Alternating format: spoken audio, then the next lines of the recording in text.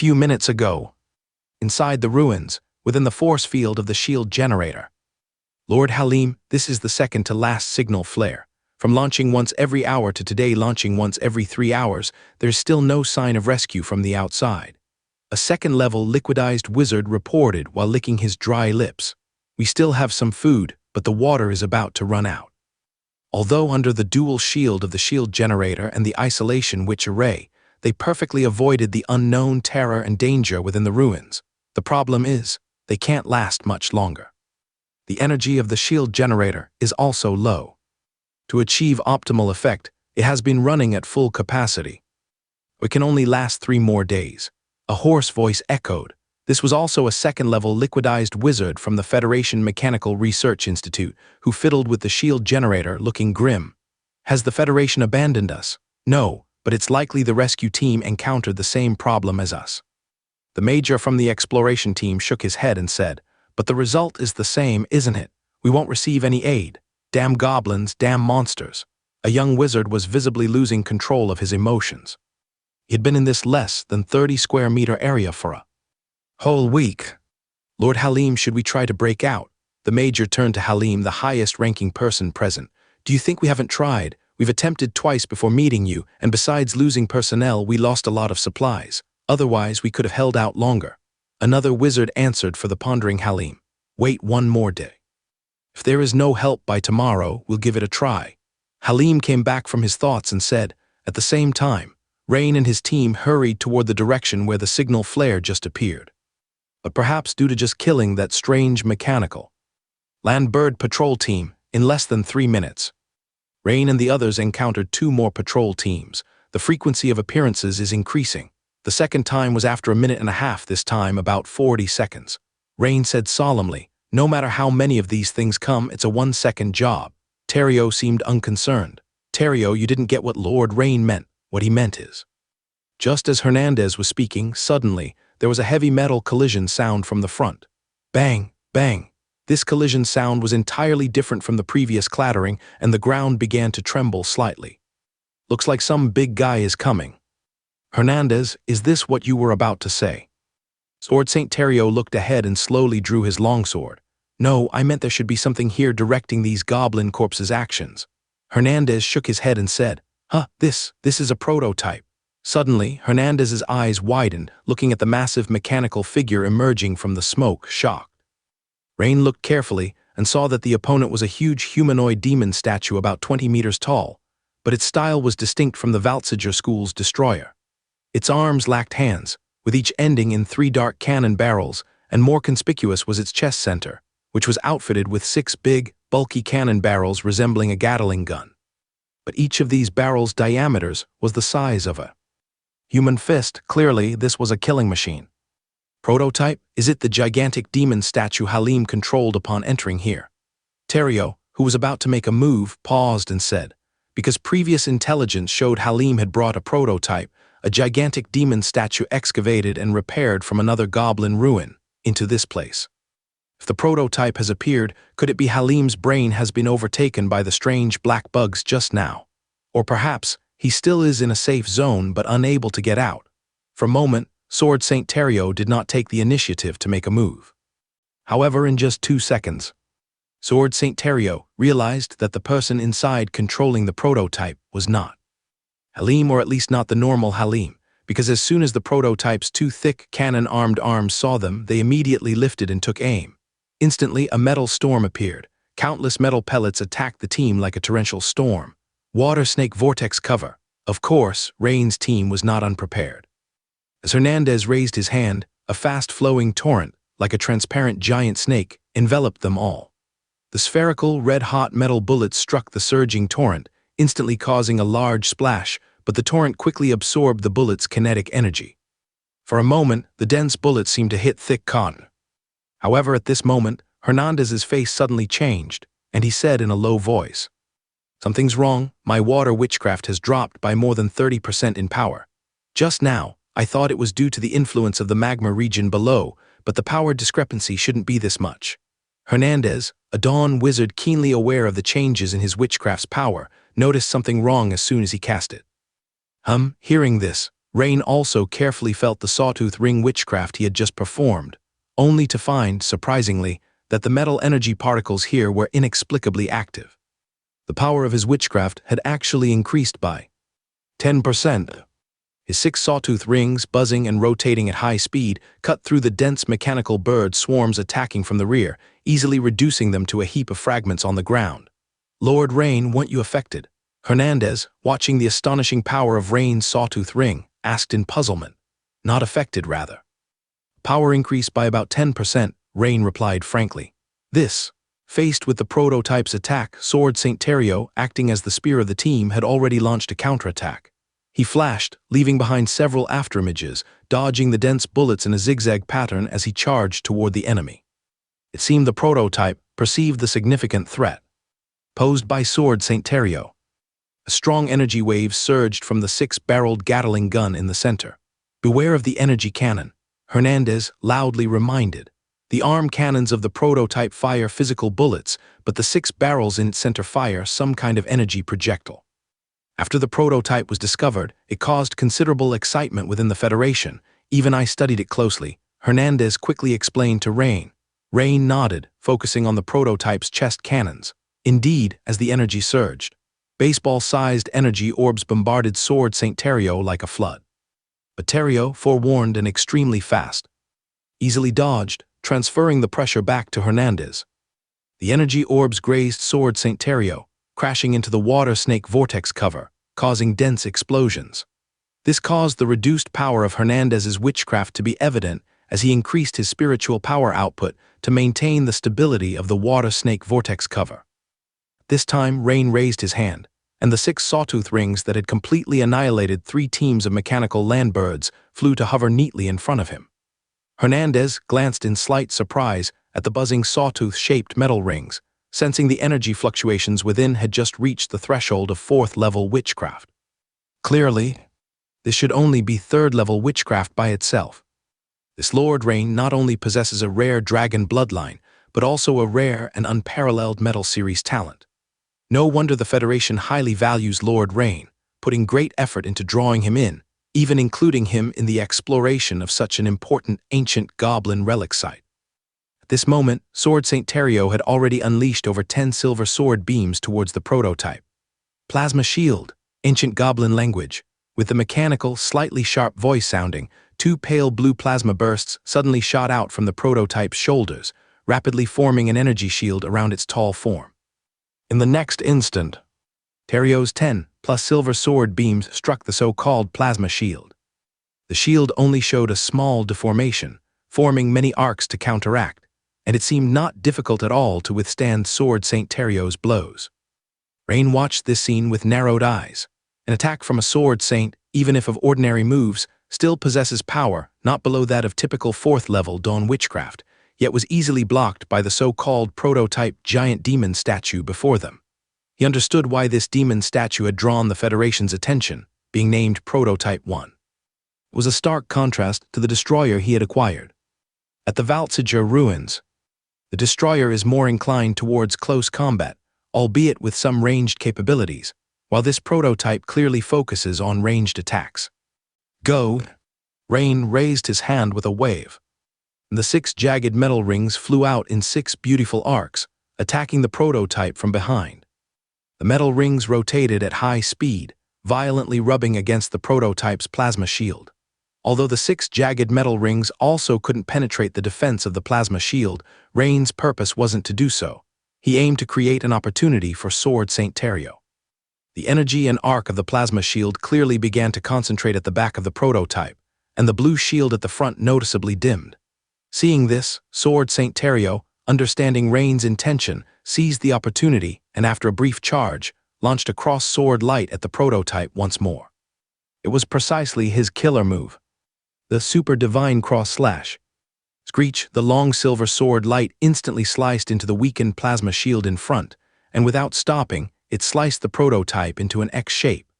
The middle 6-barrel Gatling gun was destroyed, while both arms were completely cut off, effectively disabling the prototype's offensive ability.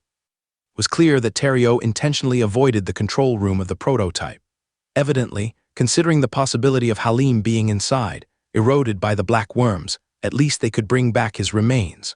Sword St. Terrio flashed and instantly slashed the control room's shield, but inside was a shriveled goblin.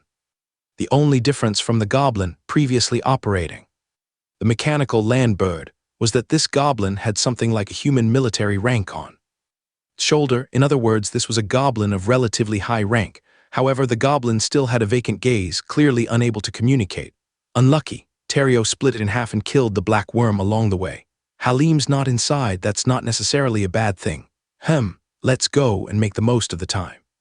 Rain noticed that after performing the super divine cross slash, Terrio's forehead was slightly sweaty. This time, a full 5 minutes had passed without more mechanical monsters coming to besiege them. However, everyone's attention was not on this matter. They were searching for any trace of survivors. It should be this location. Why is no one here? Sword St. Terrio recalled the position of the red signal flare he had seen earlier and couldn't help but wonder. It was just this position moments ago, but now it might not be. Lord Terrio, let's not forget the ground here moves. Rain thought for a moment and reminded. Then how do we find them? We can't just wait for them to launch another signal flare, right? Terrio frowned for a moment and then, as if recalling something, turned and said, Lord Hernandez, could you use your divination skill? I'm afraid it's tough. My divination skill can only predict Halim's general location. You're missing by 20 meters might mean being off by an entire street. Hernandez shook his head and said, let me try. If I'm right, even if they've moved, they shouldn't be too far from here. Rain took over, bending down and gently placing a hand, emitting a dense dark silver light on the ground. Terrio and Hernandez both looked at Rain in surprise. Because they knew Rain was a Metal Series wizard, but they had never heard of any Metal Series spells used for tracking people. But soon, they understood. The next second, dark silver metal ripple, centered at Rain's hand, spread outward like ocean waves. In an instant, the marble on the ground shattered, and small metal protrusions suddenly grew from below. Yes, they were protrusions, not spikes. This was a weakened version of the domain-type dawn-killing move, Steel Forest. Rain had lowered the power of the Steel Forest to its minimum, so the steel protrusions from the ground rose to only about 20 to 30 centimeters, extending outward like waves. 50 meters, 100 meters, 150 meters, pop. Suddenly, about 170 to 80 meters ahead on the right, cries of surprise from humans appeared out of thin air. Found them. Rain's face lit up with joy. Terrio and Hernandez naturally understood that they had found the survivors. However, compared to the joy of Rain's team within the jammer, people were suddenly panicked and flustered. Many looked at the flickering dark silver metal ripple on the ground, then jumped as metal protrusions formed on the surface. Damn, did launching the signal flare just attract monsters? But so many times before it didn't attract anything. Why is our luck so bad this time? These are clearly Metal Series energy fluctuations. With such a large coverage area, it must be some kind of goblin technology in these ruins. The signal flare this time might have attracted something extraordinary. Even Halim, the head of the Federation Mechanical Research Institute, changed his expression when he saw the steel protrusions on the ground. Not having time to lament the discrepancies in plans, he quickly cleared his throat and shouted, "Everyone prepare for combat. When the time comes, break out in different directions. As long as one person can get out, deliver the observation report immediately." Hearing Halim's words, everyone put on a serious expression, but no one retreated, because everyone knew that facing those mummified goblin monsters, surrender was meaningless, only fighting to the bitter end mattered. However, as soon as they rushed out of the camp covered by the jammer, everyone, including Halim, stopped in their tracks, stunned on the spot. In their hands or in front of them still gathered various glowing magical energy orbs, but it was as if they had been petrified, unable to release them. Lord Terrio, Lord Hernandez. Halim was both surprised and happy. As the head of the Federation Mechanical Research Institute and an older third-level crystallized wizard, he was around Hernandez's age and even older than Sword St. Terrio. He naturally recognized these two contemporaries of the Federation. However, soon his gaze was drawn to a young man. The tall young man was bending over, pressing a hand, emitting a dense dark silver light on the ground. Halim immediately noticed that the previously widespread metal energy fluctuation emanated from the young man's hand. Such a large coverage area, domain-type magic, even as a crystallization peak Metal Series wizard he couldn't achieve this. Could the young man be a dawn wizard? But was there such a powerful young wizard in the Federation? "Ha, Halim, I knew you were all right," Sword St. Terrio laughed heartily. "Old friend, glad you're safe," Hernandez nodded with a smile. But quickly they noticed Halim's gaze, staring blankly at Rain, and after exchanging a look they all laughed. Terrio heavily patted Halim's shoulder, joking, "This young man is Lord Rain of the Empire, a rare metal series dawn wizard. Look at you at your age still." Sigh, "What? Lord Rain of the Empire, but the report said he was a crystallized wizard, how?" Recovering from his slip of the tongue, Halim immediately fell silent. Rain slowly stood up, not caring about Halim's accidental slip, smiled and said, "It seems Lord Halim knows a lot about me." "I apologize, Lord Rain. Your astonishing talent is well known even in the Federation." Just as Halim slightly bowed and spoke flattering words to Rain, suddenly the surroundings began to echo with a dull thud-thud sound, coming quickly from both the front and back. Accompanying it was a dense array of clattering sounds. "Not good, it's those goblin corpses and mechanical monsters. Honored lords, quickly follow me inside." Halim hurriedly waved his hand. An invisible barrier in the air revealed a nearby small camp. The elite soldiers, who accompanied Rain and the others, immediately followed Halim into the small camp.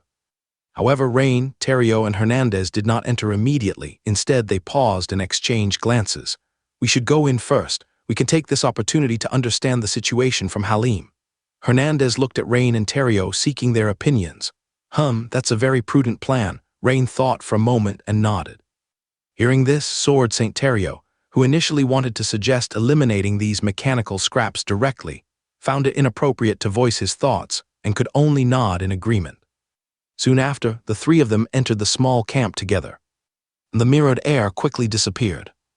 Upon entering, Rain immediately felt as if he was isolated from the outside world.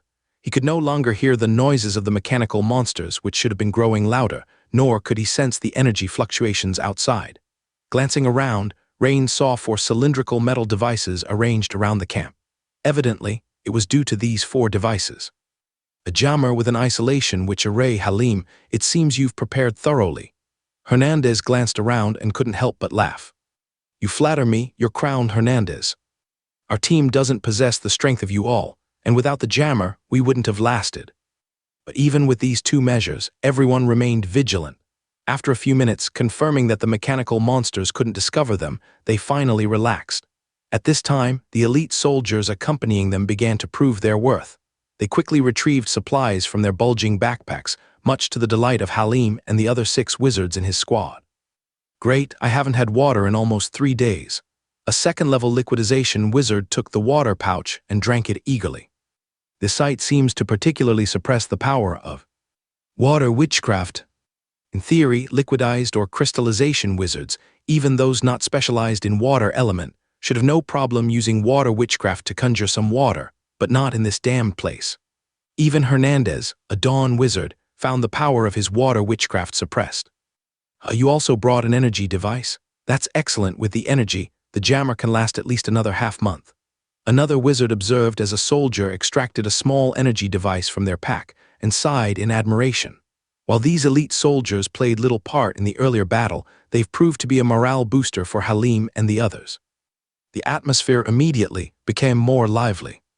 At this moment, Halim stroked his goatee, turned to Rain and the others, and said with a smile, "Gentlemen, I have an idea. Now that we have sufficient water, food, and energy, this small camp can sustain us for at least half a month. With the presence of you 3 with epic combat abilities, perhaps we should consider thoroughly exploring this site. I am almost certain this is the site of the capital of the ancient Goblin Empire. Though there are strange goblin corpses here, if we can successfully take the mechanical devices and data from here, it will tremendously enhance our technology. It would be extremely beneficial in dealing with the resurgence of giant beasts and even the advent of the divine," Halim said, glancing at Rain and the others. "Well, it's not impossible, but exploring ruins isn't my forte, so perhaps we should follow the opinions of your crown Hernandez and Lord Rain." Sword St. Terrio pondered briefly before speaking first. "What about Lord Rain's opinion?" To Halim's surprise, Hernandez didn't express an opinion and instead politely asked Rain, "I suggest we first find a way out or a method to leave. Otherwise, rash exploration might not be appropriate." Rain thought for a moment and gave an answer that surprised everyone. Because logically, Rain's Metal Series witchcraft wasn't weakened in the ruins. Instead, it was enhanced, and given his youthful exuberance, he would most likely advocate for continued exploration. Yet, to the surprise of Hernandez and Halim, Rain was cautious despite his young age. Their gazes on Rain became more complicated. No wonder Rain could smoothly rise in such an environment as the Empire. After all, this world does hold many geniuses, but few can develop smoothly. I agree with Lord Rain's opinion. Hernandez smiled at Rain and concurred. A very cautious and prudent arrangement. Let's rest for a while, leaving the jammer and these supplies here.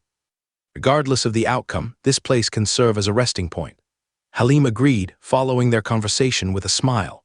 With Hernandez and Terrio present, command of the team naturally shifted to them from Halim. Since both of them agreed with Rain's opinion, Halim, even if he had any other thoughts, could only hold them back. As if struck by a thought, Rain smiled at Halim, took out a document from his pocket, and handed it over. Lord Halim, I've received permission from the Federation to learn a Metal Series witchcraft. However, I heard that the witchcraft is on your side. After taking it, Halim quickly flipped through it, his expression even more surprised. When he glanced at Hernandez, who was smiling and nodding, he immediately understood that this was indeed the case. However, as Halim's mind turned, he immediately speculated, could it be that Lord Rain here is about to join the Federation? If that's the case, then he would soon be one of our own. Only then would it make sense that the Federation agreed. After a brief consideration, Halim became more convinced of his judgment.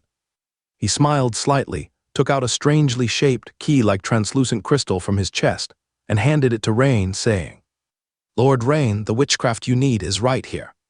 However, I have special uses for this crystal. I hope you can return it to me after you have memorized the witchcraft. Of course, no problem. Rain suppressed the excitement in his heart, calmly took it, and immediately began to examine it. Lord Halim, why do you carry this memory crystal that records precious witchcraft with you? Hernandez asked with some confusion from the side. After all, carrying such an important fourth-level dawn witchcraft around is not a prudent thing to do. Moreover, he had also heard that the fourth-level Metal Series witchcraft inside had not been copied out. Otherwise, they probably wouldn't have made this trip. Your Highness Hernandez, it's like this. This memory crystal is very special. With my strength, I have no problem reviewing and copying the first to third level witchcraft inside, but I still can't copy the fourth level witchcraft blade flying disc. And as you know, I have recently been preparing to advance to Dawn Wizard, and I plan to use this fourth level witchcraft blade flying disc as my fourth level innate wizardry. Halim paused, seemingly considering whether what he was about to say next was appropriate, but he quickly made a decision and continued. Moreover, more importantly, this memory crystal seems to be a key to a door or secret chamber. The special memory crystal was discovered earlier at another goblin site along with a prototype. I wonder if it's possible that clues relevant to this might be found at this site. I see. Hernandez glanced at the key-shaped crystal in Rain's hand, his face showing realization. Unable to copy and having a special use, no wonder Halim carries it with him. As the two spoke, most of Rain's attention was already focused on the fourth-level Metal Series witchcraft blade flying disc. About half an hour later, Rain seemed to realize something, and a system notification followed. You have learned blade flying disc. Related comprehension improved. You have comprehended a new skill blade flying disc. Your skill blade flying disc has been enhanced. Experience +4. Rain quickly found a brand new icon on the Dragon Vein Wizard Legend Profession panel. The icon's pattern was a circular metal disc, with the most notable feature being 4 short, curved sharp daggers in the upper, lower, left, and right directions of the metal disc. Below the icon, there was a line of small text displaying the following content. Blade Flying Disc LV1, 1/100. Blade Flying Disc LV1 effect. Consumes a certain amount of spiritual power to trigger surrounding metal energy particles to form a disc, which then rotates at high speed to attack the enemy using a specific witchcraft model. Note, casting time is 3 seconds. At this moment, seeing Rain seemingly immersed in the new witchcraft, Halim couldn't help but chuckle inwardly. This Lord Rain is still quite young. He is rather impatient. Even a Dawn Wizard would take at least 10 days to half a month to grasp a 4th level Dawn witchcraft of the same level, just to get started. To become proficient and apply it in actual combat, it would take several years, if not more than 10 years. However, Halim naturally wouldn't say these things out loud, and Rain, naturally unaware of Halim's thoughts, had already accumulated enough skill points and immediately invested 11 skill points, plus 8 golden skill points, into the 4th level new Witchcraft Blade Flying Disc. In an instant, the 4th level attack Witchcraft Blade Flying Disc suddenly jumped from LV1 to LV20, while a vast stream of memories about the Witchcraft Blade Flying Disc poured into Rain's mind. For a moment, Rain seemed to be in a mysterious space, practicing the 4th level Dawn Witchcraft Blade Flying Disc for decades. With various insights flooding in, as Rain came back to his senses, a gleam of light flashed in his eyes. Rain's fluctuating aura immediately caught the attention of the sword Saint Terrio nearby. Terrio gave Rain a surprised glance, as he seemed to have sensed Rain's aura suddenly wavering. Could it be that Lord Rain had such a quick epiphany? And Rain, having mastered the new 4th level Witchcraft Blade Flying Disc, naturally connected it with the 3 familiar witchcrafts from before. 1st level Metal Series, Witchcraft Metal Morphing. Spell. 2nd level Metal Series, Witchcraft Cutting Net. 3rd level Metal Series, Witchcraft Sawtooth Ring, and this 4th level Metal Series Witchcraft Blade Flying Disc can combine to form a powerful Dawn killing move Blade Tooth Disc. As Rain contemplated the casting techniques of these 4 witchcrafts, his mood was somewhat excited. As various thoughts churned in his mind, a system notification sounded. Ding. Host comprehended Dawn killing move prototype. Do you wish to consume 312 golden skill points to perfect it through deduction? It actually requires consuming 312 points, even more than the previous Dawn killing move Steel Forest. Rain instinctively widened his eyes, quite surprised. However, upon reflection, he was quite delighted, for according to experience, the more golden skill points consumed, the stronger the power of the witchcraft or witchcraft killing move. This made Rain even more anticipate the power of the new Dawn killing move. Without much hesitation, Rain quickly chose yes. As before, the system's expressed deduction perfection essentially involved making personal adaptive changes to the Dawn killing move for Rain himself, thus enabling the Dawn killing move to be more suitable for Rain's casting, such as faster casting speed, slightly enhanced power, etc.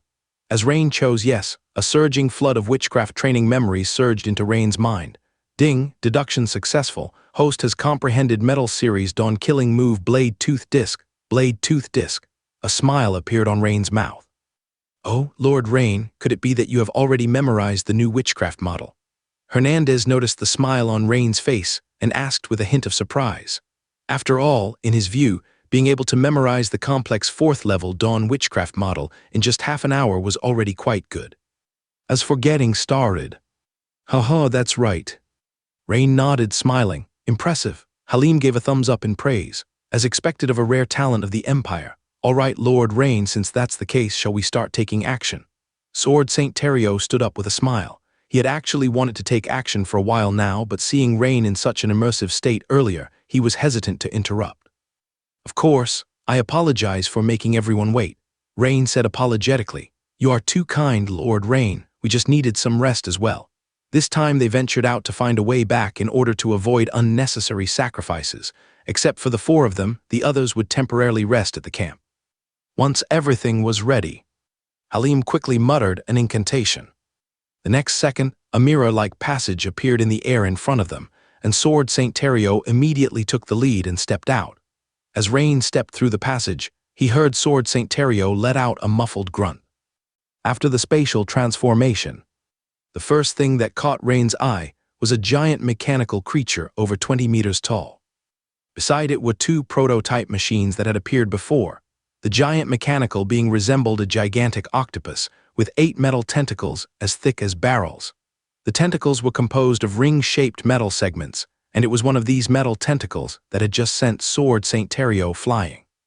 Terrio was so careless.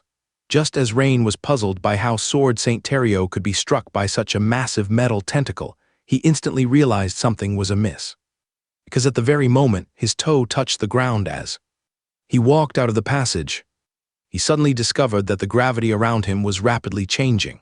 At this point, Rain understood why Terrio, being a sword saint, had faltered. It can subtly influence the surrounding gravity. This mechanical octopus is extraordinary. As Rain figured this out, a metal tentacle already whipped toward him like lightning. Clang, sparks scattered. A gigantic dragon claw instantly blocked the path of the striking metal tentacle. At this moment, Hernandez and Halim also emerged from the mirrored passage, appearing behind Rain. However, seeing the scene before them, both were momentarily stunned, especially Halim, who was utterly speechless. What did he see? Sword St. Terrio was being attacked and encircled by several metal tentacles, and the prototype machines he had controlled before were now 2 in number, currently pouring a dense barrage of metal projectiles towards Sword St. Terrio. And on Rain's side, it was even more exaggerated.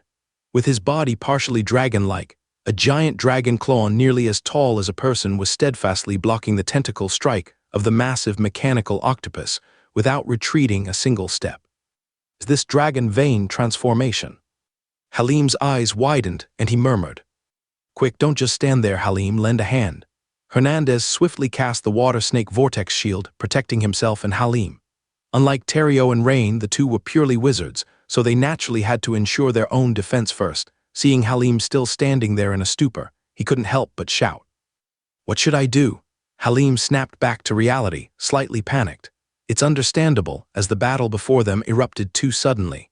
Moreover, in Halim's previous understanding, the prototype machines were supposed to be the most brilliant crown jewel of ancient goblin technology. But now it's clear that they're not. As not only are there 2 prototype machines present, they aren't even in the central position. Clearly, they're positioned to guard the sides of this mechanical octopus, greatly impacting Halim's understanding. Additionally, as the head of the Federation Mechanical Research Institute, combat wasn't his strength, but research was. If Rain and his companions weren't present, and he and his team encountered the current situation, without a doubt, they would be sheep waiting for the slaughter. Focus on eliminating those 2 prototype machines first. Hernandez spoke while consecutively casting Water Shield Technique and Water Membrane Technique on Sword St. Terrio. "All right, I'm attacking now." Seeing Halim quickly begin chanting and casting spells. At this moment, Rain heard familiar spell chants and energy fluctuations and couldn't help but glance over. He suddenly found that Halim was performing a metal series witchcraft with which he was quite familiar sawtooth ring. 4 buzzing sawtooth metal rings quickly appeared in front of Halim. Yet in terms of quantity or the size of the sawtooth metal rings, Halim's was slightly lacking in power. Moreover, at such a critical moment, Halim was still casting 3rd-level witchcraft instead of the crystallization kill move sawtooth cutting net, which further indicated Halim's lack of mastery over the witchcraft at hand. Rain took a glance and understood that his initial response wasn't wrong. Facing the mechanical octopus's attack, he could have chosen to dodge or take it head-on.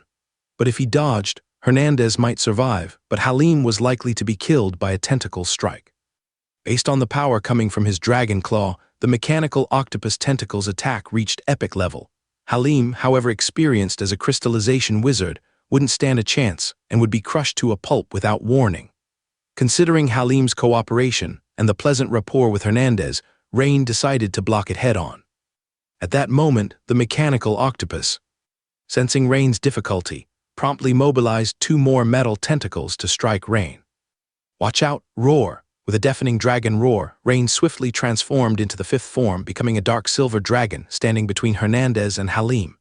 Although Rain mastered the new dawn-killing move Blade Tooth Disc, he naturally couldn't show it in front of everyone. Otherwise, he would certainly be seen as an anomaly. Such a learning speed is unfathomable for a human. To quickly deal with the mechanical octopus, Rain's options were limited, leaving him primarily with the bloodline transformation. However, even for the bloodline transformation, Rain didn't choose the multi-headed form or transform into the 6th form, the dragon form, instead choosing the previously displayed 5th form. As soon as the giant dragon, over 40 meters long and covered in dark silver metallic gleam, appeared, it bit off a metal tentacle of the mechanical octopus. Immediately, it grasped 2 metal tentacles tightly with its claws and with a swift tug ripped off 2 more. In an instant, the tide of battle reversed. Such a giant dragon's size, Lord Rain's strength after transformation might just be at the initial epic level. Halim watched Rain's overpowering attack, stunned, speechless.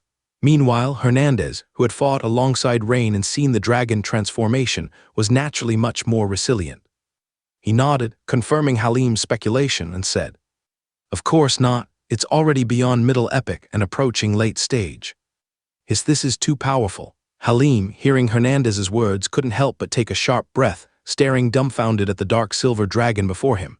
Compared to Rain, his 160-plus years seem wasted. Halim, attack from behind the prototype machines. At this moment, Sword St. Terrio's shout brought Halim back from distraction. It turned out Sword St. Terrio immediately launched a counterattack when Rain, transformed into a dragon, tore off the metal tentacles.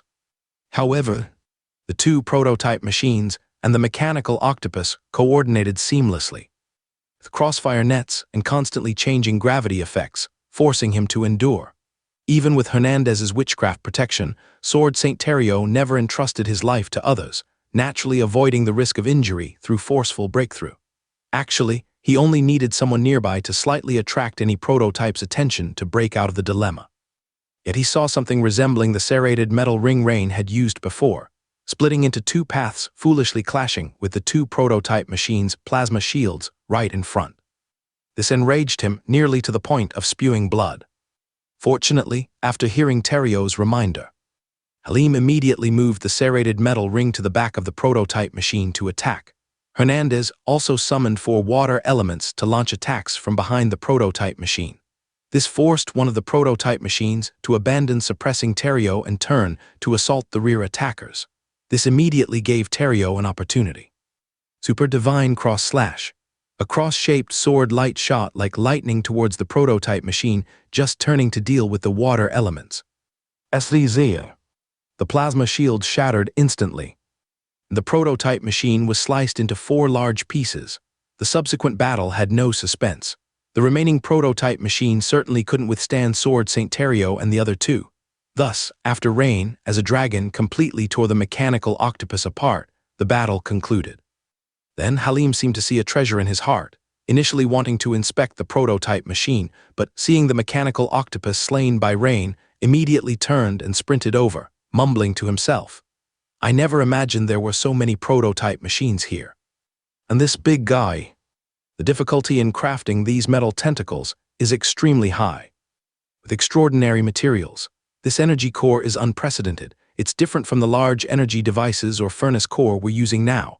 It should be the special technology of the ancient Goblin Empire. Halim rushed to the mechanical octopus's remains, gazing at a head-sized red translucent energy core on a metal pedestal with a fervent expression. Ahem. Halim, now is not the time for research. Seeing this scene, Hernandez shook his head, reminding him, "Haha, my apologies, lords, but can I take this energy core first and bring it back to the camp? This energy core is likely artificial and not naturally formed, which holds significant reference value for us." Halim chuckled awkwardly, longing. However, since the mechanical octopus was primarily slain by Rain, Hernandez and Sword St. Terrio looked at Rain, remaining silent. Of course, this was not a division of spoils but a sign of respect. "You may." Feeling the heat in Halim's gaze, Rain promptly nodded. For Rain, goblin technology was not the main goal of his journey. Since he acquired New Dawn witchcraft, his next target was the 5th layer of Steel Heart Advanced Meditation Method. But this place was strange, hiding unknown dangers. Rain had no immediate solution. Later he planned to consult Halim, who had rich exploration experience, offering some favors if possible. "Thank you, Lord Rain, it's nothing." Rain smiled slightly. As Halim excitedly ran back to the small camp, Sword St. Terrio asked, looking at the mist behind him, "Should we turn back now? But the problem is if, as Lord Rain said before, the ground inside the ruins moves, how do we know retreating is leaving?" Hernandez quickly thought of a problem. "Well." Sword St. Terrio blinked, glanced at the pondering Rain, then turned to ask the returning Halim. "Halim, do you have a good plan?" "I haven't thought of one yet. If I did, I wouldn't be stuck here." Halim shook his head. "Haven't you tried anything these days?" Terrio looked helplessly at Halim. "Of course, I deployed over 10 scouting puppets, but regrettably, once slightly distant, contact couldn't be maintained." Halim spread his hands. Not that he wasn't trying, but he was limited in capabilities. "In that case, let's proceed from below," Rain said, his eyes flashing with determination. Halim looked at Rain, surprised. "But Lord Rain, despite the metal below being set with ancient, similar solidification witchcraft, I judge its thickness to be at least several meters." Halim halted, realizing, though knowing Rain as a young metal series, Dawn Wizard now, Halim felt penetrating this metal ground might be improbable. It's not that I doubt Lord Rain's capabilities, rather will below be safer than above? Hernandez pondered, asking Rain. Hernandez, your consideration is slightly misplaced. It's not safety but the route out. Sword St. Terrio waved his hand, essentially answering for Rain. Safety-wise, we could hide in Halim's small camp. Isn't that safer? But once our trio has no contact for days, who in the Federation dares venture deep into these ruins to rescue us? Hearing this, Rain approved, nodding at Terrio. Terrio, you're right. Hernandez thought a bit, realizing the disparity, apologizing shortly. His restricted water witchcraft power skewed his reasoning temporarily. Since there's no issue among us, let's proceed from below. Rain spoke. His right palm began glowing dense dark silver. Soon, he bent and pounded down, spreading dark silver ripples from his palm. Like before, the ripples were restrained to a several-meter diameter circle, its power directed vertically downward. Just as Halim said, the metal below the marble tiles, treated with special witchcraft solidification, was previously altered by Rain, not too difficult, but now tearing through proved challenging. Rain nearly exerted all his domain, like dawn killing. Move steel forest. Open with Rain's roar. Dark silver light exploded from his palm, and the metal ground below softened like mud, surging like boiling water simultaneously, metal ground. Within ripple range, hurriedly descended within a minute. It melted into a hole exceeding 3 meters in diameter. The scene below the hole immediately drew everyone's attention.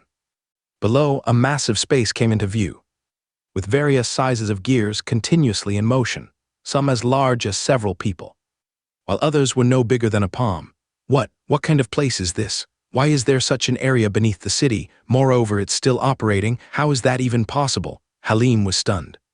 He had explored 2 ancient Goblin Empire city ruins before. Compared to ancient human cities, there were more mechanical devices, yet never had he seen a sight like this. Maybe it's due to those eerie goblin corpses, suggested Sword St. Terrio, less shocked than Halim. Impossible, I mean the energy source. Such numerous gears need energy, far surpassing the previous mechanical octopus's artificial energy source. Not necessarily. If ancient goblins could make that kind of energy source, how do you know they couldn't produce a larger one? Terrio said offhandedly. Sword St. Terrio's words left Halim speechless, yet Rain felt Halim's speculation made sense. Such a grand mechanical setup, relying on an energy source, might operate temporarily, but sustaining for thousands of years, like nuclear fusion. Moreover, when we arrived, the city's surroundings were lava. Could it be? Rain pondered, vaguely deducing some guesses. I think we should go down there. At that moment, Rain's ears twitched, and he immediately spoke. He had heard metallic clanking noises around them. Judging by the sound, the number of foes seemed even greater than last time, particularly the muffled boom-boom, the sound of mechanical octopuses, and this time not just one. Those mechanical monsters are back. We need to hurry, same as before. I'll go down first. Sword St. Terrio also heard it and immediately said, Wait, solidification technique. Hernandez shouted nearby, casting a solidification spell to secure the entrance. This metal ground's restoration ability is quite strong. Even my solidification technique can only keep the hole open for about a day. Let's hope we find the exit smoothly. At that moment, everyone noticed the metal around Rain's previously made hole slowly repairing itself at a visible pace, and if not secured, the entrance would soon restore and vanish. I'll go down first. Saying this, Sword St. Terrio took the lead, gracefully leaping down. The remaining 3, including Rain, quickly used the floating technique to reach the underground level. Upon arrival, Rain's eyes met a space teeming with mechanical devices, surrounded by green emergency-like lights illuminating the area, dim but enough, resembling a giant workshop.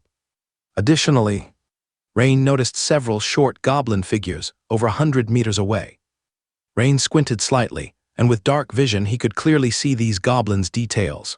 From the goblins' facial contours, their skin remained gray-white, cracked, covered with grooves, indicating these were also corpses. Only these goblin corpses wore a gray uniform, different from the ones the mechanical landbird operators wore above, akin to some kind of worker's outfit. Most importantly, Rain realized the gear noises he heard earlier likely originated from here.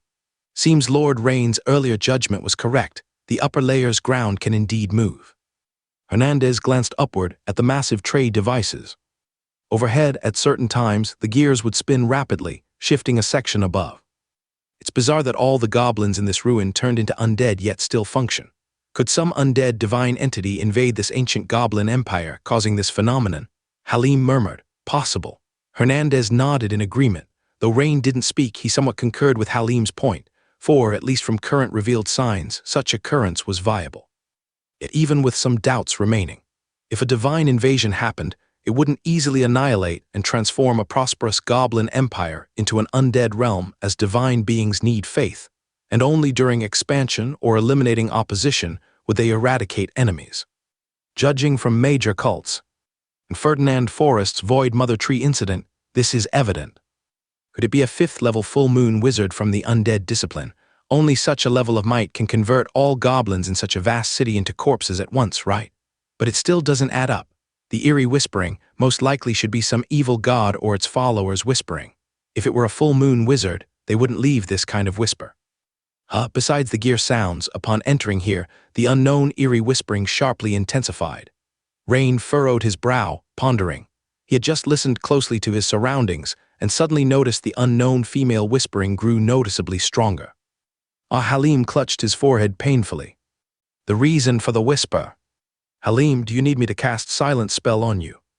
Hernandez's expression changed. He immediately understood that Halim couldn't withstand the intensified whisper's influence. Wait, I seem to understand this whisper. Halim frowned and said, what? Including Rain, the three epic powerhouses simultaneously turned to look at Halim. Because the situation Halim mentioned could be crucial to revealing the secrets of this ancient goblin city ruins. No wonder he was so affected, partly due to his strength, and partly because his focused listening increased the influence. However, if Halim were to be cast with silence spell, though immune to the whisper's influence, he wouldn't be able to decipher its meaning. Besides, a crystallization wizard who cannot make a sound is essentially useless in battle. No, wait, just a bit more. Halim painfully waved his hand. Joking aside, he's the weakest among them, and in the recent battle he barely showed any value. If he falters now, even he would feel ashamed. I'm sure this is ancient goblin language. Rain raised his eyebrow. He always thought this whisper likely came from some evil god, but now it seems not. Leave. Stay away from here. That's right, this whisper is an ancient goblin language, and it keeps repeating those two sentences. Halim clenched his fist, endured the pain, and confirmed. This made Rain appraise Halim anew. Indeed, a wizard frequently exploring ruins ain't a mediocre one, and after living for nearly 200 years, he has some unique knowledge and methods to cope with dilemmas. I can't endure it. I must immediately block this sound. Halim painfully held his head. Halim, do you need me to cast silence spell on you? Hernandez asked again. No, I should cast deafness technique on myself. I've learned lip reading skill, can understand what you're saying, not a big problem. Halim quickly chanted a spell. As the deafness technique was cast, his complexion improved swiftly. Leave, isn't this nonsense? We are trying to leave this damned place, but the problem is we can't get out. Sword Saint Terrio pondered slightly and frowned. For this question, including Rain, none of the three could answer Terrio, because what Terrio said is rough but reasonable. They want to leave but don't know how. Goblin language, warn us to leave. Suddenly, a spirit light flashed in Rain's mind. Could it be some goblin higher-up warning the goblin residents at that time to leave? After all, whether evil god or other external enemies, it's unlikely they would use goblin language. In other words, the whisper's owner is probably a goblin. Halim, do you know about the ancient goblin empire? Was the last emperor male or female? Rain's eyes shone as he looked at Halim and asked. Goblin emperor. Though Halim cast deafness technique on himself, he wasn't boasting. From Rain's lip movements, he immediately understood Rain's question. There are sparse records in the ancient books. The last emperor was a male named Salson Gren. Although Halim didn't know why Rain asked this question, he quickly answered after a brief thought. Not female. Rain couldn't help but feel a bit disappointed. No, but if I remember correctly, the last goblin emperor had a daughter. A goblin princess named Amora Gren, described as a rare mechanical genius in ancient books. Rain instantly smiled and said, in that case, perhaps I understand. Oh, Lord Rain, what have you thought of? Halim curiously looked at Rain. Sword Saint Terrio and Hernandez naturally were no exceptions, also focusing their gaze on Rain. But it's inconvenient to say this here. Let's change the location. Rain looked up at the hole above, the movements from above growing louder. Though the prototype and mechanical octopus seemed unlikely to jump down through the hole based on their size, he was unsure if the patrolling mechanical land birds might leap down. To avoid trouble, naturally needed to dodge first. Luckily, this underground floor space is vast, filled with various mechanical devices. Hiding a few people is easy. 5 minutes later, behind a large gear. After listening to Rain's explanation, the three fell silent, wearing expressions of surprise mixed with admiration, wanting to say more but hesitating. "Lord Rain, what should we do now?" After a while, Sword St. Terrio asked. "Two options. Here there's no mist cover, and the ground won't shift positions. So, in principle, as long as we head in one direction, we should be able to leave. However, I'm not sure if there's a no-fly restriction here, similar to the ground." Rain pondered and said, "What about the second option?" Terrio continued, "The second option is to continue going down." Rain pointed at the metal ground beneath. "Continue going down." The three showed shocked expressions, not to mention if they can go down further. Even if they can, wouldn't it be more dangerous? The secrets should be below. I think the next layer can unveil more secrets and verify my speculation. Sword St. Terrio and Hernandez exchanged a pensive look. Before coming, Trina made it clear to them, hoping the two could best explore the ruins thoroughly. Given the current situation faced by the Federation, it's difficult to mobilize more epic warriors to explore such a site in a short time. "Then let's go down," Terrio resolutely said. "Good." Rain preferred further exploration and naturally wouldn't refuse. One reason is if the meditation method exists, it's most likely lost below. While the mechanical monsters on top are powerful, they shouldn't kill an ancient dawn wizard. Second, the danger, for now, remains relatively controlled. Rain's right hand palm emitted a dense dark silver light again, and he crouched, bending over, slamming his palm onto the underground floor. Instantly, ripples of dark silver were confined within a few meters range, oscillating downward. Ding-ding, as the metal ground softened like mud and began sinking. Suddenly, jarring alarm rings sounded. The previously faint green indicator lights flickered continuously, while goblin corpses dressed in work suits began charging toward Rain's position. From afar, even a kind of buzzing heavy motor noise began echoing, as if some mechanical device was activated. "I'll go deal with them first." Sword St. Terrio drew his longsword, speaking sternly. "No need, it's ready." Rain barely finished speaking when the ground melted into another large hole similar to the one above. The scene below invigorated the spirits of Rain and the others. What met their eyes was a large workshop for puppet and demon statue production. A variety of models, both finished and semi-finished demon statues, were exhibited below. They even saw prototype and mechanical octopus halves they had just fought. Numerous parts were suspended by chains. The floor was filled with grease and various scratches. Even from above the hole, Rain and the others could smell the strong scent of motor oil. The significance of a demon statue workshop in goblin civilization is self-evident, implying Rain and his team were getting closer to the core area of the city. Moreover, it meant getting closer to the truth. "Let's go." Sword St. Terrio jumped down first, followed by the others. Indeed, the whisper is clearer, and the influence stronger. Hernandez slightly furrowed his brows. Due to this whisper's intensity, even he, as a dawn wizard, started to feel some minor effects. Meanwhile, Rain swiftly scanned ahead and found numerous goblin figures akin to researchers, with similar pale, dried skin and a corpse-like form, wearing lab coats.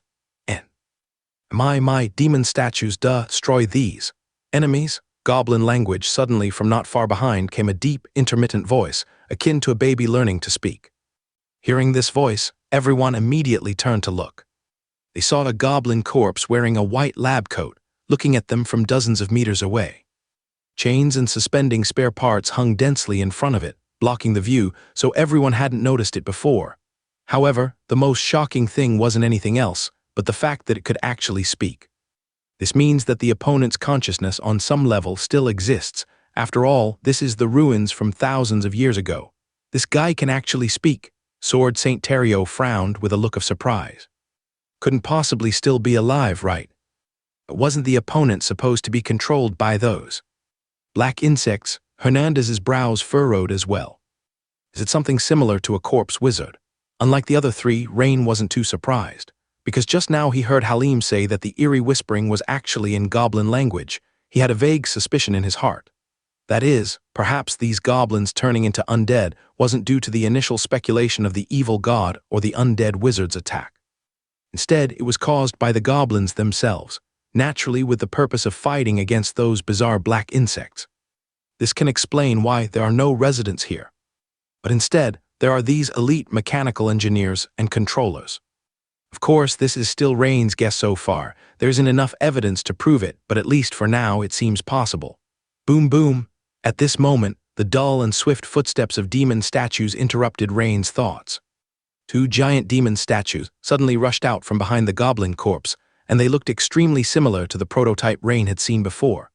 Except that one demon statue had its original arm with 3 barrel cannons replaced by dual swords, and the other turned into 2 huge steel fists, and both were much faster than the prototype encountered before. Obviously, this was a special adjustment for close combat.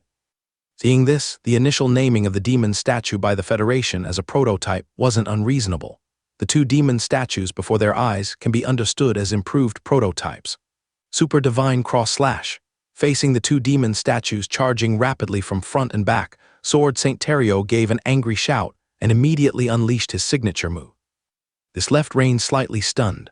After all, using a signature move right off the bat isn't wise.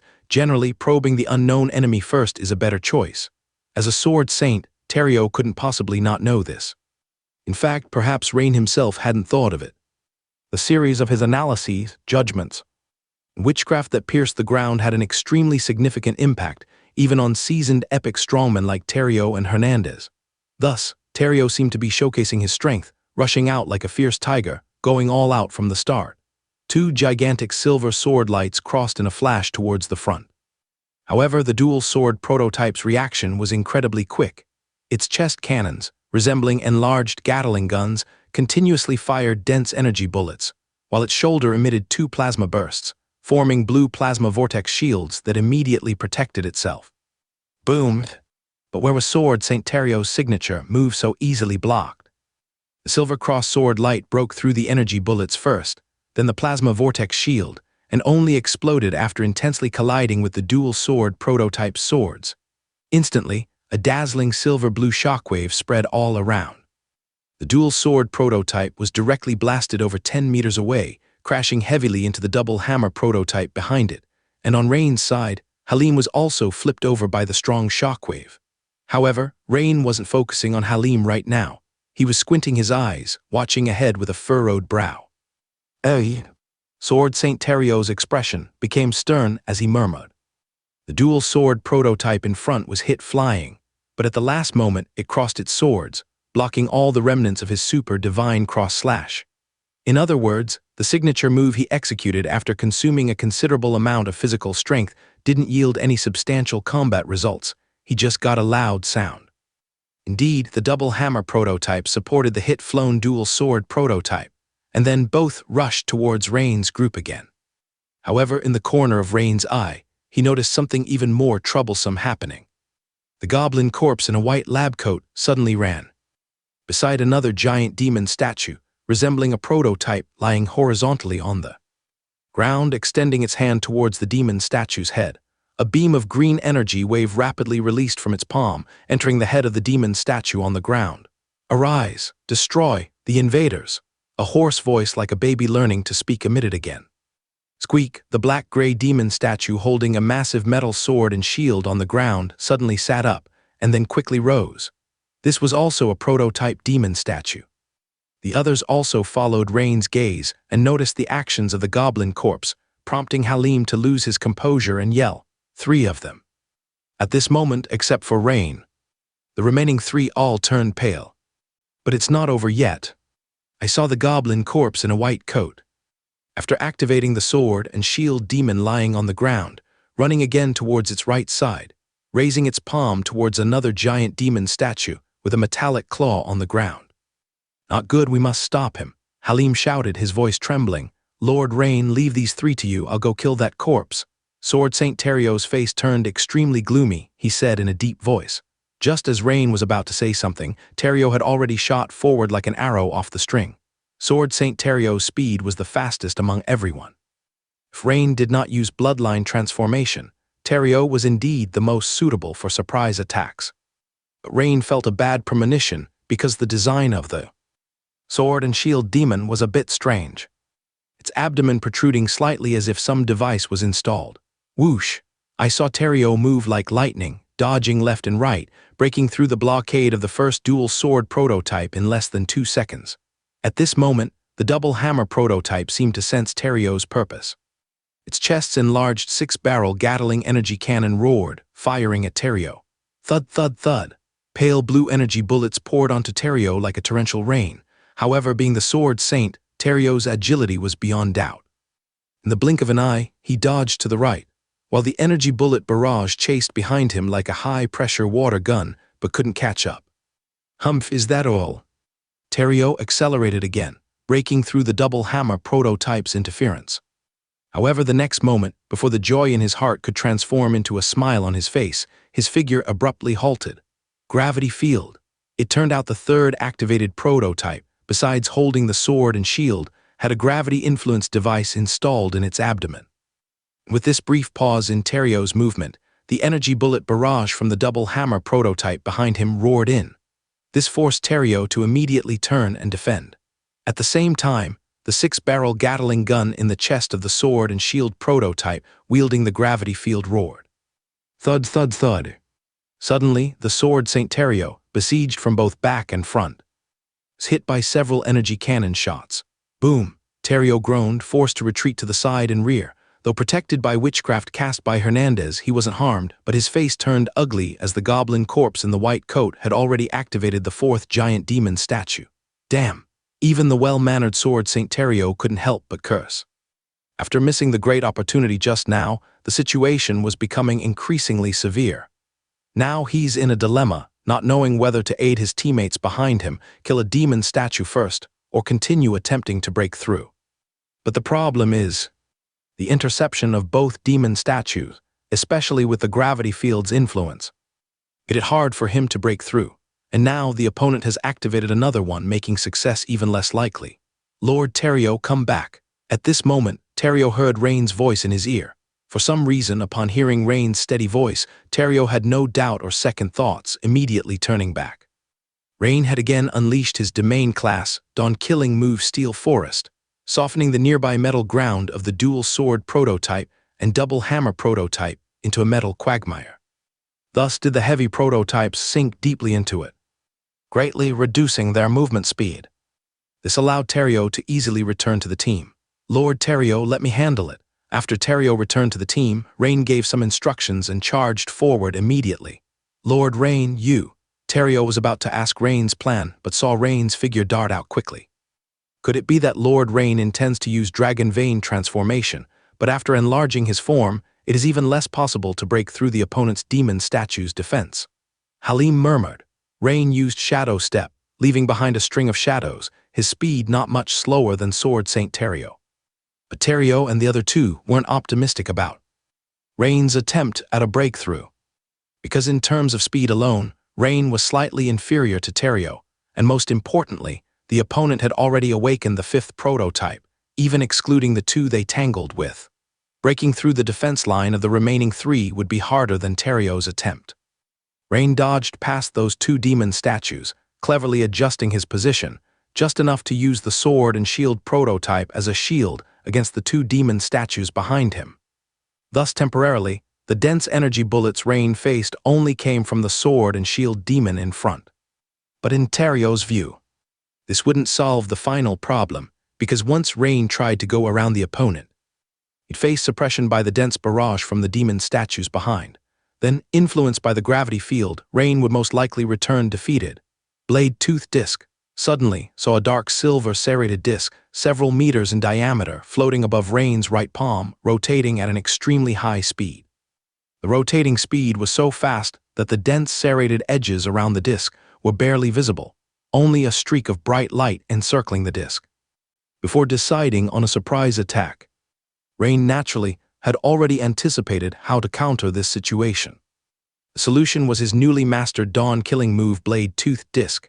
At this moment, due to the increasingly dense bullet fire, A cloud of smoke and dust arose, and with the smoke as cover, Rain could calmly unleash this move without too much concern. In fact, the battle at the rear was also quite intense. The two freed prototypes had considerable combat power, and the three of Terrio's group had no time to spare attention elsewhere. Rain's figure quickly swayed left and right, and his right hand, holding the blade-toothed disc, darted in and out like lightning. Swoosh! The dark silver disc, spinning at high speed, instantly cut into the plasma vortex shield of the sword and shield prototype in front of him, bypassed the shield, and flashed past above its metal ankle on the lower limb.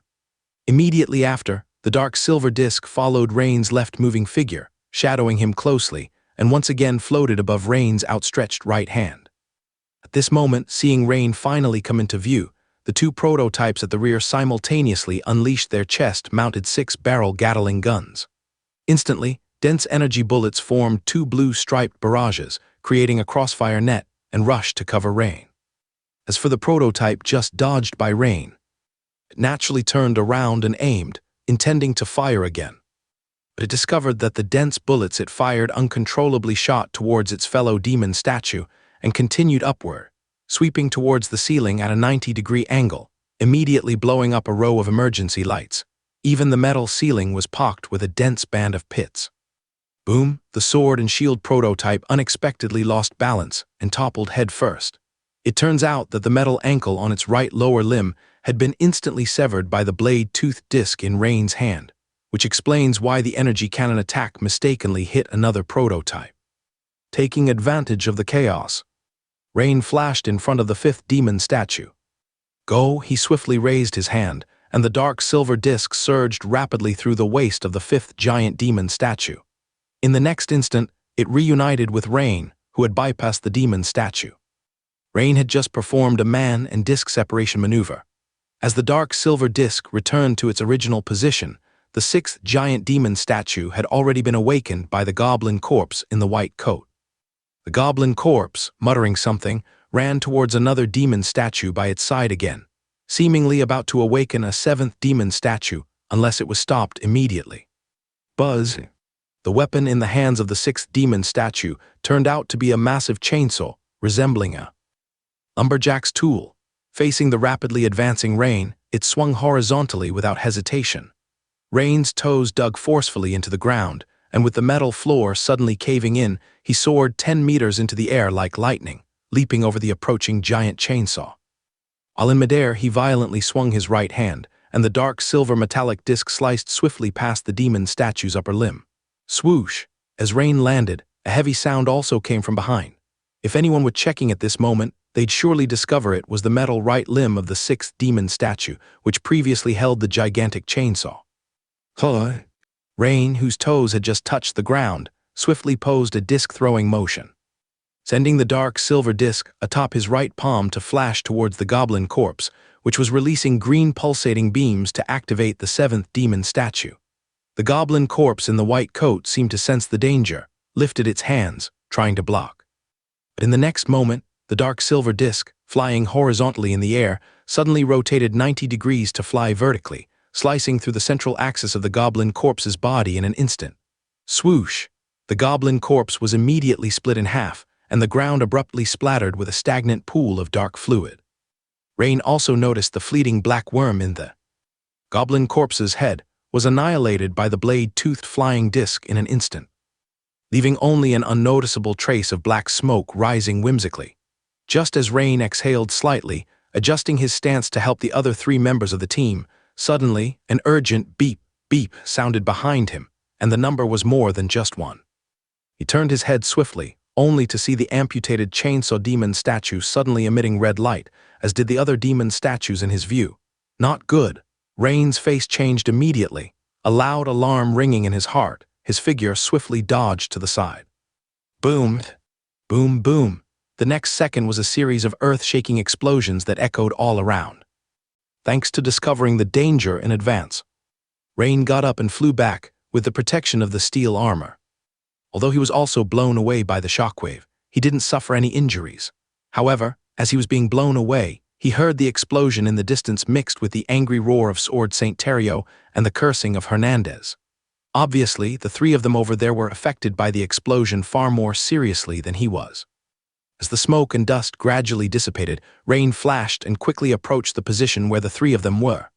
Soon, what came into Rain's view was Terrio, who was struggling to get up from the ground, with a palm-sized metal piece inserted into his abdomen, currently holding his wound with his hand. Nearby, Don Wizard Hernandez had several metal pieces inserted into his left calf, evidently. The explosion's power was too great, breaking through his wizardry defense. As for Halim, as a crystallization wizard, he was the weakest, and his condition was the most tragic. His whole body, except for his head, was almost covered with irregular metal pieces, and he was currently groaning painfully on the ground. Lord Rain, did you succeed? At this time, Sword St. Terrio, holding his abdomen, sensed the commotion and immediately got up on guard. Upon discovering it was Rain, his face changed, shocked. Terrio's words naturally also caught Hernandez's attention. Fortunately successful, Rain nodded. After saying this, he quickly stepped forward and began to check the injuries of the two. Since Terrio had failed once before, he naturally didn't say much. Otherwise, the speaker might say it unintentionally, but the listener takes it to heart. But the more Rain acted like this, the more Terrio and Hernandez felt Rain was unfathomable. Especially Terrio, who pondered for a long time, couldn't figure out how Rain broke through the blockage of 3 giant demon statues and killed the goblin corpse in a lab coat.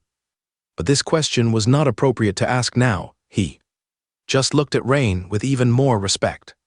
It's nothing, just a minor injury. After dealing with the abdominal wound and taking a vial of healing potion, Terrio signaled to Rain that he was okay. As for Halim, although the injury is not fatal, it will not be healed in a short time. Terrio glanced at Halim, who was groaning on the ground, shook his head helplessly. Due to the intense explosion, the wandering goblin corpses around were also blown to pieces, creating a vacuum-like safety zone in this area. After spending some time helping Hernandez and Halim with their injuries, Rain pointed in the direction where the goblin corpse in a lab coat had been and said, "You guys take a good rest. I'll go over there and take a look. Maybe there are some clues about this site over there." Terrio and Hernandez followed the direction Rain pointed, and the explosion had blown all the chains and parts that were hanging mid-air, so the two could already see the corner in the distance, faintly placing several workbenches made of brown solid wood. During the battle with the goblin corpse in a lab coat, Rain noticed this workbench. What caught Rain's attention was the stack of documents on one of the workbenches. Some of the documents were stacked quite neatly, but many were scattered and thrown on the desktop without being tidied up. Rain even saw a few memory crystals reflecting light under the light on the desktop. After exchanging a glance, Terrio and Hernandez nodded and said, "Okay, Lord Rain, be careful." In fact, before coming here, they were aware of the decision of the Federation Congress, which was to remind them not to let Rain obtain any ancient goblin technology within the ruins. But the problem was, you could say that Rain saved their lives. Now telling them to say anything to stop him would be challenging their moral bottom line, and it's an insult to an epic-level powerhouse. So, Terrio and Hernandez naturally wouldn't say anything to stop him, much less prevent him, choosing instead to watch Rain walk towards the distant workbench. Soon, Rain arrived at the workbench in the corner. Indeed, a large number of paper materials was stacked chaotically, which further indicated the situation at that time was sudden and hasty, with no time to tidy up the materials. Rain casually flipped through a few sheets, but unfortunately, even in such a dry environment on the second underground floor, paper from thousands of years ago, without any preservation methods, would crumble at a touch. This is the natural aging of paper fibers, unavoidable. Unless special treatment or the application of wizardry protection was done, it was impossible to preserve them intact. But from the faded and yellowed design drawings on the paper, it's not difficult to see that these should be manuscripts or designs of some important mechanical devices, rather than the diaries or other items Rain had hoped to find to uncover the site's secrets. Therefore, Rain wasn't disappointed. What attracted Rain's attention more at this moment were the 3 memory crystals on the workbench, still glowing. Because generally, the preservation period of memory crystals is much longer than that of ordinary paper or sheepskin scrolls. This is also why long-standing wizard schools use memory crystals to preserve important data. Without any hesitation, Rain immediately picked up one of them and slowly probed his spiritual power into it. As the spiritual power delved in, A large amount of knowledge about making various mechanical devices surged into Rain's mind, including things like flamethrowers and synchronous gyroscopes. Rain could feel that this knowledge ranged from easy to difficult, from shallow to deep, providing a fairly systematic understanding of goblin engineering. Any wizard who acquired such a complete and systematic knowledge of goblin engineering, by spending some time and effort, could greatly benefit from it. Goblin engineering, this is indeed. Rain looked surprisingly at the memory crystal in front of him. He did not expect that this was what was recorded in the crystal. After a brief thought, Rain decided to note it down first, as this precious information would be greatly beneficial both to him and his school, the Bixiu Mechanization School. In no time, with the spiritual power of Rain as a dawn wizard, he forcefully memorized the above content. Of course, this was merely memorizing, not fully mastering. It's like being completely familiar with the steps and precautions of a chemical experiment, but needing to practice a few times to truly grasp it. Rain's situation now is exactly the same, especially since a lot of content in goblin engineering needs to be executed on a practical level. What's this? Rain's expression changed slightly, because just after memorizing the relevant knowledge, a system prompt suddenly appeared. Ding! Host detected to contact Goblin Engineering, triggering a profession change. Goblin Engineer Legendary. Preconditions for promotion to Goblin Engineer Legendary are 1. Extraordinary profession in casting or mechanical field above LV5. Great Armor Forger satisfies this. 2. Strength above 18 points, Constitution 18 points, Spirit above 20 points. 3. Master Goblin Engineering related knowledge. 4. Independently produce any 3 qualified Goblin Engineering creations. Current conditions not met. Promotion to Goblin Engineer Legendary failed. After carefully examining the system prompt, Rain was overjoyed. I didn't expect to come looking for the follow-up to the meditation method, but end up finding the follow-up to the Great Armor Forger profession. What a pleasant surprise. Rain's biggest shortage right now has always been skill points, followed by attribute points, although golden skill points were not lacking due to consecutive battles. If he could change his profession to Goblin Engineer and add Elf Tannery, he wouldn't need to worry about skill points and attribute points for quite some time. The content of the first memory crystal already brought him considerable joy, which made Rain focus on the other 2 memory crystals remaining on the workbench. What might these 2 record? Rain couldn't help but have this thought in his mind. Immediately, Rain picked up the second memory crystal and quickly probed his spiritual power into it. A large amount of more profound knowledge about making various mechanical devices surged into Rain's mind, including improved blueprints for various prototypes he had encountered recently, and methods for creating gravity impact devices.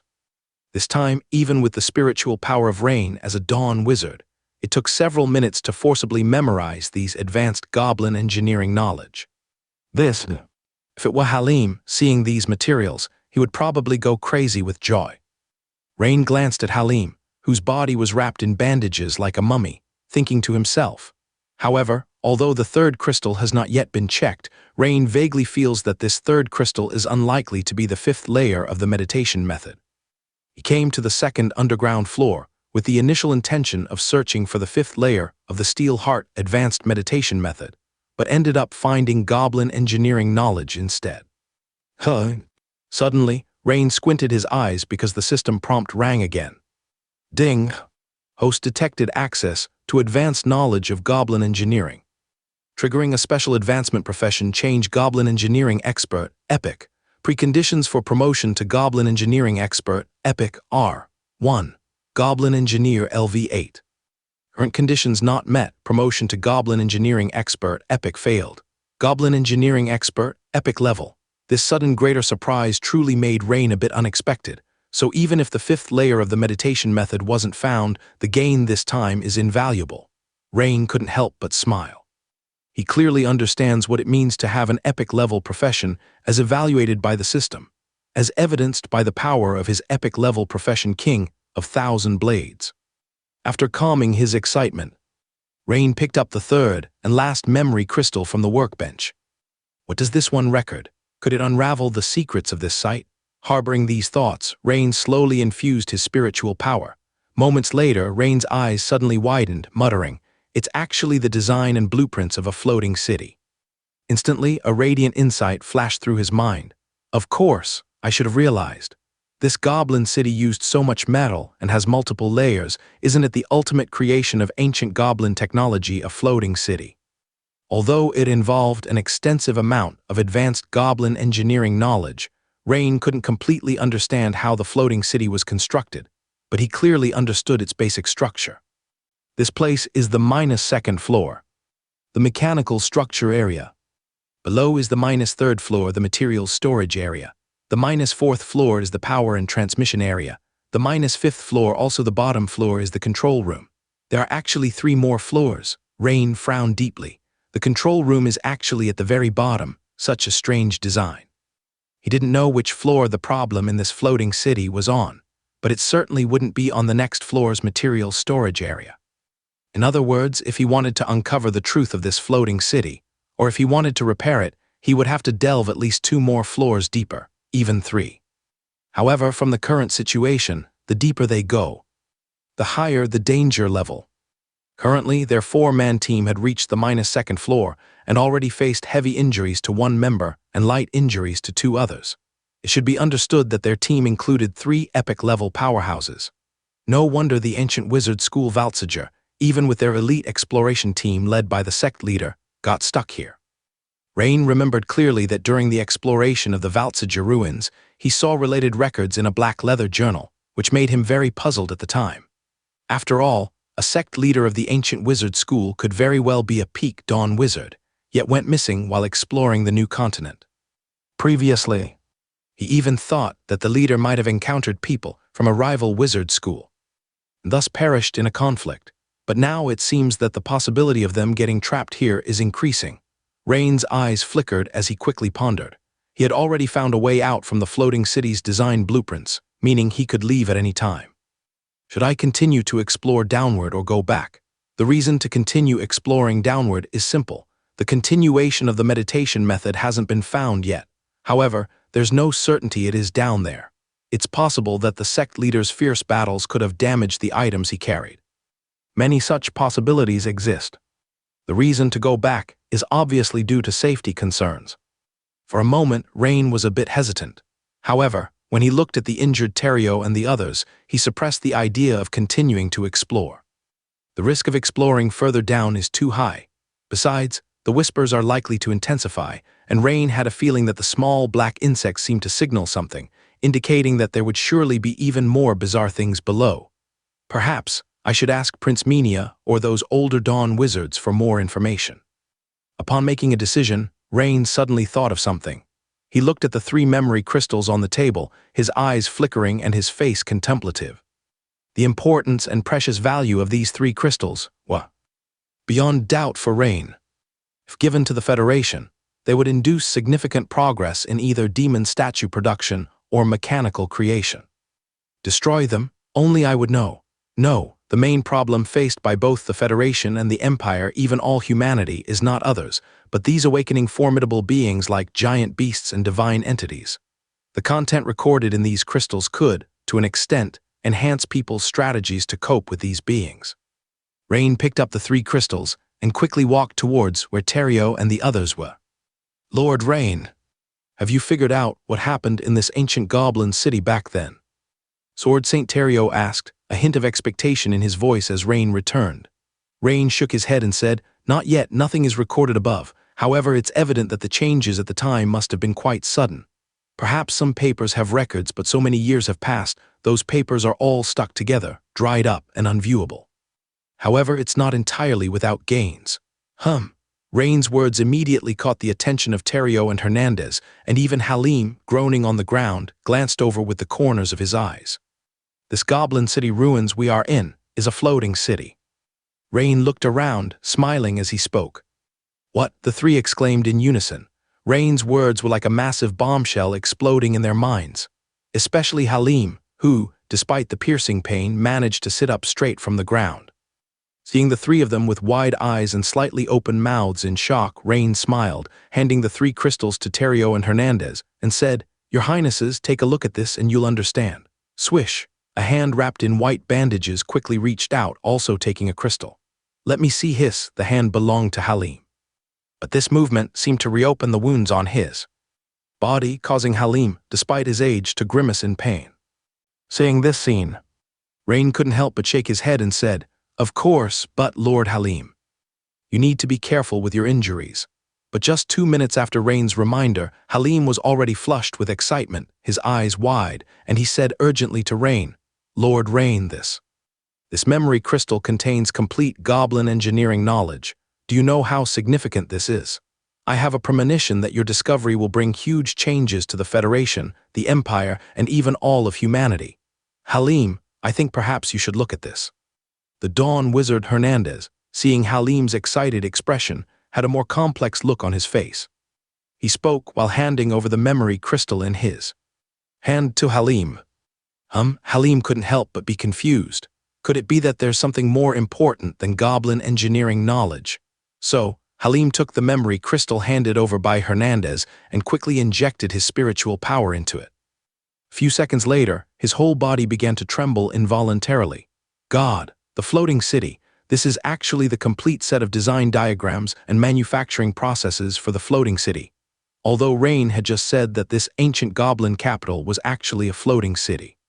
But Halim always thought Rain's conclusion came from some leftover diaries or other things, but it turns out completely not. It originated from this memory crystal.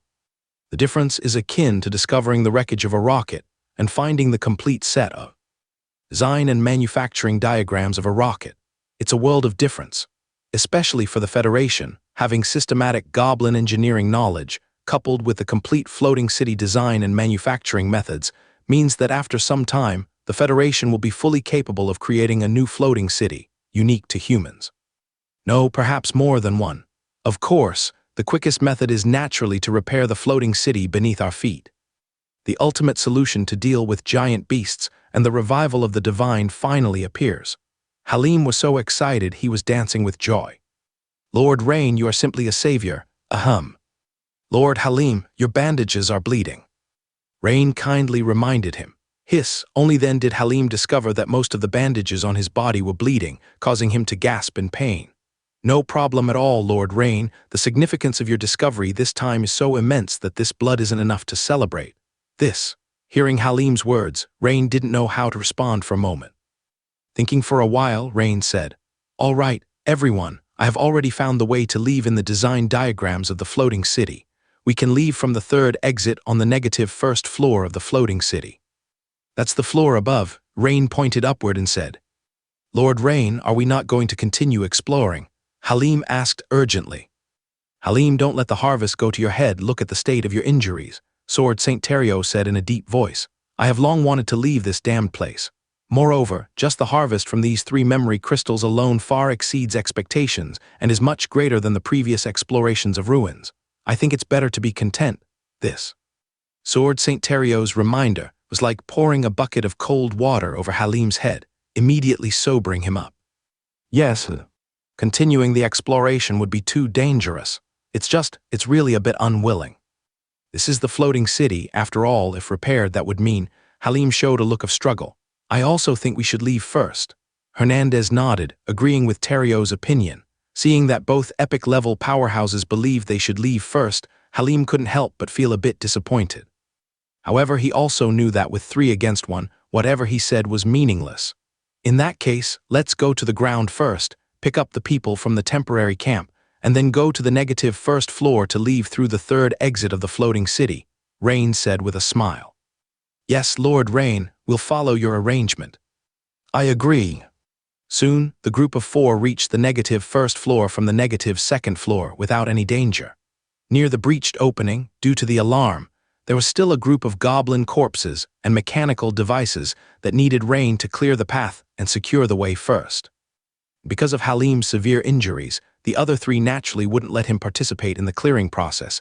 He was excitedly checking the memory crystal recording the floating city on his own. A dozen minutes later, they returned to the surface. There's even a military camp on the negative third floor," Halim murmured to himself as he followed the team, lost in thought. The 3 understood Halim's fascination with the floating city. "There's still a prison on the negative second floor. Seems like we didn't see it just now," Halim muttered again. "Wait, a prison?" Halim's casual remark suddenly made Rain think of something. It was like a flash of lightning in the fog, cutting through the darkness. Rain realized he might have overlooked a possibility. The Valtsiger school's team, they were also outsiders. If they were defeated by goblin machinery, they would either be killed on the spot or delivered to the prison on the negative second floor by the goblin corpses that still retained some kind of instinct. But once sent to the prison on the negative second floor, it also means that the items the other party carried, the follow-up meditation method, will also be in the prison. A few minutes later, a group of 4 returned to the temporary camp. Upon hearing their experiences, the people remaining at the camp were amazed. The wizards from Halim's Mechanical Research Institute were particularly reverent, holding the memory crystals with gleaming eyes. At this moment, Rain said to the 3 others, "Gentlemen, I would like to go down and explore the prison on the negative second floor." Everyone couldn't help feeling surprised. "Lord Rain, do you think there might be some relics of the incarcerated there?" Hernandez seemed to think of something before the other 2 could react to Rain's intention, and his eyes lit up as he spoke. Sword Saint Terrio and Halim, reminded by Hernandez, also immediately realized something. "Understood, Lord Rain, although those incarcerated are long dead, you believe that from their remains or relics, some clues to the truth of the floating city's fall might be found, don't you?" "Remarkable reverse thinking," Halim praised repeatedly. "You're too kind. Firstly, there's a chance to discover some clues. Secondly, I believe if even a portion of outsiders like us were imprisoned, then the prison might hold some lost witchcraft or other treasures." Rain naturally wouldn't directly mention the meditation method, but instead slightly changed the wording. Actually, Rain was telling the truth, because if the Valtsiger school sect leader was captured, then he too would be one of the outsiders imprisoned. "Lord Rain, let me accompany you." Terrio stood up and said, "The injuries on my body have already scabbed over, minor injuries, not a big issue." Sword Saint Terrio added, "Thank you, but Lord Terrio, although your injuries are not serious, your physical strength is greatly depleted, making it unsuitable for continued exploration. Additionally, with these 3 important memory crystals here, I think the first priority is to ensure the crystals' safety and send them out."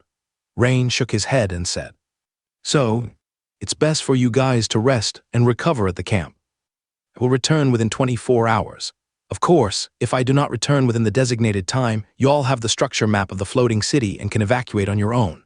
This, Terrio and the other 2 exchanged glances, wanting to say something but didn't know where to start. Because Rain was right, the value of the 3 memory crystals was too huge. If they were taken to explore the prison, the risk would be too great, and leaving them at the temporary camp, the combat strength of the people there was too weak, making them uneasy. "All right then, Lord Rain, please be careful." "Stay safe, Lord Rain." "Thank you, I will." Rain nodded and then turned to leave. Soon, Rain returned to the mechanical construction area on the negative second floor. At this moment, there were already some wandering goblin corpses slowly approaching the explosion area, but their numbers was still few. After casually clearing a few away, Rain, relying on memory, headed westward, which led to the direction of the prison. Evading goblin corpses while advancing quickly for about 700 meters, the densely hanging chains and parts started to become fewer, making Rain's vision increasingly clear. In the distance, a few hundred meters ahead, lay a spacious hall. On the west side of the hall was a deep corridor, and at this entrance stood 2 peculiar and massive half-body statues. Though they were only upper halves, they were more than 10 meters tall, with thick and sturdy gray metal arms, each holding a 7 or 8 meter long dual-handed heavy hammer, crossed in mid-air, as if holding a bayonet crossing ceremony during a welcome parade. Are these Taurum demon statues modeled after the ancient Taurum giants? Rain glanced at the statues and immediately sensed something was amiss. This was thanks to the goblin engineering content he had forcibly memorized earlier. Although the statues were in half-body form, they were very similar in appearance to a type called Taurum demon statue, described in the advanced goblin engineering of the second memory crystal. If someone mistakenly thought these were just statues, they'd be gravely mistaken. Most likely, they would be severely injured or even killed instantly. Because the Taurum demon statues were ancient goblin engineers' imitation of Taurum giants from ancient times who had the ability to control thunder. Granted, it was only a partial mimic, but the power was still awe-inspiring. Rain tried hard to recall that related content. While the heavy hammer strikes, It comes with a thunder strike within a 10-meter diameter. Goodness, it covers everything.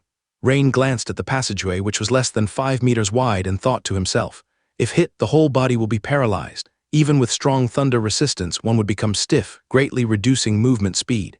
Additionally, the eyes can emit arc rays, which are a powerful long-range attack. Quite troublesome indeed. However, now that he knew these two statues were actually demon statues, Rain had already avoided the biggest trap. Moreover, he also knew their origin and the special abilities they possessed. After a brief thought, Rain abandoned any clever tricks. If tricks don't work, then let's keep it simple.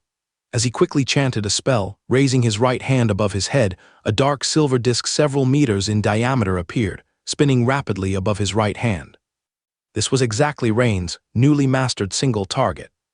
Dawn-killing move blade tooth disc. Go the next instant. The rapidly spinning dark silver disc, carrying a ring of bright color, drew a beautiful arc and cut into the Torum demon statue located on Rain's left. Chiz, the opponent's chest area, covered in a hardened shell that had undergone permanent curing, surprisingly lasted less than a second before being sliced open by the blade tooth disc.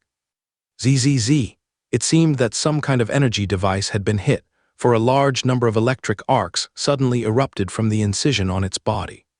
The reason Rain aimed at this position was precisely because the energy apparatus was located 3 meters below the opponent's neck. As the blade tooth disc rolled and pulled away the next second, boom, a violent explosion resounded, and the Torum demon statue was utterly destroyed by Rain before it could unleash even one move. If the goblin engineer who made this statue was still alive, he would surely die of anger. Upon seeing the explosion of the Torum demon statue on the left, Rain squinted his eyes. Indeed, even after several thousand years, this Torum demon statue can still operate, and it looks like the energy storage within is quite strong. This indicates that the energy transmission system of this floating city is still operating to some extent. Moreover, the opponent only placed half the body of the Torum demon statue, which must have a special purpose. It must be that there are some kind of charging lines laid out underneath the ground. Rain immediately realized some crucial points. Suddenly, it seemed that the two demon statues had some kind of connection, or perhaps there was a linked movement setting from when they were designed. The Torum demon statue on Rain's right suddenly activated. Intruder detected. Ancient goblin language, accompanied by a low mechanical sound. The giant head of the opponent turned to look at Rain, and its fist-sized eyes suddenly lit up. Want to release arc ray? Unfortunately, there's no chance, Rain thought to himself. Almost at the same instant, chiz, a massive dark silver metal disc lightning fast cut into the chest of this Torum demon statue, and immediately electric snakes danced wildly. Clearly, the energy apparatus of this statue, like the one that was just destroyed, was positioned at the same spot, and naturally was instantly damaged by the blade tooth disc. The glowing eyes dimmed once again. Rain stepped forward, confirmed once more that these two Torum demon statues were completely destroyed, then proceeded down the passage. However, his pace was not quick. He remained vigilant at all times. Although he had obtained the plans of the entire floating city and knew the location, size, and even the dimensions of each cell, he was unaware of what exactly was imprisoned inside. Better safe than sorry. The area closest to the prison entrance was the common prisoner zone, with narrower passages on both sides of the corridor. Entering these passages, one could find numerous and fairly small cells. These cells were meant for regular prisoners. Rain thought about it, then decided to take a look. Going left first, he entered the branch passage on the right, but after only a few steps, he noticed a certain dust smell in the air due to years of lack of ventilation, and a distinctive scent of decay. The dim lighting didn't affect Rain's vision, and soon he saw densely packed cells. The cells were quite compact, containing only a bed and a sink-like object, around 7 to 8 square meters, resembling pigeon cages. There were no surviving prisoners inside. The ground was littered with bones of various sizes.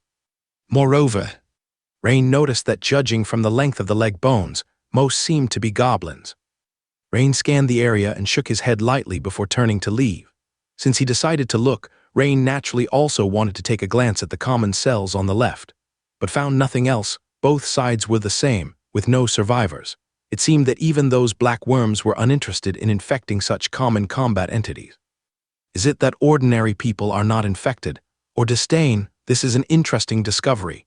Rain pondered. Suddenly, Rain halted his steps, raising his head to gaze forward. If he hadn't been mistaken, it seemed that inside a sound had emanated. How to put it, not the rigid footstep noise of goblin corpses, but like a sound of some airflow impact. Breathing. Could there really be something that survived thousands of years? A trace of surprise flashed across Rain's eyes. Rain recalled the part of the floating city design diagram in his mind that pertained to the prison. On both sides of the corridor ahead, there were holding areas for transcendent beings. The rooms were larger, and the cells were more robust, with features like special energy restriction devices and strong alloy grills to counter melee types. The unknown presence made Rain increasingly vigilant. However, Rain did not continue to linger. He slowly walked forward.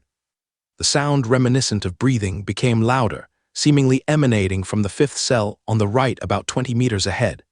Additionally, he heard other noises coming from farther away in the prison. More than one. Also, the air temperature is starting to rise. As he thought, Rain slightly slowed his pace. The change in air temperature was already quite noticeable at this point. Just by approaching a few meters, the temperature had risen by at least 5 degrees. This slight temperature change naturally wouldn't cause any physical discomfort to him, whose mutated dragon bloodline had reached super level. Nevertheless, it indicated that the airflow he heard might very well not be coming from a humanoid creature, but rather from high-energy beings like giant dragons or dragon descendants, which possess scorching breath. Survived thousands of years. Could it be a giant dragon? Rain's eyes glinted with a ray of insight. Regarding giant dragons, even those at the old dragon level spanning thousands of years, he wasn't afraid, unless the opponent was akin to Red Dragon King Straz, a near-demigod existence. Otherwise, given Rain's current sixth form of dragon vein transformation, although he couldn't guarantee victory, he absolutely did not fear a confrontation. As Rain approached slowly, the increasing air temperature was becoming more evident. Something's amiss. This air temperature is almost 70 to 80 degrees. Even normal giant dragons wouldn't cause such a significant temperature change around them when breathing normally without using their breath. Could it be a special fire dragon? Rain couldn't help but think of the ancient fire dragon Anguskin, which once leapt out of a volcano, yet he didn't stop his steps but continued to approach slowly with a sense of curiosity. As his perspective shifted, he could already see one side of the cell, and at this moment, he suddenly noticed a faint red glow emanating from the fifth cell. Finally, Rain halted his steps. Because he was certain, whether it was a red dragon or a fire dragon, their skin and scales wouldn't emit red rays of light of such brightness. At this point, he found himself standing before the first cell for transcendence. Rain glanced over. The cell was empty, with the floor showing no skeletal remains or such. Apparently, this indicated that not all cells in the prison housed prisoners, which was normal. After pondering for a moment, Rain continued onward. On the floor of the second cell lay a skeleton, and judging by its length, it appeared to be a transcendent from the goblins, dressed in ragged attire, rendering identity indistinguishable. Rain cast a few glances, confirmed that it wasn't human, and moved past it. By now, Rain's viewpoint allowed him to see part of the fifth cell on the right. The room housed a creature resembling a naga, but with 4 sharp horns of varying sizes on its head, standing over 3 meters tall and emitting a flame besides the firelight. Rain also discovered a black mist lingering around the creature's head. The black mist gave Rain a sense that it seemed to share a root with the black worms found in the goblin corpse's head. This was an instinctual perception derived from a dawn wizard. The creature's body appeared rather fresh, indeed fresh. Its skin didn't look dehydrated and wrinkled like the goblin corpse. Although somewhat dry, it appeared not unusual, rather sturdy. However, recalling the goblins corrupted by the black worms, Rain understood. Because whether it was a goblin manipulator or a goblin engineer, their subcutaneous tissue was merely shriveled, lacking complete decay. Or rather, due to the black worms, decay was somewhat mitigated. As Rain drew nearer towards the cell ahead, scrutinizing the opposite figure, the creature seemed to sense Rain too. Immediately turning to face him and harshly reprimanding, "Despicable, goblin, dare, imprison lies." Immediately Rain noticed the creature's grammatical error. Goblin. The next moment he saw that the creature's eyes entirely lacked pupils, displaying a hue of red-white. Judging from its fragmented speech, it appeared disoriented, or perhaps only retained some degree of instinct. Upon scrutinizing the creature, Rain didn't feel the urge to attack proactively, since the being seemed not to carry any precious items, no necklace, ring, or even light armor. He was here seeking the Valtziger school sect leader. Or rather, at least the opponent had to be human. The humanoid creature before him was not one of his targets. However, the creature's power seemed considerable, roughly between legendary late stage and legendary peak. Rain didn't know whether the creature's original power was stronger or weaker, or if it was due to the black mist shrouding its face. Boom! Suddenly, the red glow on the creature's body intensified, and a wave of searing air surged outward. Bang! And that creature, resembling a naga, rushed towards Rain, crashing heavily against the steel grill. Despicable. Goblin. Let go. Clearly, the other party harbored resentment towards goblins. Combined with a confused mind and blind eyes, he mistook Rain for a goblin. Due to the distance, the opponent's attack was completely unable to harm Rain. Can't even see, yet still thinking of revenge. Rain couldn't help but shake his head. But in the next moment, he suddenly discovered that the thumb-thick alloy bars of the other party's prison were actually melting. Huh! Rain squinted his eyes and looked inside the prison. He found that the complex lines on the ground of the prison where the other party was detained, which were originally a kind of witch array structure that restricted power, was somehow damaged. No wonder the other party could destroy the grid. This meant that the prison's suppression of the other party's power had already failed. Moreover, unlike the previously stiff and rigid steps of those goblin corpses, the opponent's sliding movements were coordinated and smooth, seeming as if the black mist affected this individual's power differently than the goblins. The black mist instead preserved the opponent's power. While Rain's thoughts drifted, he had already raised his hand, and 6 buzzing sawtooth metal rings appeared in front of him. It was the 3rd-level Metal Series Witchcraft Sawtooth Ring. Although the opponent's power was not of epic level, Rain's Sawtooth Ring, which nearly reached the level of Dawn Witchcraft in power, was enough to deal with it. Although he didn't intend to act first, if the other party dared to attack proactively, he naturally wouldn't hesitate to eliminate them. Moreover, this was also an opportunity to observe the changes in the black mist. For Rain, the black mist was the thing he was more wary of. As the metal grid melted, the opponent raised a crimson arm with sharp claws, and suddenly, on the ground around Rain, appeared whirlpools of raging flames with diameters of about a meter. The flames at the top of these whirlpools shone white, clearly indicating extremely high temperatures, which rapidly expanded. By this time, Rain had already flashed and retreated while pointing a finger at the opponent. Go!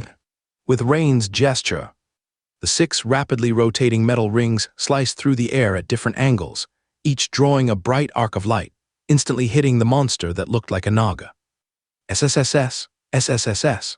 Empowered by Rain's Steel Heart Meditation Method and Super Metal Affinity, the 3rd-level Witchcraft Sawtooth Ring carried a power comparable to Junior Dawn Witchcraft, and the 6 metal rings cut into the opponent's pale red scaly body as easily as cutting tofu, instantly slicing the opponent into several pieces.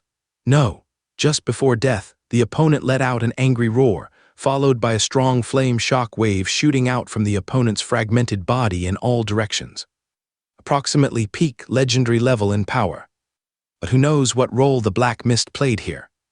Rain mused as he looked at the sliced body, but just after the body's parts heavily hit the ground, suddenly, a mass of black mist burst from the corpse and rapidly transformed into various sinister shapes mid-air, sometimes like some kind of insect, resembling a giant mantis, other times like a giant clawed centipede. In the next moment, the black mist surged swiftly toward Rain's position. Swoosh! Already prepared for such a sudden attack, Rain hooked his finger, and the 6 buzzing metal rings zipped through and past the black mist. The black mist churned violently, but as if lacking any solid form. The sawtooth metal rings merely passed through like slicing through smoke. The delay lasted only for a moment before the black mist continued to charge toward Rain like lightning. However, Rain had come up with a comprehensive plan to address this bizarre black mist long before the battle. His neck suddenly thickened, with dark silver scales appearing, and his head transformed into a fierce, enormous dragon's head, suddenly breathing dragon's breath at the black twisted mist less than 2 meters away in midair. Roar! The flames from his mouth started as a small stream but quickly expanded into a cone, instantly engulfing the incessantly twisting black mist within. Sizzle! A sound like hot water sizzling on a hot iron rang out. Meanwhile, Rain faintly heard a shrill scream mingled in, as if something was howling in its death throes, sending chills down the spine. With a faint stench wafting over, Rain's dragon eyes, still vigilant after the transformation, scanned the interior of the prison. Only after confirming there were no lingering dangers did he revert to human form once more. Just now he used part of his body to transform into a dragon and unleash the dragon's breath, successfully obliterating that bizarre twisted mist. However, his heart was not very optimistic. As expected, just like I predicted before, this thing doesn't seem to have a physical form. Rain had this suspicion long before when he saw that black morphing beetle. Now, it's been further confirmed.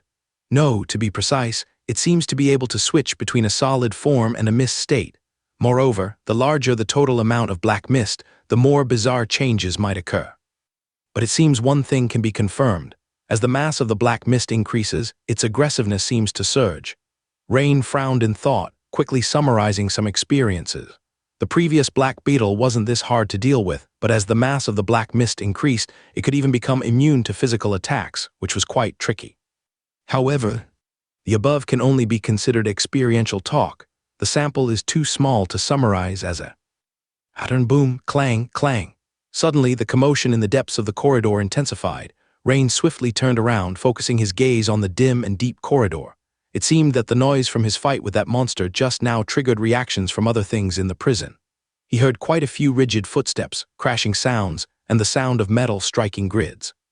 The number sounded like more than just one or two, at least 4 or 5. This made Rain's expression slightly change as he seriously observed the changes in the cells on both sides of the corridor. Boom! At this moment, cell grill to his right was entirely twisted and deformed by some huge strength, and suddenly sprang out, revealing a black upright hoof at least as thick as an adult's waist stepping out. The opponent was a minotaur over 3.5 meters tall, with copper bell-sized eyes that were white, one broken horn on its head, and a mane extending from the top of its head to its back. Its whole body muscle knotted, but with cracked skin, giving it a rough rock-like texture. The upper half of the minotaur was also shrouded in black mist, especially its face, where the mist was dense to the extreme. Clearly, this was another prisoner, invaded by that bizarre black mist. An ancient and extinct minotaur, unexpected to still see one here. Rain immediately guessed the other's origin from its unique appearance, but it was not over yet. In front of him, a withered, wrinkled hand touched the metal grill on the left side of the cell, and immediately the metal grill began to rapidly deform and twist. Metal morphing spell. Rain's eyes widened. Different from the previous monster using flame witchcraft, the witchcraft and energy fluctuations used by this corpse in front of him were extremely familiar to Rain. It was the metal series energy particle fluctuations. A human corpse in a wizard robe, with slightly staggering steps, walked out. Ancient human wizard. This attire, it can't be wrong. Rain's eyes flashed with a sharp light. He had seen such wizard robes at the Valtziger ruins, seemingly the formal wizard robes of the ancient wizard school of Valtziger. Due to the special witch patterns engraved on it, even after thousands of years, the wizard robe on the human corpse was still not completely destroyed, roughly distinguishing its unique pattern features. In other words, the owner of this corpse, even if not the sect leader of that school, must at least be a wizard from the ancient Valtziger school. It seems my previous guess was correct. Rain couldn't help but feel a bit excited. Squeak. Meanwhile, suddenly, a door-opening sound came from behind Rain. Not far from the entrance to the corridor, a hidden door was also opened. Rain had seen this door when he came in, but he didn't pay much attention to it. It seemed to be a guard's lounge, and at that time he wanted to check the prison cells, so he skipped it. A short female goblin corpse, dressed in tight dark leather armor but shrouded in black mist all over, walked out. Rain noticed that a whip was tied to her waist. Interrogator. 2 in front and 1 behind. Does this count as an ambush? Despicable. Goblins who use traps. To capture the great Ribrai. A deep and hoarse voice emanated from the ancient minotaur. This time all of you shall perish. The minotaur spoke in ancient common language, and as a wizard, Rain had some understanding, naturally able to comprehend it. Why does he have such resentment towards goblins? However, in the face of such a situation with multiple enemies, Rain was not flustered. Before deciding to enter the prison, he had considered how to deal with an ambush situation. Therefore, Rain suddenly raised his palm and slammed it heavily onto the ground. Steel forest. In the next moment, dense dark silver ripples rolled like waves, centered around Rain, sweeping through all areas along the corridor. Because this is the floating city, the ground of each level is almost entirely metal, and although permanently solidified, the concentration of metal energy particles in subspace is significantly higher than usual. This is why Rain's Metal Series witchcraft power is not weakened, but rather increased by more than 10% compared to normal. SSS. Countless sharp shrubs and thorns with dark silver metallic luster sprouted from the ground and rapidly surged upward. Moo, as if sensing some kind of crisis. The ancient Minotaur's face, surrounded by black mist, snorted heavily, exhaling 2 meters long white airwaves towards the ground, and its sturdy black hooves lifted suddenly and stomped down. Boom! A shockwave several meters in diameter spread out from the point of impact. Although it only covered a small radius of a few meters, it was enough to interrupt the growth of Rain's dawn-killing move in this tiny area. This scene naturally surprised Rain, because to accomplish this meant the opponent definitely possessed epic-level strength. Then, something even more surprising happened to Rain. At the other end of the corridor, the figure of a female goblin interrogator suddenly accelerated, leaving behind a blur. Such speed, completely different from the stiff and sluggish movements of the goblin corpses encountered earlier. Rain raised his eyebrows and thought. If the ancient Minotaur's strength reached epic levels, it was understandable, but the female goblin interrogator moving so swiftly was unreasonable, completely different from the stiff performance of the goblin engineer and mechanical land bird operator. This made Rain unable to comprehend the reason for it. But Rain could be certain about one thing. The presence of black mist, at least, maintained the opponent's skin, muscles, fascia, and other body tissues that should have already decayed. An epic-level powerhouse in life. Or enhanced by the black mist. Wait, could this black mist enhance special abilities? Suddenly, a flash of insight like lightning in the night flashed through Rain's mind. This female goblin interrogator likely has a swift specialty like a thief, while the Minotaur has huge strength. Rain's eyes grew brighter. Against Rain's dawn-killing move Steel Forest, a ranged witchcraft, the female goblin interrogator's speed was precisely restrained. After all, no matter how fast she was, as long as she was within the coverage of his dark silver metal ripples, she would be attacked. Unable to escape, indeed. Squelch. Giant spike like a cactus pierced the female goblin interrogator's body from below, impaling her in mid-air. But on the other side, another incident occurred. As Rain's metal ripples covered the feet of the human corpse wizard, suddenly, the opponent raised a hand, blocking the dark silver metal ripples like a stream encountering a rock, flowing around. Although the opponent was pushed back by the strong energy of the metal ripples, it was resisted after all. Dawn Wizard's strength, also enhanced by the black mist. No, the wizard's witchcraft power originates from spiritual power. Whether the black mist can enhance it is not yet certain. Rain recalled the goblin corpse in a lab coat in the workshop area, although an expert in goblin engineering. Judging from the methods of awakening the demon statues, he was certainly a wizard. But from the performance at that time, the response was very limited, seemingly showing no signs of witchcraft enhancement. The most important point was that Rain found that whether ancient Minotaur or goblin interrogator, their bodies were surrounded by black mist, but the human wizard had no such situation, nor did the goblin in a lab coat, with no apparent black mist presence. This was a significant difference. Rain's range-based dawn-killing move Steel Forest failed to achieve much. Perhaps the only gain was impaling the female goblin interrogator. At this moment, the ancient Minotaur counter-attacked immediately. Moo, Rabrai will smash you, these sneaky, insidious bastards. The ancient Minotaur roared and swiftly lowered his waist and raised his elbow, aiming the intact sharp horn at Rain, then charged forward with large strides, faster and faster, like a herd of bison charging across the prairie, unstoppable. At the same time, the dry human wizard raised his hand towards Rain, with metal energy surging around him. One after another, sharp spikes about a meter in length appeared out of thin air in mid-air around him. And the quantity continued to increase every second. On the other side of the corridor, the female goblin interrogator, previously impaled and suspended in mid-air, suddenly pulled out the whip from her waist, wrapped it around the prison grill, and pulled hard to release herself from the metal spikes. Though she lost a lot of black blood, her movements remained agile, With a short leap, she charged at Rain, shaking her long whip to release it from the prison grill, snapping it towards Rain like a striking serpent. Seems like I must engage now. Rain, unsure of the properties of the black mist, had always avoided close combat with enemies tainted by it. But this time it was nearly unavoidable. Facing attacks from both sides, Rain's arms suddenly swelled several times larger. With dark silver scales emerging on the surface, the most significant change was at the end of the arms turning into sharp claws dozens of centimeters long. Rain chose to partially undergo dragon vein transformation. Simultaneously, the high resistance from the dragon bloodline was a key factor in his confidence to engage in melee without fearing the mysterious black mist. Clang, at the moment of collision between sharp horns and fierce dragon claws, sparks flew and a clear metallic sound echoed. In an instant, the powerful charge of the ancient Minotaur was halted single-handedly by Rain's massive dragon claw, unable to break through despite the Minotaur's strong black hooves fiercely stomping on one side. Open!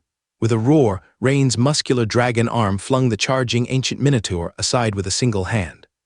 The sturdy Minotaur's body flew backward like a cannonball, crashing heavily into the human wizard casting magic, and the two of them tumbled to the ground like rolling gourds. Around the human wizard, the multitude of metal spikes poised to strike fell with a series of ding-ding-clang-clang sounds after losing their energy support.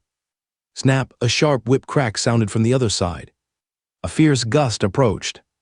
Rain was prepared. The reason he used only one dragon claw against the Minotaur was to keep the other ready for the attack from the female goblin interrogator. As the whip lashed out like lightning, Rain's dragon claw seized it firmly, yanking the opponent towards him. Whether due to the influence of the black mist, the opponent stubbornly refused to let go. This allowed Rain, after winning the struggle, to easily hurl her like a chain ball towards the rising Minotaur and human wizard. Boom! Though the female goblin was small, her solid frame was not light, and Rain's throw was formidable. When the three collided, they rolled together on the ground once more. When the three rose again, a buzzing sound echoed from the mid-air. Something was spinning at high speed. From their perspective, a line several meters long flashed towards them like lightning, but from the side it was clear. A dark silver metal disc with a bright edge was flying parallel to the ground, rapidly shooting towards the three.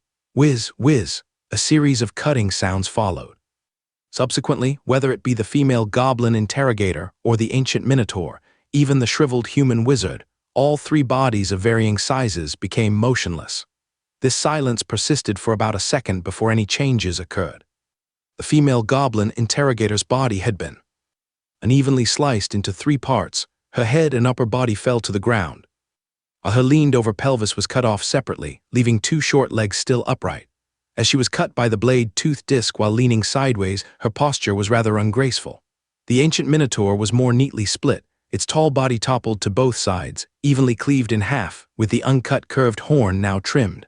Now both horns were stumps. As for the human wizard, not aligned with the Minotaur and female goblin, merely had a slanting slice through most of his head, leaving the majority of his body intact. Thud! As the desiccated human wizard's body finally hit the ground, Rain remained still, not moving forward to check the human wizard, but instead squinted, watching ahead with an even more solemn expression than before. At this moment, two wisps of black mist seeped from the remnants of the ancient Minotaur and the female goblin interrogator. Due to their close proximity, they intertwined rapidly, forming a larger, pulsating mass of black mist. At this moment, a black beetle seemed to be summoned from within the half-severed head of the human wizard, transforming into a black arc that merged into the continually surging black mist. With the beetle's addition, the agitation of the mist intensified, resembling oil splattering in a blazing fire. Something bizarre rolled within the black mist. Suddenly, a black claw extended from within. Rain focused his gaze, noticing that the claw closely resembled an eagle's talon, skeletal yet exceptionally sharp and forceful. However, it was completely black, shrouded in clouds of dark mist, as if emerging from hell. The appearance of this single claw was merely the beginning of the drastic change within the mist, as another black claw quickly emerged. An eagle, a raptor form, but in the next instant, the subsequent transformation disproved Rain's speculation. Within the mist, four black scythe-like limbs, resembling a mantis's forelimbs, rapidly extended in sequence, approximately at where the chest would be. Arms turned into scythes. At this point, There was no longer any need for Rain to speculate. The entire figure had already emerged from the black mist. Rain became increasingly cautious. It was his first time seeing such a terrifyingly designed creature. The entity had no arms, but instead 4 black scythes on each side, with a pair of black claws on the lower body, and its head bristled with spikes, a mouth full of dense, sharp teeth. It was shrouded in black mist, its form flickering in and out of view. This was truly an entity that shouldn't exist in reality, as if an abstract concept had manifested before Rain. Furthermore, from the moment it appeared, Rain's inner alarm bell rang loudly. The last time such an occurrence happened since he became a dawn wizard was when he faced the ancient fire dragon, Anguskin. Could it be that this monster's difficulty rivals that of Anguskin? Indeed, this black mist is highly problematic. It's certainly this black mist that caused the fall of the ancient Goblin Empire's capital. Before Rain could ponder further, the black monster swiftly launched an attack. Hiss, the creature opened its large mouth and emitted a harsh screeching sound, much like the wails of spirits. That seemed to have a disorienting effect on the mind. Simultaneously, the sharp claws of the entity pierced several inches into the metallic ground with each step, moving with lightning speed. As it neared Rain, it abruptly released a conical spray of black mist toward him. SSS. At this time, multiple parts of Rain's body had transformed into that of a giant dragon, with a void dragon's head and a red dragon's head growing from his neck. Facing the black mist spray, Rain immediately countered with dragon's breath. Roar! Fiery breaths. A fiery blaze erupted from the red dragon's head, swiftly expanding from the width of a bowl to a raging inferno that spanned most of the corridor. Void breath. The void dragon's head simultaneously exhaled a pale blue flame, sweeping toward the entity. Boom! The black mist and the 2 dragon breaths collided ferociously, creating hurricane-like shockwaves that propagated rapidly through the corridor. Suddenly, a black figure several meters tall leaped from the dust, its 4 scythe-like forelimbs slicing downwards toward Rain. Rain's dragon claws also slashed through the air, attacking back at the entity. Rain's dragon claws struck squarely against the creature's black scale-covered body, causing sparks to fly.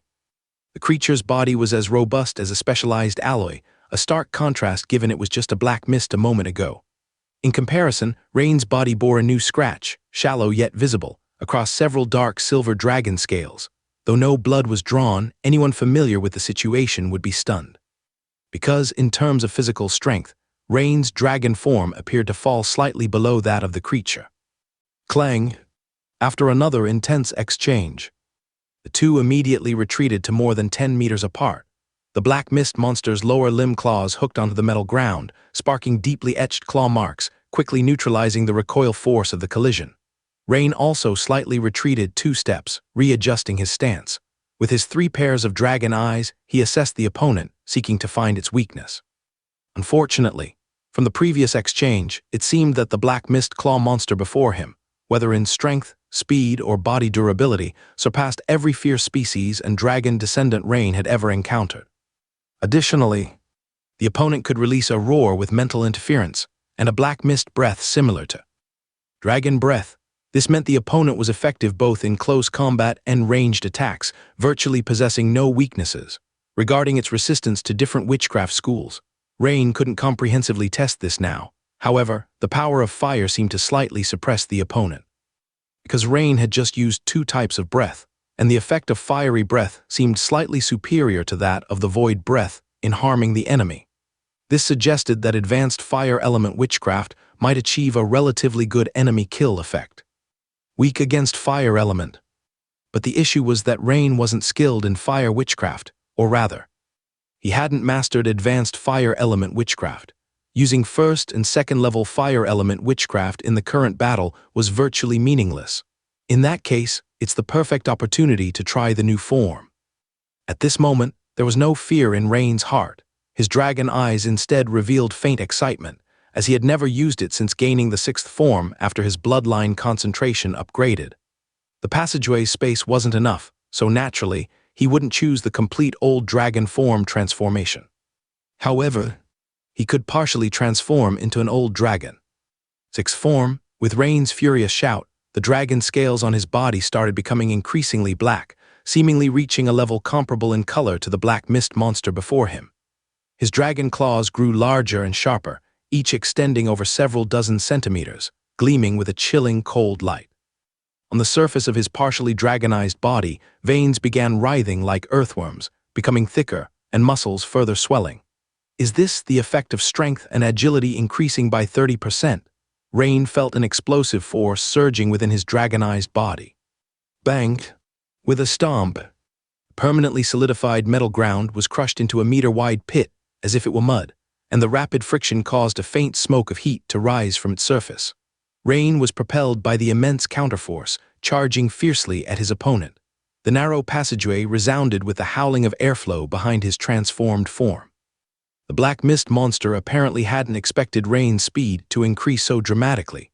Before it could evade, a massive claw lightning fast swept down from above.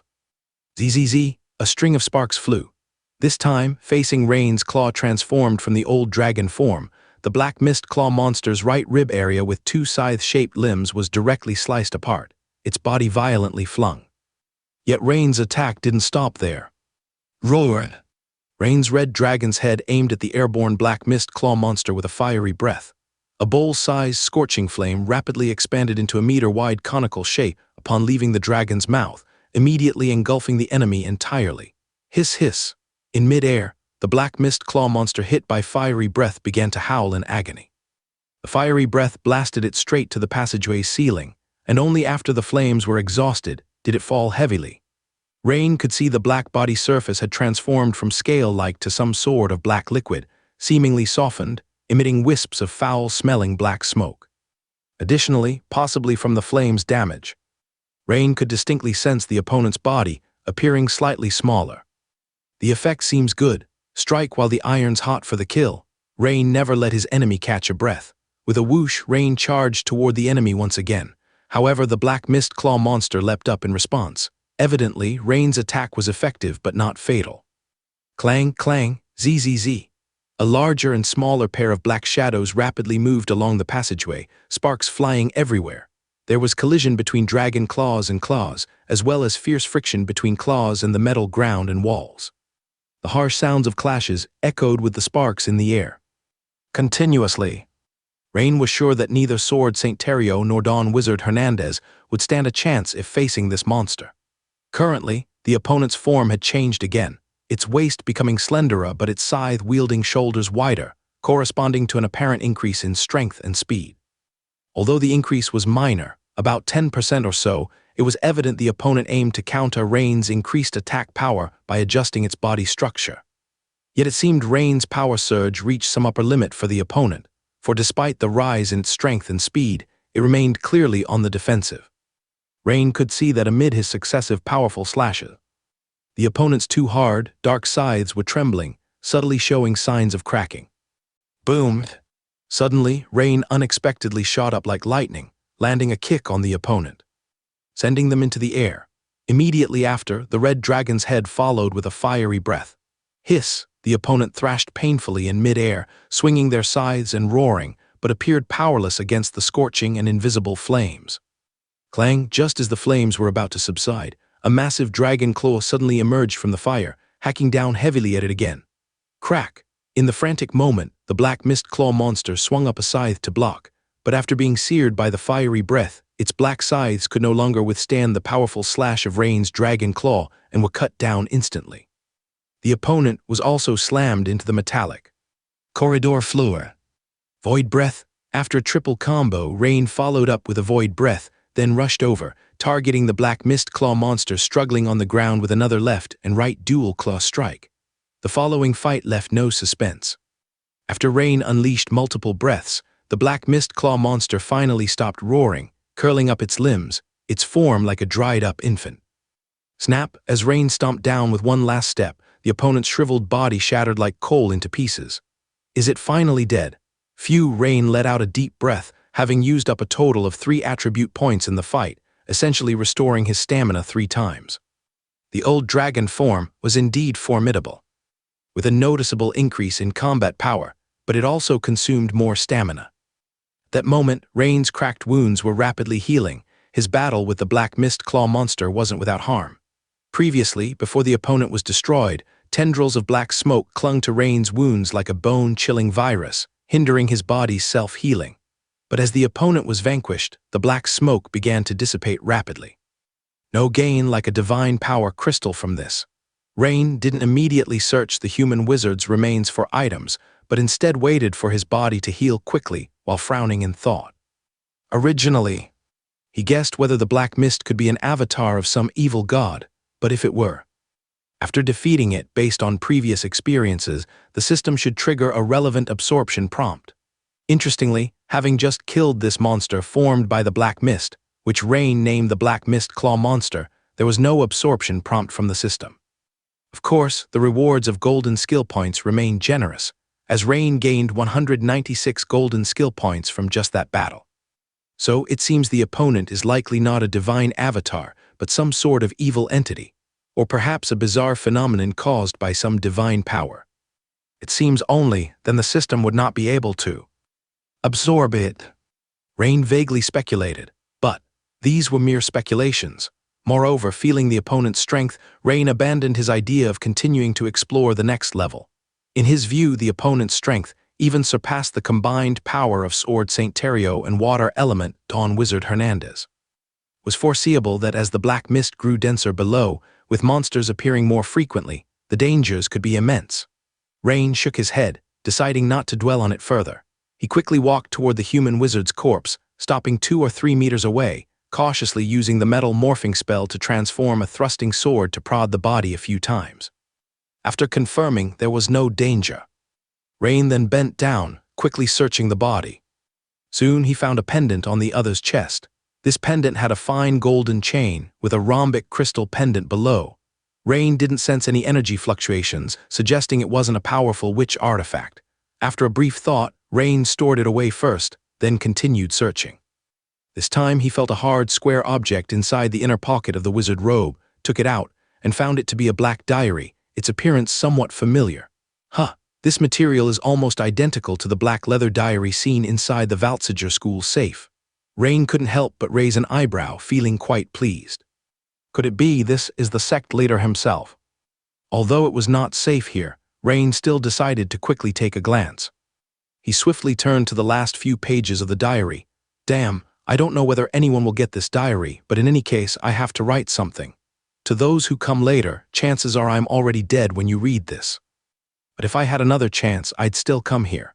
Because apart from containing the ancient goblin's mechanical results, there's a secret known only to a very few. A secret of particular importance to me and all Metal Series wizards. That is, the ancient goblin empire was the earliest source of the Steel Heart meditation method. In other words, to obtain the full version of this advanced meditation method, you must come here to find it. Of course, if you belong to other schools or aren't a wizard, I still beg you to spread this news, or even sell it out.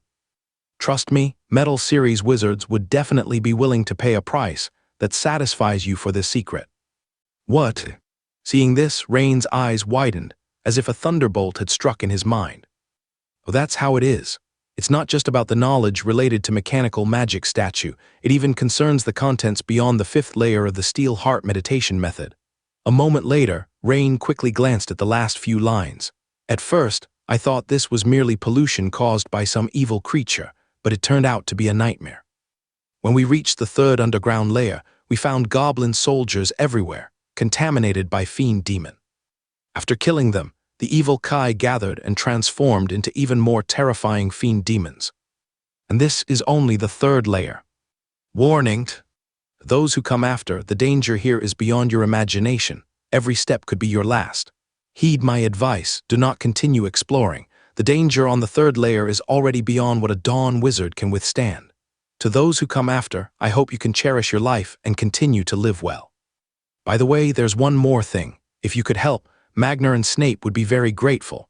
Please take my pendant to the Valtziger school, thank you. Alas, I just don't know if Magner and Snape can lead the Valtziger school to glory again. Fiend Demon is the 5th layer of the Steel Heart meditation method here.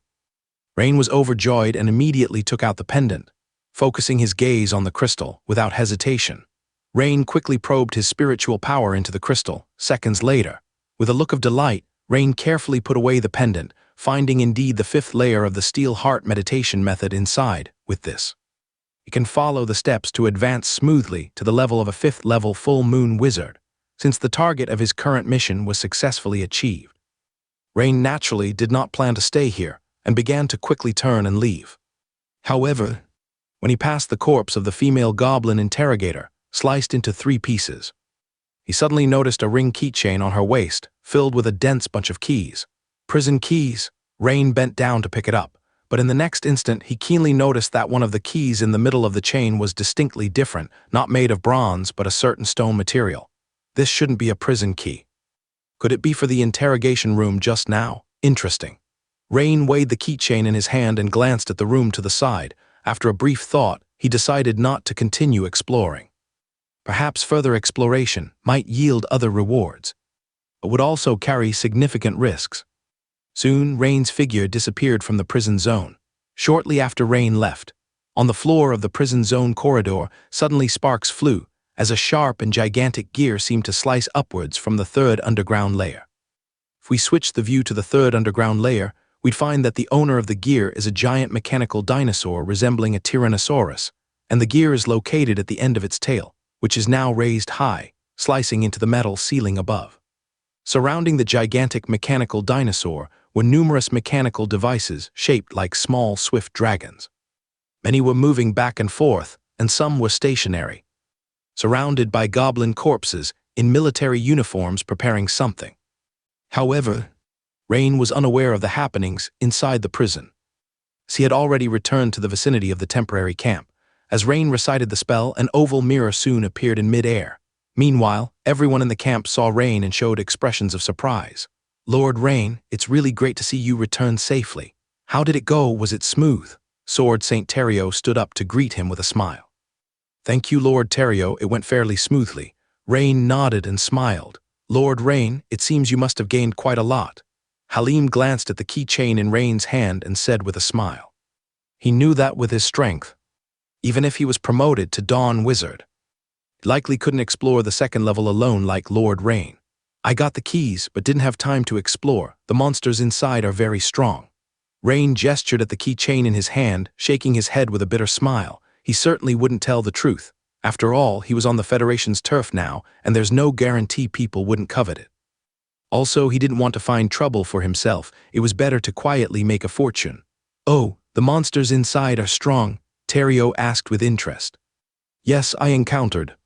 Rain quickly recounted the events. "Lord Terrio, if you intend to explore, remember not to delve into the 3rd level. As for the 2nd level, it's best to act in teams, like with Lord Hernandez and other strong individuals." At the same time, Rain kindly reminded Terrio. After all, during this period, the interaction with Terrio was quite pleasant, and Rain thought Terrio's character was good.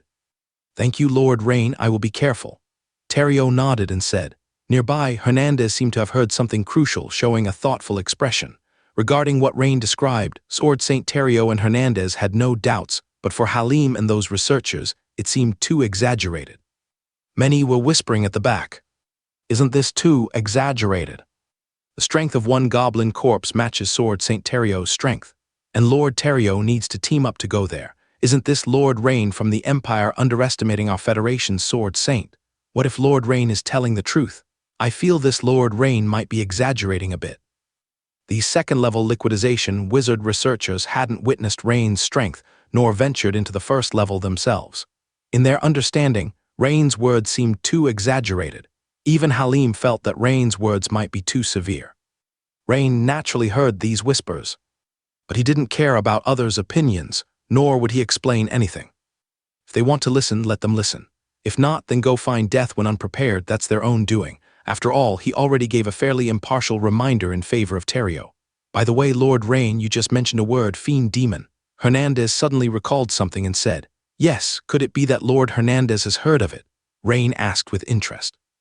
Earlier, Rain didn't mention the situation where 3 black fogs merged, but simply touched upon it. After killing the monster, Black Fog formed a fiend demon with very strong power. I recall reading a mention of it in some ancient book, but it wasn't detailed, just a few words. Hernandez shook his head and said, "Apparently, the fiend demon is an offshoot of some ancient evil which cannot be completely destroyed." "Oh, are there other records?" Rain thought deeply. The fact it couldn't be completely destroyed aligns with the situation that no high-quality energy was absorbed after defeating it. There's nothing else. Hernandez shook his head and said, "Thank you, Lord Hernandez, for clarifying." Rain felt a bit disappointed. After confronting the fiend demon, he still felt quite apprehensive. It seems he needs to consult Prince Menia about this. Fiend demon. After all, considering Menia's status and experience, he knows many secrets unknown to ordinary Dawn wizards. "Lord Rain, since you're back, shall we leave now?" Sword Saint Terrio proposed. While Rain was exploring the prison, they had rested enough and Terrio's injury had already healed. Absolutely.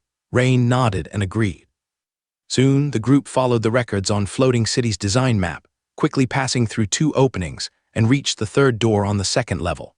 The location of the 3rd door was precisely opposite the direction of the prison, closer to the area where the prototype exploded, resulting in a minimal number of goblin corpses. This made those researchers even more convinced that Rain's previous statements had a lot of exaggeration. Is it really a giant steel door? Halim looked at the 30-meter-high metal door in front of them and couldn't help but marvel. Yes, the channel for giant demon statue combat deployment definitely couldn't be small. Rain, having seen Floating City's design map, naturally understood why the channel was designed so grand. The mechanical gate can no longer be locked, it can only be opened through this manual valve. Halim frowned, pointing to a nearby ship's wheel-shaped round dial. Although he was a Metal Series wizard, the gear structure connected beneath this turntable required immense force to turn. Metal deformation alone wouldn't be enough to open the door.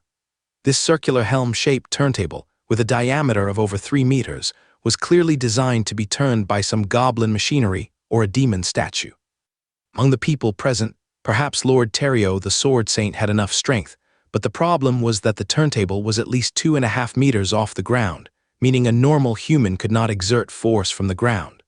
As for directly deforming the large door in front of him, he absolutely couldn't do that. Perhaps Lord Rain could do it. Halim thought to himself. I'll do it," Rain said, then swiftly stepped forward. He had naturally thought of the problem that Halim had considered. Suddenly, his right arm swelled, dark silver dragon scales appeared, and his entire body rapidly grew to over 4 meters. This was the result of Rain deliberately controlling his transformation degree. Creak, creak, the sturdy dragon claw grasped the metal turntable and began to turn it with great force. Rumble, the thick metal door, which was over 1 meter thick and tens of meters high, began to slowly lift. However, suddenly, the red warning lights around them started to flash, accompanied by a high-decibel mechanical sound. "Warning, warning, door No. 3 has been illegally opened. Please eliminate the hazard immediately." Ancient goblin language. This is bad. All the exits of the floating city should be connected to the control room, but I didn't expect the control system to still function. Halim's expression changed and he said, "Lord Rain, don't worry, there's still time." Because it was a gear-driven structure, the turntable would lift the metal door by only about 10 centimeters per turn. However, as the alarm sounded, Rain's turning speed became unusually exaggerated. The large metal turntable turning faster and faster in the giant dragon claw. The metal door also rose rapidly. "Go!" Hernandez quickly led the researchers and the Federal Exploration team through the door. As for Sword Saint Terrio, because of his speed, he stayed behind to guard Rain's side. "That's enough, Lord Rain." "All right." When Rain released the turntable, he didn't secure the nearby latch. As the turntable spun back at high speed, the door began to quickly descend and close. However, with the speed of Rain and Terrio, they could easily dash through the door. Swish, swish. The 2 figures swiftly dashed out of the door. Just as Rain was leaving door No. 3, he felt something and turned to look, only to see, several hundred meters behind them, many mechanical monsters resembling velociraptors running toward them. Boom! But in the next second, the steady metal door closed again, and those mechanical velociraptors vanished from Rain's view. "Lord Rain, what's wrong?" Sword Saint Terrio curiously asked when he saw Rain turn to look at the closed door No. 3. "Nothing, Lord Terrio, let's go." Rain shook his head and said. By now, the 2 of them had reached the outside of the floating city. Beneath their feet was a narrow path only 2 meters wide, likely the outer maintenance passage of the floating city, with dark red magma like a moat below. However, compared to their previous position at the mouth of the cave, they were closer to the bottom now. The view was much clearer. Hernandez and Halim had already used witchcraft to reach the other side and were constructing a simple steel bridge for the elite soldiers to cross. But Rain and Terrio didn't need that, and 5 minutes later, the group returned to the initially set-off cave camp located in Recero Canyon. By now, the cave camp was much more complete than before. There were dozens of tents of various sizes, with witch arrays set up all around. Seeing Rain, Terrio, and Hernandez successfully bring back Halim and others, the entire camp immediately erupted in cheers. Half an hour later, top-secret messages began flooding into the hands of the Federation decision-making layer. Meanwhile, in the air from Antahal to Zeria, the Federation capital, the mixed airship convoy of the Empire and the Federation, like a giant dragon floating in the air, stretched for dozens of miles, steadily advancing toward Zeria. In a giant Federation airship at the front of the convoy, several people were holding a meeting in a small conference room. The cause was an urgent message received 10 minutes earlier. What? That ruin is actually a floating city. This news was like a thunderclap in the minds of those present. It was a floating city, the legendary creation that could fly in the air for prolonged periods, with combat power surpassing the most advanced Federation giant airships by at least 10 times. That's right, 10 minutes ago, I received this urgent message. Everyone, please take a look at the documents on the table. Then we can discuss the next steps. Vice Speaker Bertrand nodded. Since the final stop of the Empire delegation was Zeria, the Federation Congress had tasked him with handling the matter of the ruins. He had been just as shocked as everyone else when he received the news. The conference room was silent except for the sound of pages turning. Several minutes later, an old man with a pipe seemed to finish reading the intelligence on the table and, with a solemn expression, said, "The rescue of the Halim team, along with the discovery of a vast amount of ancient goblin technology documents and the floating city, is certainly cause for celebration. But the problem now is, according to intelligence, Lord Rain from the Empire has also obtained relevant ancient goblin technology. Information, this is incredibly disadvantageous for the Federation. This makes us lose a very important bargaining chip at the negotiating table with the Empire." Exactly, I was worried it might leak before, and I never thought it would actually happen. The Federation General who attended the last meeting glanced at Trina and said solemnly, "Moreover, if the intelligence is true, perhaps our attitude towards cooperation with the Empire can change a bit." The General said with implications. "I also believe that, if we can successfully control the floating city, those revived giant beasts will be no issue at all." The old man with the pipe nodded in agreement. "Vice Chairman, I have a proposal. If Lord Rain cannot clearly express his intent to join the Federation before departing, perhaps we could make him stay forever." The Federation General glanced at Trina and then looked at Bertrand, speaking slowly. "I disagree." Trina's face flushed with anger, and she stood up immediately. "General Randall, Lord Rain is extraordinarily gifted. Even if he does not join the Federation, his mere existence is a pillar for humanity to resist the revival of divine beasts and giant beasts. Your proposal is too callous." Congresswoman Trina, "I actually agree with General Randall's opinion. Although this suggestion would not sound good when put into practice, it would uphold the secret of the ruins for the Federation. And as we master ancient goblin technology and the floating city, very likely, not only can we independently solve the problem of giant beast revival, but we can also destroy the Dragon Empire and incorporate it into the Federation's territory. Admittedly, a unified Federation is the most efficient way to mobilize manpower and allocate resources, capable of responding to future scenarios, unlike this two-nation cooperation model now." The old man with the pipe then tapped the pipe on the ashtray, speaking solemnly. As a congressman and the person in charge of the Federation's industrial production, he had ample reason and confidence for saying this. "Finally, Congresswoman Trina, don't forget, as a congresswoman of the Federation, you swore everything for the Federation, never to do anything harming the Federation's interests. If you've forgotten that oath, I still disagree. Haven't you read the intelligence about Lord Rain's significant role in this operation? To violate the most basic principles of human conduct for profit, pardon me, I vehemently disagree."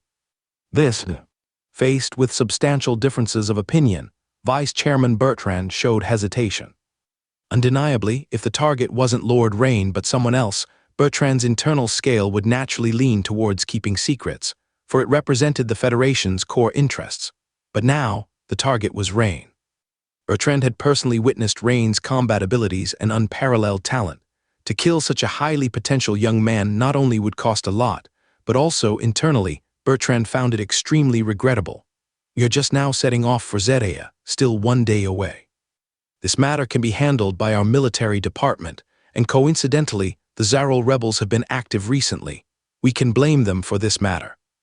General Randall continued speaking. If we wait until Rain meets up with the Empire delegation, we will have no chance to act. Vice Chairman, time is not on our side. Vice Chairman, I strongly oppose. Trina's face was icy cold as she spoke. Let's put this matter aside for now. The immediate priority is to seize control of this floating city as soon as possible. Vice Chairman Bertrand said, waving his hand after pondering for a moment.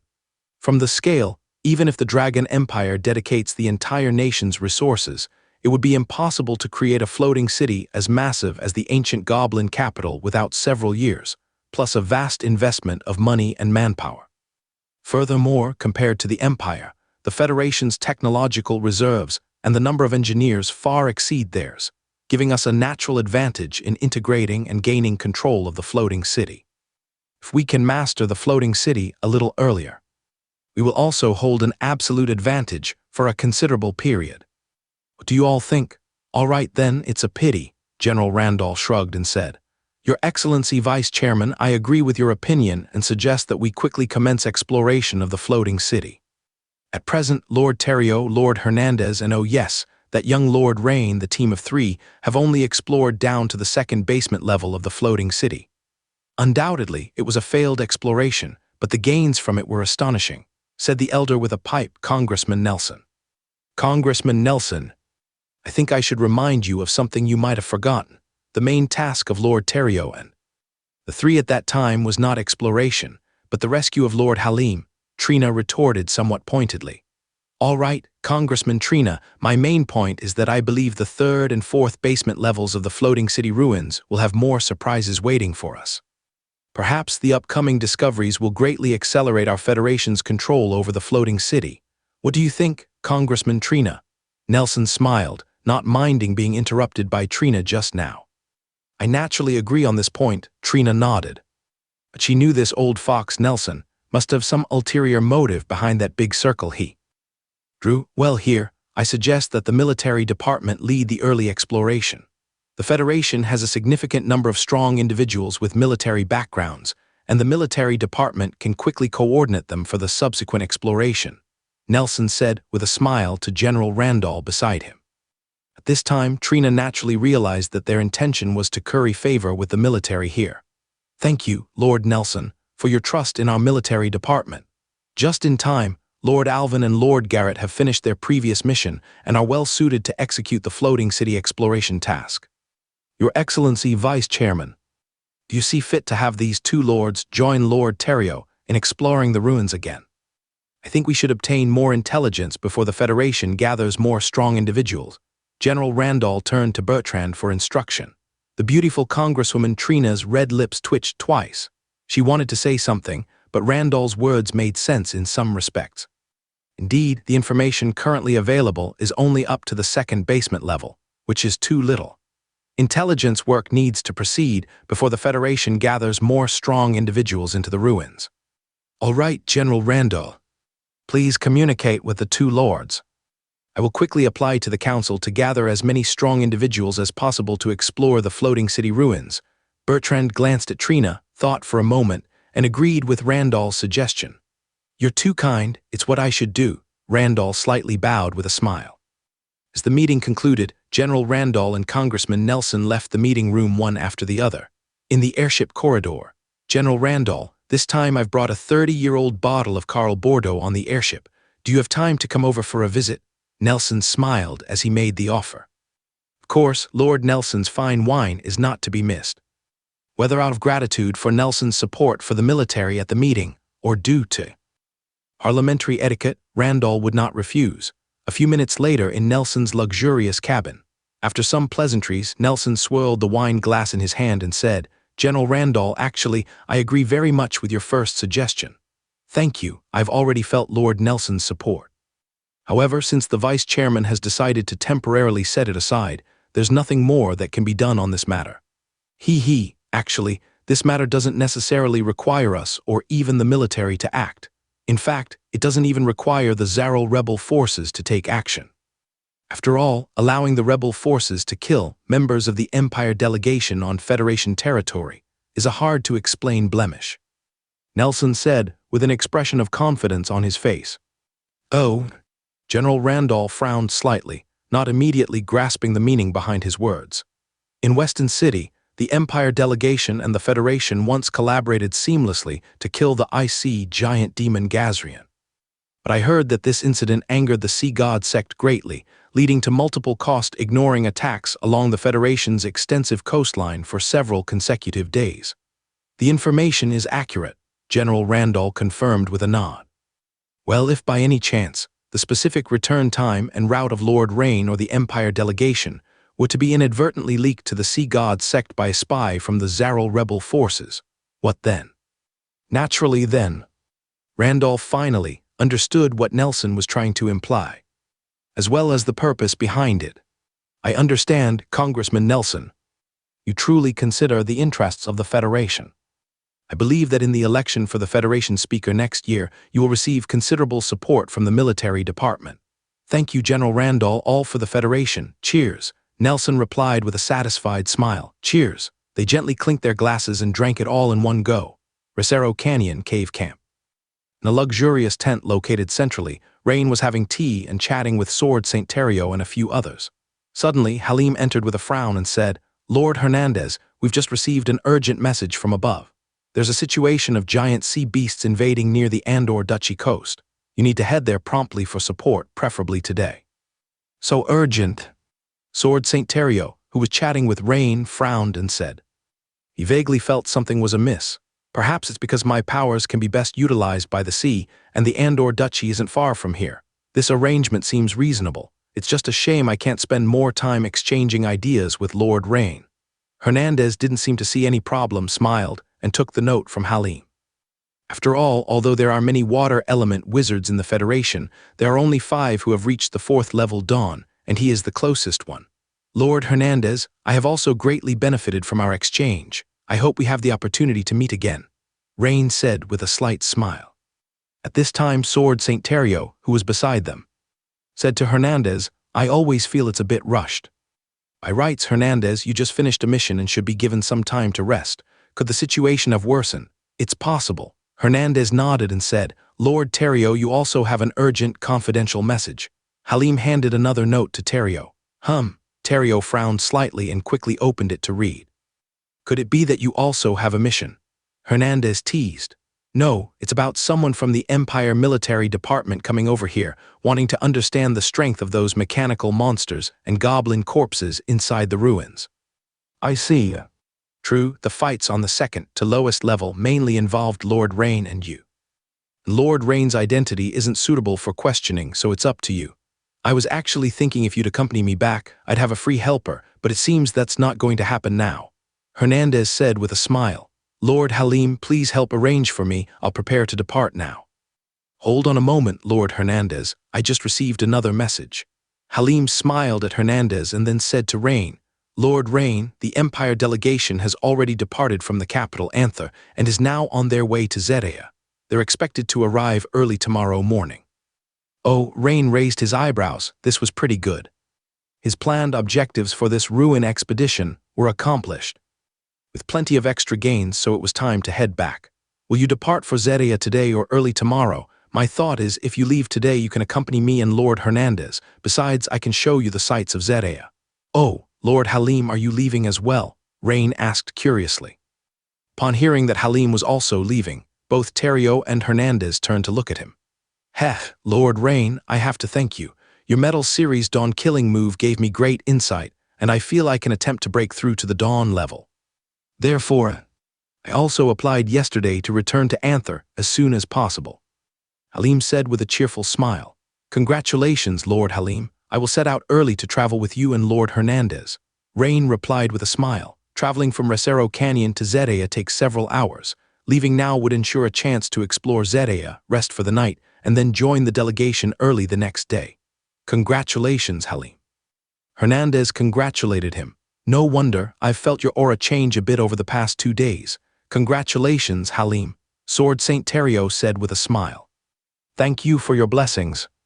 Halim was overjoyed to receive the congratulations from the 3 epic-level powerhouses. Zrain and the other 2 departed half a day later. A group of 5 arrived at the cave camp. Among the 5, 2 males were dressed in heavy, bright silver full knight armor with golden patterns, holding tower shields, appearing as heavy knights. Following them, a female carried a large bow, wore dark leather armor, looked pretty, and had a well-proportioned figure. The other female also wore leather armor but had a black hood covering half her face, revealing a pair of alert, beautiful eyes. Her figure was relatively petite, but her steps were agile. The 4 surrounded a middle-aged man in a red wizard robe at the center. The middle-aged man held a dark red short stick, his hair impeccably combed, his chin slightly raised, and his expression bore a hint of arrogance. Upon seeing Sword Saint Terrio, he showed a slight smile and said, Lord Terrio, long time no see. Lord Alvin, welcome. You've arrived even quicker than I expected. Terrio replied with a slight smile. Alvin was a fire element dawn wizard, formerly employed by the military department. He wasn't someone Terrio was familiar with, but Terrio had heard of Alvin's proud nature, having publicly stated that those not at epic-level strength are all garbage. As for why him, it should be because Halim mentioned in his report that high-rank fire witchcraft has a certain restraining effect on the black fog within the ruins. It's not just me. Lord Garrett will also arrive in an hour. It seems the military department doesn't just want to inquire about the situation this time. Terrio frowned and said, because if it was merely for inquiry, Alvin actually wouldn't be the appropriate choice. Summoning 2 epic-level powerhouses at once, in the current situation, this move by the military department must have subsequent purposes. Of course, Lord Terrio, this time we are here not only to understand the specific situation from you, but also hope you can join us in the preliminary exploration. Of course, this is not my personal request, but the decision of the Federation Congress. As Alvin spoke, he handed Terrio a note. Since it is the decision of the Congress, I will try my best to cooperate. Terrio quickly glanced at the note, nodded, and said, but he had a rather bad premonition in his heart. Preliminary exploration doesn't seem quite right. However, just as Terrio was about to inquire, Alvin took the initiative to ask, Lord Terrio, is it impossible to re-enter through the door you came out from? If I'm not mistaken, that door is gate number 3, directly leading to the 2nd basement level of the floating city, right? Yes, but that door is exceptionally sturdy, and we triggered the alarm when leaving. Going back in might lead to unknown enemies, Terrio said gravely. What a pity. It seems we have to work a bit from above to go down to the 3rd basement level. What, go to the 3rd basement level? Terrio's eyes widened, looking at Alvin in astonishment. Of course, otherwise, Lord Terrio, you wouldn't think Lord Garrett and I are idle. The 3rd basement level is just a small target. Alvin said, slightly displeased. Don't joke, Lord Alvin. You have no idea how dangerous it is below. No. Unless your intelligence is wrong, currently, the most troublesome mechanical monster you encountered is the prototype. Lord Garrett's lightning attacks can short-circuit mechanical monsters in a certain area, and as for monsters formed by that black fog, leave them to me. With our team set up, I think we can uncover more secrets of this floating city ruins. Don't you agree? Lord Terrio?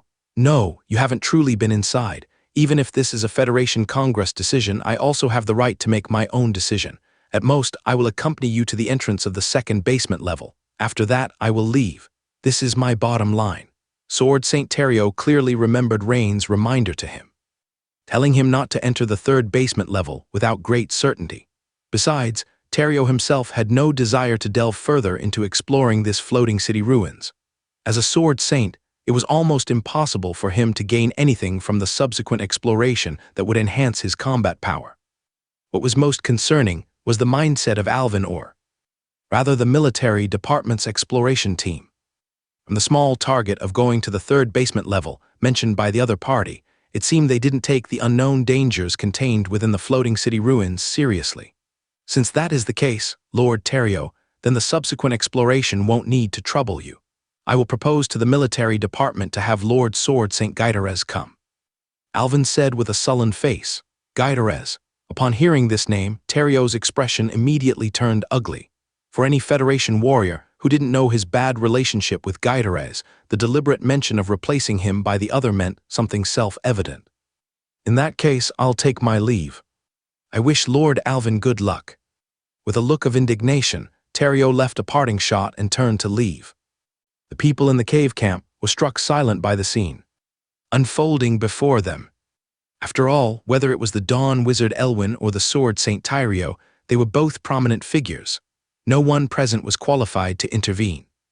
Watching Tyrio leave, Elwyn with a grim expression surveyed the crowd and asked in a deep voice, "Who among you has entered the ruins?" Without Tyrio's detailed briefing on the interior of the floating city ruins, Elwyn couldn't simply rush in blindly. He needed others to provide more detailed information. While he was arrogant, he wasn't foolish. Otherwise, he wouldn't have reached the level of a Dawn Wizard.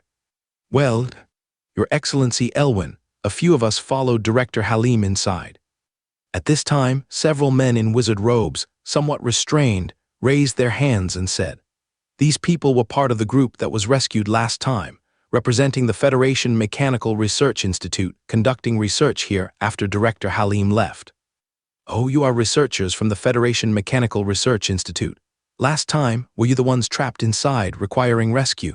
Hearing their implication, Elwyn's expression eased slightly. After all, they were familiar with the situation. He naturally knew Halim had already left the camp, or he would have sought him out long ago. "Yes, Your Excellency Elwyn." The group replied respectfully, though inwardly they were a bit sarcastic. Thinking this Lord Elwyn really doesn't know how to speak, trapped inside. Can't he say we returned successfully? "You guys follow me, I'm in charge of the camp now," Elwyn said to the surrounding Federation military personnel. Then, took these researchers into a tent to understand the situation in detail. "So, you're saying that the whispers inside can be avoided simply by going deaf?" "Yes. Your Excellency Elwyn, that's quite simple." Elwyn couldn't help but laugh. Being a latecomer has its advantages.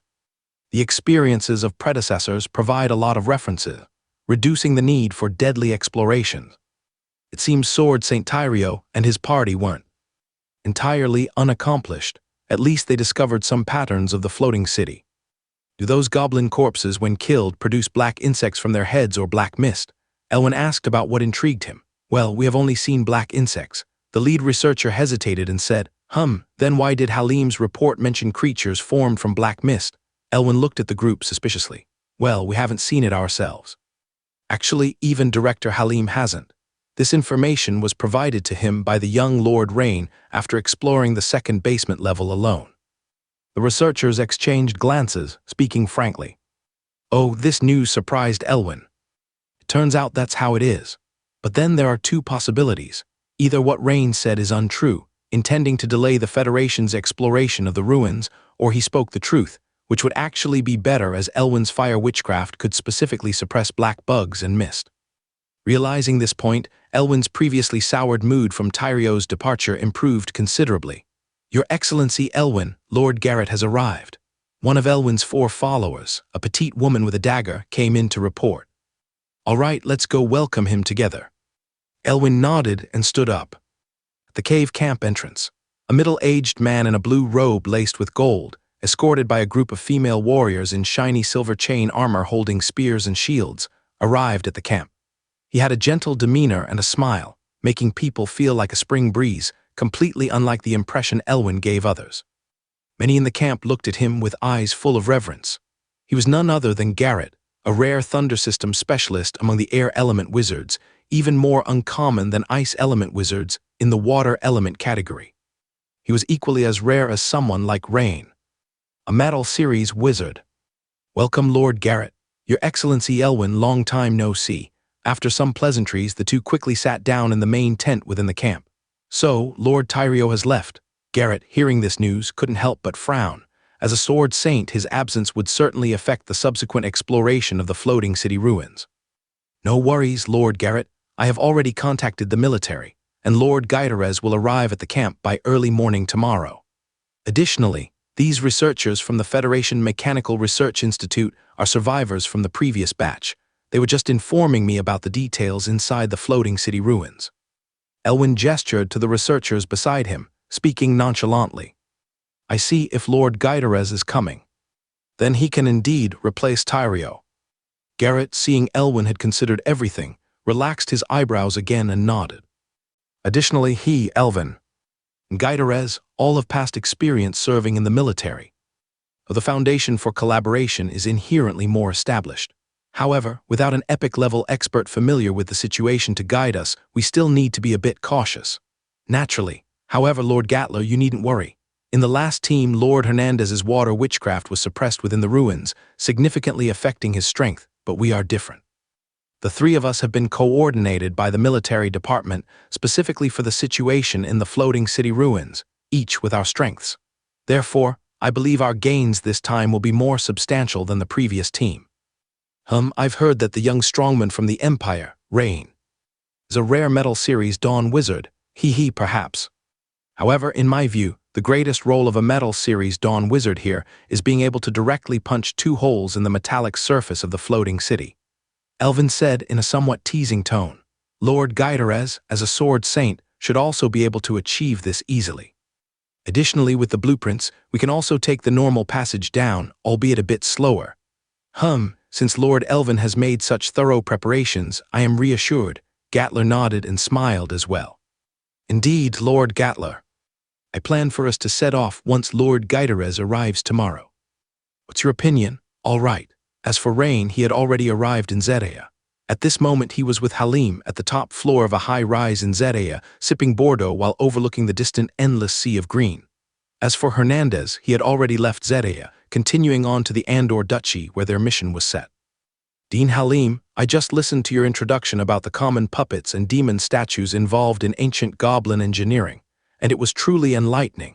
Rain smiled, raising his glass to Halim in thanks. Rain was not just speaking politely, because he had indeed improved. Before advancing to Goblin Engineer, Legendary, Condition 3 Master Knowledge related to Goblin Engineering now had a percentage next to it, showing a value of 28%. Though Halim wasn't proficient in combat, his research capabilities are indeed substantial. Lord Rain, you are too kind. With your talent, you need only spend a little time on this knowledge to understand it, Halim complimented with a smile. Actually, he wasn't just complimenting for the sake of it. Before discussing Goblin Engineering, Halim had assumed that Rain, being so young and already so powerful, must have dedicated all his time and energy to witchcraft and spiritual power. Unexpectedly, within just a few exchanged words, he realized Rain truly understands. Because when discussing the difficulties in actually making several puppets, Rain seamlessly continued the conversation, indicating he had genuinely done it with his own hands. This left Halim utterly astonished. He couldn't fathom how Rain could be so powerful in combat and yet also so proficient in puppetry technique research.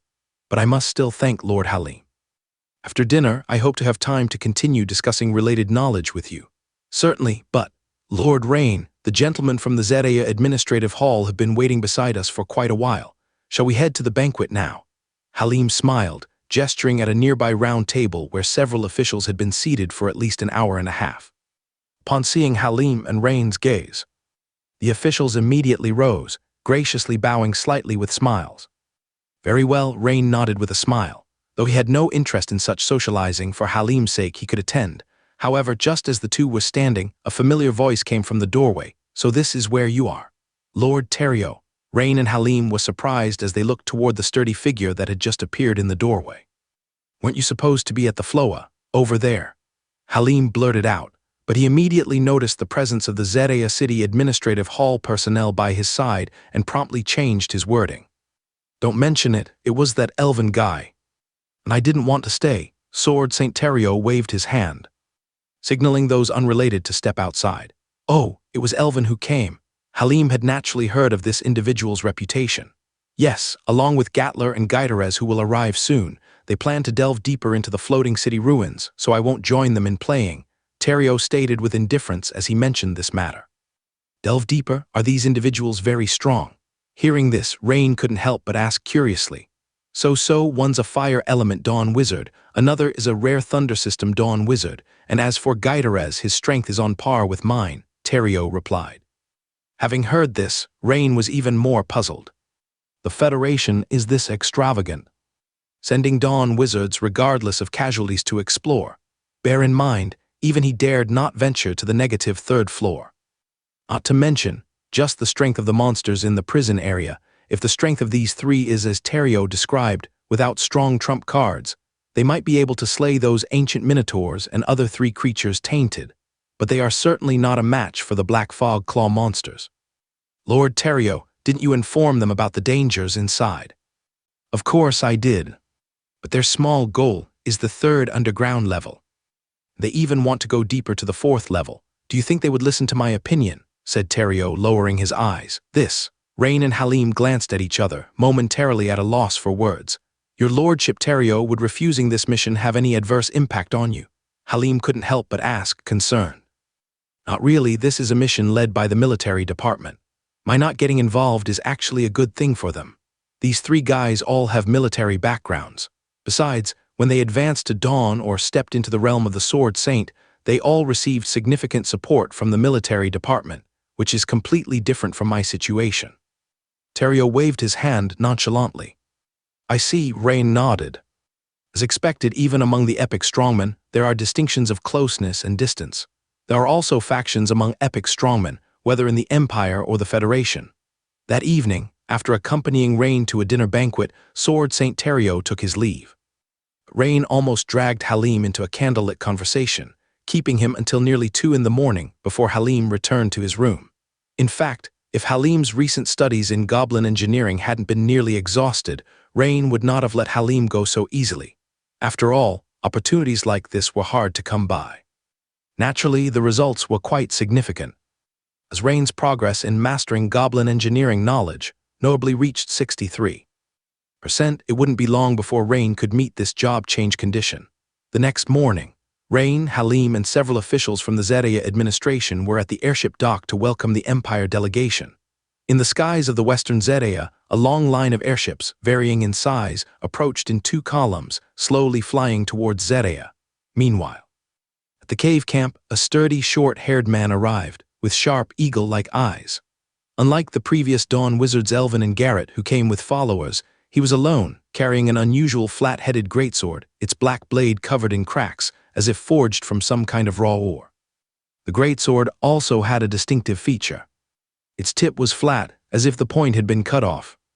Lord Guiderez, you're finally here. Garrett and I have been waiting for you for quite some time. Elvin, long time no see. Oh, and Lord Gatler is here too, Guiderez smiled. With his angular jawline and thin lips, he had a rugged appearance. Even his smile seemed somewhat forced. By the way, Lord Guiderez, you should rest. Elvin began, only to be interrupted by Guiderez. No need, gentlemen, I'm in great condition. I think we shouldn't waste any time. I got the basic situation of the task on the way here. Let's discuss the details as we proceed with the mission. Guiderez waved his hand. He was the most senior among the 3. Entitled to speak this way.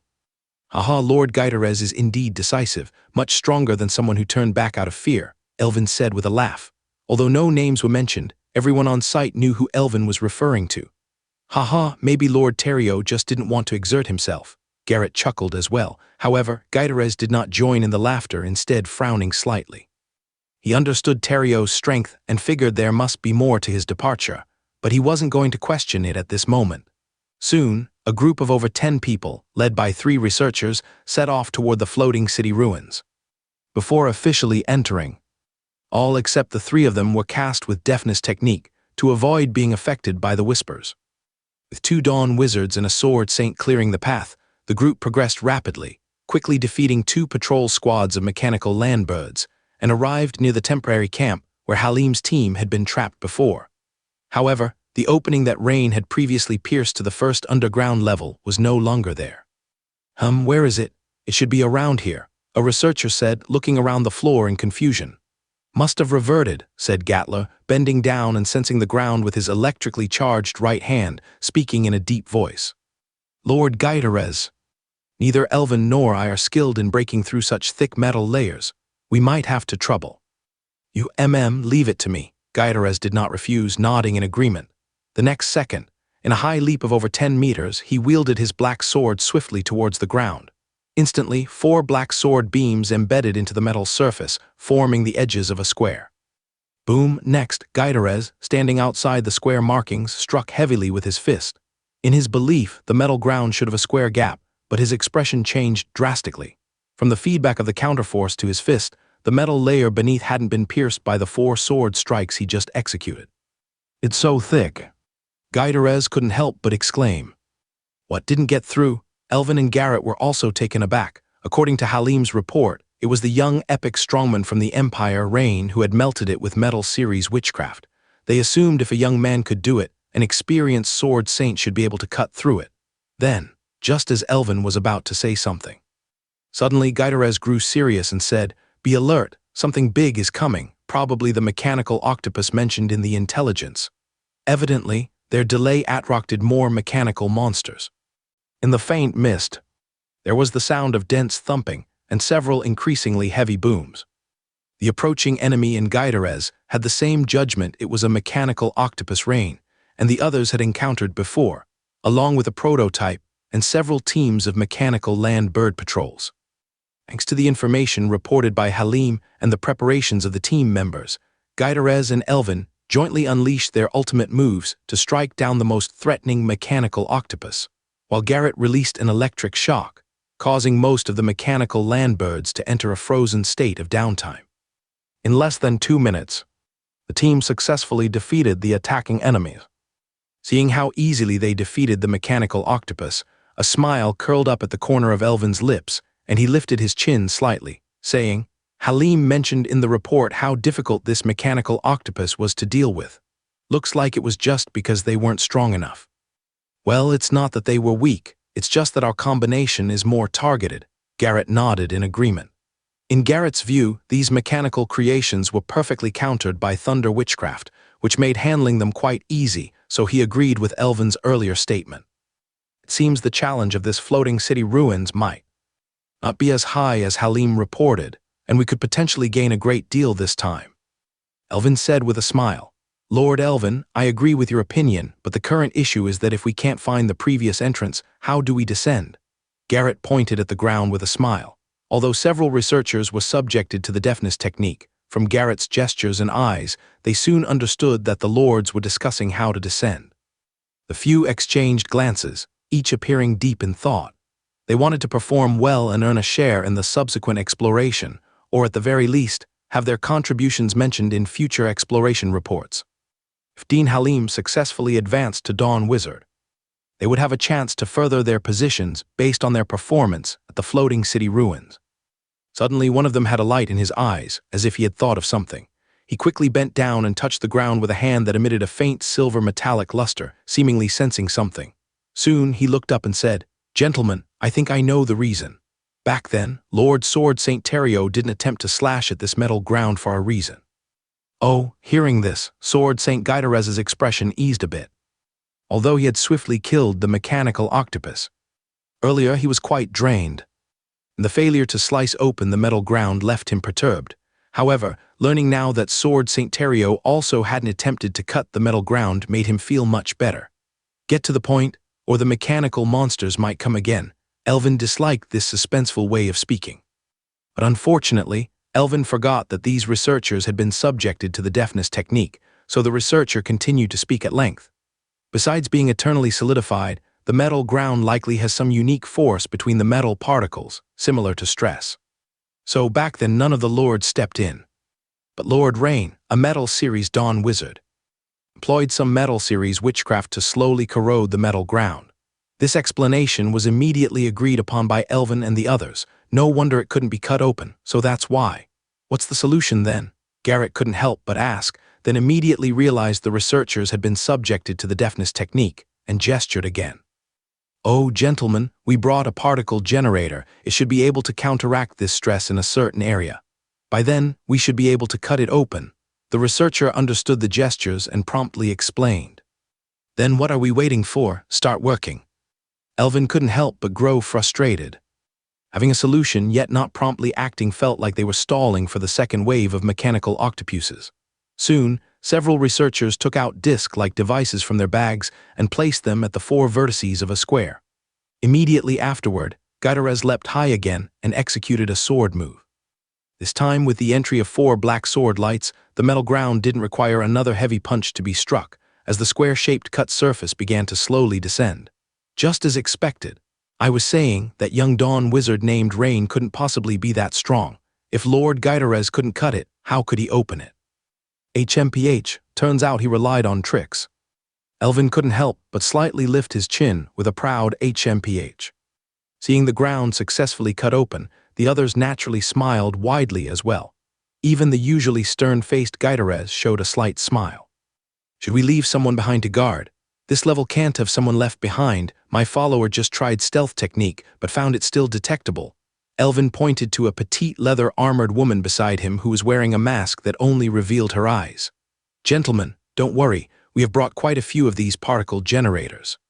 Several minutes later, as the team entered the first basement level, looking at the vast space with various gears and mechanical devices operating automatically, a glimmer of greed appeared in Elvin's eyes. How wonderful it would be if this floating city could be entirely under my control. Then I might become the strongest wizard in the entire Federation. However, Rain quickly suppressed his desire and said in a deep voice, according to Halim's report, this level mainly controls the movement and defense of the ground layer. To gain something, we must at least reach level -2. Yes, we should go directly to level -2, Garrett agreed. Soon, relying on the particle generator to isolate metal stress, Sword St. Gyderez once again successfully chopped through the metal floor, and the entire team entered the second sublevel. Halim's report says that there was a violent explosion in the workshop area on level -2. Except for the prison, there shouldn't be any mechanical monsters in other areas. But the Terrio team has already searched this level. Crown Gyderez, Crown Garrett, should we continue to the next level? Rain said. Although his expression was calm, his heart was already hoping for the rewards of the third level. It can be done. However, according to the report, that Empire Rain didn't finish exploring the prison. Should we check it out first? Gatler pondered for a moment and said he had some special requests when he joined the exploration. However, Gatler also saw in Halim's report that the prison area was marked as highly dangerous. To be cautious, it's better to test the waters in the prison area first. What is Crown Gyderez's opinion? Rain asked, frowning slightly. Let's check the prison first. It's safer to proceed step by step. Since both of you have this opinion, let's go have a look at the prison first. Rain, though slightly disappointed, thought there would be gains if they found some remains of ancient prisoners and didn't insist further. A few minutes later. Wait, there's movement, approaching us quickly from ahead and to the right. Gyderez suddenly stopped, pointed ahead and to the right, and said solemnly, could it be the mechanical land bird patrol? No, at least by the sound, it definitely isn't. Gyderez shook his head. Soon there was no need for further speculation. A completely unprecedented mechanical monster revealed itself. That's a mechanical velociraptor. Garrett was surprised. But Halim's report didn't mention anything about such creatures on this level. Elvin was also slightly startled as he looked at the emerging mechanical velociraptor. The researchers, who had never been to the second sublevel, wore bewildered expressions. On their left and ahead, 2 squads of swift dragons appeared, each numbering more than 10, standing over 3 meters high on average, controlled by goblin corpses. The leading swift dragon of each squad was evidently larger, about 4.5 meters tall. These swift dragons had hooked claws that were dozens of centimeters long, glinting with metallic luster, exceptionally sharp. Their relatively thick lower limbs were exposed, revealing hydraulic and gear mechanisms. If Halim were present, he would immediately deduce from the structure that their speed was extremely fast. The battle broke out immediately. Lacking data, the velocity and agility displayed by the mechanical velociraptors upon engagement surprised everyone present. The difference between them and the mechanical land birds was like a security patrol compared to an armed regular army. A few minutes later, although the team quickly cleared the 2 squads of swift dragons, resulted in their first casualties, with each of Alvin and Garrett losing a follower. Indeed troublesome. No wonder Empire's Reign left after some exploration. However, for our team this isn't much of a threat, Elvin said with a slightly arrogant expression, his chin slightly raised. If there are more, even we would need to be cautious. Wait, do you hear that buzzing? It's the sound of cutting and it's growing louder. Suddenly Gyderez at the front of the team stopped and said. At this moment, others in the team pointed in multiple directions. Look, mechanical velociraptors. They are over here too. Also behind us, exclaimed a female archer at the back of the team. In terms of numbers, there were more than 50, no, 100. These mechanical velociraptors, like real swift dragons, could organize large-scale hunts. "Don't panic, hold your ground," Elvin said in a deep voice. In his view, these swift dragons might threaten his followers, but for someone of his Dawn Wizard-level strength, they didn't pose a lethal threat, they were just troublesome. His 2 heavy knights, hearing the command, leapt forward and raised their tower shields, standing in front of Elvin. Suddenly, the buzzing grew louder. A rapidly rotating cutting disc, with a radius of over 3 meters, emerged from the ground. It instantly sliced through the 2 heavy knights holding tower shields, cutting them in half. Next, the disc flashed, and Alvin, who was casting a fire element dawn-killing move behind the 2 knights, was also cleaved in 2. The speed was lightning fast. What? Sword St. Guidarez and Garrett was stunned. Elvin was dead. Did such a 4th-level Dawn Wizard just die like that? Actually, there was a bit of coincidence involved here. Elvin was in the process of casting a fire element dawn-killing move, which required a longer casting time, and he never anticipated the attack would come from beneath the metal ground. In the end, he over-relied on the combat strength of the 2 heavy knights under his command. In reality, they didn't even manage to block the opponent for a moment, leaving him no time to evade. This led to the current situation, which was almost a near-instant kill. At this moment, the grinding, unpleasant sound of twisting giant metal plates began to emanate from below. Amidst the metal gap that was cut open, a humongous metallic dinosaur skull, glowing with a dazzling red light, pushed its way out from the dense metal layers below. The sheer size of this metallic head alone was comparable to a steam locomotive. Zerea. Meanwhile, the Empire delegation's last stop in the Federation, a half-day inspection in Zerea, successfully concluded. Led by Vice Speaker Bertrand, the Federation's reception staff were bidding farewell to Red Queen Minia, Rain, and Reginald at the Zerea airship docking point. "Thank you, Vice Chairman, for your meticulous arrangements and warm hospitality during this period," Minia said with a smile. "It's my honor, Prince Minia. I look forward to our next meeting," Bertrand replied with a slight bow. However, just as Bertrand uttered this last sentence and Minia began to turn and board the airship, an attendant, with a grave expression, suddenly approached Bertrand and whispered 2 sentences. Although Bertrand only nodded and said nothing, Rain could sense that the other person slightly swayed, and the smile on his face instantly became rigid. Obviously, something significant must have happened. Once Minia, Rain, and the other Empire delegation members fully boarded the airship, Bertrand's face immediately darkened as he tersely ordered the attendant behind him. "Immediately notify Congressman Nelson and General Randall to convene for a meeting. By the way, check if Halim has left. If he hasn't, notify him to participate as well." The beautiful female congressman, Trina, hearing Bertrand's words, couldn't help but furrow her brows and lightly inquire, "Vice Chairman, what happened?" Bertrand gestured for the nearby attendants and officials to leave, then sighed and said, "Congresswoman Trina, just now, during the exploration of the floating city ruins led by the military department, Crown Elvin died on the spot. Sword St. Guidarez returned to the camp severely injured and could not be saved, and at present, only Crown Garrett and a few others have survived." "What?" Trina exclaimed, covering her mouth in shock. "It's been a long time since the Federation suffered the loss of 2 epic-level powerhouses simultaneously." Half an hour later, a high-level secret meeting was held in the special conference room of the Zerea Administrative Hall. After the situation was reported, a pin-drop silence enveloped the scene. After a while, Trina was the first to speak. "I am deeply shocked and saddened to hear of the sacrifice of the 2 crowns. But what I want to know is, why was the military department's exploration operation conducted so quickly after our last meeting, taking action the very next day?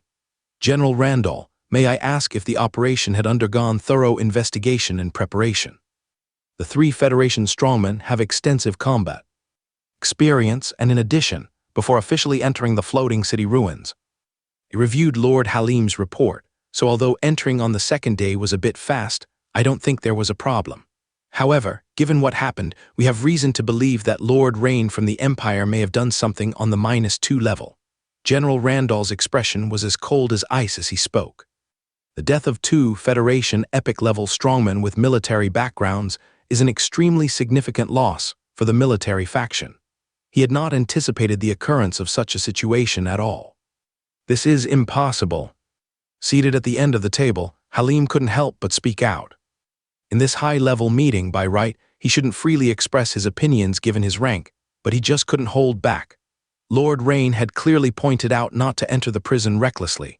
I also mentioned this in the report, and it was specifically emphasized. At this moment, Nelson knocked his pipe, interrupting Halim's speech, squinting his eyes as he said, "That's the cleverness of that Lord Rain. He intentionally reminded us of this point because he knew our Federation strongmen would inevitably explore voluntarily later, so he reverse-engineered a trap for us to walk into."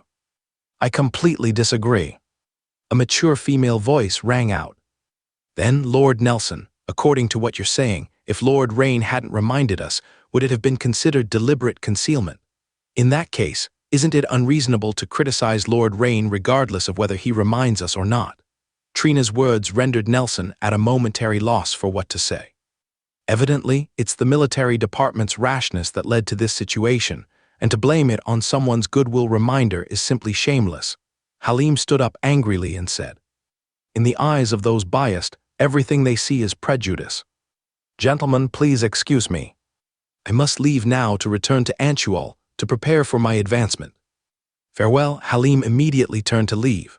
General Randall's face turned livid, intending to chastise Halim, but upon hearing Halim's final words preparation for advancement, he opened his mouth to speak but ultimately stayed silent. Among those present, apart from Bertrand who found out 2 days ago, the others showed astonishment at the departing director of the Federation Mechanical Research Institute. No force or faction wishes to offend an imminently advancing Dawn Wizard, especially when the person is a renowned leading scientific researcher in the Federation. It seems our Dean Halim has quite an approval for Lord Rain of the Empire. Councillor Nelson said with an awkward smile, as if trying to smooth things over for General Randall. "That's not the point. The question now is, how do we proceed with the exploration of the floating city ruins?" Trina said from the side. Due to the significant issues that arose from the preliminary exploration led by the military department, at this moment, neither General Randall nor Councillor Nelson took the initiative to respond to Trina's inquiries. "Councillor Trina, do you have any good suggestions?" Vice Speaker Bertrand said in a deep voice. "I suggest immediately having Lord Sword Saint Theriault return to the cavern camp. As a Federation powerhouse with previous experience in floating city explorations, it would be more appropriate for him to oversee the preliminary phase. Additionally, I suggest setting up a large-scale defensive which array around the floating city to prevent those mechanical monsters, resembling swift dragon forms, from charging out of the floating city." Councillor Nelson furrowed his brow, questioning, "Councillor Trina, do you know how vast the area that the floating city occupies is? This will consume a tremendous amount of the Federation's material resources and manpower." "Of course, but Councillor Nelson, have you considered how to deal with it if these mechanical monsters do rush out of the floating city?" Trina countered sharply. "Fine, even if Councillor Trina, you have a valid point, what about the exploration efforts? Is the preliminary exploration not going to be conducted?" Nelson continued. "Even if it is to be conducted, my opinion is that Lord Theriault should lead, limited to activities on the negative first layer of the floating city ruins, and be prepared for withdrawal at any time. Once we have gathered enough powerhouses, then we will consider deeper exploration. Especially Lord Halim.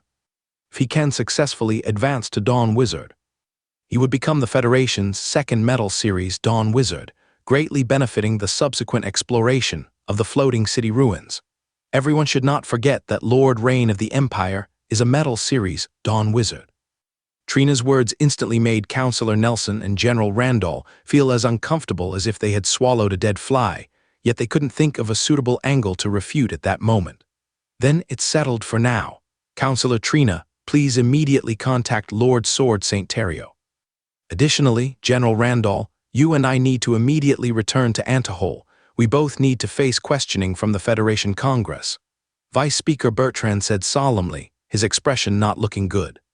Because of the failure of this action by the military department, he would also have to return and explain to the Federation Congress.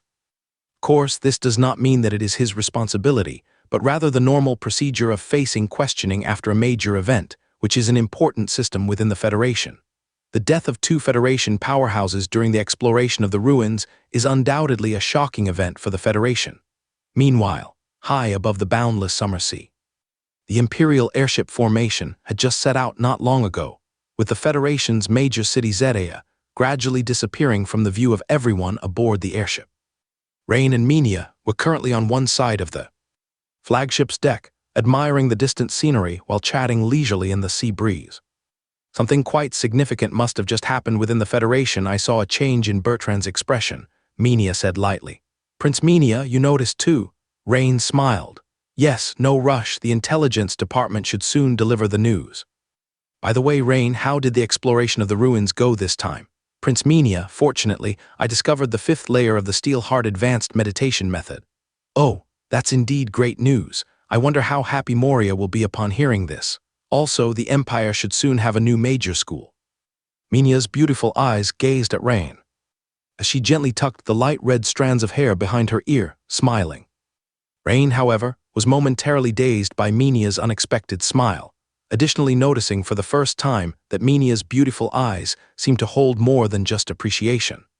He previously assumed that Minia, as a representative of the Imperial royal family, held admiration and expectation for future stars like him within the Empire.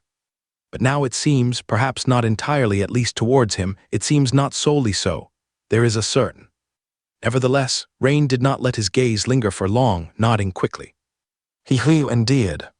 The sect leader Moria will be very pleased. As for establishing a major school, once we return, I believe the sect leader Moria will likely represent the Bixiu Mechanization School and apply to the Empire for elevation to a major school. By the way, Prince Minia, perhaps you aren't aware, but that particular ruin is actually an intact floating city from the ancient Goblin Empire. Rain suddenly recalled something and explained. Floating city. With a typically calm expression, Minia's majestic demeanor changed slightly as her beautiful eyes widened slightly. Yes, it's the capital of the ancient goblins, and at the same time, it is a truly awe-inspiring floating city within it. Immediately, Rain began to detail his experiences during this journey, henceforth omitting the secretive contents recorded in the Black Diary, such as the origin of the Steel-Heart Meditation Method from the ancient Goblin Empire. By the way, Prince Minia, I encountered a type of black mist within, capable of transforming into any entity. It was quite troublesome. Additionally, according to the relics recorded on the deceased ancient wizards during the exploration, they refer to this type of black mist as Fiend Demon.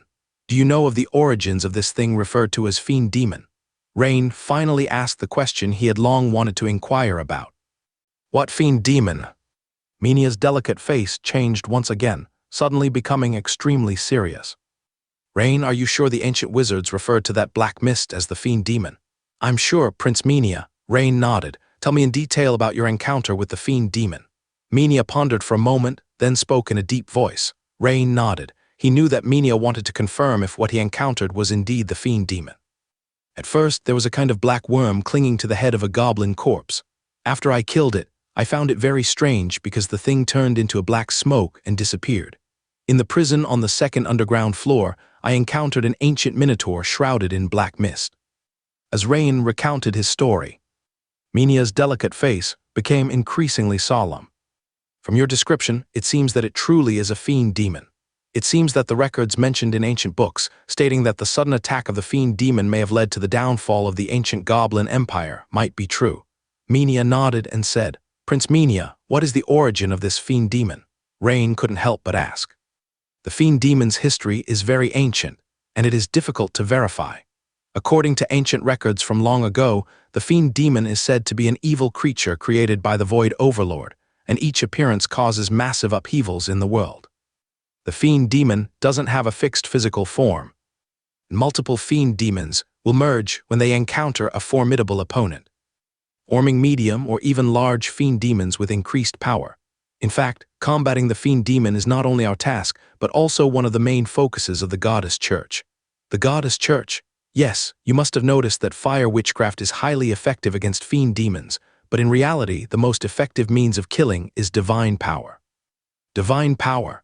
Yes, Rain, since you've already come into contact with the fiend demon, there's a secret you can know.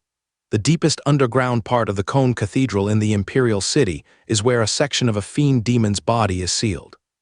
And it is precisely because of this that the task of guarding the fiend demon's remnants has tied up most of the epic-level powerhouses in the goddess. Church, I see. Rain nodded, looking enlightened. No wonder, during times of frequent activities by other cults, it was the imperial swordsmen and the royal family responsible for suppressing them, while the goddess church seemed to maintain little activity. It's because they were guarding against the fiend demon's resurgence. Judging from the news you conveyed, although the goblin capital was attacked at the time, it seems they also succeeded in sealing the fiend demon, or rather suppressing it, achieving a certain balance. Otherwise, it would have already breached the ruins and wreaked havoc across the Federation. But with the Federation's exploration, it might lead to the disruption of this balance. Minia suddenly thought of something, her beautiful eyes narrowing with a flash of sharpness. Adjutant, send a message to the Federation, instructing them to be extremely cautious about the fiend demon issue and preferably to first prepare defenses. Minia turned her head and gestured to the adjutant not far away. At your command, Your Highness. At this moment, if you followed the angle of the Imperial airship formations in the sky downward, you would see scattered fishing boats of various sizes dotting the azure sea below. Fishing boats are highly common along both the Imperial and Federation coastlines. However, on one of these fishing boats, several people were clearly busy with tasks unrelated to fishing. One person was holding a brass, pendulum-shaped monocular telescope, observing the Imperial delegation airship formations in midair, continuously muttering numbers. Elevation angle 65 degrees, 3. 2, 1, elevation angle 63 degrees. What this person was holding was actually a sextant, a navigational instrument used at sea to determine the angle between stars and the horizon and calculate latitude and longitude. He was now measuring related data of the Imperial airship formation. Received, the angle difference is 2 degrees, and we are 2 nautical miles from the Bachelors. Another person said while rapidly calculating something with a quill in a notebook. Preliminary estimation, their speed is 80 knots, heading is. A series of results were reported from this person's mouth. In fact, when the Zedaya airship formation took off, there were already people observing the Imperial airship formation from the shore. Moreover, there were far more than just this one vessel observing the airship formation, and not far ahead of this vessel was another ship disguised as a fishing boat, the one previously mentioned as Bachelors, a small pirate ship. They were selected from among small pirate groups and sea opportunists who have allied themselves with the Sea God sect. For them, the task this time was quite simple: to observe and prepare data on the Imperial delegation airship formations, return route and speed as best they could, and report quickly. Somewhere in the deep sea. Pope, a report has come from the front. The Imperial airship formation has set sail from Federation Zedaya at a speed of 80 knots. A black-robed man with a strange sea beast pattern on his chest respectfully reported. Very well, then we will now hold the prayer ritual. The timing should coincide with their exit from Federation waters. Sea God sect Pope Egil led a group of high-rank wizards and evil sorcerers into the prayer hall. A large group of black-robed monks were already busy there, and the floor was marked with complex witch-array lines ready to be activated at any moment. Great Nether Sea Goddess, the tsunami represents your dominion, the storm speaks of your majesty. Soon enough, Sea God sect Pope Egil began his prayer, his voice low, while the black-clad Sea God devotees behind him all fell prostrate onto the prayer witch-array, softly chanting. A few meters directly in front of Egil, at the center of the praying witch-array, there was a crystal coffin, inside which lay a rare mermaid with the upper body of a human female and the lower body of a fishtail. Her appearance was beautiful, eyes tightly shut, and her towering chest was adorned and covered by 2 shells. The bright silver fish scales on her lower half emitted a faint glow, compelling one to step forward with just a glance. This is what the Sea God sect managed to procure with great effort, a vessel capable of carrying the descent of the Nether Sea Goddess, a princess of the ancient race of mermaids from an ancient ruin long extinct. Several minutes later, the long eyelashes of the mermaid inside the crystal coffin began to tremble, and soon she opened her azure eyes and slowly rose, saying, "My servant Egil, have you called me because you found the traces of the human named Rain?" "Yes, great Nether Sea Goddess." Egil immediately bowed and began to recount swiftly. "Very good, how is Jorgenman recovering?"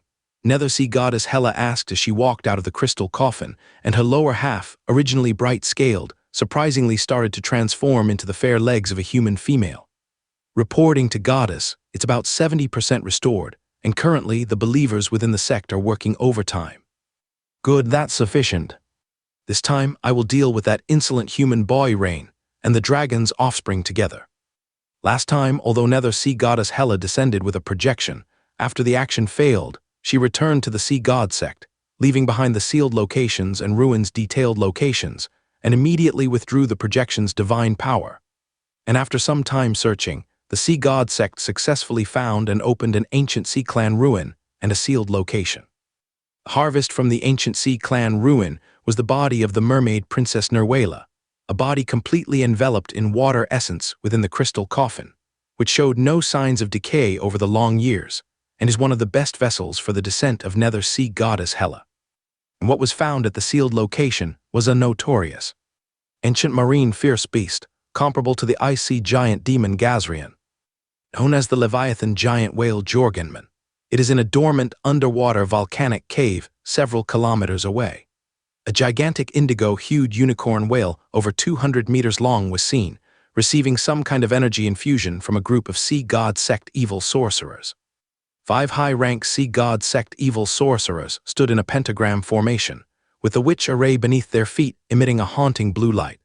Using water essence, a blue jelly-like thing continuously changing shape, they shot dazzling blue beams towards the unicorn whale. There were more than a dozen similar witch arrays surrounding the unicorn whale's body.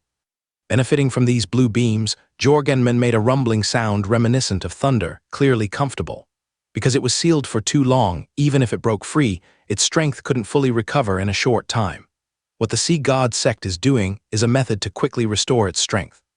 But it requires a substantial amount of water essence and the involvement of many intermediate evil sorcerers within the sect. The reason for prioritizing the revival of the Leviathan giant whale Jorgenman is naturally justified.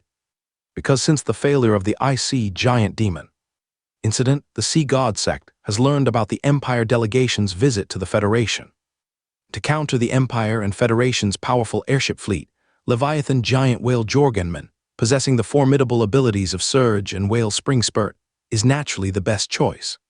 As the Sea God sect planned to lure the Empire delegation into action by attacking the Federation's coasts, the Zaral Rebellion coincidentally leaked crucial information. The Empire delegation will return to the Dragon Empire today from the Zedea waters. Thus, the plan shifted to ambushing the Empire's airship fleet upon its return. Several hours later, in mid-air aboard the flagship of the Empire airship fleet, inside a luxurious cabin. Having just completed the transition to Elf Tannery, Rain was checking the system notifications. Ding, promotion successful, promotion to Elf Tannery successful, strength +2, agility +4.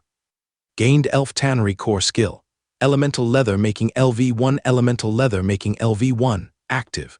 When crafting leather armor, you can harness mysterious side energy particles to enhance, slightly increasing the success rate of related leather armor creation. Rain could have completed the transition to Elf Tannery before the Empire delegation arrived at Weston, but because Trina needed him for something, it was delayed. Elemental leather making, Rain thought happily to himself. Suddenly, before he could finish checking, a piercing airship alarm interrupted him.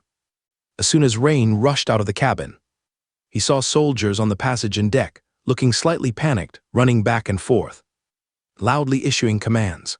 It must be noted that this was the flagship of the Empire airship fleet. Rarely did anything happen that could cause the elite Empire soldiers to appear so flustered and terrified. And following the direction of many soldiers' gestures towards the lower side of the airship, Rain couldn't help but widen his eyes instantly. Just below in the sea area appeared a huge circular whirlpool with a diameter of about 2 or 3 kilometers, seemingly spinning faster and faster. Seagulls and albatrosses, originally skimming over the sea surface, were all drawn into the whirlpool by its tremendous suction. For a moment, it was as if a hole had opened in the sea floor. Even the Empire airship fleet cruising at an altitude of 2,000 meters was affected by the rapidly descending air currents, causing the massive airbag to shift, tilting the pod underneath where Rain was. At this moment, Minia and Reginald also quickly stepped out to the deck one after another. Rain, Reginald and I will go down to check you temporarily. Red Queen Minia, seeing the whirlpool below, immediately made arrangements just as she was speaking. Suddenly, the whirlpool below underwent a drastic change. It seemed the seawater absorbed by the whirlpool had reached a certain limit, and the next second, the massive seawater from that part of the whirlpool unexpectedly surged upwards into the sky, forming a towering crystalline column hundreds of meters high. It was as if a stone had been thrown into the water. The surface was first thrust down by the stone, forming a depression, and in the next moment, rebounded upwards. But what instantly attracted the attention of Rain and the other three epic-level powerhouses was not the towering water column, but the immense shadow rising within it. It was a fish, an enormous whale. Furthermore, it was a whale with a unicorn. The whirlpool just now was the special ability surge of the Leviathan giant whale Jorgenman, forming a whirlpool on the sea surface, and when enough seawater was absorbed, it would counter-force into the sky, creating a massive water column. This is an ancient Leviathan giant whale. Wasn't it supposed to be extinct? Seeing the whale-like shape and the extremely unique unicorn design, Reginald couldn't help but recall something and exclaimed, "Not good." Quickly, all airships discard heavy objects, elevate the flight path, advance with full speed. Reginald's expression suddenly changed, and he shouted to the adjutant beside him. The ascending height of the airship is limited because the higher it goes, the thinner the air. Thus, the buoyancy provided by the airbag is reduced, and the airships used by the Empire delegation this time mostly have a maximum height of around 2,600 meters. Yes, but before the adjutant could run a few steps, suddenly, a majestic roar echoed from the sea below, followed by a gigantic water column with a diameter of several tens of meters, spewing from the Leviathan giant whale's blood-red mouth like a cannonball. The unique cavity structure of the water column caused it to resemble a gigantic, high-pressure water gun, or like a giant anti-aircraft cannon, immediately blasting the Empire airship behind the flagship into smithereens. Whale spring spurt. It is indeed the Leviathan giant whale. Minia's fair face turned solemn. Seeing such a distinctive ability, there was now no doubt about the other's origins. "Let's go, Reginald Crown. We will divert its attention." The airship fleet should immediately ascend in height and speed towards the Empire. Good. Who would have thought we just left the Federation territory, only to help them annihilate a resurrecting ancient giant beast? Reginald shook his head, lamenting. Although he was encountering a Leviathan giant whale for the first time, with Minia and himself, Reginald was still confident they could kill it. At worst, they could repel it with no issue. Rain opened his mouth, about to say how come he's left behind again when, with two resounding dragon roars, one red and one yellow giant dragon, sprang up from the sky below the airship flagship, as Minia and Reginald swiftly leaped onto their respective dragon backs. All right, Rain watched this scene, helplessly shaking his head. At this moment, the situation in the sea changed again. Suddenly, from the sea area below the Leviathan giant whale emerged some dense little black dots, which then rushed out of the water, attacking the Imperial Dragon Knight and airship fleet in the sky. Squinting his eyes slightly, Rain quickly saw that these were monks riding flying fish or flying manta rays with transparent wings. Sea God sect. It seems the so-called Leviathan giant whale's resurgence is not accidental. However, these flying fish knights and manta knights couldn't cause much trouble for Minia and Reginald, two veteran Imperial Dragon Knights. Instead, they were continuously hit by blisteringly hot fiery breaths and sandstorm whirling sand breath, making them fall from mid-air like black raindrops. But due to their delay, the Leviathan giant whale had the opportunity to release the whale spring spurt repeatedly. Destroying several Empire airships, the situation seemed to be at a stalemate. The Leviathan giant whale was bombarding the Empire airships while own dragon riders were annihilating the opponent's flying knights, yet Rain felt that the attack wouldn't be that simple. At this moment, suddenly, the red dragon Tassa, swiftly flying through the sky and slaying the flying knights of the Sea God sect, suddenly entangled by a mass of abrupt black water, greatly reducing its flying speed. An old man holding a black crystal wand quickly surfaced from beneath the sea, surrounded by several powerful Sea God sect evil sorcerers. The newcomer was none other than the Sea God sect Pope Egil. "Your Highness, Red Queen Minia, although this is our first meeting, I have long admired your reputation. Unfortunately, this may be our last encounter." The old man glanced slyly at Minia, smiled slightly, and said, "Huh? Where is that young man named Rain?" Egil looked up at the sky at Reginald, seemingly immediately realizing it was not Rain, and inquired. Then he understood something, glancing at the flagship of the Imperial airship in the sky. Not good. Somehow, from the expression of seemingly successful plotting, Rain instantly felt that something bad was about to happen. He leaped out of the airship without hesitation, transforming in the next instant into his fifth form, a giant dark silver dragon with a metallic luster, diving downward. Meanwhile, the battle below also changed once more. Seeing the sea god sect Pope appear, Reginald manipulated his giant dragon partner Ted, intending to aid Minia. But in an instant, a black beam as thick as a fist shot out from beneath the sea, nearly at the speed of light. Piercing through the protective fire ring of the red dragon Tassa, then through Tassa's abdomen, and finally through Red Dragon's back, almost grazing less than a meter in front of Minia before soaring skyward. "Your Highness Minia," Reginald exclaimed. His giant dragon partner Ted rushed faster towards Minia's position. But the high-ranking wizards and evil sorcerers of the Sea God sect, led by Pope Edgel, continuously cast powerful witchcraft and evil magic, forcing the giant dragon Ted and Reginald back. "What?" The Empire's elite on the Imperial airship witnessed this scene and exclaimed. It was the first time they had seen the Red Queen Minia suffer such a loss. "Ang!" The red dragon Tassa let out a mournful cry. If it hadn't endured the pain and slightly shifted earlier, that terrifying black beam would likely have fatally injured Minia while piercing through it. "Tisk tisk, truly embarrassing, impolite offspring of dragon, this is a response to your last sneak attack on my avatar." At this moment, a charming and alluring figure slowly emerged from the water, none other than the nether sea goddess Hela. A divine being actually ambushing, naturally surprising everyone. But judging from her tone, it seemed that Red Queen Minia had also previously ambushed her. At this moment, Reginald, controlling the giant dragon partner Ted, endured several attacks from the Sea God sect's high-ranking evil sorcerers, approaching Minia and Tassa. But the next second, Nether Sea Goddess Hela lightly raised her white palm, and dozens of black water vortices surged towards Reginald like an overwhelming tide, forcing Reginald to change direction to dodge once more. Meanwhile, the Leviathan giant whale Jorgenman leaped towards the wounded red dragon Tassa, opening its blood-red mouth, intending to swallow it whole. In an instant, Red Queen Minia faced deadly encirclement from the Nether Sea Goddess Hela, the Leviathan giant whale Jorgenman, and the Sea God sect Pope. However, even in such a desperate situation, Minia still made the best decision, directly unleashing an extremely condensed flame spiral beam at the head of the oncoming Leviathan whale. It was the dawn-killing move blazing light wave cone, PFFT. The spiral flame beam with super-strong penetration power flashed through Leviathan giant whale's gaping maw, undoubtedly hitting its mark, but it merely appeared momentarily puzzled before continuing its charge towards Minia. But the moment Minia needed had already been seized. In an instant, her delicate face solemn. A lithe figure suddenly underwent a dramatic transformation, and in the blink of an eye, a giant fiery red dragon longer than the red dragon Tassa appeared before everyone. Oh, indeed, an offspring of dragon, but being forced into dragon vein transformation so soon, it seems you have no further means of resistance. Unlike the shocked onlookers, the Nether Sea Goddess Hela showed no surprise at this scene. Instead, she laughed with a relaxed tone.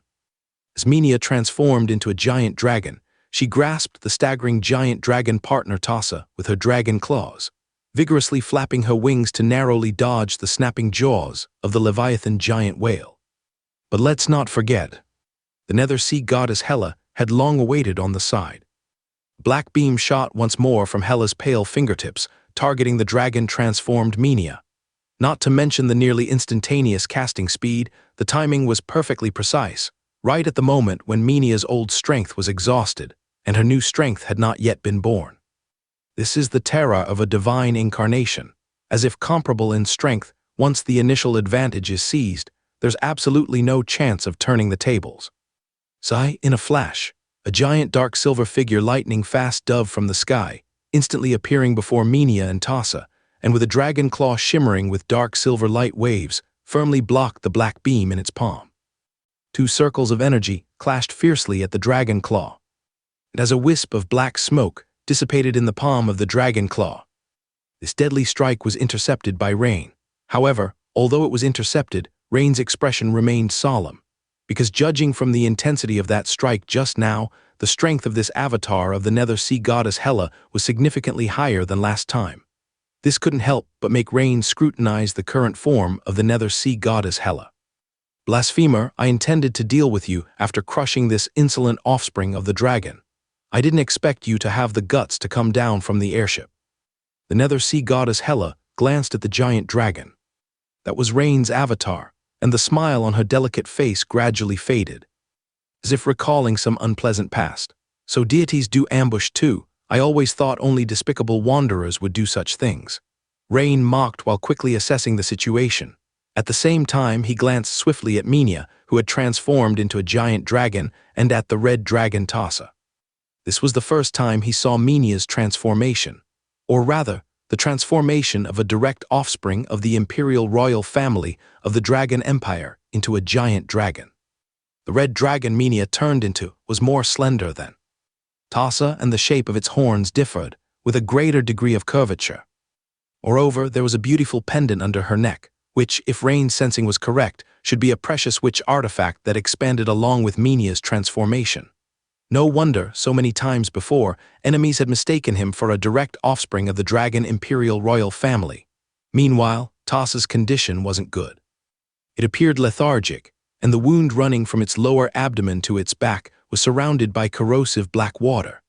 Apparently, in that surprise attack by the Nether Sea goddess Hela, the red dragon Tasa had lost more than half of its combat strength in a single blow. Prince Minya, quickly take Tasa back to the Federation, leave this to me, Rain said in a low voice.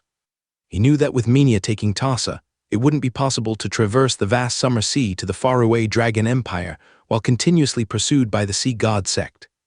The airship convoy had flown for about 4 hours just now, which meant they were currently about 600 or 700 kilometers from Zedea, not far at all. Only by quickly returning to the Federation could they possibly escape pursuit and gain a moment of respite. But this time, the Nether Sea goddess Hela surprisingly wasn't angered by Rain's words.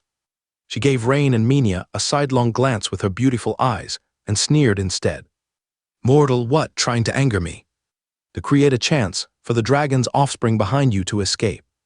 Rain thought to himself, this is bad. It seems that the Nether Sea goddess Hela has learned from past mistakes and is much harder to deal with than before. Anger you? You flatter yourself. I'm merely trying to avoid accidentally injuring allies. With you and your underlings of worthless fish and shrimp, it's not enough to make me run away, Rain said calmly. Nevertheless, seeing that verbal taunts failed to provoke the Nether Sea goddess Hela, Rain immediately decided to try something stronger. By the way, Nether Sea goddess Hela, as a deity, do you dare to duel me? Rain slightly raised his chin, glanced at Hela sideways and said, What? Upon hearing this, Hela's smile instantly froze. All around, especially the people from the Sea God sect, including the Sea God sect Pope Edgil, looked at Rain with wide-eyed shock, as if saying, Kid, don't you know you're facing a god, a god? Even the Leviathan giant whale Jorgenman blinked its car-sized eyes, looking at Rain, mortal. You're courting death. Hela's previous calm demeanor had completely vanished, and she was trembling with rage, the corners of her eyes twitching uncontrollably. Yet seeing this scene, Rain was secretly delighted. Good, it seems that the threshold for provoking anger has merely been raised. Now it's easier to handle. As he swooped down from the sky just now, he noticed an island about 10 kilometers to the northeast, covered with lush greenery. It is obviously unwise to fight with a goddess possessing oceanic powers in the sea. Arrogant mortal ant, your insolence and ignorance will only bring you endless pain. I will extract your soul and craft it into an artifact spirit, torturing it day and night. Nether Sea goddess Hela gritted her teeth. Rain sharply noticed that the vast sea beneath Hela began to turn dense black, as though she were pouring ink into a pond, continuously polluting the surroundings. The peculiar sea beasts accompanying Leviathan giant whale Jorgenman, unable to dodge the black water, screamed in agony upon contact, with the fastest bizarre crabs cutting off limbs to survive, while the slower ones turned into puddles of slime instantly. Witnessing this, not only did the Sea God sect's flying knights and high-ranking devotees evade, but even Leviathan giant whale Jorgenman slowly moved its massive body, clearly unwilling to touch the black water. The terrifying corrosive power of this black water is evident. If this black water continues to spread, the affected sea area would become a dead zone with no life surviving, aptly named Nether Sea. Prince Minya seized this opportunity to quickly leave with Tasa, The indiscriminate domain attack from Nether Sea Goddess has left gaps in the encirclement. Rain transmitted the message through spirit shock. Rain, you specialize in metal series, which puts you at a disadvantage against Nether Sea Goddess. Let me handle her while you hold off Leviathan Giant Whale, allowing Tassa to escape safely. All right then. With no time to elaborate, Rain immediately agreed. As Nether Sea Goddess Hela began her attack, she raised her hands, causing the surrounding black water to surge hundreds of meters high like a dark curtain, sweeping towards Minia and Rain. Come on, let me see how much power you, arrogant ant, possess. Including the disrespectful dragon's offspring behind you, both shall rest in the sea. Facing Hela's strike, Minia flapped her wings ahead of Rain, lightly touching the blue sapphire pendant beneath her neck. Murmuring something under her breath, the next second, the energy within the sapphire seemed to be drawn out, and to Rain's surprise, the released energy was not flame but an extreme cold energy, encircling Minia's red dragon body like a blue ribbon. Just the energy lightly escaping instantly froze the surging surrounding sea water. Moreover, after guiding out the ice energy, Minia did not directly direct it at Nether Sea Goddess Hela, but raised another dragon claw to unleash the already surging concentrated flame energy. Before her, an amalgam of extreme ice and concentrated flame energies formed. Two comets emitting dazzling blue and red lights intertwined like entwined serpents, spiraling and shooting towards Nether Sea Goddess Hela like meteors. Frostfire flame, Minia said in a deep voice. Oh, the ice power of ancient frost giant Ymir. Quite a trick. It seems dragon has left you offspring with some good things. Faced with Minia's strike, even Nether Sea Goddess Hela's face turned serious. For the explosive energy contained within is very unstable, with any contact triggering a massive explosion. Furthermore, neither ice nor fire is restrained by the Nether Sea. In fact, to some extent, there is a certain suppression. Meanwhile, Rain marveled at Minia's trump card, while suddenly diving towards Leviathan Giant Whale Jorgenman below, aiming to seize the initiative, while Jorgenman's attention was focused on the battle between Hela and Minia. Weakness control. Unusually, Rain activated King of Thousand Blades core skills even while in giant dragon form. Typically, if too many core skills are simultaneously activated during a fight, it leads to significant energy consumption. Although Rain only has 6 remaining attribute points now, it's not the time to hoard resources.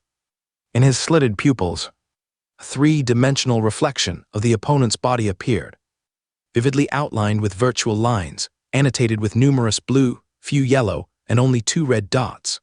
Facing the 40-meter-long dark silver dragon, Leviathan Giant Whale Jorgenman was naturally fearless, roaring as it charged towards Rain. However, what Jorgenman failed to notice was the sudden appearance of a buzzing dark silver metal disc diagonally behind Rain's right dragon claw. As they rapidly came close, go! Before Leviathan Giant Whale Jorgenman could react, a dark silver light instantly flashed from Rain's raised dragon claw. Jorgenman immediately felt sharp pain in its right flipper, looking down to find its tens of meters long flipper completely severed by a single strike. This was precisely the strategy Rain devised using the results from weakness control, targeting the whale's 2 red weakness points located at the junction of its left and right flippers and body. 6th form. In the instant before hand-to-hand combat, Rain's body suddenly swelled again, transforming into his old dragon form. Roar. Jorgenman, both painful and furious, had just roared halfway when Rain, in his old dragon form, spun around, narrowly brushing past the Leviathan Giant Whale and flashed by. His cold, gleaming dragon claws slashed a half-meter-deep long claw mark on the opponent's incredibly tough skin. SSS. Although Rain's body length approached 60 meters, there was still a significant size difference compared to the 200-meter-long Leviathan Giant Whale Jorgenman, but Rain did not compete in strength with him. More importantly, the opponent's main fin had been trimmed, greatly reducing its agility. So at this moment, Rain with dragon claws was like a small weasel hunting a rabbit many times its size. The agile and robust dark silver dragon leapt and bit around the Leviathan Giant Whale, quickly leaving Jorgenman covered in wounds. Meanwhile, Minia's Frostfire Flame and Nether Sea Goddess Hela's black water wall collided, immediately forming a splendid spectacle. Red, blue, and black intertwined instantly, followed by a massive energy ripple splashing vertically from the collision point, forming circles of ripples. For a moment, The two energies, being overly concentrated, did not explode but instead repelled each other. In mid-air, a red-blue entwined beam clashed fiercely with a black water curtain. The injured red dragon Tassa, seeing the opportunity mature, flapped his wings and quickly flew towards a gap in the encirclement. From afar, Reginald's eyes sparkled, and his giant dragon companion Ted, without needing his control, rushed towards the red dragon Tassa, wanting to block the pursuing flying fish knight and manta knight behind. "Oh, want to escape, can you?" Nether Sea Goddess Hela, engaged in battle with Minia, smiled slightly and waved her hand towards the direction of red dragon Tassa. Dozens of black water vortexes appeared out of thin air, and then, like tracking missiles, they chased after Tassa from different paths. "This is bad." Red Queen Minia didn't expect that after giving her all. Nether Sea Goddess Hela could still easily wield ancient witchcraft to attack Tassa. Though Minia wished to stop it, she was unable to free herself. In the next instant, 7 or 8 black water vortexes struck Tassa, who was already gravely injured. With Tassa's agonizing scream, the red body that originally shone brightly was now surrounded by black water, causing large patches of flesh to decay, blacken, and fall off. "Looks like I'll have another dragon under my command." Seeing this scene, Nether Sea Goddess Hela blocked Minia's attempt to rescue and teased Minia. At this moment, the Sea God Sex Flying Fish Knight and Manta Knight, along with the pursuing high-rank evil sorcerer accompanying Reginald, all smiled and charged towards the severely wounded red dragon Tassa. "Minia, remember to meld my scales into your staff, so that the flames will forever burn your enemies." As Tassa spoke, a piece of red reverse scale plummeted towards Minia like a meteor. "No, Tassa." Minia's face turned pale, losing composure as she exclaimed in shock. The next second, suddenly a second sun appeared over the sea, and its brilliance in an instant was 100-fold more dazzling than the real sun in the sky. Those surrounding the red dragon Tassa, intending to benefit, the high-rank sea god sect evil sorcerer Flying Fish Knight and Manta Knight raised their hands to shield their eyes, many of them turning visibly pale and trying desperately to retreat. But it was too late. The shockwave from red dragon Tassa's self-destruction not only created a huge depression in the sea, but also pulverized all those densely packed enemies in mid-air into powder. Boom! At this moment, the strong sound wave began to spread, and Rain, who was fiercely pounding Leviathan giant whale Jorgenman, couldn't help but look up. Tassa self-destructed. With just a glance, the familiar aura in Minia's cry immediately made Rain understand what had happened.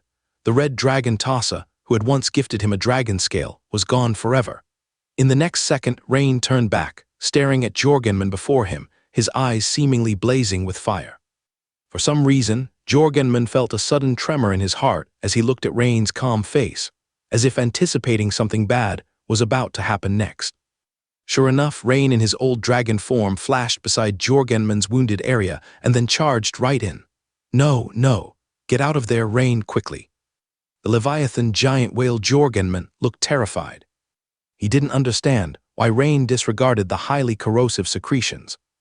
Was he really intending to perish together? Moreover, why is his extremely tough body being easily pierced by the opponent? Questions kept popping up in its mind. Jorgenman only felt as if a rotating saw blade was rampaging inside him, violently cutting through. Faced with such a situation, no matter how strong its life force is, it couldn't withstand it.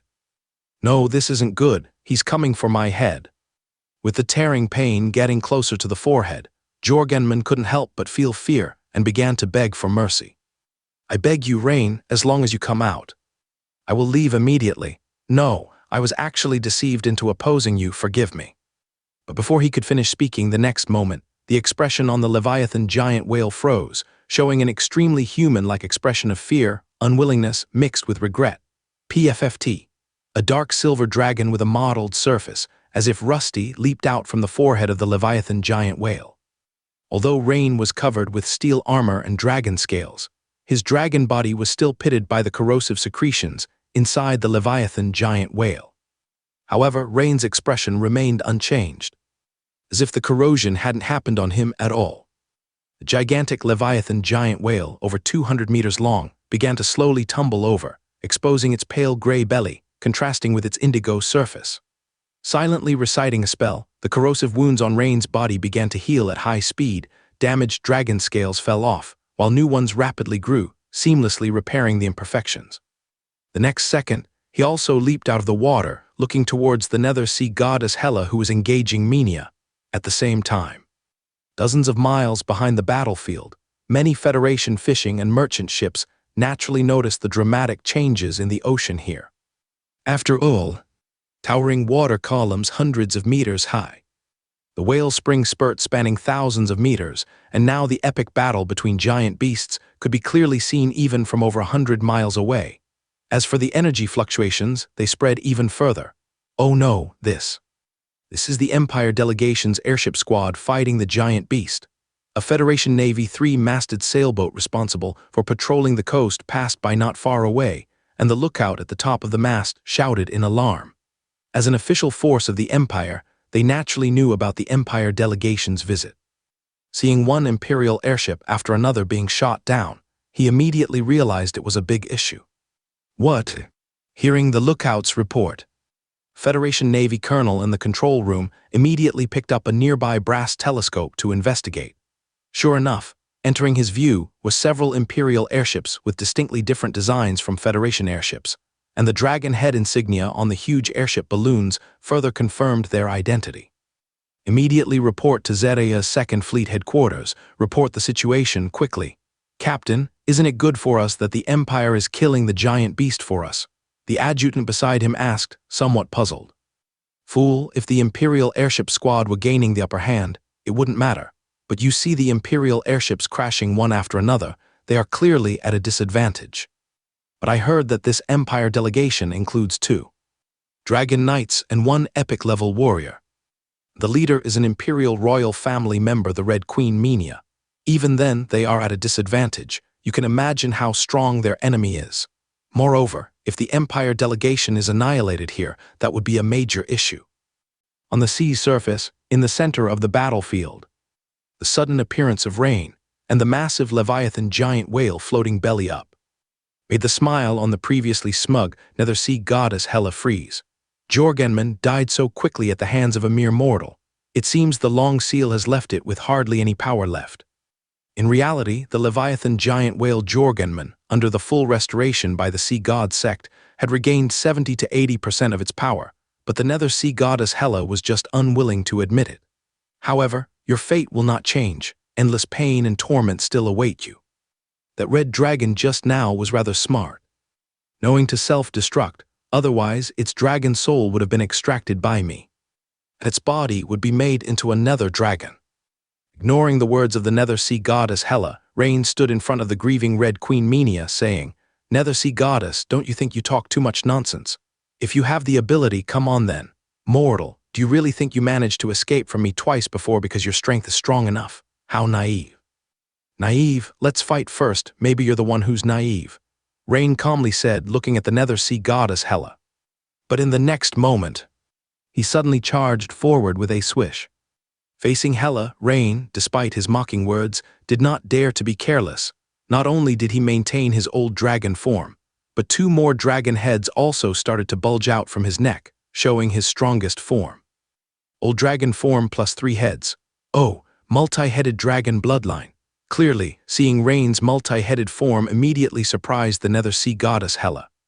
However, due to Rain's previous repeated taunts, Hela did not choose to dodge when facing the roaring 3-headed giant dragon, but instead, the black water beneath her continued to gather, and her whole form quickly grew larger and larger.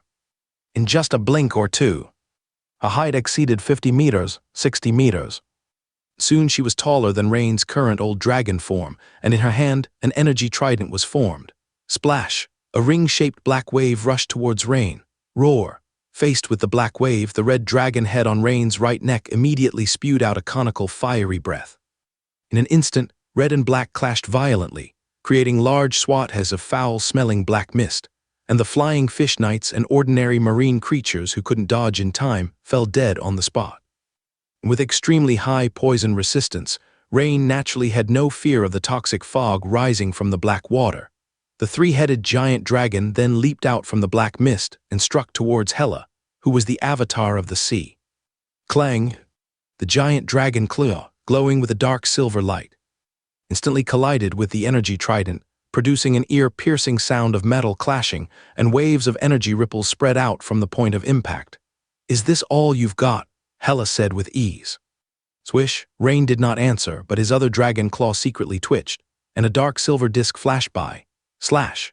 Due to the close proximity in their face-to-face confrontation, along with the extremely fast speed of Rain's dawn-killing move blade tooth disc, the rapidly spinning metal disc abruptly penetrated the waist of Hela's sea water avatar. "You!"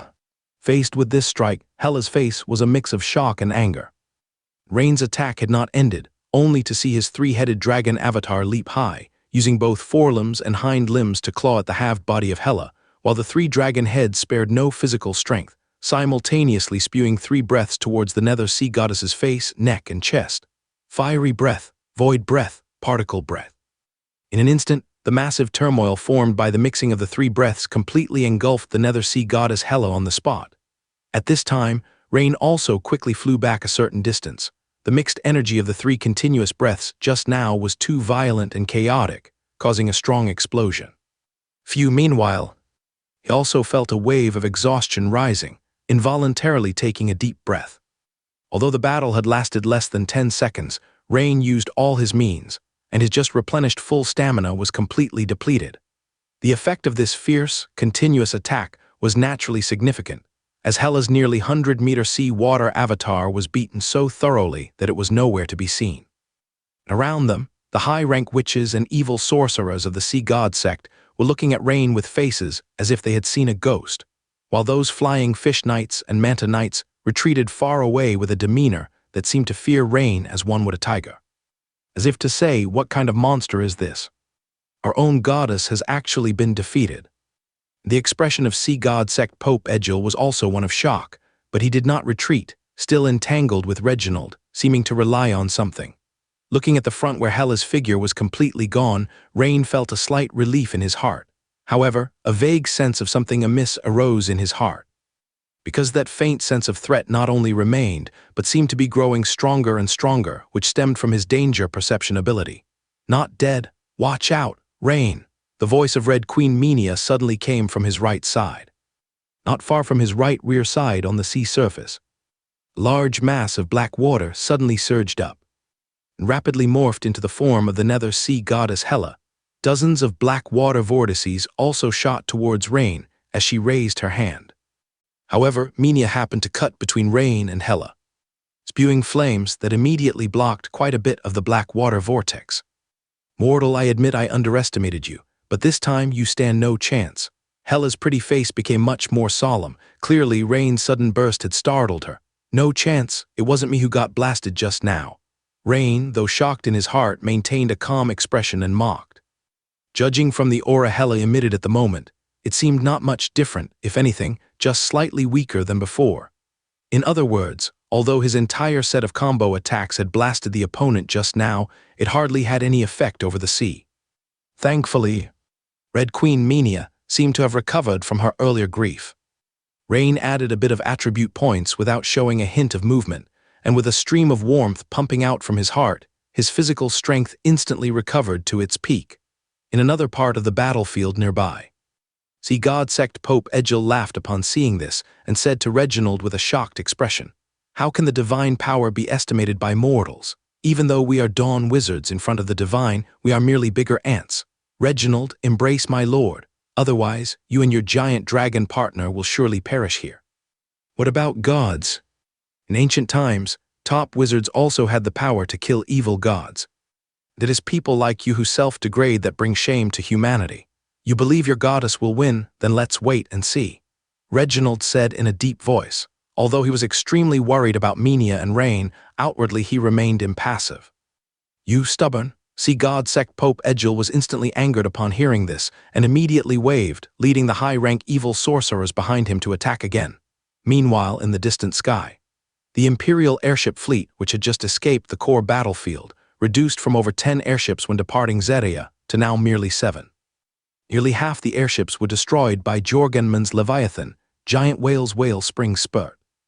Inside the command room of the flagship Queen, Messenger, send out the notice that, apart from the storm, all airships including the Queen are to turn immediately and join the battle. An old man in Imperial Vice Admiral uniform, standing straight, said in a deep voice, "General." The messenger seemed incredulous, staring in shock at his commander. Having just escaped the encirclement of the giant beast and sea god sect, they were now to rush back into the circle. Additionally, it's not a question of whether they fear death or not, but in front of such giant beast, their attacks seemed to be but a joke. However, the messenger knew well that, in the absence of Prince Minia and Reginald, the old man before him was the highest commander of the Imperial airship fleet. As Imperial soldiers, we do not have the tradition of leaving a member of the Imperial royal family behind to cover our retreat. Execute the order, the old man said in a deep voice. Yes, the messenger, as if awakened, saluted and responded loudly. After the messenger ran out of the command room, the officer beside the old man suggested softly, "General, if we are to send a message, it would be more fitting for the Queen to continue towards the Empire, wouldn't it?"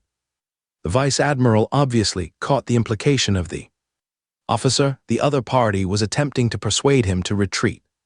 "No, since I made this decision, the upcoming actions must involve my participation. Otherwise, how would the Empire soldiers view us commanders?" The old man shook his head resolutely, saying, at the same time, the battle between Rain, Minia, and the Nether Sea goddess Hela continued. Although Rain and Minia attacked with nearly all their might, it seemed insignificant against the Nether Sea goddess Hela, whose body nearly spanned endlessly, relying on the sea only slightly weakening and disrupting Hela's aura. Moreover, Red Queen Minia couldn't recover merely by adding points like Rain, so at this moment, both her spiritual power and physical strength were nearing their limits. Rain, though showing no sign of fatigue, was already adding points for the third time, with only 3 attribute points left. The more troublesome aspect was that their current position was already surrounded by countless flying fish knights and manta knights, and under the pressure of the Nether Sea goddess Hela, these flying knights seemed fearless, surrounding them when Rain attempted to retreat towards the island. Though they could only block momentarily, it provided Hela the opportunity to attack and hinder Rain and Minia's actions.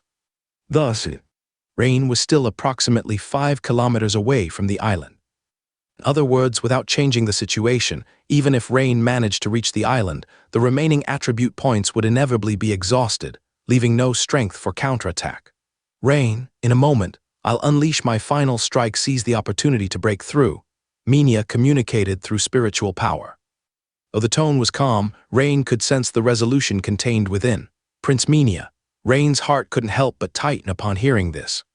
The Nether Sea goddess' descent this time is not ordinary. It seems the body she inhabits is that of a strong mermaid from ancient times, allowing her to fully exert her power, presently possessing near epic peak strength. We have no chance. Minia gazed at the faint silhouette of the mermaid, princess within Hela's towering watery avatar, and said, "Wait, Prince Minia, there's an island not far ahead. Believe me, if we lure her there, I can win," Rain said urgently.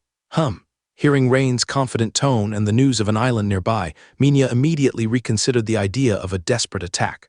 "But my physical strength is nearly exhausted. I'm afraid I can't maintain the giant dragon form for much longer." "Prince Minia, don't worry, I am here," Rain said solemnly. At this moment, Rain didn't notice Minia behind him, whose beautiful eyes were assessing him deeply and meaningfully. Meanwhile, the Nether Sea goddess Hela wasn't in a hurry to attack, instead leisurely scrutinizing Rain in his 3-headed dragon form, and said, "Mortal, you truly surprise me. After all this fighting, the dragon's offspring at your side is already exhausted, yet you seem as fresh as when the battle began. However, this time, I want to see how much longer your strength lasts. Want to test my stamina? You won't be disappointed, although your foul black water could use a good rinse." Upon hearing this, Minia beside Rain couldn't help but be astonished, casting a glance as if to say, "Dare to say such things? Aren't you afraid the Nether Sea goddess Hela will go all out against you?" "Blasphemer! Blasphemer! Mortal, the Nether Sea will completely engulf you. Just die." Indeed, Rain's words once again made Hela tremble with rage, causing her 100-meter-high water body to shower down in fury, and her previous calm, composed expression vanished completely. However, just as she was about to unleash a dark water canopy upon Rain and Minia once more, suddenly, hundreds of densely packed red iron balls came crashing down from the sky into her area. A slightly puzzled Hela raised her eyes and discovered that the Empire airships that had previously fled had returned. The power of the airship's heavy-side cannons couldn't harm the Nether Sea goddess Hela, but the issue was the cannonballs weren't targeting just Hela, but also included the flying fish knights and manta knights. The strength of these flying knights naturally couldn't withstand the heavy artillery's attack, especially since the cannons had been upgraded to the most advanced in the Empire in terms of power and range. Otherwise, they wouldn't be equipped on the visiting airships. Thus, the densely packed encirclement of the sea god Sek's flying knights suddenly fell into considerable chaos. Rain took a deep look at the returning Empire airship formation, knowing their appearance was meant to create an opportunity to breach the encirclement. Without hesitation, because each second was fiercely contested by the Empire soldiers, Rain immediately grabbed the nearly depleted Minia, who was struggling to maintain giant dragon form, and swiftly rushed out of the disorganized sea god Sek's flying knights, heading toward the island's location. Trying to flee, just having blasted an airship with a black beam. Hela saw this scene and immediately chased after them. Soon, Hela naturally also discovered the island ahead. However, driven by anger, she didn't think the island would make any difference. In her view, the island wasn't large, and even if she had to retreat, she could comfortably withdraw and return to the sea, so without hesitation, she wielded the energy trident and swiftly followed Rain onto the island. Half a minute later, having reached approximately the island's center, Rain turned to face the Nether Sea goddess Hela. Finally stopped running. Do you think because this isn't over the sea, I can't freely change my avatar? After half a minute of pursuit, Hela had calmed down, believing she understood Rain's intention, her lips curling slightly in a mocking manner. At least it won't be as unfair as at sea. Rain gently placed the human form Minia, who was exhausted, down and guarded him behind. Oh really? Then I hope you truly believe that. Upon hearing Rain's words, Hela laughed. At this moment, Rain and Minia also noticed the vibrations from the island ground, seeing 4 gigantic avatars of the Nether Sea goddess Hela striding in from the northeast, southwest, and northwest. Hela had unexpectedly manipulated a massive amount of seawater, transforming into 5 avatars at once, surrounding Rain and Minia from all directions. Seeing this scene, even Rain felt a jolt in his heart. If the opponent had merely added 1 more clone, that would have been manageable. After a desperate battle, the outcome could still be uncertain. But now, the Nether Sea goddess Hela seemed to be cheating, suddenly producing 5 clones for herself this. Moreover, Rain also noticed the densely packed flying fish knights and manta knights from the sea god sect, gathering from all directions like a swarm of crows, forming a sky-covering net that surrounded them. Furthermore, as if receiving some command, these flying fish and mantas, being fierce water species, had begun to spray mist methodically. Soon, gentle rain began to fall all around. It was clear that the rainy environment was favorable to the Nether Sea goddess Hela. In other words, although Rain had painstakingly lured the Nether Sea goddess Hela onto the island, the situation drastically weakened after her moves. This couldn't help but make Rain furrow his brow even deeper. While Rain quickly pondered ways to break the situation, suddenly, Minia's spiritual voice came from behind. Rain, I have a way, but you need to completely trust me. Rain, do you trust me? Rain did not understand why Minia suddenly said such a headless and tailless sentence. He slightly turned his head, only to see Minia looking at him with an unusually serious expression. But Rain was unclear about the meaning behind Minia's word trust, so for a moment he didn't answer whether he trusted or didn't trust. Trust me? After Minia said this sentence for the second time, something shocking happened to Rain. All he saw was the Red Queen Minia, clad in a red wizard robe, and wisps of fresh blood drifting all over her body. Although small in amount, Rain could feel the surging energy contained within. At the same time, a transparent figure walked out from Minia's mature and graceful body. In the next moment, the figure came before Rain, who initially wanted to resist but recalled Minia's previous words, relax his mind, and in an instant the transparent figure of Minia stepped forward, fully merging into Rain's body. Along with it, the wisps of faint golden blood also flowed into Rain's body like gentle streams. Dragon blood sacrifice. Upon seeing this scene, the Nether Sea goddess Hela clearly understood what Minia had just done. That offspring of the dragon actually agreed to perform the dragon blood sacrifice for you. Hela seemed somewhat incredulous, her eyes roaming over Rain and the pale-faced Minia behind him, who fell slowly like a puppet. Indeed, you possess the multi-headed dragon bloodline, able to almost completely absorb everything of the other party. At this moment, Rain didn't even notice the words of the Nether Sea goddess Hela. He was shocked by the changes occurring within his body. System prompts kept appearing like scrolling messages. Host received unknown energy infusion, spiritual power greatly enhanced.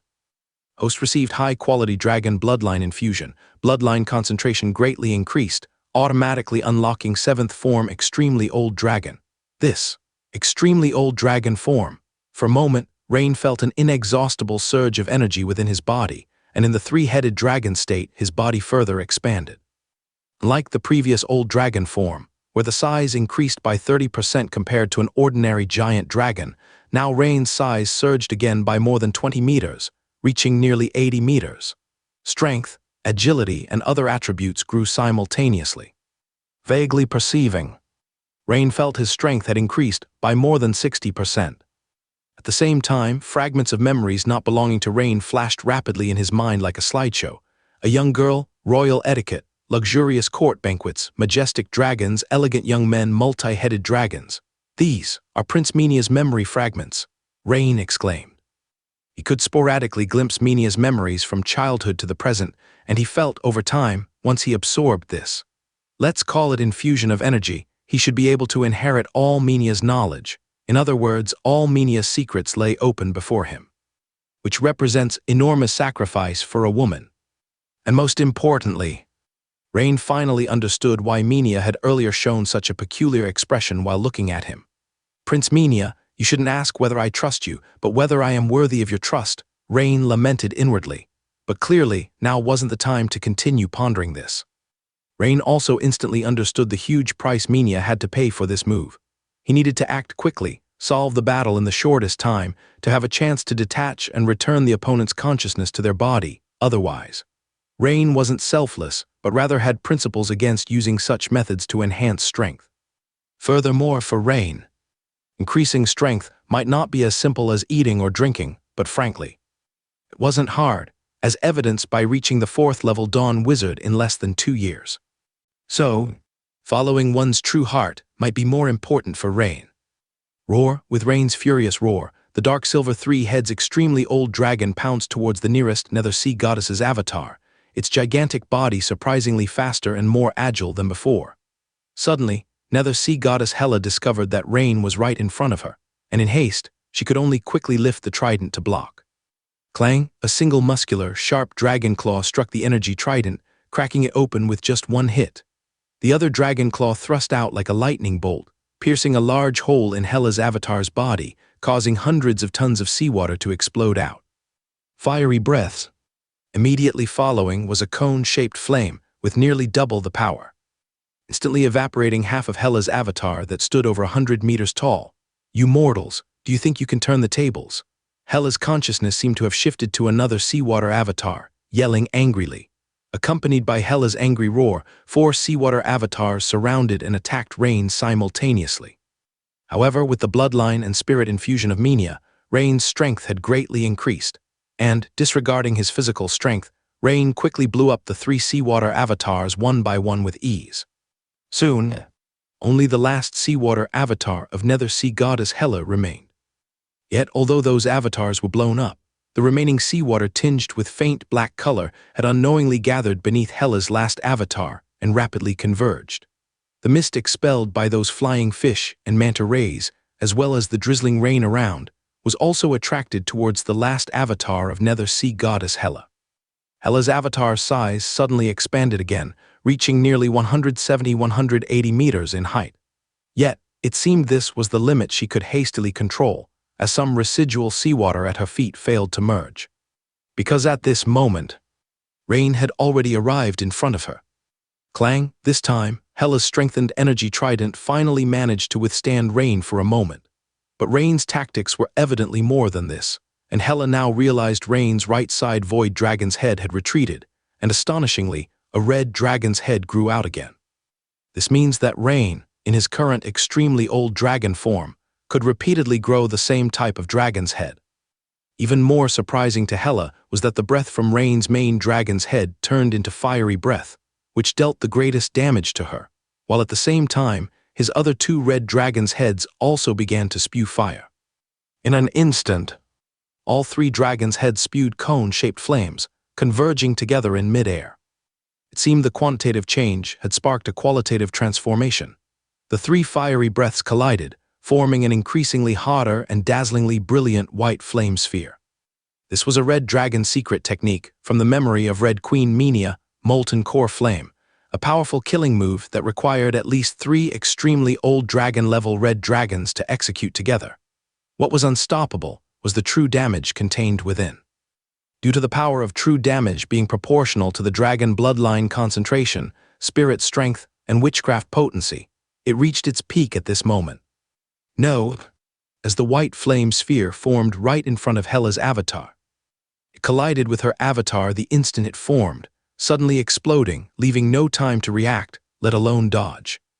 Boom, a dazzlingly bright white light flashed, followed by a brilliant light beam appearing and rapidly spreading, not only piercing the rain curtain created by those flying fish and manta rays, but also blasting a hole over 100 meters deep in the center of the island.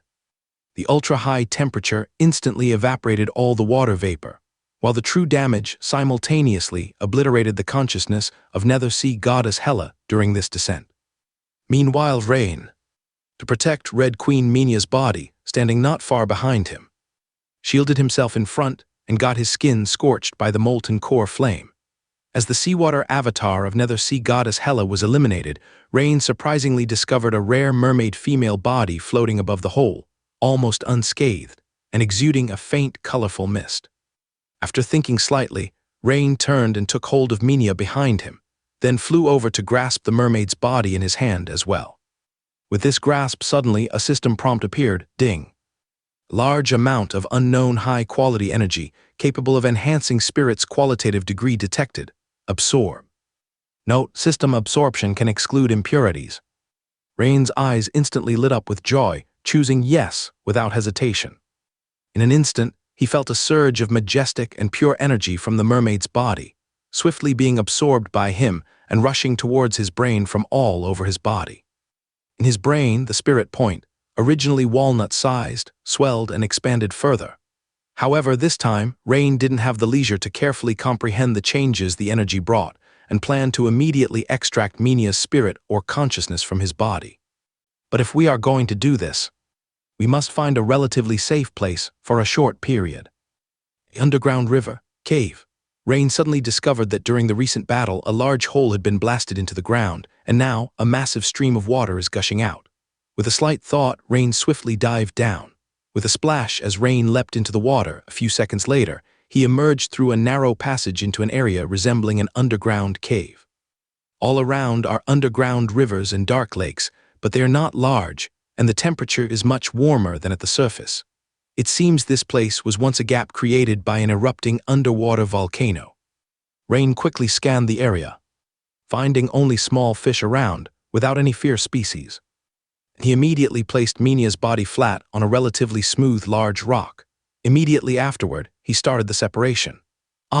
When Rain genuinely tried to extract Minia's spiritual body and bloodline, which were almost halfway fused, a pain as if pulling the spine out from within himself stimulated every nerve in Rain. The next moment, Rain separated Minia's transparent spiritual body and a pool of dazzling golden red blood from within himself, and quickly pressed it onto Minia's mature and graceful human form. Although the whole process took only a few seconds, Rain's forehead was already drenched in sweat, and a feeling of weakness emerged. This was normal since he had just received an extra infusion. Now, returning everything to its owner, Rain naturally felt a void inside him. However, having absorbed a large part of the divine power essence during the descent of Nether Sea goddess Hela, Rain still had a significant enhancement. Rain glanced at the system panel. Spirit, 272, qualitative 61%. The qualitative rate increased from 34% before to 61%, marking a formal entry into the late stage of the Dawn Wizard Nice. Through this battle, Rain unexpectedly caught up to the strength of an old Imperial Guardian like the Red Queen. Minia, however, before he had time to reflect carefully, Rain heard a mature woman's subdued groan from the large stone beside him. Prince Minia, how do you feel? Rain immediately turned sideways to look. Rain, did we win? Minia held her pale forehead, her pretty face slightly showing paleness and pain. We won. Having just experienced that nerve-ripping sensation, Rain naturally knew how much pain Minia in front of him was enduring. Immediately, he disregarded etiquette and stepped forward to support Minia. Upon close inspection, Rain then realized that Minia's face was indeed very beautiful. However, she often refrained from smiling to maintain the royal families and her own authority. Rain, I didn't expect you could defeat Nethersea goddess Hela so quickly, and even after victory, you managed to return my consciousness to my body. Minia gazed at Rain with her beautiful eyes, seemingly wanting to see through him.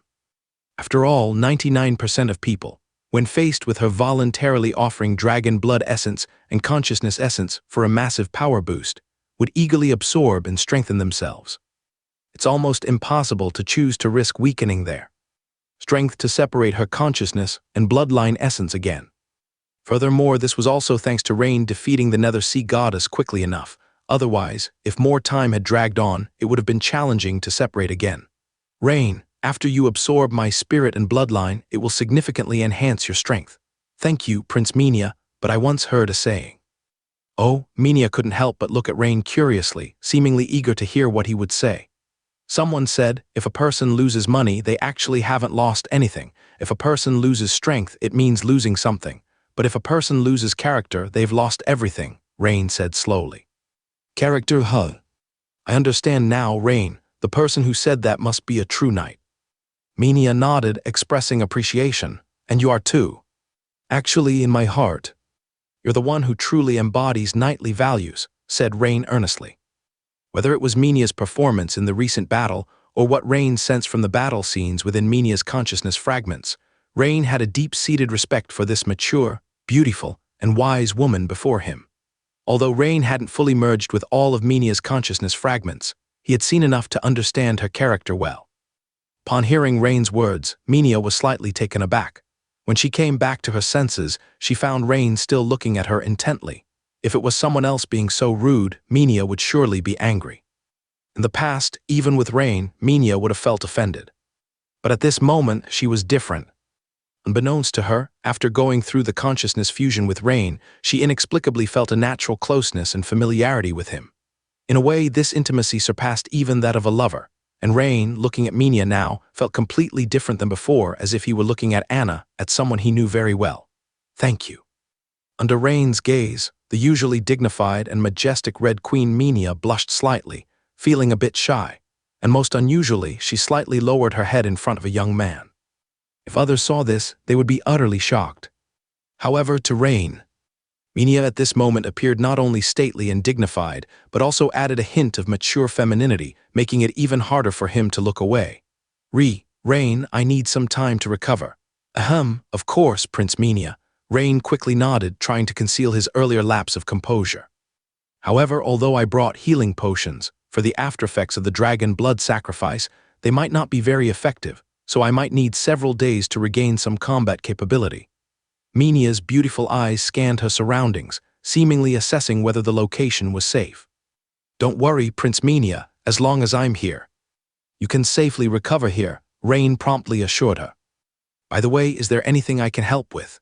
He had long noticed that although Prince Minia appeared unharmed, her aura was significantly more weakened and unstable. She almost couldn't maintain her level as a 4th-level Dawn Wizard. If immediate treatment or recovery wasn't undertaken, it was highly likely that she would fall from the rank of Dawn Wizard. This was understandable given the tremendous power of the secret technique, as its aftereffects were exceedingly severe. In fact, normally, after Minia performed the dragon blood sacrifice, her fate would have been doomed. Fortunately, Rain, the recipient of the dragon blood sacrifice, was an anomaly and had somehow halted it, restoring everything to its original owner. However, it wasn't simply a matter of borrowing and returning. It involved a series of extremely complex and precise changes, and even if Minia recovered well, Rain knew that her power would likely drop by at least 1 level, becoming a 4th-level Dawn middle stage wizard, which was the best-case scenario. If not addressed immediately, there was a high likelihood of falling to Dawn initial stage. In the worst-case scenario, she could fall to the 3rd-level crystallization peak. Thanks, no need for now, Minia shook her head, saying, all right, if you need anything, just call me anytime. As Minia entered a deep meditation nearby, Rain once again made a careful round of the surroundings, ensuring no fierce species were in the dark lake and surrounding rock walls before returning to Minia. This place is several hundred meters below the surface, and with the siphon effect creating a lake above, the chance of being discovered by the sea god sect is negligible. However, given what's happened, the situation with the Federation might likely stir up quite a commotion. He had just attempted to send a witchcraft message and found that, possibly due to being deep underground, the witchcraft waves were greatly affected, unable to reach Reginald. I wonder if Crown Reginald has managed to escape. After a brief consideration, Rain couldn't help but shake his head, feeling there was a slight risk in proactively contacting Reginald. Not that he worried about Reginald divulging their situation, but there was a chance that if there were many high-rank sea god sect wizards around the island, the process of sending a witchcraft message might be sensed by nearby wizards. With only a few remaining attribute points, if the sea god sect were drawn here and Minia was at a critical recovery stage, it would be counterproductive. However, Rain wasn't without things to do. Besides summarizing battle experiences, although he didn't have the relevant materials for elf leatherworking or goblin engineering creations, he had not yet thoroughly studied the goblin engineering knowledge he had memorized in his mind. Previously, Halim had generously shared his research progress, advancing Rain's precondition for becoming a goblin engineer, legendary, mastering relevant goblin engineering knowledge, to 63%. Therefore, Rain planned to use Minia's recovery interlude to see if he could further improve this progress.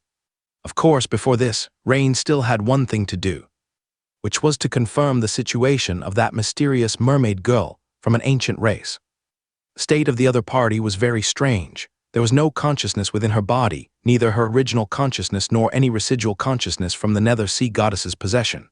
Yet the blood within her body flowed slowly, her skin tone was delicate and vivid, lifelike.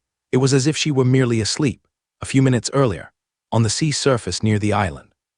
Just as Reginald was trying every possible way to control his giant dragon partner Ted, striving to catch up with Prince Minia and Rain who had already separated and were retreating toward the island, they were blocked by Pope Edgel of the Sea God sect and a large group of high-rank evil sorcerers. Reluctantly, Reginald had to fly to the other side, gathering with the remaining Imperial airship formation that came for courageous support. He planned to first rely on the cooperation of the Imperial airship formation to withstand a wave of attacks from the other side, then find a chance to seek an opportunity to join forces with Minia and Rain. Of course, he also knew that, although Rain's combat power was as astonishing as ever, Minia's situation was extremely poor, barely able to maintain the giant dragon form, and once Minia lost combat power, the entire battle balance would be broken, leaving the two in dire straits. So at this moment, he was burning with anxiety. Imperial airship formation, cooperate with Reginald Crown. Forcibly assault the island ahead. On the Imperial flagship in the captain's room, the elderly Major General naturally also saw this scene and immediately gave the order. However, just as the airship formation had just turned and engaged in fierce battle with the Sea God sects Flying Fish Knights and Manta Knights, suddenly, a dazzling white light pillar appeared in front of everyone's eyes. This light pillar appeared at the center of the nearby island, nearly piercing the sky and quickly expanding to several tens of times its diameter, followed by a powerful shockwave covering the island and blasting toward the sea surface. Countless Sea God sect Flying Knights were directly blown dozens of meters away by the airwaves. The Empire's only 4 remaining airships also swayed precariously like candles in a strong wind. Only Reginald, Man and Dragon managed to barely stabilize in midair. This kind of fire element energy fluctuation, could it be? At this scene, Reginald's face turned pale and he murmured. Because he knew very well that Rain was a Metal Series wizard, able to release such energy fluctuations in fire witchcraft must be Prince Minia. But just earlier, Minia's condition was already near exhaustion, so where did the spiritual power to release such an attack come from? And Pope Edgel of the Sea God sect, also well experienced, looked at this scene and couldn't help but feel delighted. That young man named Rain is not a dawn wizard of the fire element. Able to release such powerful witchcraft could only be that woman from the Dragon Empire known as the Red Queen Minia. Judging from the other party's previous state, There's absolutely no ability to release witchcraft to such a degree again. Looks like the other party has been forced to self-destruct by my master." Upon hearing their Pope's analysis, the crowd of high-ranking evil sorcerers behind Edgil nodded, their faces full of joy. "That would be a major victory. I heard that this dragon knight named Menia is the Emperor's own aunt from the Dragon Empire. Top royal strongman, killing her is immensely significant. I've heard, too, that Red Queen Menia is a renowned guardian of the Dragon Empire, and by our Sea God sect killing her this time, it will elevate our sect's prestige to another level. Should we then push harder to annihilate the other side here? Not so fast. Let's first check the situation on the island over there. As for Reginald, we'll decide later." Pope Edgil pondered for a moment and decided to first head to the island to see the situation. This was his reasoning. Firstly, if Rain was still alive, being so close to the center of the witchcraft explosion, he would surely be heavily injured, and they could conveniently help their goddess stop his escape, perhaps even get lucky and pick up a bargain.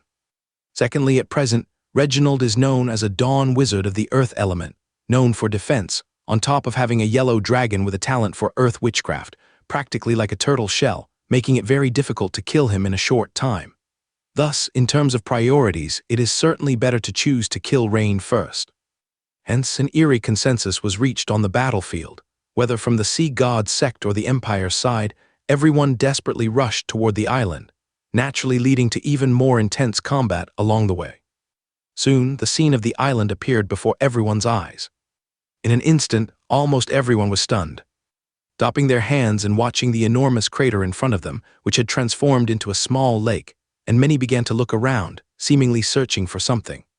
What met their eyes was ground as if swept over by a hurricane. All vegetation had been thoroughly destroyed, and it was all radial dirt and stones. The scene was almost clear at a glance. There was no sign of the nether sea goddess Hela, no sign of the three-headed giant dragon Rain. Even after careful inspection, there was no sign of the Red Queen Menia. It was as if the three had disappeared simultaneously in the explosion. This led to many of the Sea God sect's high-ranking evil sorcerers whispering to each other. Could they have perished together? Hard to say. It is a possibility. Even though my master lost an avatar, if we manage to kill the Empire's Red Queen Menia, it's a slight victory. These words naturally reached Pope Edgil's ears, yet he frowned because the scene in front of him was not quite what he had anticipated, and his view differed from others in the sect. Because if our own goddess had the upper hand, even if Red Queen Menia self-destructed, there should have been an avatar of our goddess present, but there isn't. The recent explosion was indeed a fluctuation of fire element energy. Red Queen Menia is undoubtedly dead. However, Rain is very likely still alive and has even defeated the avatar of my lord. At the same time, the opponent should be seriously injured, so he has hidden away before we arrived. This explains why there's no one at the scene. Pope Edgil's brain was rapidly processing as his eyes gradually lit up. Especially when he silently prayed to his own goddess in his heart and received no response, it reinforced Edgil's conviction in his speculation. Stop the Imperial airship, search the entire island. Edgil immediately ordered. As you command, Your Holiness the Pope. The same thought occurred in Reginald's mind. Prince Menia is very likely already deceased, but perhaps Rain is not. At least there's no sign of the Nether Sea Goddess's aquatic avatar here, which indicates that Rain might have defeated the Nether Sea Goddess after Prince Menia self-destructed and heavily injured the opponent. Could it be at the bottom of that explosion crater? The sudden offensive of the Sea God sect interrupted Reginald's thoughts. Faced with the fierce offensive of the Sea God sect, the remaining fleet of the Empire, although unafraid of death, was still at a disadvantage. But led by Reginald, they managed to fight while retreating, barely holding on. However, soon the Sea God sect noticed a small fleet from the Federation, rapidly approaching from a nearby sea area. Although this fleet was quickly wiped out by the Sea God sect's flying knights, it nonetheless dispersed some forces. Moreover, shortly after this fleet was eliminated, several more swift federal maritime fleets patrolling nearby arrived. For a time, a long battle line stretched over kilometers across the sea, with cannon fire roaring and sea beasts bellowing. A while later, Your Holiness the Pope, the subordinates have searched the entire island but still haven't found any trace of Rain. At this time, an evil sorcerer reported. Continue searching, Edgil said sternly. Your Holiness the Pope, more and more federal naval vessels are gathering toward us now. Both Flying Fish Knights and Manta Knights have suffered significant losses, do you think? A nearby high-rank evil sorcerer advised. In fact, when Pope Egil issued the command for the island-wide search, many high-rank evil sorcerers beside him were already puzzled, because in their view, whether it was the Empire's Menia, Rain, or their own goddess's avatar, they should all have perished in the recent explosion. Especially as no results have been found at this moment, this thought naturally became stronger. Pope Egil of the Sea God sect clearly heard the meaning. In the words of his capable subordinate, glanced around, indeed, further on the sea, more and more federal ships were appearing. Wait a bit more, and federal strong warriors might arrive. Moreover, he had just tried praying again in his heart, but his own goddess didn't respond, evidently. Even his prayer as the Pope received no response, indicating that his own goddess's avatar must have perished. But as to whether they perished together, he couldn't really be sure. Could it really be mutual destruction? Egil appeared contemplative. At that moment, a silver streak suddenly flashed across the eastern sky. As a powerful warrior raced towards them at high speed, boom! A massive cross-shaped silver sword light streaked across the sky, immediately slicing dozens of Manta Knights and Flying Fish Knights, attempting to block into several pieces, scattering them into a rain of blood. Faced with such might, other Flying Knights dared not approach to obstruct. Federation swordsmanship tyro, Egil's eyes narrowed slightly. The arrival of the Federation's strong men became the last straw that compelled Egil to retreat, instead of continuing his occupation of the island for further search. Just as he planned to order all his subordinates to retreat, suddenly, a Flying Fish Knight flew rapidly over and bowed to report. Pope, Vice Pope Mech has returned. Lord Mech successfully released the giant beast glaciers from the sealing gate, and it's about 5 nautical miles away from here. Great, haha, indeed my lord blesses us. The Sea God sect Pope Egil couldn't help but burst into laughter. Upon hearing the news, the high-ranking evil sorcerers behind Egil also breathed a sigh of relief. Despite the Federation sword saint being formidable, the power of their Sea God sect was far beyond what appeared. If it were not for the 2 epic-level strong men leading the exploration of various sealing gates and ruins, and not returning in time, the Empire delegation might have been completely annihilated. Of course, this was completely unanticipated. After all, once obtaining the body of the ancient mermaid Princess Noela as the vessel for their goddess's descent, they never considered the risk of any error occurring. The terrifying ancient sea beast known as Graves the smoldering eel has also been released. Haha, that's excellent. Just right to test our skills on the Federation sword saint before us. Now that Lord Mech is here too, we have no need to retreat. Exactly, a perfect opportunity for the Federation to witness the strength of our sect. The evil sorcerers began discussing spiritedly. Graves is an unusually giant ancient eel, with purple streaks along its body that are actually natural patterns formed from concentrated high-energy currents. When released, it doesn't just stun its enemies into unconsciousness, but electrocutes them until they catch fire, burning them to ashes. Hence, Graves earned the nickname Smoldering Eel. Moreover, it relishes devouring enemies, as ancient texts record that even gray whales tens of meters long are swallowed whole. In the ancient oceans, the areas where Graves dwelled were devoid of any large marine life. Its fearsome reputation on par with the Leviathan giant whale.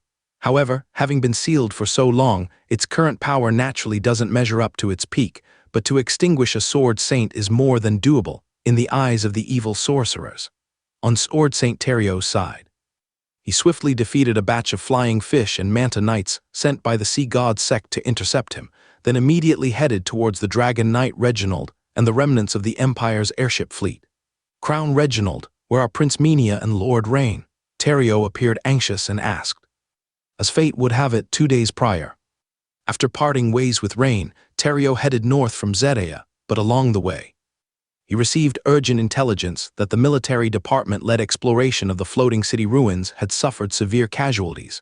This surprised Terrio, and he had to pause his northern advance.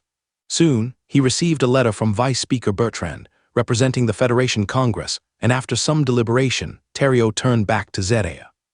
Whether to accept or decline, it seemed better to discuss face-to-face with Vice Speaker Bertrand, representing the Federation Congress.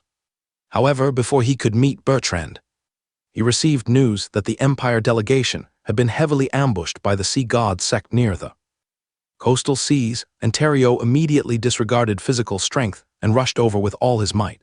He shared a deep connection with Rain, despite the significant age difference.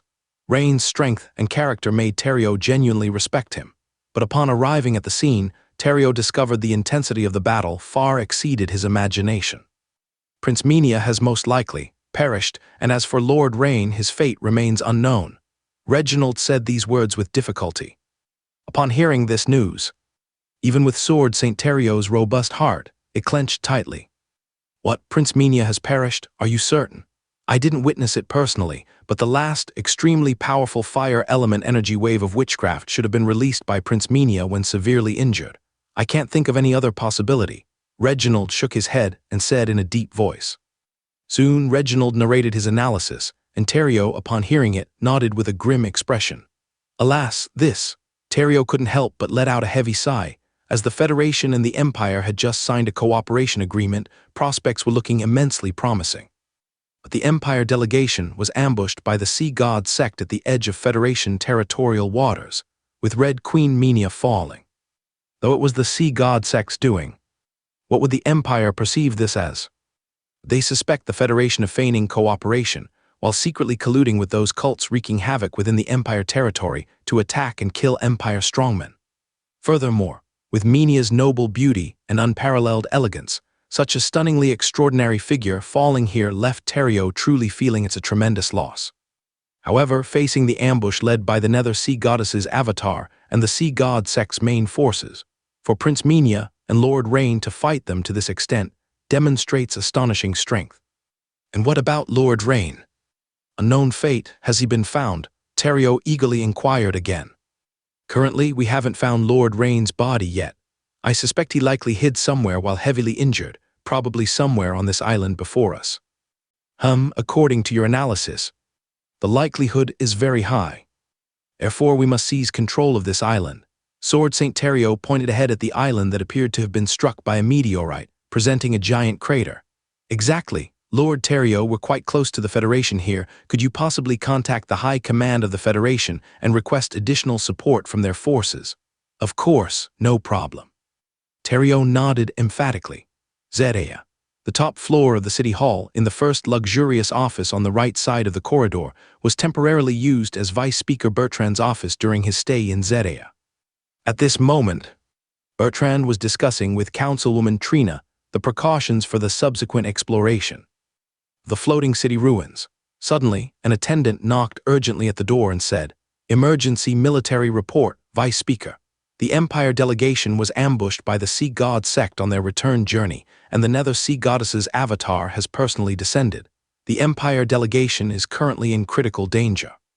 What? Vice Speaker Bertrand froze for a moment upon hearing this news, then abruptly stood up, his complexion changing drastically, and shouted in anger, "Quick! Deploy the nearest Imperial Navy patrol fleet and airships for support. At all costs, we must rescue the Empire delegation." "Yes." The attendant saluted immediately and hurriedly turned to run out of the office. Bang! At this moment, Bertrand, his face showing frustration, slammed the heavy mahogany table and gritted his teeth. Sea God sect. Congresswoman Trina, standing beside, was witnessing Vice Speaker Bertrand's loss of composure for the first time, yet she was not surprised. Because, as a Federation councilwoman, she instantly understood the grave nature of the situation. That would be terrible, a divine avatar personally ambushing. Even though she held great confidence in Rain's combat power, the opponent was a god. This cast a shadow over Trina's mind. However, the situation remained unclear, and there might still be a turnaround. Less than 2 minutes later, the next piece of intelligence nearly caused Bertrand to faint on the spot. Report.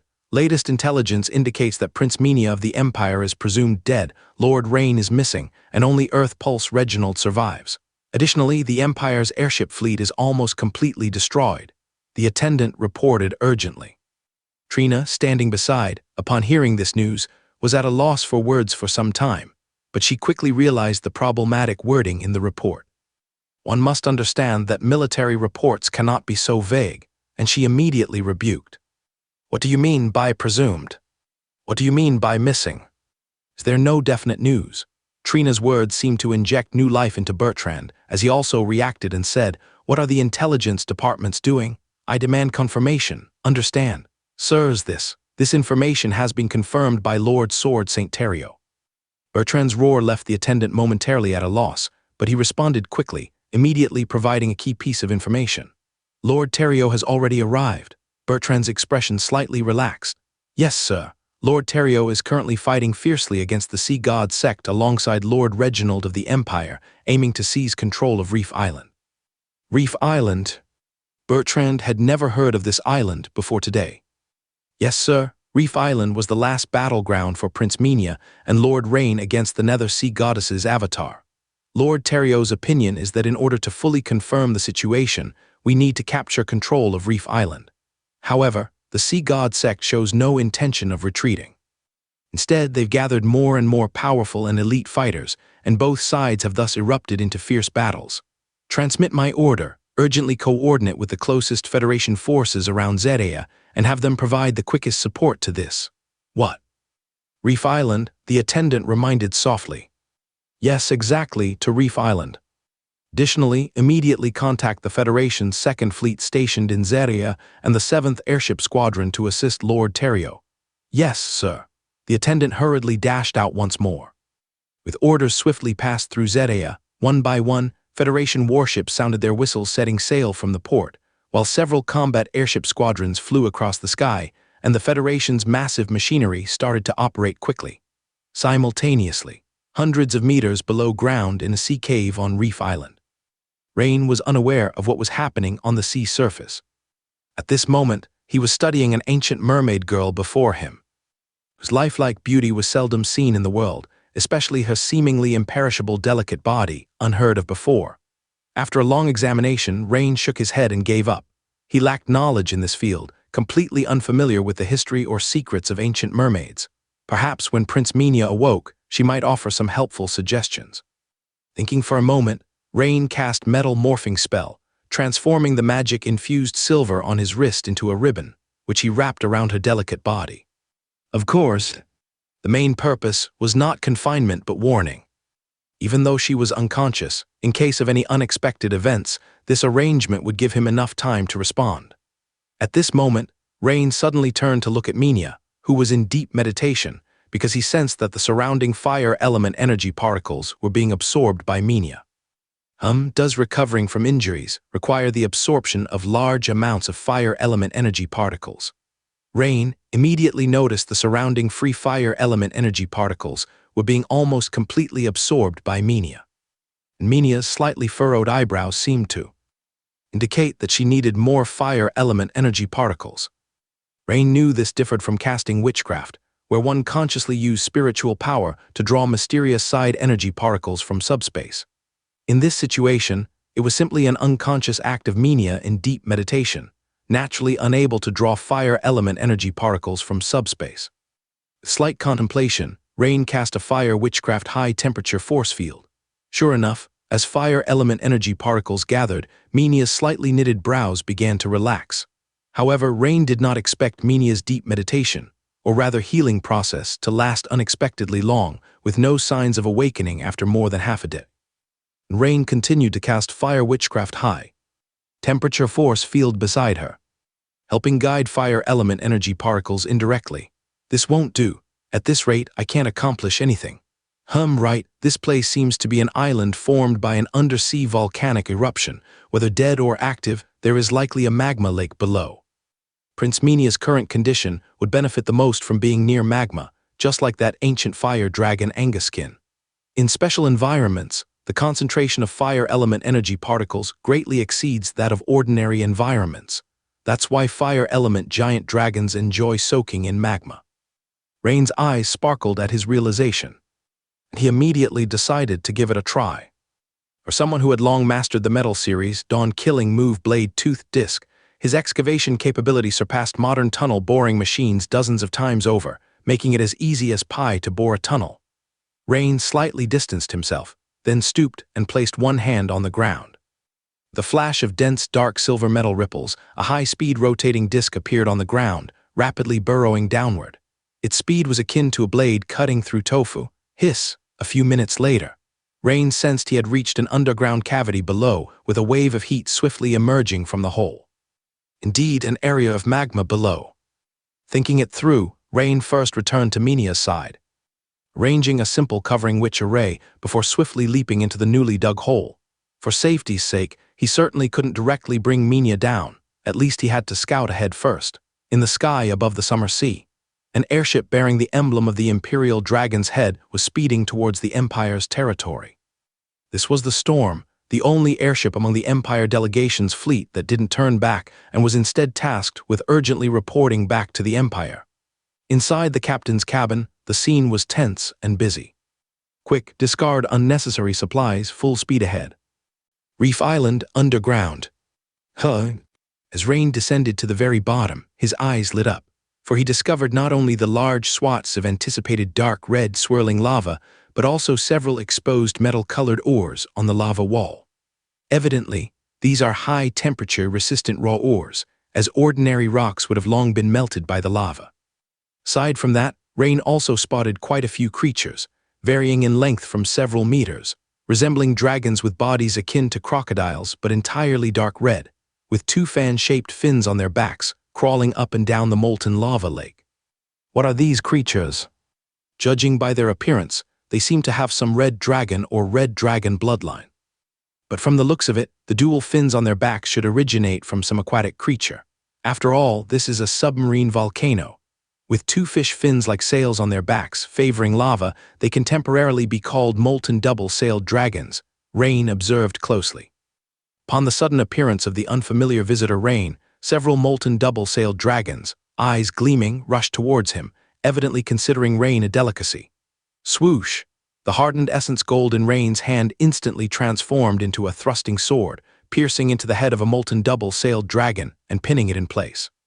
Although the adversary was instantly slain by Rain, he could feel the toughness and resistance when piercing, as well as the instinctive spasms of the body after death, which was superior to ordinary fierce species. Nice strength, likely a dragon descendant. Just now, upon seeing the dragon-headed creature, Rain had this suspicion, for dragons enjoy mating and can basically produce offspring with various creatures, with their dominant genes being unparalleled.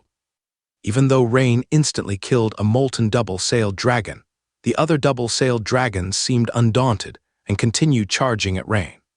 If they are dragon descendants, then it's simple. Rain released a slight dragon bloodline aura, and instantly these creatures, initially intent on devouring Rain, appeared to be suppressed by the bloodline, scattering immediately and fleeing into the lava. Rain naturally did not pursue them but found a recess in the lava-free rock wall and quickly returned above.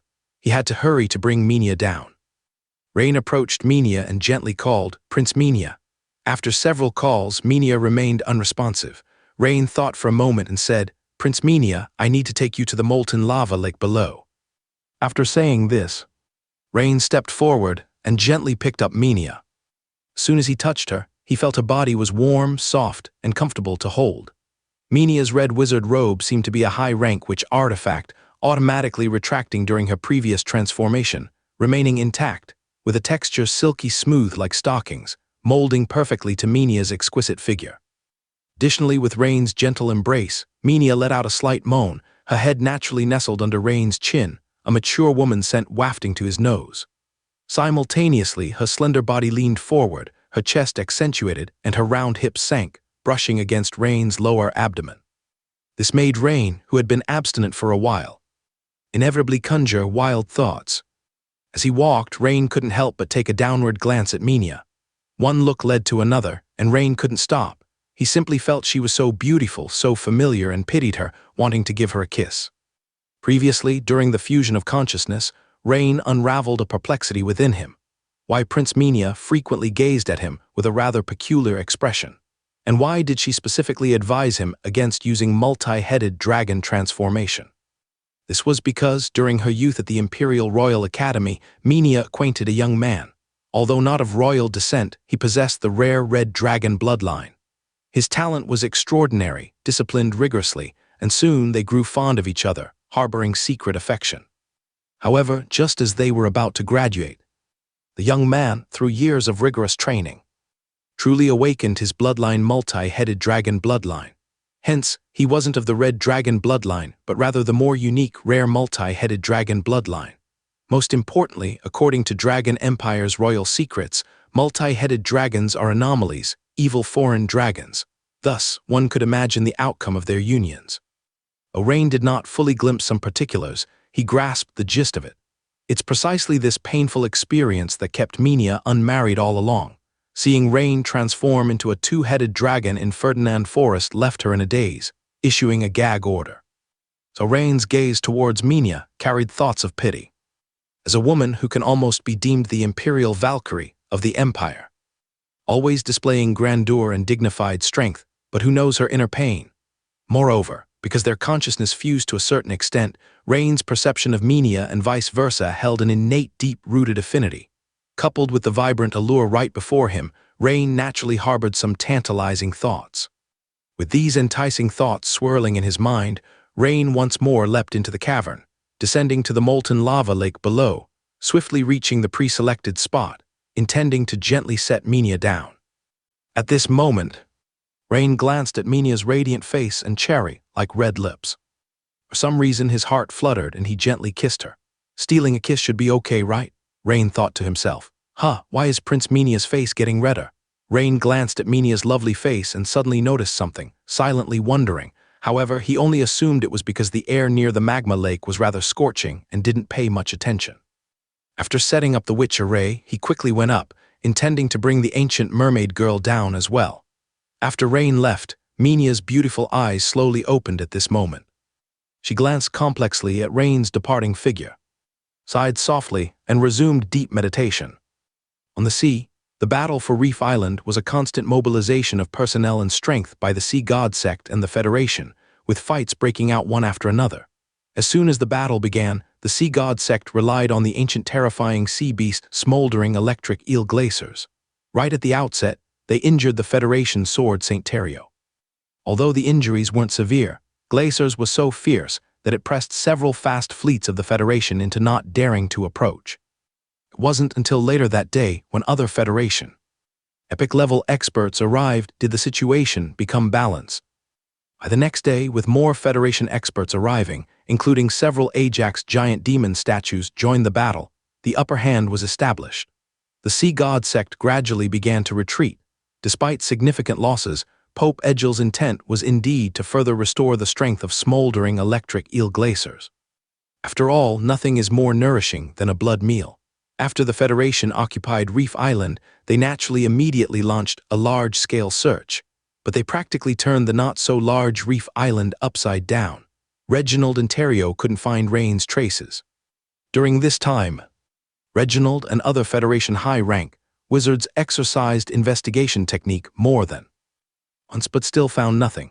Perhaps Lord Rain has some kind of witch artifact that shields from witchcraft investigation. Sword St. Terrio thought for a while and said in a deep voice, "Keep searching inch by inch." Yes, the Federation soldiers began to search manually. If viewed from above, Reef Island seemed to be occupied by dense ants all of a sudden. About an hour later, an officer arrived sweating profusely to report, "Sir, we still haven't found any trace of Lord Rain." "Searched everywhere, no." "No, sir, there's one place we haven't searched the lake." The bearded officer suddenly realized something, pointing at the lake formed by the explosion. At this time, the lake no longer looked like it did initially after the explosion of Rain's molten core flame. Due to the siphoning effect of surface pressure, underground dark river water was sucked up, and the lake's surface grew larger. Meanwhile, with subsequent fierce battles, the surface vibrated again, collapsing the elongated tunnel Rain created, stopping the siphoning, and finally the lake stabilized to its current size. "Then what are you waiting for? Go quickly." Terrio's eyes sparkled immediately upon hearing about the lake. Yes, the explosion center is very likely. Reginald also stared at the lake with burning eyes.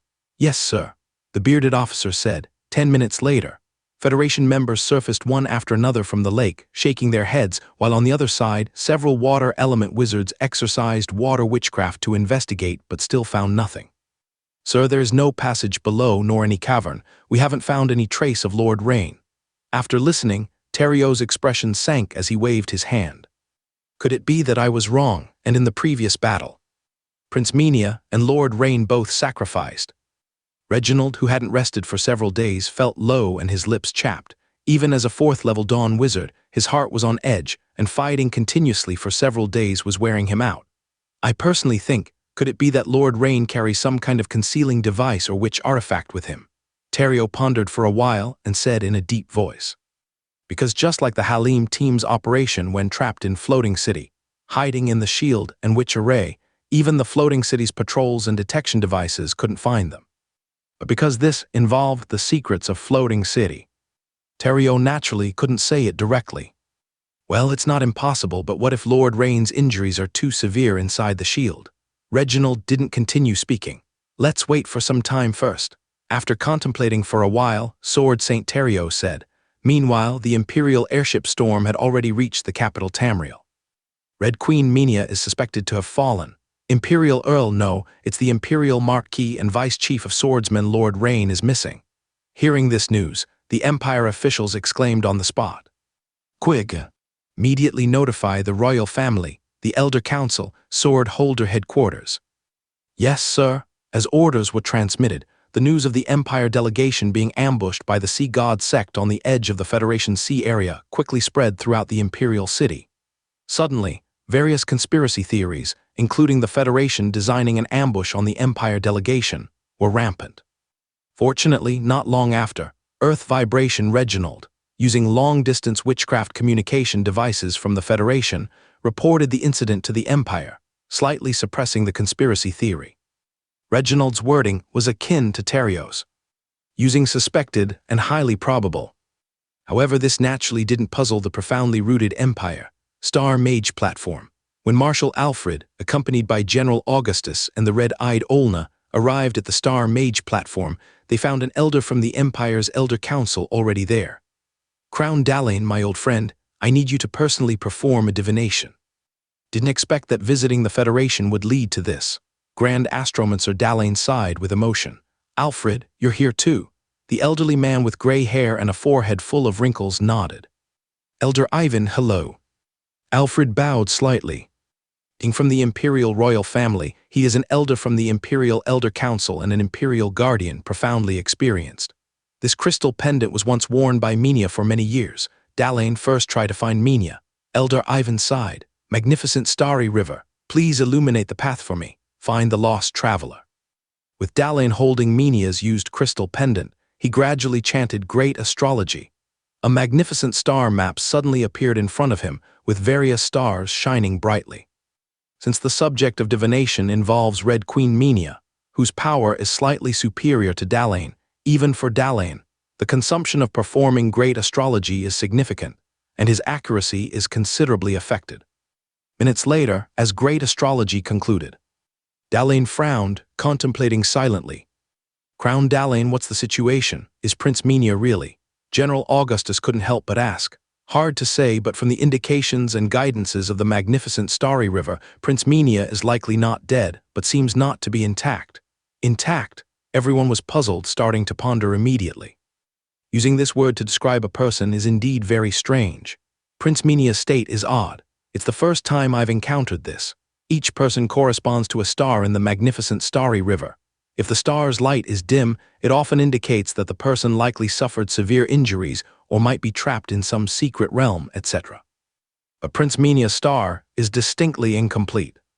This, Grand Astromancer Dalain frowned. Upon hearing Dalain's words, silence enveloped the scene. Why don't we try to find Lord Rain first? Because if Lord Rain survives and we can locate him, we may know what truly happened to Prince Minia. General Augustus pondered and suggested, that's a route we can try. Grand Astromancer Dalain nodded. At this moment, the red-eyed Olna quickly stepped forward, respectfully handing a box to Dalain. Inside the box was the first emblem Lord Rain had, obtained at the Mingster Swordsman Division, the bronze emblem, which Olna had arranged to be sent from Mingster as quickly as possible. Naturally, there were many such personal items at the Rain Mansion, but Olna didn't want to worry Rain's family prematurely before the situation became clear, so she hadn't disclosed this information to Rain's family, and the personal item was also sent from the Mingster Swordsman Division. Grand Astromancer Dalain took the wooden box, and when he took out the bronze emblem inside, he was slightly taken aback. Obviously, a swordsman's bronze emblem seemed too distant from Rain's current status. However, he didn't say anything and immediately began casting. Several minutes later, Lord Rain is still alive, but the starlight is rather dim. Likely due to severe combat injuries, Dalane said, his face slightly brightening after finishing the cast. Based on intelligence, he naturally believed Rain was severely injured rather than for any other reason. The question is, why would Crown Reginald say that they couldn't locate Lord Rain? General Augustus asked with a furrowed brow. Even if Lord Rain possesses witch artifacts like those that obscure witch arrays, it doesn't make sense. The Federation has already launched a sweeping search, practically counting every ant on the island named Reef Island. Well, Dalane found himself unable to answer Augustus's question. Actually, there was one point he hadn't mentioned. When he performed great astrology on Rain just now, he found that searching for him was surprisingly difficult, even more so than recently searching for Prince Menia. This meant that from a certain angle, Rain's strength surpassed Prince Menia's, but how was this possible? Prince Menia possessed late-stage Dawn Wizard strength, royal bloodline, and was a seasoned Dragon Knight of the Empire. Dalane couldn't quite wrap his head around it at the moment. The key is, the strength of the divination target affects the precision of the divination. All divination skills, whether it's great astrology or others like crystal ball divination, aquatic plant divination, etc., are heavily influenced if the target's strength exceeds the caster's. Therefore, the precision Dalane could achieve through divination was only at the current level. At this time, Elder Ivan of the Elder Council, after contemplating for a moment, said, according to Reginald's statement, they nearly arrived at the island simultaneously with the Sea God sect after the explosion, but they couldn't see the avatars of the Nether Sea Goddess, Menia, or Rain. Could it be possible that the avatars of the Nether Sea Goddess defeated the two and then controlled them, returning to the temple in the sea? Elder Ivan's words plunged the whole into silence, and everyone in attendance fell into deep thought. Indeed, this possibility can't be ruled out. After all, if they were on the island, even if Rain had an obscuring witch array, a thorough search would have found them long ago. After thinking for a while, Marshal Alfred asked, Crown Dalane, can you now determine Lord Rain's approximate location? Yes, he should still be near that federal waters, Dalane nodded, responding. In that case, I agree with Elder Ivan's opinion. It's very likely the avatar of the Nether Sea Goddess severely injured Prince Menia and Rain and took them both to the Undersea Temple, Marshal Alfred said solemnly. Upon hearing this, everyone pondered for a while and showed expressions of realization. In that case, it corresponds to the anomalies displayed by the great astrology. Grand Astromancer Dalane also nodded, remarking, the three individuals with the highest power and position on site agreed, so the others naturally nodded in agreement, even if some still harbored minor doubts. After all, it's at least good news. It indicates Rain is still alive. As for Prince Menia, he also seems not to be entirely deceased. With the guidance of the Star Mage platform, the Empire's high ranks encountered difficulties after research. Although the general area was identified, the Sea God Sect's headquarters was under the sea. Different from land where searches are easier, the marine environment is complex, making the search still extremely challenging. Secondly, even if the position of the Nether Sea Goddess's temple is found, it would undoubtedly lead to fierce battles. If the number of strong participants isn't sufficient, it is likely to result in danger instead. However, following the Ferdinand Forest incident, within the current Empire territory, various cult activities have become increasingly frequent. Each Imperial Guardian practically has a province or territory they need to guard, with only the Imperial City Tamriel housing multiple standby guardians. Still, after the last Imperial City battle, this number of Imperial Guardians is necessary. In that case, let the Elder Council send someone. Elder Ivan glanced around and decided. The news from the high-level meeting quickly spread within the upper circles of the Empire's elite. Many top-level nobles initially heard the news with a hint of skepticism, especially considering Reginald's report used words like suspected and possible. But things are different now. The information has been confirmed by none other than Crown Dalane, the foremost Grand Astromancer of the Empire. Drumduke Mansion, luxurious study on the second floor. This Rain, arrogant and lawless. Now defeated and imprisoned by the avatar of the Nether Sea Goddess, even if he survives, he can never return to the Empire. But it's a pity for Prince Menia. Having received the news, Drum Duke heavily slapped the mahogany desk, his face flushed with joy and excitement. It wasn't that he was not deep-minded, but rather that it was about his son who was killed by Rain Greenwood. He once thought his son's revenge was forever impossible, given Rain's terrifyingly rapid increase in power. But unexpectedly, a regular visit resulted in such good news. Duke, in this way, young Master Greenwood's great revenge can be said to be avenged. The new butler beside him smiled and complimented.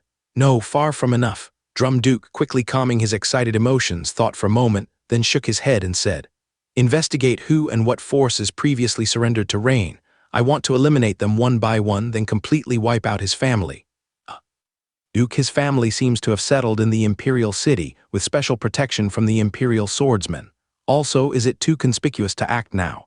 So, start with his forces first. As for his family, no rush, take your time, wait until people gradually forget him. Drum Duke showed a sneer on his face and said, "By the way, remember to inform Marquis Orange. His family had conflicts with Rain before, and also lost shares at Axon Auction House. Mr. Branch, praise Duke, you always make the wisest decisions," the butler complimented. Beneath Reef Island, by the magma lake of the undersea volcano. Actually, Minia had already woken up when Rain picked her up not long ago. However, she felt Rain's warm breath on her, and beneath her ample hips, there was something there, leaving Minia completely unsure how to handle the situation. In fact, after her consciousness was separated by Rain again and returned to her body, she didn't know how to face someone who knew most of her secrets. She is a woman, and the one who knows her secrets is a man. Young man of great ability, also possessing the multi-headed dragon bloodline. Since Rain possesses a system, he actually does not have the multi-headed dragon bloodline, only possessing the multi-headed ability. But Minia clearly couldn't know this point, naturally judging from appearances, thinking that Rain possesses the multi-headed dragon bloodline. For a moment, Rain seemed like the one she had once been infatuated with in her girlhood. After all, tragedies like Romeo and Juliet leave the strongest lifelong memories. This is true for Minia. She hasn't been able to get over this hurdle, but at this moment, she seemed to see her once Romeo in her heart. So facing Rain's rudeness, even that kiss, Minia didn't know how to react properly. Refuse, it seemed instinctively she couldn't say no. As for agree, her age is far too much older than Rain. Minia's thoughts drifted for a long time before she barely gathered them back, re-entering a state of deep meditation. On the other side, Rain naturally didn't know Minia's thoughts. Taking advantage of Minia's deep meditation gap, he first studied the goblin engineering knowledge forcibly remembered in his mind, and then came to the exposed ore on the lava rock wall. Boom! Rain slightly exerted his fist, cracking open the ore surface with that dark gray solid rock layer, crystallized by high-temperature magma on the ore surface, extremely hard, but naturally no match before Rain. Hey, is this black iron ore actually rich ore? Though different mineral deposits have different standards for defining rich ore. The black iron ore here contains over 60%, which in any kind of ore can be recognized as rich ore. After a brief thought, Rain pressed his hand, emitting dense dark silver light onto this more than 1 meter long black iron rich ore protruding on the lava rock wall. With the glow of Rain's hand, the metal black iron and the black iron rich ore surprisingly seeped out like mercury, quickly gathering into a sphere in the palm of Rain's hand. But that's not the end. Because in the black iron ore, it certainly doesn't only contain black iron metal, but also a small amount of other metals such as copper, tin, etc. So at this moment, besides the black iron ball, Rain's palm also formed 4 different sized and colored metal balls, respectively copper ball, tin ball, silver ball, and gold ball. This is one of the ability applications of Rain reaching the level of a 4th level Dawn Wizard. The extremely strong metal element particle affinity and the surging spiritual power of the Dawn Wizard level allow him to easily accomplish this. Although previously at the crystallization wizard level, he could also do this, but it was quite laborious and could only do one at a time, whereas now it's much easier, as simple as eating and drinking water. Boom! Soon, a pure black iron ball weighing several hundred kilograms was consolidated and placed in front of Rain, followed by the dropping of the other 4 small metal balls onto the ground. Rain first looked at these 5 metal balls, then at the not less than 100 protruding ore deposits in front of him, showing a thoughtful expression. This is indeed good news. Perhaps I can gather enough raw materials to start crafting the mechanical creations from. Goblin engineering.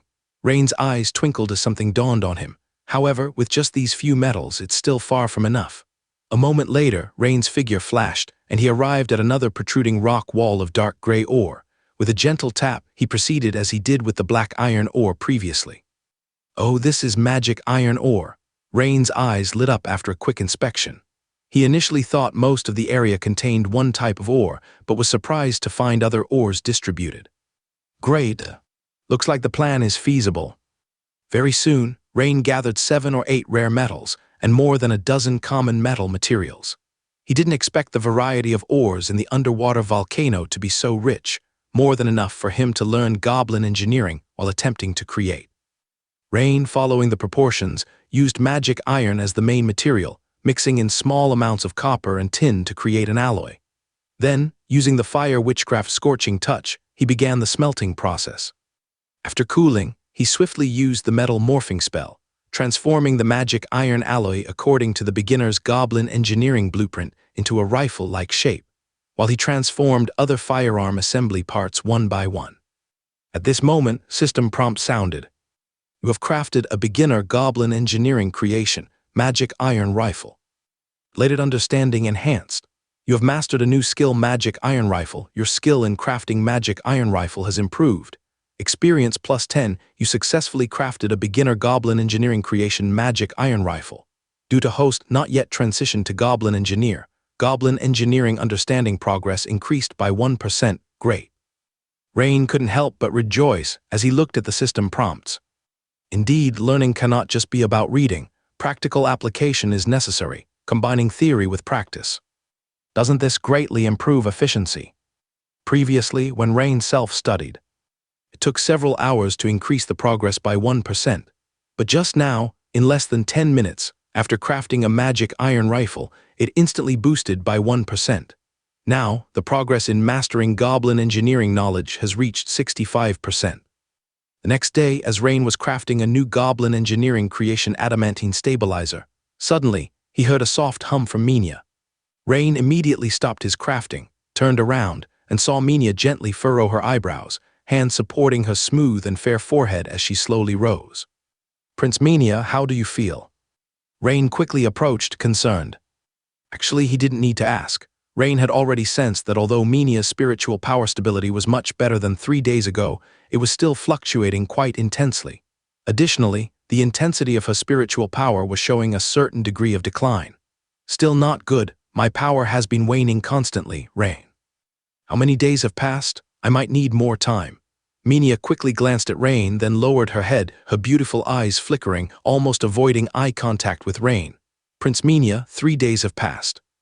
If you want to continue, deep meditation for recovery. Perhaps having something to eat first would be better. There's a type of fire element fierce beast which might be beneficial for your physical recovery, Rain suggested. A 4th level Dawn Wizard's need for food is somewhat controllable, but still requires food to sustain some essential elements of the life form, unlike a 5th level Full Moon Wizard's demigod level. All right, thank you, Rain. Minia nodded, said. Oh, is this a double-sailed dragon? When Minia saw Rain carrying a molten double-sailed dragon, beginning to prepare it, she couldn't help but feel a bit surprised, said. Indeed, it's called double-sailed dragon. I casually named it molten double-sailed dragon, upon seeing its semicircular fish fins. On the back, Rain laughed.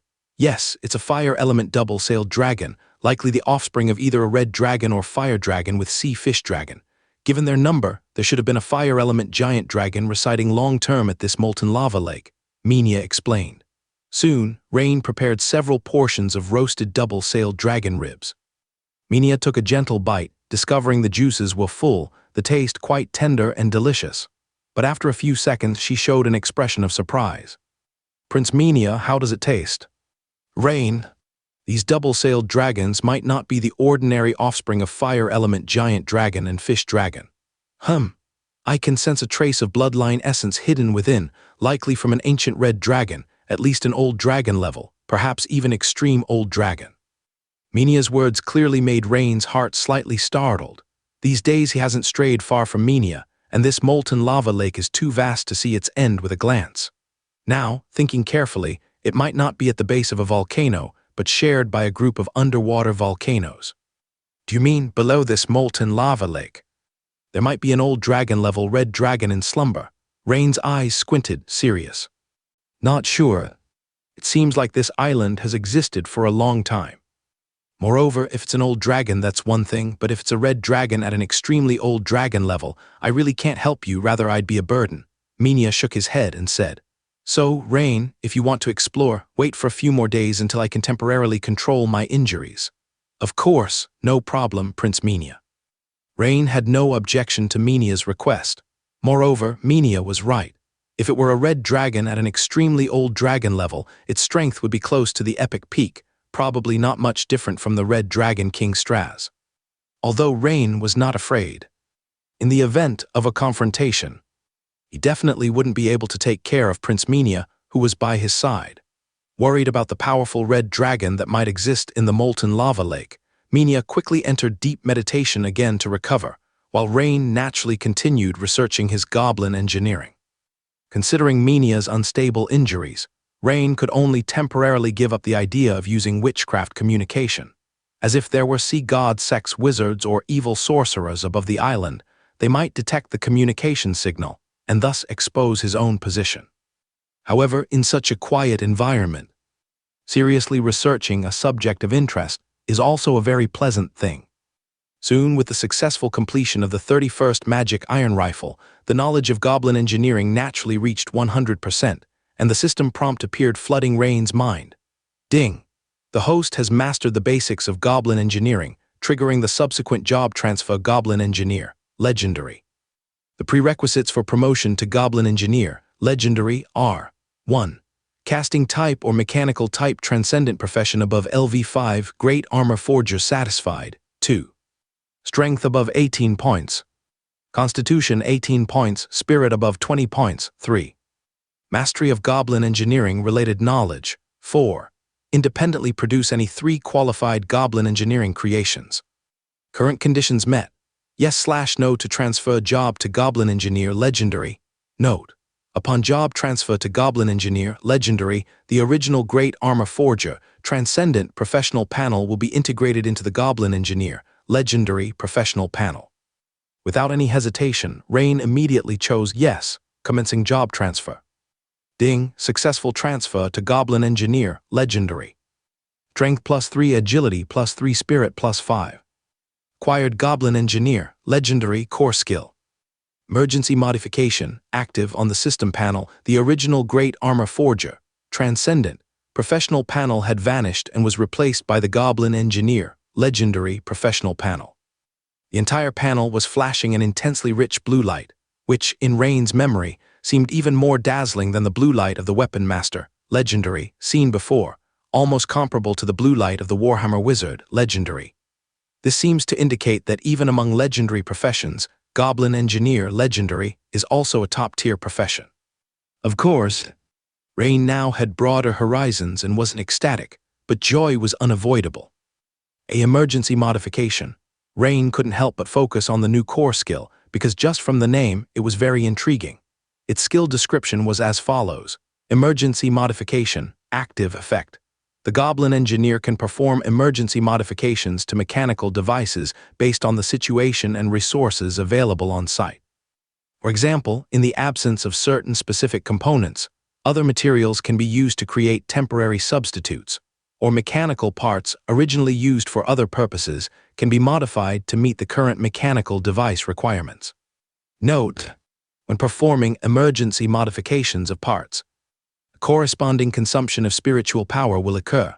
The higher the complexity of the parts and the rarity of the materials, the greater the consumption of spiritual power. Additionally, the duration for which modified parts remain functional will also be limited. Interesting.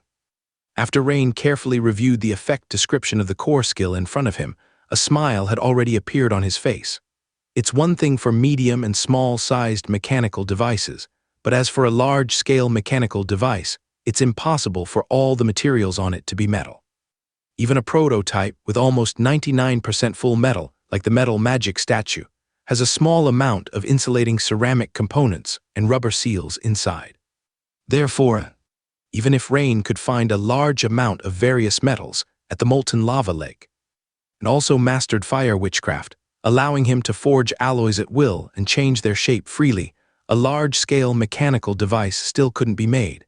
There would still be a few key parts that remained unresolved. But now the situation had taken a turn. Just right, maybe I could try to make a large-scale mechanical device as a chance to advance the goblin engineer level and collect a batch of attribute points and skill points, Rain pondered. Since the last battle, Rain's remaining attribute points were down to just a pitiful one, and if he were to encounter a formidable enemy, it would still be very passive. Thus, without much hesitation, Rain quickly set to work making things. Soon, with the various shapes of metal parts quickly deforming and appearing in Rain's hands, a prototype of a mechanical land bird, which had appeared multiple times in the floating city ruins, gradually emerged in front of him. Another 10 minutes later, as Rain silently chanted emergency modification in his mind, he saw that in the absence of any insulating materials, by consuming spiritual power to call upon mysterious side energy particles, he created a special effect that influenced and changed metal properties in a short time, resulting in the quick assembly of a small energy furnace device more than half a meter long, almost cylindrical in shape. Finally, when he inserted a hellfire crystal stone, a power core suitable for the mechanical land bird was completed. This was also the most troublesome stage. Logically, the production of a small energy furnace requires numerous insulation parts to prevent energy dispersion within the furnace, but Rain skillfully circumvented this bottleneck issue with the core skill emergency modification. Next up was the simpler part. Soon after, a humming mechanical land bird appeared in front of Rain. It really works, that's great. Rain smiled as he admired the mechanical land bird he had seen many times before, with insights related to goblin engineering frequently surfacing in his mind. Meanwhile, system notifications also appeared. You have created a mechanical land bird. Related insights improved. You have acquired a new skill, mechanical land bird construction. Your skill in mechanical land bird construction has improved. Experience plus 20. You are focused on mechanical land bird construction. Your goblin engineer, legendary, professional experience plus 30. With the 3 advantages, super metal affinity, late stage dawn wizard, and steel heart advanced meditation method 4th layer, Rain alone was practically equivalent to a small goblin engineering workshop. Some components that originally required mechanical equipment, like mold machines and milling machines, Rain managed to accomplish on his own, with even higher precision. This led to the fact that a mechanical land bird, which would typically require several goblin engineers working together and take 10 to 15 days to produce, Rain completed in less than 2 hours, plus 30. Doesn't that mean making 4 mechanical land birds will upgrade to LV2? Rain raised his eyebrows and said. The enthusiastic Rain soon dove into the production of mechanical land birds once again. 3 more days passed, and while Rain did not wait for Minya to awaken, he reached level 5 as a goblin engineer. Meanwhile, a series of new system notifications appeared. Most importantly, the previously unclear advancement conditions for goblin engineering expert, Epic, which emerged during the floating city incident, were now clarified. Ding! Host's goblin engineer, legendary, reached LV5. Triggering advancement goblin engineering expert Epic. Conditions for advancing to goblin engineering expert Epic. 1. Goblin engineer legendary above LV5. 2. Strength above 20 points, constitution above 20 points, agility above 20 points, and spirit above 40 points. 3. Master high difficulty goblin engineering knowledge. 4. Independently produce 5 qualified advanced goblin engineering creations. Current conditions not met. Advancement to goblin engineering expert Epic failed. The full advancement conditions have appeared as expected. High difficulty goblin engineering knowledge. No problem, it's basically the second memory crystal's contents from last time. Advanced goblin engineering creations, like creating prototypes and mechanical octopus, those types of super large mechanical devices. Rain carefully reviewed and found that as long as he stayed with the relevant knowledge, the subsequent advancement could happen at any moment, which made him quite pleased. Because this not only meant the emergence of a powerful combat profession, but also the increased profession level would contribute substantial attribute points and skill points. For some reason, his mind suddenly conjured images of the goblin corpse in a white coat, repeatedly awakening one prototype after another in the lower levels of the floating city ruins. That person must be the so-called goblin engineering expert, right? Rain couldn't help thinking. Imperial City Tamriel, at the residence of the Bixu Mechanization School. Sect leader Moria was with Rain's mentor Megaro, leading numerous key personnel in the school's mechanical assembly hall, attempting to repair the super-giant magic statue destroyer that was damaged during the battle in Ferdinand Forest. Although the large furnace core, equipped with abyss fire, had exploded due to the close proximity to the blast, the destroyer demon statue was nearly melted down. However, when the massive metal heap was transported back for inspection, everyone was shocked. While the external part was only 20% intact, the internal part was 80% preserved. Most of the damage was to the outer metal and a few circuits. This meant it wasn't necessary to completely remake the destroyer. Instead, direct repairs could be considered. Now, nearly a month later, the repair process is over 70% complete, with the remaining tasks involving device discrepancy issues, such as differences between ancient and contemporary furnace installations. Because once the adjustments are made, the circuits would also need simultaneous adjustment, although not highly difficult. It is somewhat time-consuming and labor-intensive. Boom, boom, boom. Suddenly, a knocking sound was heard outside the hall. "Come in," Moria said without looking up. The visitor was Deputy Sect Leader Bradley, looking somber as he reported, "Sect Leader, news from the Imperial School Joint Conference. Our school's advancement application has been shelved." What? How could it be shelved? Upon hearing the news, Megaro, who was bent over examining the circuits, looked up in surprise at Bradley. The other key members of the school also displayed shocked expressions. What's the reason? Even if the Destroyer Demon statue isn't fully repaired, Lord Rain is a genuine 4th-level Dawn Wizard. It should fulfill the advancement criteria. Compared to others, the sect leader Moria kept a cooler head, pondered for a moment before asking. "This?" Bradley looked around at a few people and said in a low voice, "Sect leader, could you and Lord Megaro come with me for a moment?" Okay." Moria glanced at Bradley in confusion and nodded. Thus, the two quickly followed Bradley to the side. Bradley solemnly said, "I've heard that Lord Rain has encountered some trouble." Trouble? But isn't Rain accompanying Prince Minia on a visit to the Federation? How could something happen? Megaro looked at Bradley with suspicion. "Prince Minia has encountered trouble too. I've already verified this with a few old friends. They say the Empire delegation was ambushed by the avatar of the Nether Sea Goddess and a large number of Sea God sect followers on their return journey." Bradley shook his head, sighing. "What?" Upon hearing this news, even the composed sect leader Moria couldn't help but widen his eyes. "Both of them?" Megaro exclaimed in shock. "It's unclear, but according to the information circulating from the Star Mage's platform, the Grand Astromancer Dalian's divination indicated that both should be alive only. It seems they have been imprisoned by the Nether Sea Goddess." This. What is the Empire saying? Moria calmed his agitated emotions and asked again. "It's still uncertain." Bradley shook his head, saying, "No wonder the Empire Wizard School Union has postponed our application. A bunch of opportunistic folks." In an instant, Moria realized the reason behind it all. After all, the fewer large wizard schools, the better. No large school likes to see a medium-sized wizard school rise. Previously, it couldn't be stopped. After all, Rain's demonstrated strength was just too formidable. Moreover, the Empire equally does not wish for too many large wizard schools to arise, coupled with certain forces' deliberate interference. So a matter that was originally a foregone conclusion ended up in such a predicament. Alas, in the deep sea it's still the Sea God sect's stronghold. Our school's power is too weak. It's impossible to rescue Rain. Megaro, Rain's mentor, couldn't help but show pain. Rain is his most proud disciple. Yet now knowing the other is in a dire situation, as a mentor, he can't carry out a rescue. It's truly torturous.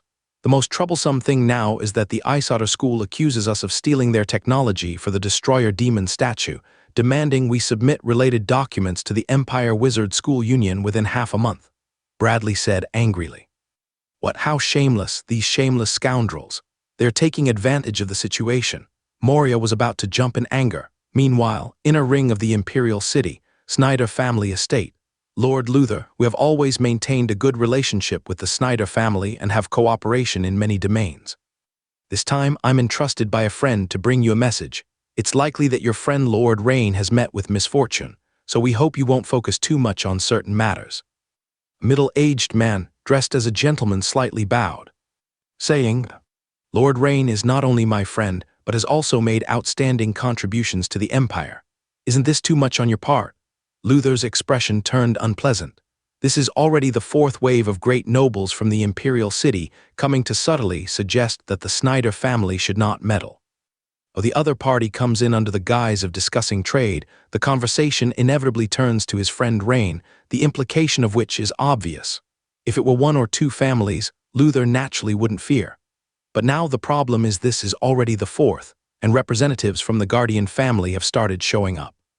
Don't look at the Snyder family's power being the first in the Marne province, but here in the imperial city, they are still a weaker side. Moreover, the most important issue is he doesn't know how to persuade his father. After all, he has also inquired and Rain might really not come back. On one side is his friend Rain, and on the other is his family's interests and possibly safety. This is an exceptionally difficult choice for Luther. The same issue also happened at the Bavarian family estate. "Lord Halowin, you shouldn't feel any guilt for a friend who will never return. You are merely doing what benefits both you and your family the most, aren't you? You should know that our two families can conduct in-depth cooperation in many trade domains. By the way, your father, Duke of Minster, seems a bit overly persistent. Let me be frank, next we will be taking action in Minster and hope you can persuade your father. After all, Minster province is your family's fief." The one known as Bavarian Lance Halowin was in the reception room, his face rendered serious as he watched a middle-aged, noble-dressed man leave, while the words the man just spoke lingered. The visitor was from the Drum family, essentially suggesting that he and the Bavarian family should mind their own business. "It seems I need to consult someone for a counter strategy. They are taking action in Minster, but hasn't Lord Rain's family all been in the imperial city? But regardless, I need to notify my father immediately and prepare." Halowin pondered. "Summer Sea, somewhere in the deep sea. A magnificent temple and dozens of affiliated buildings are enveloped within a giant circular shield emitting a black fluorescence. This place is the headquarters of the Sea God sect. Great Nether Sea Goddess above, please listen to the prayers of your devoted followers." Inside the spacious prayer hall, in front of the prayer booth, standing with the Nether Sea Goddess statue, Pope Egil, who had just returned to the headquarters not long ago, led a group of high-ranking evil sorcerers in devout prayer. Utilizing the headquarters prayer booth and the power of faith from everyone, it was naturally easier to connect with their goddess than when praying alone. Indeed, a response from Nether Sea Goddess Hela came. Suddenly, above the booth, a transparent projection of a black-robed maiden appeared abruptly. Her figure alluring, her face beautiful but her expression cold and indifferent. "Egil, I know what you want to ask." Without waiting for Egil to take the initiative and inquire, Nether Sea Goddess Hela spoke in advance. "That damn mortal Rain is not dead, and he has also saved the offspring of Dragon." What? Egil couldn't help but look shocked upon hearing this news. It was evident that this news was entirely unexpected for him, and the surrounding high-ranking evil sorcerers of the Sea God sect naturally exchanged bewildered and confused glances. Rain being alive wasn't a surprise to them. But the fact that Minia, titled Red Queen, wasn't dead either, then. "Great and wise my lord, what should we?" Egil asked respectfully, bowing. The black-robed maiden's beautiful eyes suddenly flickered a few times, as if she was casting some high-ranking divination, and then she coldly snorted, saying, "So it turns out they are hiding there, no wonder you couldn't find them. They are currently at the magma lake deep underground on Reef Island. Although the offspring of Dragon was rescued, their strength is greatly diminished, making it a perfect opportunity. Egil, go personally." "At your command, my lord." Egil immediately responded, but his bowed face frowned slightly. He couldn't refuse his goddess's instructions, but the problem is, there are so many difficulties. "My lord, now the Federation has dispatched heavy guards to Reef Island, with at least 3 epic-level experts from the Federation on the island. If we attack head-on, we fear that with them there, we will return without success." "No, you don't only have to pay attention to the Federation people. I've also seen there are 3 Dragon Knights from the Dragon Empire heading to Reef Island, expected to arrive in a day." Nether Sea Goddess Hela's eyes sparkled as if she had glimpsed something again. Even Pope Egil showed difficulty upon hearing this. And the high-ranking evil sorcerers behind him would likely start whispering if the goddess's projection wasn't present. After all, 3 Dragon Knights plus 3 epic-level experts from the Federation, this force is already beyond what they can counter. How is Glacer's strength recovery? Reporting to my lord, after consuming the blood meal in the previous battle, about 60% of the strength is restored. Take me to Glacer's. At your command, my lord. Soon, a group of people followed the transparent projection of the black-robed maiden to an underwater area resembling an arena located on the temple's outskirts, and the terrifying ancient sea beast smoldering electric eel Glacer's, over 100 meters long, was peacefully coiled with its eyes closed. However, its body surface, especially the purple lines on its back, were now brighter and flickering compared to before. And even ordinary people could sense the enormous electrical energy contained within. From its bulging abdomen, it seemed it had just finished a meal. Reporting to my lord, Glacer's has just devoured 3 gray whales and is resting. Apparently sensing the faint aura of the Nether Sea Goddess's projection, Glacer's slowly opened its giant eyes, lowering its head and emitting a low hum, seeming to show submission and joy. Glacer's, I will expend divine power to further restore your strength, and you need to help Egil defeat a vile blasphemer. As Nether Sea Goddess Hela spoke crisp words, she raised her slender and white fingers. A black beam from the tip instantly shot into the body of smoldering electric eel Glacer's. Consequently, Glacer's showed an extraordinarily pleasant expression, and the purple lines on its back were so bright they were nearly glaring. Egil, provide Glacer's with more blood meals, and within half a day its strength will be restored 90%. Additionally, Glacer's will lead you directly through the seabed rock layer to the magma lake, Nether Sea Goddess Hela said calmly. Her projection grew increasingly dim after casting, clearly signifying that Hela didn't intend to intervene further. This was just a projection. Reaching such lengths was already extreme. But with Glacer's at 90% strength, reaching epic peak level, combined with her sea god sect followers, their power was enough to eliminate the vile blasphemer. In Hela's view, if Rain hadn't had that dragon offspring's dragon blood sacrifice last time, she would have long ago eliminated the nasty and vile mortal. Now that discourteous dragon offspring is gravely injured, completely unable to perform dragon blood sacrifice or any other secret techniques again, Glacer's would surely be able to crush them effortlessly in terms of strength. Additionally, I will condense the last bit of energy from this projection into a divine power crystal. After taking down that blasphemer, you can throw the divine power crystal into the molten lava lake. At that time, the re-erupting undersea volcano will completely destroy that island and all the Federation ships nearby. As you command, my great and wise lord. Upon hearing the words of the Nether Sea Goddess, all the high-ranking members of the Sea God sect, including Pope Egil, showed signs of joy, bowed towards the phantom of the Nether Sea Goddess, and said, because departing in half a day would just allow them to avoid the 3 Dragon Knights sent by the Empire. Secondly, they would follow Glacer's directly to tunnel into the magma lake, completely avoiding the need to enter from under the island and thus avoiding conflict with the Federation over Reef Island. Finally, and most importantly, with their goddess's divine power restored, the smoldering electric eel has reached epic peak level. In the eyes of the Sea God sect members, there's no need for them to act, as they could simply follow behind and crush Rain and the wounded Minia. Don't let me down again, Egil. Saying this, the black radiance of Nether Sea Goddess Hela's phantom flashed, and in the next second it completely disappeared from mid-air, leaving only a rhomboid crystal emitting a surging energy wave, floating slightly up and down in mid-air. Half a day later, a terrifying giant serpent-like beast slowly appeared in the deep sea. The smoldering electric eel Glacer's, surrounded by a group of high-rank wizards and evil sorcerers of the Sea God sect, moved towards the vicinity of Reef Island. As eels are naturally adept at digging, for Glacer's, penetrating the seabed silt and hard rock layers posed almost no difficulty. Glacer's twisted its large body, emitting a purple glow, stirring up a large amount of silt from the seabed, causing the seawater to become murky. Its over 100 meters long body soon disappeared halfway into the silt. Pope with the smoldering electric eel Glacer's. This mission has become much easier. With my lord's power blessing, Glacer's has finally regained the might of an ancient terrifying sea beast.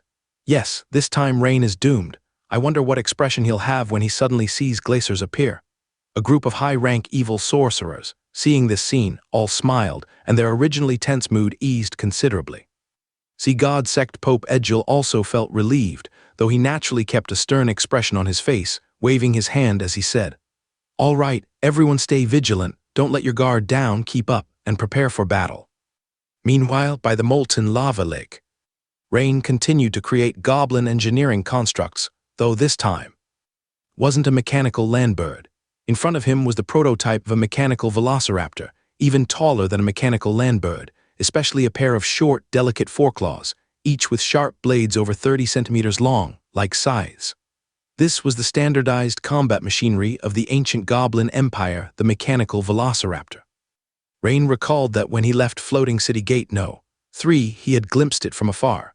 Now, relying on the goblin engineering knowledge stored in the 2 memory crystals, he began crafting it by hand. Although it also used a small furnace core. Compared to the mechanical landbird, mechanical velociraptor was naturally more challenging to craft.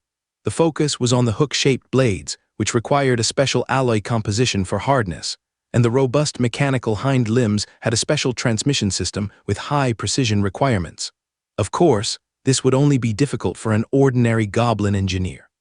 For Rain, solving these 2 issues was not too challenging. As Rain installed the last component of the transmission device, a system notification sounded. You crafted a mechanical velociraptor. Related insights improved. You have learned a new skill, mechanical velociraptor creation. Your skill in mechanical velociraptor creation has improved. Experience plus 35. You focused on mechanical velociraptor creation. Your goblin engineer, legendary, professional experience plus 85. Meanwhile, Rain's goblin engineer, legendary, profession level successfully reached LV7, thus contributing 6 attribute points and 6 skill points to Rain from this legendary profession. The attribute panel now displayed remaining attribute points as 7, remaining skill points as 19, and the golden skill points reached 594, nearing a historical high. Good. At least it's enough to support a medium-intensity battle, Rain thought with joy. Just as he was about to continue creating the mechanical velociraptor, he suddenly heard a slight sound from Minia's direction. Rain quickly turned to look and saw that Minia had awakened for the second time. Her beautiful face seemed a bit fatigued. Rain immediately put down the metal in his hand and walked over quickly. "Prince Minia, your strength." To Rain's astonishment, as soon as he approached, he sensed that although Prince Minia's aura seemed relatively stable, her strength was worlds apart from before. The dragon blood sacrifice is a desperate secret. Technique surviving is already quite fortunate, especially now. Being able to barely maintain the strength of a dawn wizard is thanks to your swift actions at that time. Minia, however, was indifferent, instead giving a slight smile to Rain as she spoke. However, the reassuring smile on Minia's face only made Rain feel more guilty. Having fused consciousness, he knew well how much time and energy this lovely lady had invested in her power enhancement. It's worth noting that she fell from the Dawn Wizard late stage directly to the Dawn early stage. Her actual combat effectiveness had dropped by more than half. Moreover, Minia had lost her longtime dragon ally, the Red Dragon Tassa. This made Rain's brow furrow and his expression solemn. "Really, I'm fine, Rain. If it weren't for you, I fear I wouldn't have been able to recover to this current state." Just as Minia was comforting Rain, suddenly, she saw Rain lift his head to look at the distant end of the molten lava lake. Boom! Suddenly, a massive boulder exploded, and a monster with a shape like a giant snake and a pointed head, with terrifying purple arcs flashing on its body, charged into this subterranean space. Its power was so great that it instantaneously sent the dozens of molten double-sailed dragons that were leisurely swimming in the nearby magma into a desperate escape. But in the next moment, a chain of purple lightning flashed around the creature, instantly electrocuting at least 20 or 30 of the dragons that hadn't managed to run far, killing them on the spot. Such powerful strength. Rain's pupils shrank slightly, and he muttered, This is the ancient sea beast, Glaciers the smoldering electric eel." Minia's beautiful eyes widened, slightly incredulous. Following quickly behind the sea beast were figures in black robes, instantly making the two realize that the terrifying ancient sea beast was not encountered by chance, but had come specifically for them. "Prince Minia, you go up first." "Leave this to me." Rain stepped forward, shielding Minia, and said solemnly. However, just then, an abrupt change occurred. "Who dares disturb the sleep of the mighty red flame wings Fermo?" Dragon language. With a low roar, dark red magma suddenly surged into the air. A giant red dragon over 80 meters long emerged from the magma, its dragon eyes fixed on Glacier's the smoldering electric eel. As for Rain's side, it didn't even cast a glance. The ancient red dragon Fermo was sensing a strong threat, thus awakening swiftly from a deep sleep of thousands of years. It's no wonder the strength that Glacier's possessed at this moment was enough to cause it deadly harm. Facing such a situation, Fermo could not continue to sleep, a natural alertness from the very depths of its dragon bloodline. Since Rain had only slain a few molten double-sailed dragons before, without transformation or deliberately releasing momentum, Fermo would naturally remain undisturbed. This sudden change left everyone present stunned.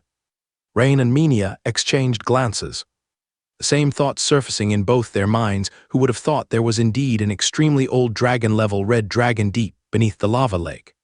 As for the members of the Sea God sect, including Pope Edgel, they all had expressions as if they'd seen a ghost, their minds feeling as if thousands of alpacas were galloping through.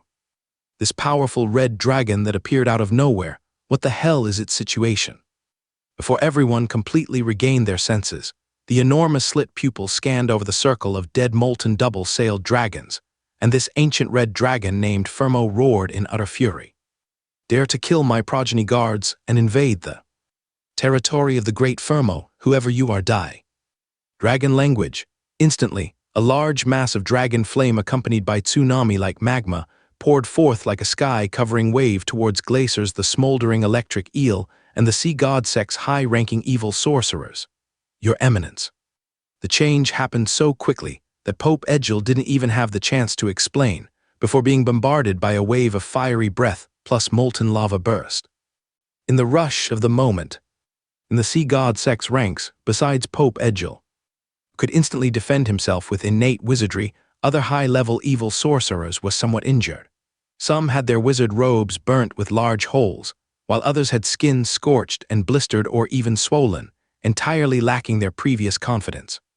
In their shame and fury, the high-level evil sorcerers of the Sea God sect naturally reddened their eyes and launched a counterattack against the red dragon before them. And the ancient terrifying sea beast Glacier's was not a creature with a pleasant temperament.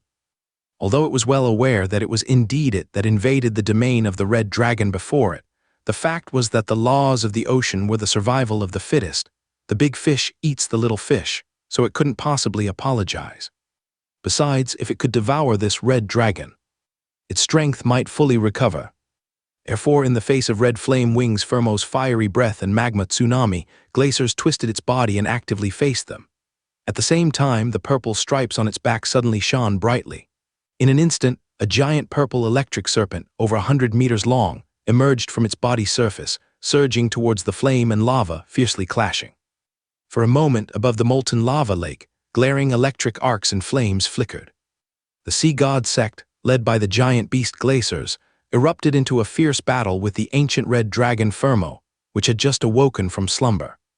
Red flame wings Fermo, I think I've heard of this red dragon. Minia, fluent in dragon language, naturally understood Fermo's recent roar. She frowned lightly. Seemingly remembering something, I remember now. It was an ancient red dragon active during the chaotic times before the Empire was established, 1 generation older than the oldest red dragon of the Empire, unexpectedly. Hadn't died and chose to slumber in this undersea volcanic magma lake. No wonder it possesses the strength of an extremely old dragon level. Oh, Rain curiously observed the battling forces not far away. Could its bloodline essence help you completely recover? Prince Minia. Complete recovery is impossible, but it might restore about 70 to 80%. Wait, how could the other side possibly? Minia initially didn't notice, merely responding to Rain's question, but she quickly realized. Is it a matter of whether recovery is possible? That's bloodline essence. Even a small portion would greatly damage the vitality. They are neither kin nor friend. How could they possibly offer it? Rain, asking a temperamental red dragon of an extremely old dragon level to provide bloodline essence, they would never agree. Minia looked at Rain with beautiful eyes, momentarily puzzled by his intention. It's okay, they will agree, Rain stated confidently. Minia was even more bewildered. By the way, how was its reputation during that time? Is there any record in the ancient texts? It wasn't particularly bad, just tended to act on its own whims. Prince Menia, please hide here for a moment. The mechanical velociraptor will alert you. I will first deal with the sea god sect and this sea beast, then discuss the bloodline essence issue with this red dragon. Before Menia could say anything, Rain's figure flickered and vanished. As Rain approached slightly closer, a thought suddenly struck him, causing him to stop immediately. The greatest reliance of the sea god sects forced this. Time is probably this smoldering electric eel. If it can be successfully eliminated, the sea god sect's ranks would collapse on their own. However, the opponent's purple electric attack is very powerful. With the red dragon Fermo present, there is no need to transform into a giant dragon for close combat. After a brief deliberation, Rain made up his mind. He raised his hand, and a serrated dark silver disc, several meters in diameter, suspended in the air above the palm of his raised right hand, spinning at high speed. This was his newly mastered dawn-killing move blade tooth disc. Unlike before, Rain had now stepped into the late stage of a fourth-level Dawn Wizard. Coupled with the aid of his super metal affinity and the Steel Heart advanced meditation method, the power of this dawn-killing move had reached the epic peak, capable of inflicting severe damage without caution. Nonetheless, Rain gazed at the battle scene ahead, where magma and electric plasma fiercely collided, red and blue lights intertwining, and did not rush to unleash his attack. He was waiting for the most opportune moment.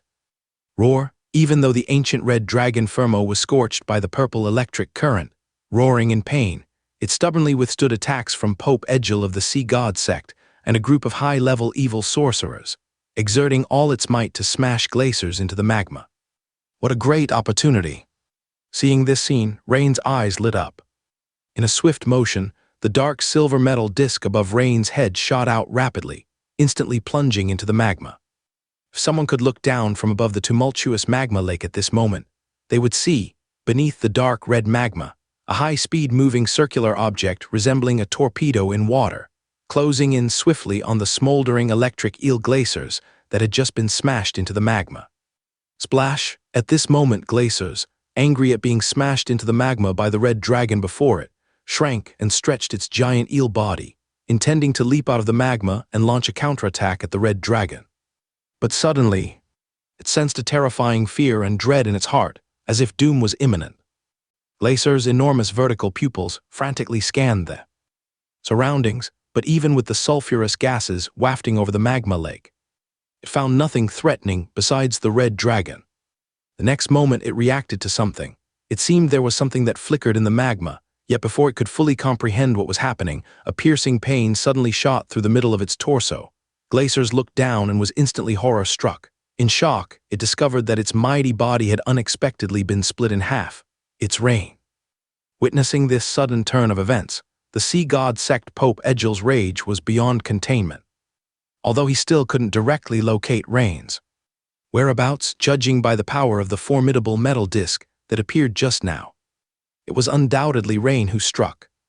The opponent concealed in the shadows made a direct strike, swiftly executing the ancient sea beast's smoldering electric eel glaciers.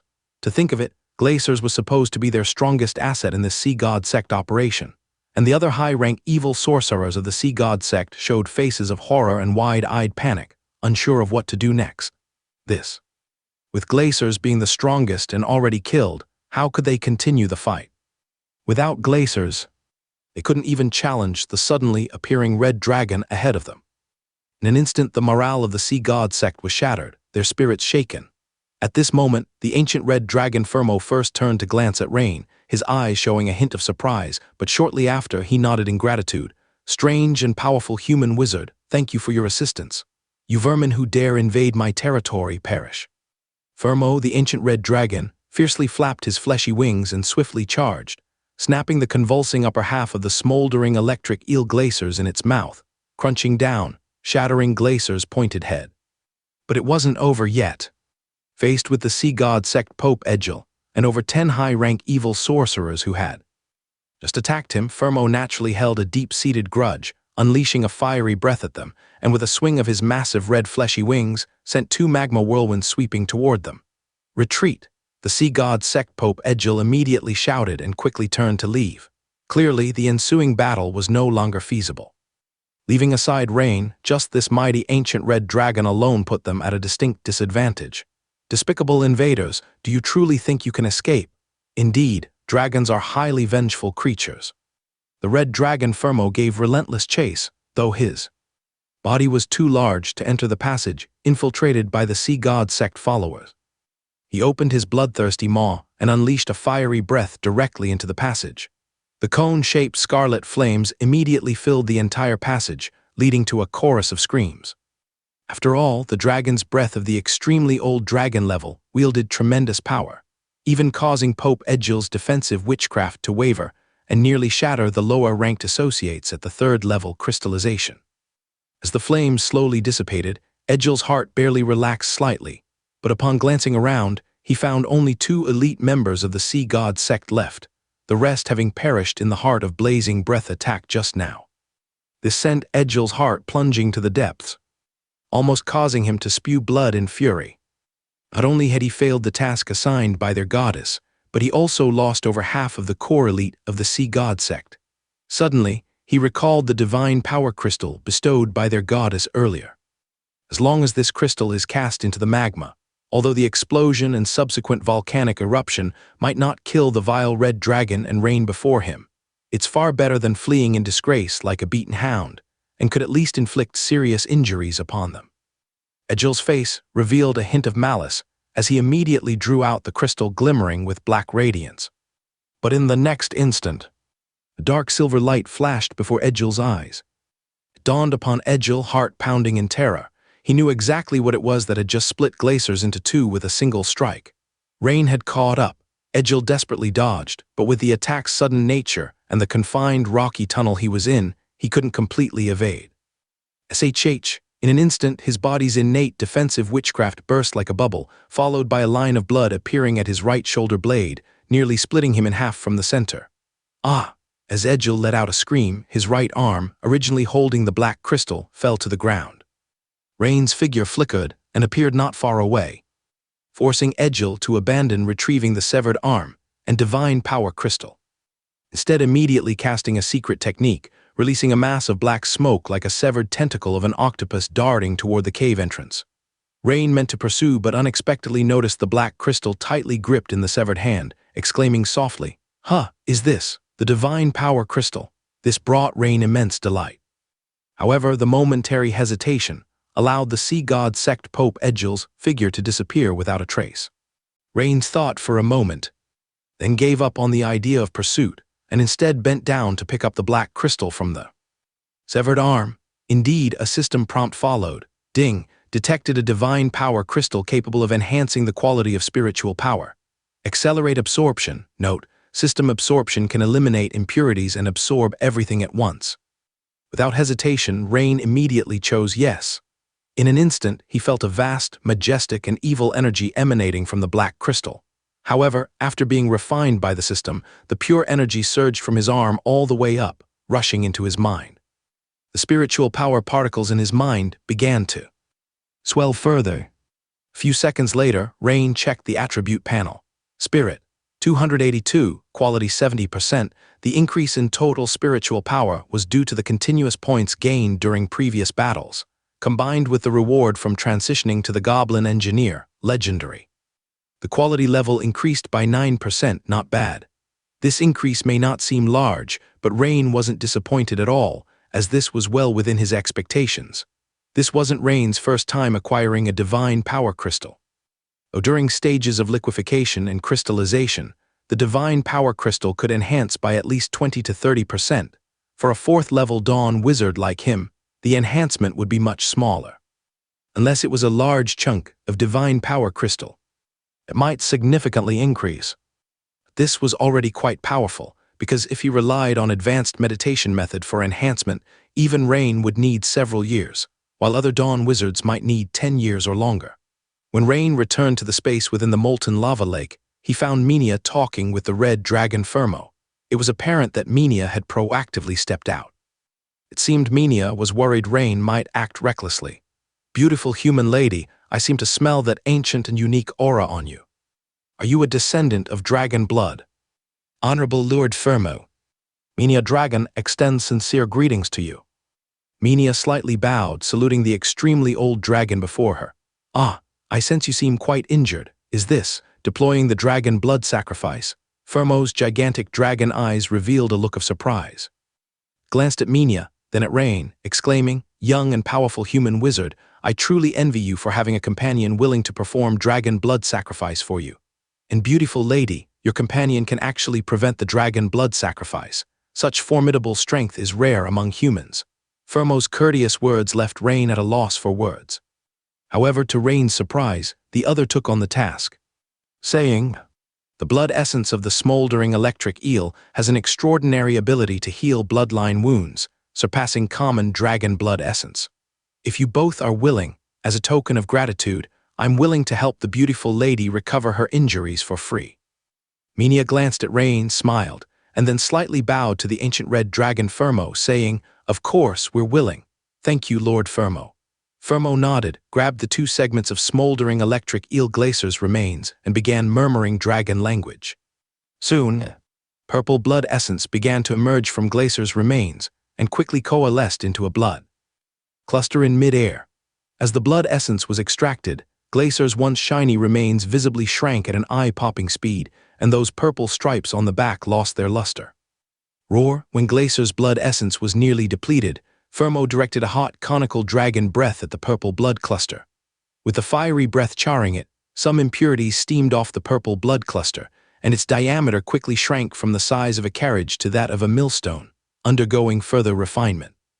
Moments later, as the blood cluster shrank further, it turned purplish red, dazzling like a gemstone, accompanied by a tempting fragrance.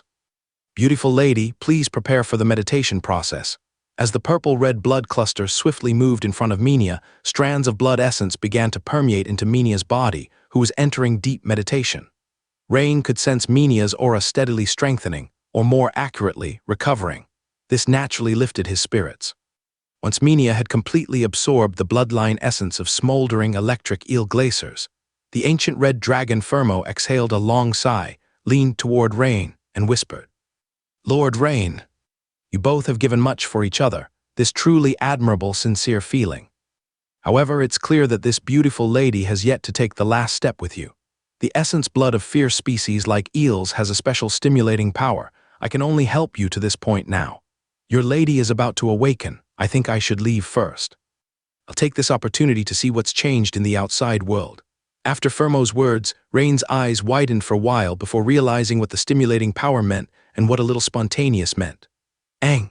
At that moment, the somewhat impudent red dragon Firmo leaped out of the magma, flapped its massive wings, and flew toward a hole above. Watching the departing red dragon Firmo, Rain couldn't help but focus his gaze on the increasingly stable Minia. Seeing her beautiful face, 2 clouds of red unknowingly drifted across her cheeks, adding to Minia's already noble aura, making her even more charming and alluring. Facing Minia like this, Rain glanced briefly and found it almost impossible to look away. At this moment, Minia slowly opened her beautiful eyes, saw Rain staring at her without blinking, and her face flushed even more. For some reason, Minia found that looking into Rain's extremely bright black eyes made her feel her emotions swaying, an irresistible fondness. Could it be the aftereffect of casting the dragon blood sacrifice earlier? But the ancient royal tomes never mentioned this. As her thoughts drifted, Minia felt something seemed wrong with her body, getting increasingly warmer, and moreover, there was a faint impulse that made her feel shy, a longing to lean on Rain's chest.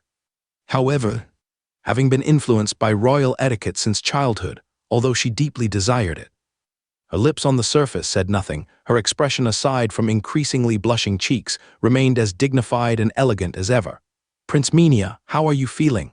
Rain asked with concern. He said this sincerely, without any ulterior motives. However, in Minia's ears, Rain's words only made her feel more embarrassed, because the word feeling seemed to carry implications for her. Minia's face reddened even deeper, as if about to drip blood. "Well, I've mostly recovered. With some more adjustments, I should be able to get back to 80% of my original state." Minia forcibly held back her inner turmoil and said, "Only 80%. Can it fully recover?" Rain slightly furrowed his brows, feeling a bit disappointed, and doubting the treatment behavior of that extreme old dragon Firmo. Could it be he didn't want to lose his own bloodline essence, so used smoldering electric eel bloodline essence as a substitute. Full recovery is naturally impossible. Even if his crown, the Red Dragon King Straz, cast the spell, it could only reach the current level. Otherwise, the dragon blood sacrifice wouldn't be a forbidden technique. Minia smiled faintly, her beautiful eyes gazing earnestly at Rain. Then she added, "Thank you, Rain." Prince Minia, there's no need for formality. It's what I ought to do." Having said that, Rain did not look away because he realized that the smiling, blushing Minia was unbelievably beautiful. And Minia, however, felt a little shy and overwhelmed after all, as a member of the imperial royal family and an epic-level expert. When had she ever been stared at by a male like this? And in such an enclosed space, alone. Initially, she dared to slightly meet Rain's gaze, but after less than 2 seconds, her heart thumped heavily, and Minia slightly lowered her beautiful eyes, not daring to look straight into the bright black eyes. Yet Minia certainly wouldn't say anything like "you're not allowed to look." At this moment, Rain's mind kept replaying the words just spoken by extreme old dragon Fermo. "For your enjoyment can only help you this much." Instantly, a notion flashed through Rain's mind about a phrase pertaining to beasts and those worse than beasts. Moreover, Rain asked himself, if Minia were to eventually embrace another man, how would he feel? Would it be jealousy, anger, and inability to accept? The answer was clear. Thus, Rain gazed at Minia's slightly lowered eyes, slowly but resolutely stepped forward. For Minia, each step Rain took seemed to tread onto her heart, the nervousness causing her delicate white palms to sweat slightly. "Rain, approaching means doing what? If he does something to me, what should I do?" Before Minia could truly think through what she was pondering, suddenly she felt a scorching large hand gently wrap around her slender waist. In an instant, her mind went blank. Next, she heard Rain softly murmur in her ear, "Prince Minia." The usually majestic Minia couldn't help but turn her head to look at Rain, showing a helpless expression. An expression like an innocent young girl appeared on the always elegant and mature Minia. The drastic contrast made Rain unable to suppress himself. In the next moment, Minia felt her cherry lips covered with heat. The following is omitted by 10,000 words. Several hours later, Rain looked at Minia's beautiful, noble face with a hint of laziness and couldn't help but smile. Aside from her noble identity within the Empire's royal family, her angelic face seemed to have descended from heaven. Her proud, towering chest, slender and flexible waist, rounded, uplifted hips, and the Creator seemed to have concentrated all the beauty of women within her. It's only apart from a true goddess, among humans, there's hardly anyone more perfect than Minia. After the intense battle, she was still sweetly asleep. Even her current expression seemed to indicate the immense pleasure and satisfaction of the intense battle just now. Having this kind of relationship with Prince Minia, doesn't that make me the Emperor's uncle? Rain thought to himself suddenly, considering this question. Then, when I visit Anna's mother, what should second Prince Everton call me? At this moment, as if feeling Rain's fiery gaze sweeping over her delicate body, Minia's long eyelashes lightly fluttered. Then she opened her deep, beautiful eyes, looking at Rain. For a moment, Rain seemed to see the vast, brilliant stars in Minia's beautiful eyes, but more so, there was joy, shyness, deep affection. Moreover, Minia, contrary to her previous shyness, did not avert her gaze from Rain this time. Instead, she slightly smiled and just looked at him. A few hours earlier, on Reef Island, Federation Sword St. Terrio was having a casual chat with Hernandez, the water element Dawn Wizard who had been urgently dispatched here a couple of days ago, when suddenly, they both felt a powerful aura emanating from the ground. Immediately afterward, the ground in one area of the island suddenly erupted, and an imposing giant red dragon burst from the ground into the sky, spreading an intense and scorching aura all around. "An extremely old dragon," Hernandez exclaimed. The other's formidable strength caused Hernandez's casting to momentarily freeze. "This aura is very unfamiliar. It shouldn't be Rain or Prince Minia." Even Terrio didn't react immediately, and only after watching the dragon soar hundreds of meters into the sky did he slowly speak. In the nearby sky, the Imperial Guardian Earth Pulsation, Reginald, who was patrolling with his giant dragon companion Ted at a low altitude, suddenly saw a huge red dragon taking off from Reef Island and naturally sped up to pursue it. The mark of the dragon. The ancient red dragon Fermo's enormous dragon eyes naturally saw Reginald, Yellow Dragon Ted, and the Imperial airship behind him. "Steamed and powerful red dragon crown, I am Reginald." the guardian of the Dragon Empire, I greet you." Feeling the powerful aura fluctuations of the other, Reginald stood on the back of his giant dragon companion Ted and bowed slightly. "Oh, are you part of that beautiful human Menia's entourage?" Fermo immediately reacted to something. "Have you seen Prince Menia?" Hearing the name Menia from the mouth of this extremely old dragon, Hernandez's eyes instantly lit up, unconcerned about the other's misrepresentation, and asked immediately. "Yes, she and her partner are in the molten lava lake below, but I advise you to wait for half a day before seeking her, as she is currently healing her injuries," the ancient red dragon Fermo said meaningfully. Then, without waiting for Reginald to ask anything further, the ancient red dragon Fermo flapped his wings and accelerated away. "Partner, could it be Lord Rain, this?" Reginald watched the departing, extraordinarily powerful, unfamiliar red dragon, naturally unable to block him again. Thinking for a moment, he decided to heed this unfamiliar red dragon's advice and wait before acting. If they really disturbed Prince Menia's healing, that would be a grave mistake. However, this good news needs to be communicated to the Federation first. Additionally, the whereabouts of this powerful red dragon should be temporarily tracked. If he's deceived them when Elder Ivan arrives, they'll certainly make him pay. Upon hearing the news from Reginald, both Terrio, Hernandez, and even Federation Deputy Speaker Bertrand and Trina, who were rushing to Reef Island, were overjoyed. "Crown Reginald, I've already contacted the coast-faring Federation fleet and lookout posts, and they will monitor the direction of that unfamiliar red dragon. However, if he heads to an uninhabited area, we're afraid we won't be able to track him." Sword St. Terrio said, Just knowing the general direction is sufficient." Reginald nodded and replied, "Do we really not need to go down and check?" "Not for now. There's no need for that red dragon to lie. We'll wait for half a day, and if there's still no movement after that, we'll go down together to search," Reginald suggested. "All right." Hearing this from Reginald, the deputy head of the Empire delegation, Sword St. Terrio naturally didn't have much more to say, nodded his head and agreed. Half a day soon passed by. Just as Deputy Speaker Bertrand, Sword St. Terrio, and many other high-ranking officials were feeling a little anxious. They saw Menia and Rain emerging hand in hand, exceptionally intimate, from a crevice in the ground, causing Sword St. Terrio and Hernandez's eyes to begin widening gradually and eventually round, exchanging a glance with each other, seeing the shock in each other's eyes. Because both of them, being mature individuals, could tell immediately from Prince Menia's current demeanor and the level of closeness with Rain that these two had likely confirmed some kind of relationship akin to a couple. Hernandez couldn't help but sigh and say, "I always thought we were just less powerful than this young Lord Rain, but now it seems it might not just be that. Indeed, being outmatched in strength is one thing, but to think in this domain as well," which left Terrio and Hernandez utterly puzzled. It was known that although Rain was very powerful, a rising star among the younger generation of the Empire, compared to Prince Menia, there was still a noticeable gap in terms of status and background. Moreover, they had heard many years ago that the Empire's Red Queen Prince Menia treated men, regardless of their power or appearance, with indifference. Could it be that Rain had cast some kind of mind-altering witchcraft on the Red Queen Menia? If the two hadn't known about Rain's character, they might have already pulled Rain aside for thorough interrogation. Lastly, there was another point. This time Prince Menia's visit to the Federation as a representative of the Empire. Her majestic demeanor, extensive knowledge, powerful prowess, and near-perfect appearance and figure had already drawn the attention of numerous Federation elites. Among them were many epic-level strong individuals, like themselves, yet not one managed to catch Prince Menia's eye. In short, during Prince Menia's visit to the Federation representing the Empire, she had become the recent dream goddess of Federation men, regardless of power or age.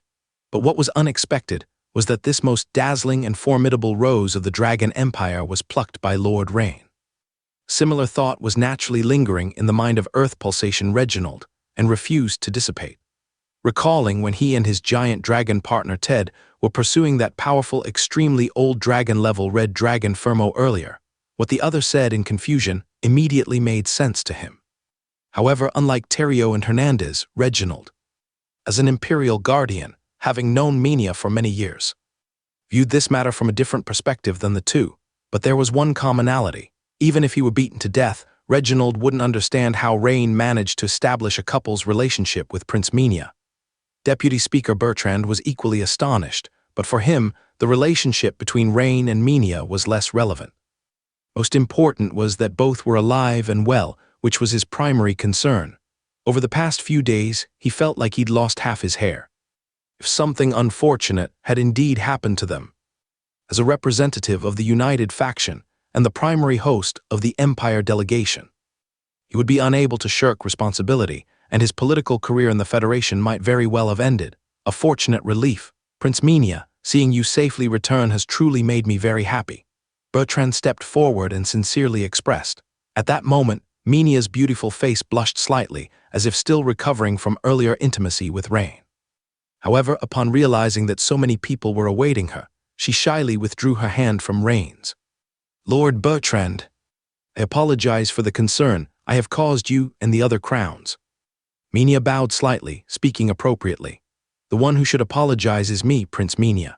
Please allow me to express, on behalf of the Federation, my sincere apologies to you and the fallen Empire soldiers in this incident, hoping that this unexpected event won't affect our subsequent close cooperation.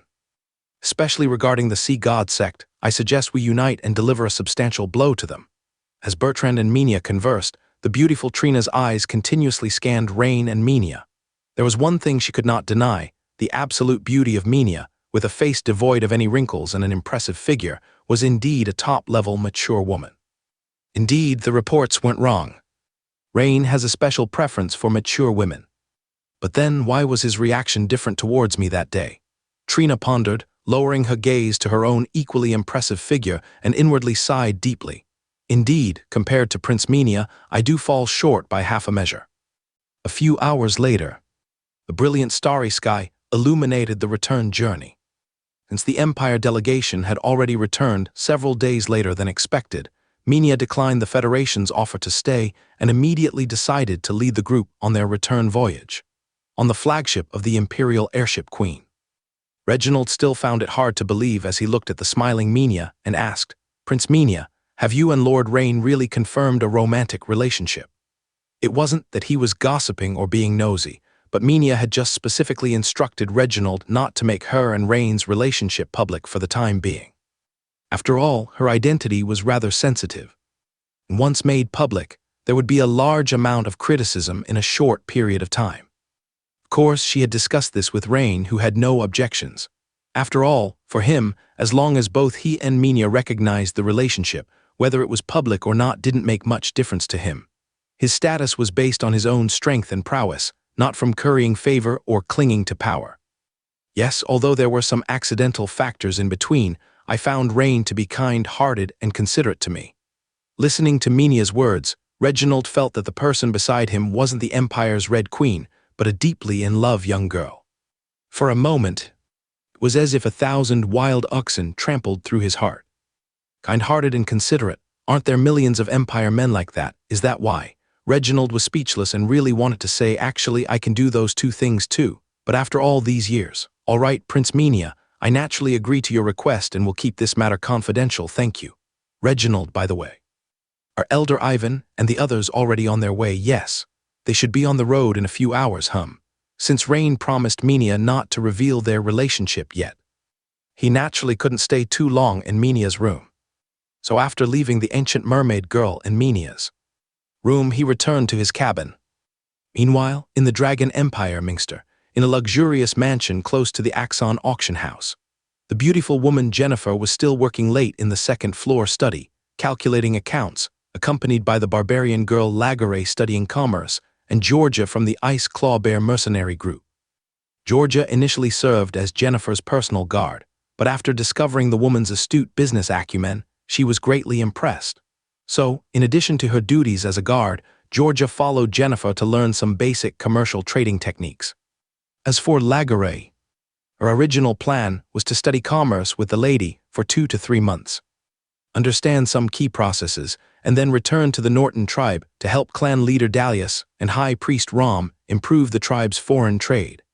The ultimate goal was naturally to improve the harsh living conditions of her people. Although previously, Rain had already contacted the Snyder family, where Luther belonged, to help the Norton tribe sell furs, the Frostwind Prairie still had some other valuable outputs. If they could supply them directly to Jennifer, the profits could be quite substantial. At the same time, if the auction house could procure some rare minerals, once purchased and brought back to the tribe for forging, it could significantly enhance the defense and combat abilities of the tribe's high-rank warriors. This means that trade profits could be directly used to buy rare minerals, thus eliminating middlemen and maximizing fund efficiency. Madam, in recent days, our main caravans outside have all been attacked by unknown forces. Do you think what Lord Luther warned us about before could be true? Georgia asked with a worried look. Her brother, Fandar, the leader of the Ice Claw Bear mercenaries, had volunteered to go check the situation. Although she had great confidence in her brother's abilities, she couldn't help but feel uneasy. In any case, we must leave Minster early tomorrow. Since someone is taking the opportunity to threaten Rain through us, it must be a powerful entity. Earlier today, Jennifer received a secret message from the Duke of Minter.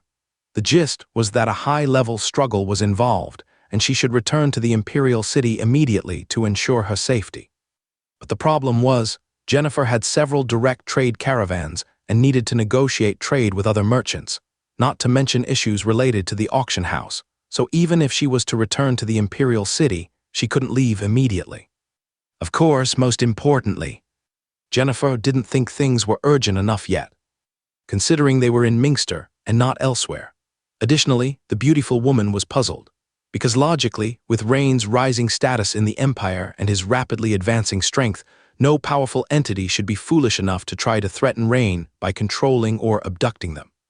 Once Rain found out, even if temporarily at a disadvantage, he would surely retaliate once he became stronger. Could it be something happened to Rain? If not, this matter is hard to explain. However, these were just thoughts in Jennifer's mind, and she wouldn't say them out loud. Bang! Suddenly, the room door was violently kicked open. As a familiar figure crashed heavily against the bookshelf at the entrance, there was also a familiar muffled grunt. "Lord Viri," Georgia exclaimed. It was Viri, Rain's follower, who had been blasted through the door. "Don't go over." Lagare grabbed the rushing Georgia, shook her head at her, and quickly picked up a single-handed axe and a large shield, solemnly guarding the beautiful woman Jennifer. Years of experience in the business world made Jennifer remain composed in face of the situation, but her expression was just as serious. Because after receiving the secret message from the Duke of Minster, Jennifer had gathered her guards around the mansion. Additionally, she had specially notified Viri, the follower of Rain and an employee at the Minster Swordsman Division. What Jennifer did not expect was the opponent's speed in coming and their formidable strength. At this moment, the guards around the mansion were silent, obviously, except for Viri's ability to offer slight resistance. The others had been silently taken out by the attackers. "Quig, take the lady and leave first." Viri spoke with difficulty, spitting blood as he tried to get up. "Tisk tisk, so you're Viri, not bad strength, but unfortunately you've met us." A tall man in black armor, holding a knight's sword, walked in speaking. But he wasn't alone. 3 more men in black hoods followed one after another behind him. 2 of them wore wizard robes, exuding subtle waves of spiritual power, while the other wore a cloak, through the seams of which intricate patterns of gold and silver thread could be seen, resembling the custom-made attire often worn by high-ranking nobles. Titled Knight, Crystallization Wizard. Lagare's beautiful eyes narrowed slightly. She instantly knew these people must belong to some imperial powerhouse. No wonder the 10 elite guards arranged around the mansion had been quietly disposed of. If not for Viri being present, they might not have had time to react at all. Only a top-level great noble power, equal to the Bavarian family of Minster, could dispatch such a team for an operation. Oh, rare beauties indeed, having a barbarian girl too, how wonderful. The man in the cloak, seemingly a noble, looked at Jennifer and Lagare with delight. "So you're indeed targeting us, planning to use us to threaten Lord Rain." Jennifer immediately grasped some understanding from the opponent's words. "Oh, staying calm, are you? Do you expect your Rain to rescue you, or are you counting on the Duke of Minster to send reinforcements?" The opponent looked at them, seemingly relaxed, with a half-smile. "It's a pity, setting aside whether the Duke of Minster would risk sending help. Even if he did, our people would intercept them. As for your Rain, he's already struggling to save himself. You probably aren't aware. Let me offer you an Empire's secret for free. Your Lord Rain has been defeated and imprisoned by the avatar of the Nether Sea Goddess, and he might never come back." The opponent waved a finger in front of them. in a tone that was suggestively playful. Upon hearing this, both Jennifer and Laguerre felt a shock in their hearts. Their expressions changed. Did something really happen? Moreover, the enemies were not only powerful but also highly knowledgeable about them, aware of the deep ties between Rain and the strongest Bavarian family in the Münster province. What, still want to resist? Here, this is the head of a resistor. He was quite strong and should be someone you know. One of the crystallization wizards took out a fully petrified head from his arms. The face on the head did not show terror, only eyes full of anger and unwillingness. "Brother," Georgia cried out, tears streaming down uncontrollably. Had Laguerre not held her tightly, Georgia would have rushed forward by now. "Oh, so that was your brother, such a pity. 3 beautiful ladies, if you surrender immediately, the Marquis might grant you a way out. Otherwise, you'll become beautiful statues in my garden." The crystallization wizard holding the petrified head of Fandar spoke with a hint of flippancy. "Go." At this moment, Jennifer seemed to press some device under the mahogany table, and a translucent barrier suddenly appeared in the room, separating them from the opponents. Simultaneously, a layer of the wall behind Jennifer moved away, revealing a passageway. "Trying to escape? How naive of you."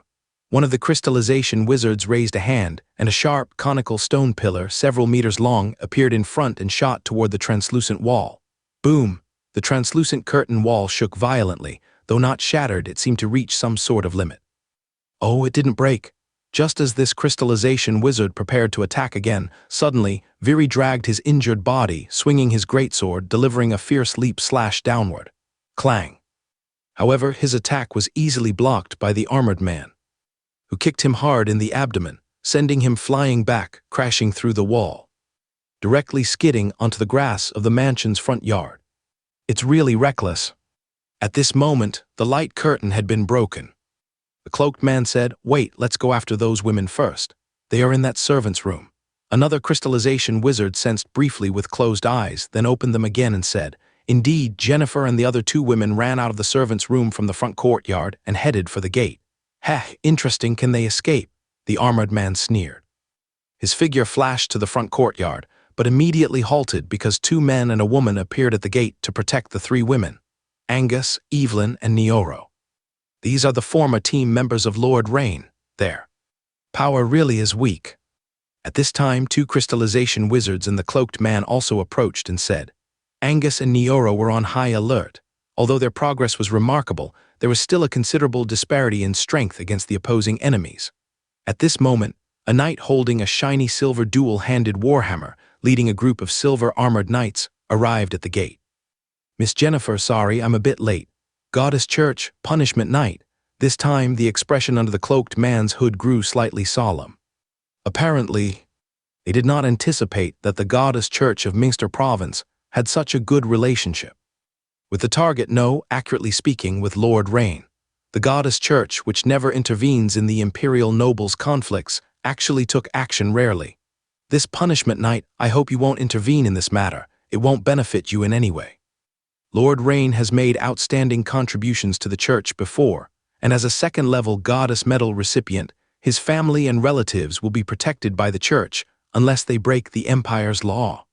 Brandel also sensed the difficulty of the enemies before him. There were 3 whose strength matched his. A team, certainly not one that ordinary great nobles of the Empire could dispatch. Imperial City Tamriel, Drum Duke's mansion. What? That Rain has returned. He and Prince Menia were not imprisoned by the avatar of the Nether Sea Goddess, but instead defeated them, disappeared for a while only to heal, the Drum Duke exclaimed, rising from behind his mahogany desk. "Yes, Duke, I couldn't believe it either. But this is news just transmitted from a family confidant employed by the Elder Council. Reportedly, Crown Reginald has already received Prince Menia and Rain." The Drum Duke confirmed again, his eyes slightly lost. As if the spine had been removed from his body, he plopped back into the wide seat. After a while, the Drum Duke said in a deep voice, "Stop all actions immediately. Recall the team headed to Frostwind Prairie for the gold mine immediately.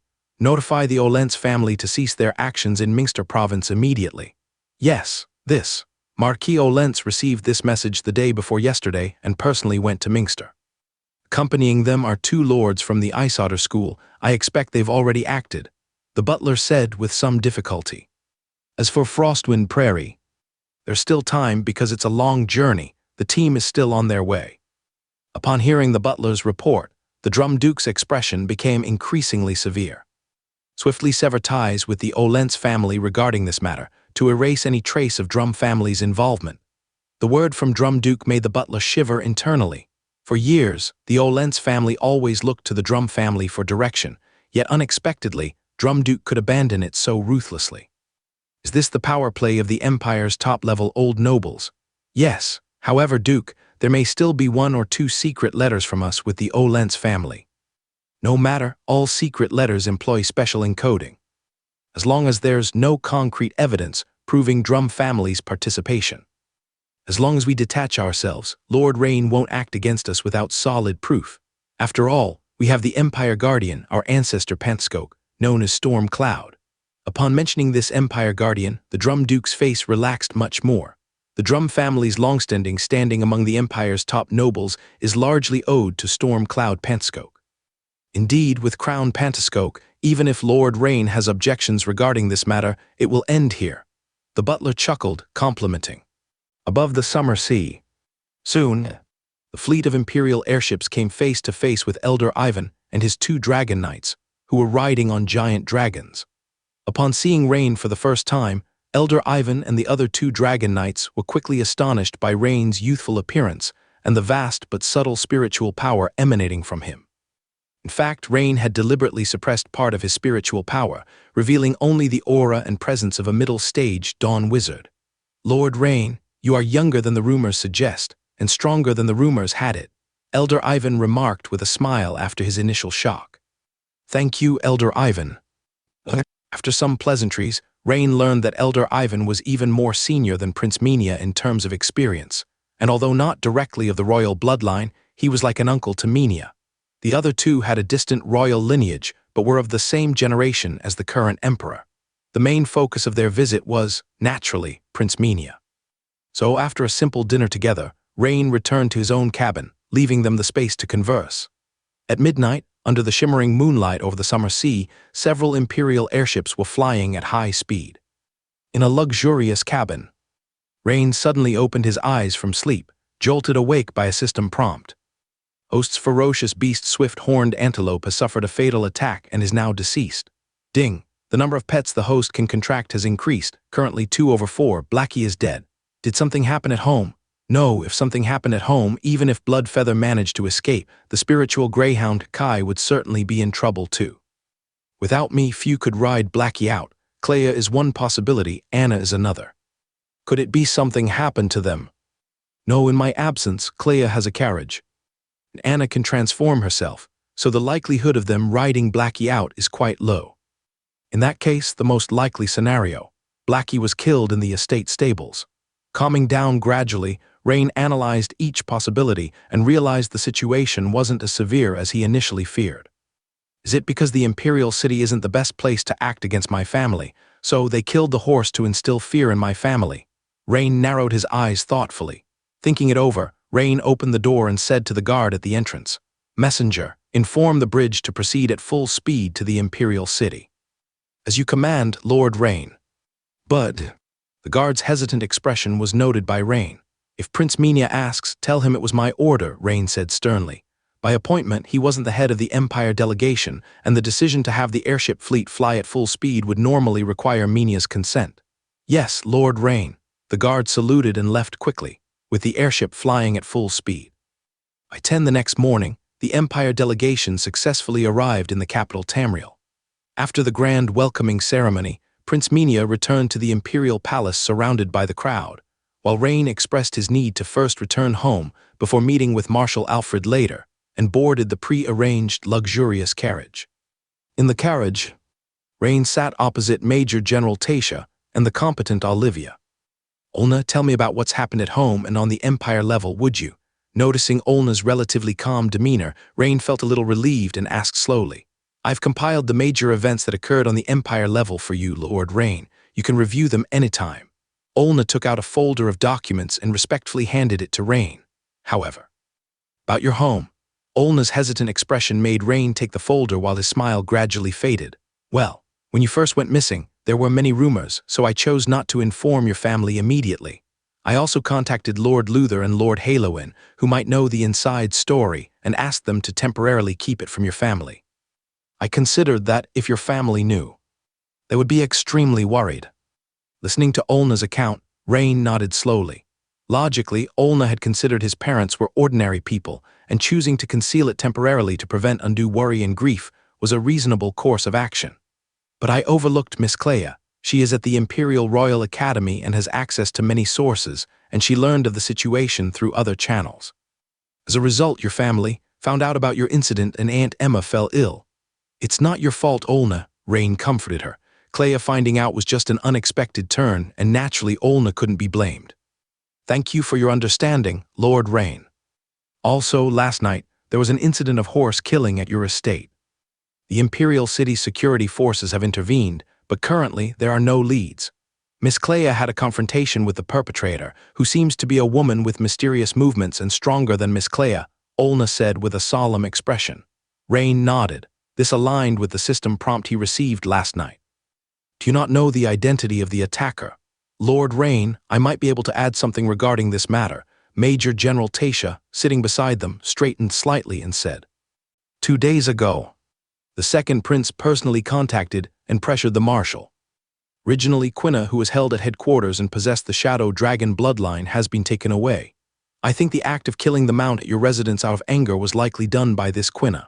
The second prince, Shadow Dragon bloodline, Rain was slightly taken aback. He hadn't expected this to be the case. I understand. Moreover, Lord Rain, something happened in Mingster. Major General Tasha paused slightly before delivering the second piece of bad news. Mingster, did something happen to Jennifer and Lagare? Rain narrowed his eyes, a natural aura of authority emanating from him. This surprised Major General Tasha. It seemed that Lord Rain's strength had improved again. Initially, news came that Lord Rain and Prince Menia were defeated and imprisoned by the Nether Sea goddess Hela, but it now appeared completely untrue. This speed of strength enhancement was indeed terrifying. Madame Jennifer and Miss Lagare were attacked, but under the protection of the Sword Bearer's branch and the Goddess Church, they are both safe. However, they are temporarily settled within the Mingster Goddess Church. I have arranged for headquarters personnel to go there, Tasha said with a solemn expression. The Duke of Minter also sent support, but was blocked by an unknown force. Hearing that Madame Jennifer and the barbarian girl Lagare were unharmed, Rain relaxed slightly. But upon hearing that they were blocked within the chapel of the Mingster Goddess Church and dared not leave, Rain's anger swelled. Do we know which faction took action? Rain's tone turned cold. Well, we're still investigating, but we are certain about the involvement of 2 individuals, both third-level crystallization earth wizards. We believe they are from the Ice Otter School. The Sword Holders' headquarters investigates strong figures from the Empire's various factions.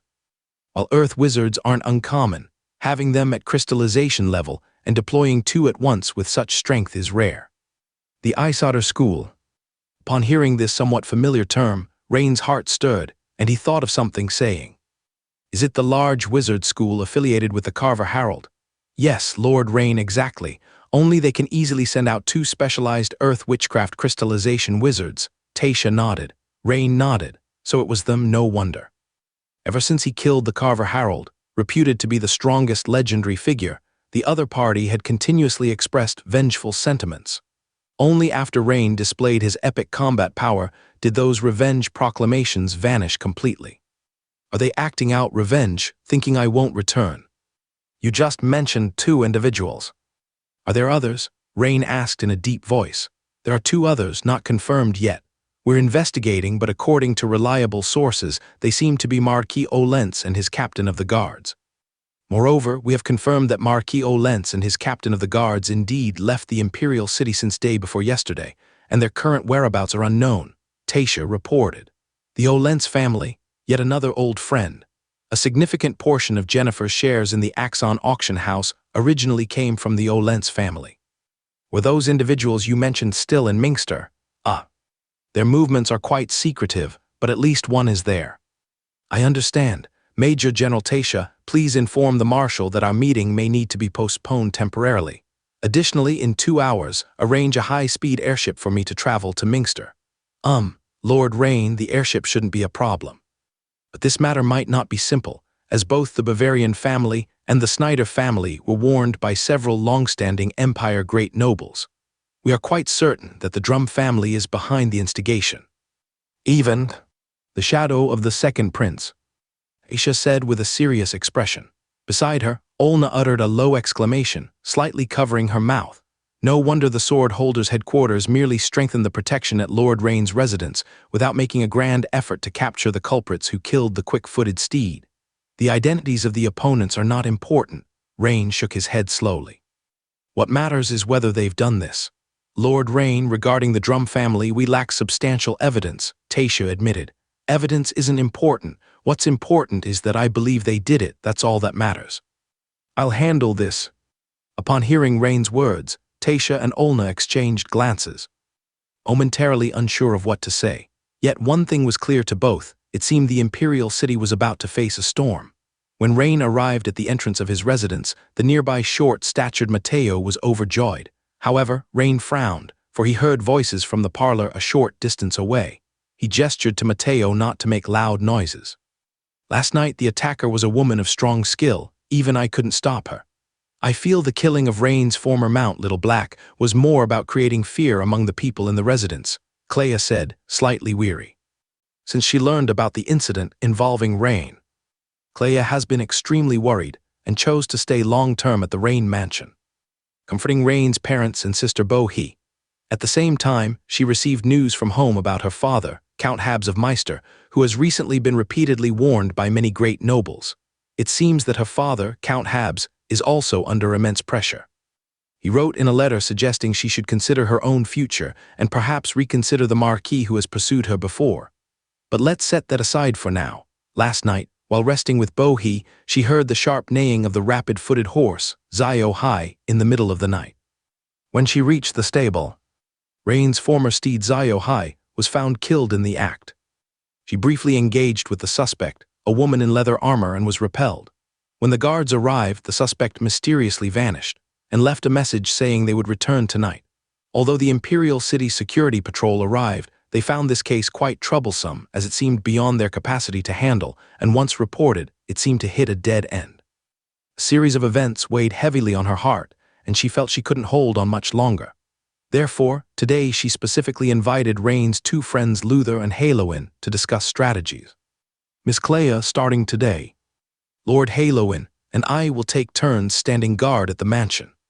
However, given the situation you described, even with Lord Haloin, we are unsure we can catch the culprit. Luther and Haloin exchanged looks and saw difficulty in each other's eyes. Clea's strength was already on par with theirs, but from Clea's description, the opponent seemed to have some unique talent ability, allowing them to vanish instantly. Thus, even if they took action, there was no certainty of success. It hadn't been long since Lord Rain met with misfortune, yet those forces that once feared him like the tiger all emerged. The opponents didn't hesitate to attack the Mingsters, Warhammer and Rose Commerce, and even dared to kill Lord Rain's former steed in provocation. It was outrageous. Thank you both, I'll check on little Bohi now, she was frightened last night. Just as Clea stood up, she saw the familiar towering figure appear at the entrance as the guest room door swung open. Rain, Clea exclaimed, overwhelmed with mixed emotions. Lord Rain, wonderful Lord Rain, you're back. Luther and Haloin also rose in greeting, their faces showing surprise, joy, and disbelief. Clea, why are you crying? Rain smiled gently, wiping tears from Clea's pretty face. Rain, I'm sorry. Thank you, Clea, I'll handle the matter from here. Rain gently embraced Clea. 10 minutes later, after understanding the situation, Rain went upstairs to his sister Bohi's bedroom. Upon entering, he saw his frightened sister from last night sleeping peacefully atop the spiritual greyhound Kai. Woof woof. Rain intended to leave quietly, but Kai, seemingly sensing something, barked excitedly. Kai, let me sleep a bit more. The dog's movement awakened Bohi. She rubbed her swollen eyes and looked toward the door, and in the next second her eyes widened with surprise. Brother. Rain smiled as he picked up his rushing sister Bohi, rubbing the spiritual greyhound Kai that was nudging against his pants. Brother, Zio Hai is dead. Bohi sobbed. Yes, I know, I will make the culprit pay. Be good, no more crying. Okay. For some reason, seeing her brother allowed Bohi to relax completely. After chatting briefly, she fell back asleep. Afterward, Rain went to visit his mother Emma and his father, the old Rain. Seeing Rain's safe return, Emma's illness improved greatly, though she wasn't spared from the elderly's nagging and reminders. Returning to his bedroom, Rain extended his hand and swiftly drew a complex gesture in the air. A symbol emanating spiritual power appeared in the air before him. Rain. Seconds later, Minia's voice came through the intricate symbol. Among high-rank wizards, as long as they shared their exclusive communication marks, they could communicate within a certain range. Rain and Minia had exchanged such marks back at the molten lava lake. Minia. Quickly, Rain explained the situation briefly. Rain's intention was clear. In the future, he might have conflicts with second Prince Everton, so he had to inform Minia, Everton's aunt, accordingly, just as one would inform the adults before disciplining their child. Rain, since this involves Everton, leave it to me. Besides handing over the culprit and making a personal apology, is there anything else needed? Just surrendering the culprit is fine. An apology isn't necessary. Even if Minia forced an apology, it wouldn't be sincere, so Rain wasn't interested at all. A few minutes later, Second Prince Mansion, second floor. Bang! Second Prince Everton's face was grim as he slammed his palm onto the solid wood desk, startling the white cat napping atop into a sprinting escape. Buchanan heard the commotion inside and knocked on the door, saying, "Your Highness, come in," Everton said in a deep voice. "Yes, Your Highness." Buchanan entered and immediately saw the second prince looking extremely displeased. As butler to the second prince for many years, Buchanan naturally understood his master's habits. The second prince's expression made it obvious he was furious. Aunt Minia personally intervened for Rain, demanding I hand over Quina and apologize in person. What? Buchanan was naturally startled upon hearing this. It's well known that the Red Queen Minia held great prestige within the imperial royal family. However, she was typically lenient with the younger generation, rarely expressing herself in the manner of direct rebuke, let alone demanding an apology. It must be because of Rain's outstanding performance during the Empire delegation's Sea God sect attack incident, which earned Aunt Minia's recognition and commendation. Everton mused, his tone serious after calming down. Buchanan, take Quina. Personally visit the Rain mansion and apologize. Now, yes now. Understood, Your Highness, but, Quina. Buchanan showed hesitation. Quina possessed the rare Shadow Dragon bloodline and was known to have the highest concentration of Shadow Dragon bloodline among the current members of the Dragon Scale Brotherhood. Giving her to Rain seemed quite wasteful. If not, the second prince wouldn't have needed to personally press the sword bearers to reclaim her days ago. Moreover, it was hard to communicate this matter with Quina, given it felt like sending her to her death. Hand Quina over to Rain. But if she manages to escape, that would be their problem. Everton said with a touch of cold humor, simultaneously handing Buchanan a vial of red liquid sparkling with crystalline flecks. The bloodline burst potion? Understood, Your Highness. I will head over immediately. Buchanan accepted it and couldn't help but smile. After being brought back, Quina was rewarded with a Dragon Vein evolution potion, bringing her power close to that of an epic strongman. If she consumes the bloodline burst potion, her Shadow Dragon bloodline abilities will be greatly enhanced temporarily. He only needed to pretend to hand Quina over to Rain, confident she would soon manage her escape. Rain Mansion's front yard. Just as Rain was bidding farewell to everyone, planning to head to the Sword Holder headquarters to board the airship, suddenly, a luxurious carriage stopped at the mansion's entrance. Buchanan, the butler of second Prince Everton, accompanied by the tall and shackled Quina, stepped down from the carriage. It's her, Rain. Clea recognized Quina at first glance, as she had killed the swift antelope Little Black and fought her last night. It was indeed her. Rain nodded.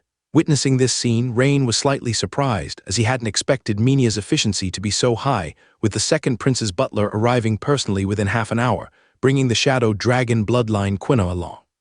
Despite wearing shackles, Quina's face remained defiant. Except when looking at Rain against others, she seemed indifferent. As she passed Clea, she even hummed slightly, seeming dissatisfied or provocative. At this moment, Buchanan looked around, smiled, stepped forward slightly, and said, Lord Rain, long time no see. Lord Luther and Lord Haloin, good morning to both of you, and to the ladies, good morning.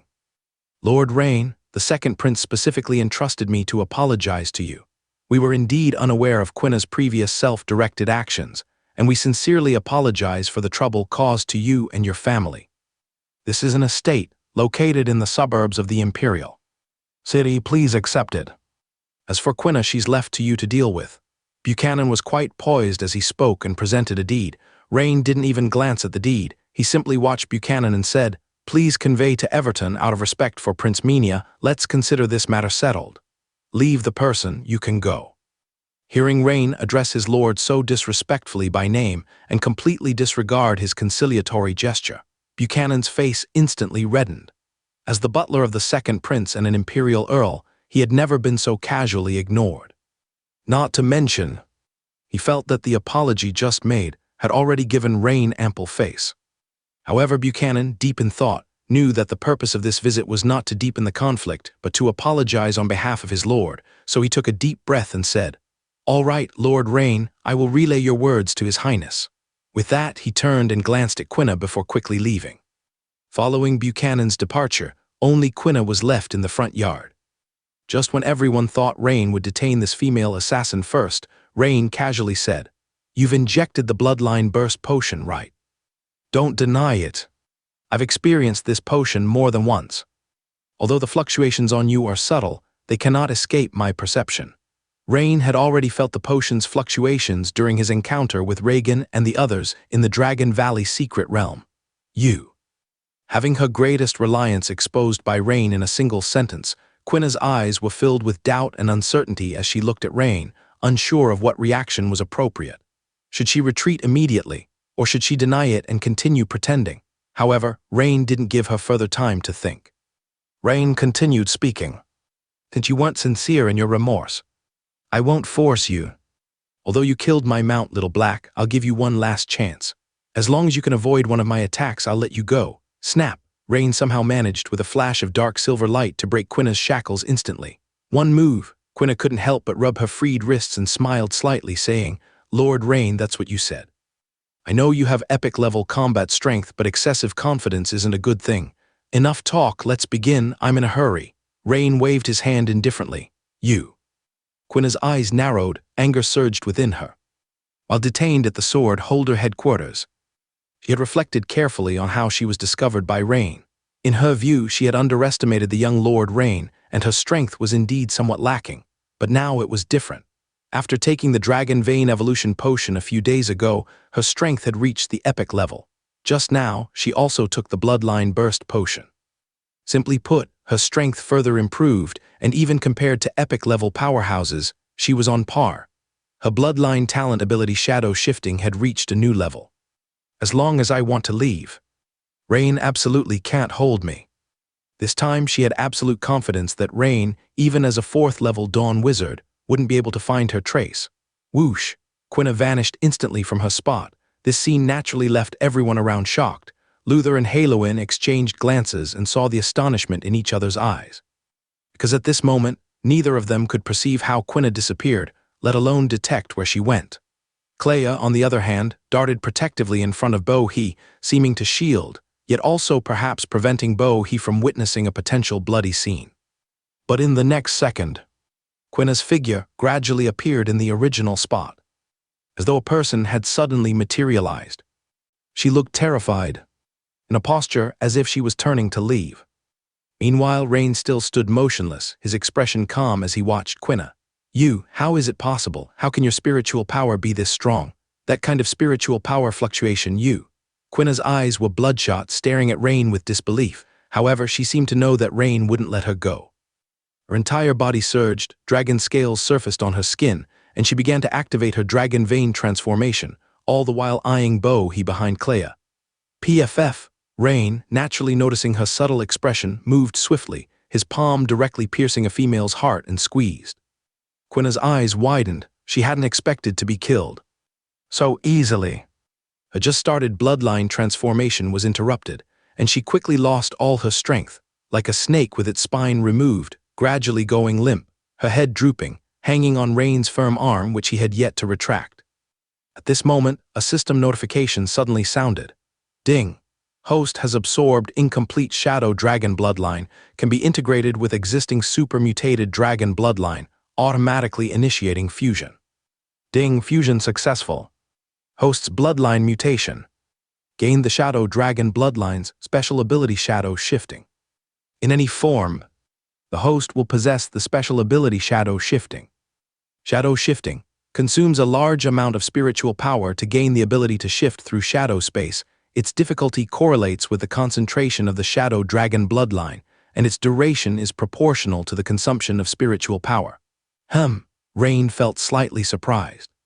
He never expected the opponent's bloodline essence to benefit him, given that the opponent's strength wasn't even at the epic level. Could it be due to the opponent consuming a bloodline burst potion? Now it seems, although the opponent's bloodline essence doesn't increase his bloodline concentration, it brings him a unique talent ability. Shadow shifting. Rain immediately recalled the scene in the carriage when Quina appeared abruptly. The time, if he hadn't been on guard already, she might have succeeded. Clean this up, Mateo. Rain shook his arm to put the person down, wiped his hands, and said, "Yes, Lord Rain." Short-statured Mateo immediately began cleaning up with 2 servants nearby. Olna concluded the case with the Imperial City Security Patrol. The culprit resisted arrest and was killed on the spot. Rain said indifferently. "Yes, Lord Rain." The efficient Olna hadn't fully reacted. Beside her, Major General Tasha moved her lips twice, seemingly wanting to say something, but nothing came out. It was her first time seeing Rain so decisively. Execute someone. It seems the storm they thought would brew over a few days had already started. Rain's visit to Minster might cause quite a stir. She should probably report to the 2 lords immediately. However, even Marshal Alfred might find it hard to stop the furious Lord Rain now. Luther and Haloin, though their expressions were calm, were experiencing inner turmoil. They hadn't expected Rain to act so decisively and cleanly. Both of them, being of great noble descent, knew the nuances of political struggles. Generally, when someone of the level of the second prince sends an apology, one should give them an out. After all, it was just a horse that died. But Rain was ruthless. It seems the incident with the second prince provoked Rain's true anger. Rain's intention was clear: to deter those in the Empire holding hostile intentions towards him, that targeting his family is unacceptable, even as a mere warning. Whoever tries, dies. Quina was unfortunate to be the first, so uncommon for him, he showed no leniency towards a woman. Meanwhile, not far from the gate, Buchanan was waiting inside the luxurious carriage. Just now, he was confident he would soon see Rain defeated. But the next second, his eyes widened, mouth slightly agape, watching Quina be pierced through the heart by Rain, his body involuntarily trembling. How dare he? How dare he directly kill Quina? Arrogant? He's incredibly arrogant. It's a serious provocation to the second prince. Remembering Rain's commanding tone towards him just now, Buchanan trembled with anger. Yet, as Rain's gaze casually swept over, Buchanan felt like a bucket of ice water was poured over him from head to toe, shivering, quickly shouting to the coachman, "Quick, back to the mansion." "Yes, my lord." The carriage hastily sped away, in the front yard of the Rain mansion. "Everyone, I'll be back this evening." After a brief farewell, Rain got onto the already prepared carriage, while Olna and Major General Tasha also got on. However, this time, unlike when they came, they both remained mostly silent along the way. Soon, Rain reached the sword holder headquarters, without much pause, and boarded a high-speed airship heading to Minster. Due to prior arrangements for a high-speed airship, Rain reached the Minster Swordsman Division in less than 3 hours. At the airship docking point of the Sword Bearers branch, several people were already waiting, led by none other than Admiral Edward. "Admiral Edward, long time no see," Rain said with a smile. "Lord Rain."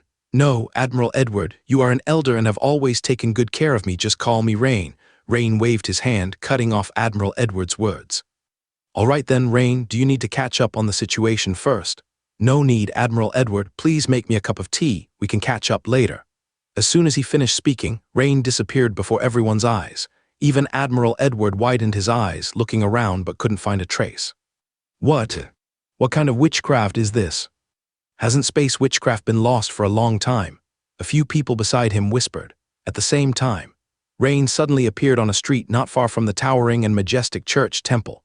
Looking at the familiar Ionic columns, statues, and elliptical fountain, Rain knew he had instantly arrived here using the newly mastered shadow shifting. It turns out I can enter a certain subspace to move, indeed a very unique ability, but the spiritual power consumption is significant. Rain thought briefly, understanding the general effect of his new ability. The temple before him appeared as if it was facing a formidable enemy, very strict, with guards every 5 steps and sentries every 10. Rain even sensed a few familiar presences within. Since Jennifer and Lagare are fine, I should solve the root of the problem first. With Rain's spiritual power now at dawn late stage, a slight sensing detected several hidden sentries among ordinary people. However, these sentries were not his target. As Rain focused a little, his immense spiritual power radiated outward like radar, the radius reaching several hundred meters. Unlike the eye, spiritual power detection was a deeper observation. Unless the opponent could resist, Rain could precisely discern anything he wished to know. From internal body heart rate to the fineness of external pores. Found it, so it's here. The next moment, Rain disappeared from where he stood. In a luxurious mansion several hundred meters away, Marquis Orance and 3 others were chatting comfortably. Marquis, do we need to continue waiting? A whole day has passed and the Drum family people have not arrived. In my opinion, we should act directly tonight. After the beautiful woman signs the share transfer agreement, leave her to me to enjoy. Although she's just an ordinary person, she's truly beautiful. It'd be a pity to kill her directly. The high-ranked knight who injured very severely laughed heartily. No rush once the Drum family arrives. We can easily deal with this. Judging by the time, they should be here soon. Marquis Orance sipped Bordeaux liquid and smiled. Soon, he'd reclaim the lost shares of the Axon auction house Minster branch. I think the girl from the barbarian tribe is more worth collecting. If you have no plans, I'll take her. A crystallization wizard from the Ice Otter school also smiled.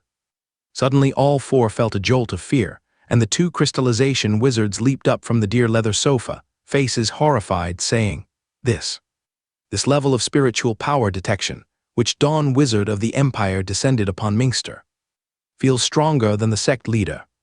The Earth Element Crystallization Wizard also looked astonished and puzzled. But the key is, without an issue, even the Imperial Guardian wouldn't conduct such a grand spiritual power detection. Don't worry, it can't be Rain, right? The high-ranked knight thought for a moment, then relaxed again, smiling. Not to mention, if he has the power, he's imprisoned by the Nether Sea Goddess. Maybe an avatar of the evil god descended. Then the one to worry should be the Goddess Church and the Duke of Minster, haha.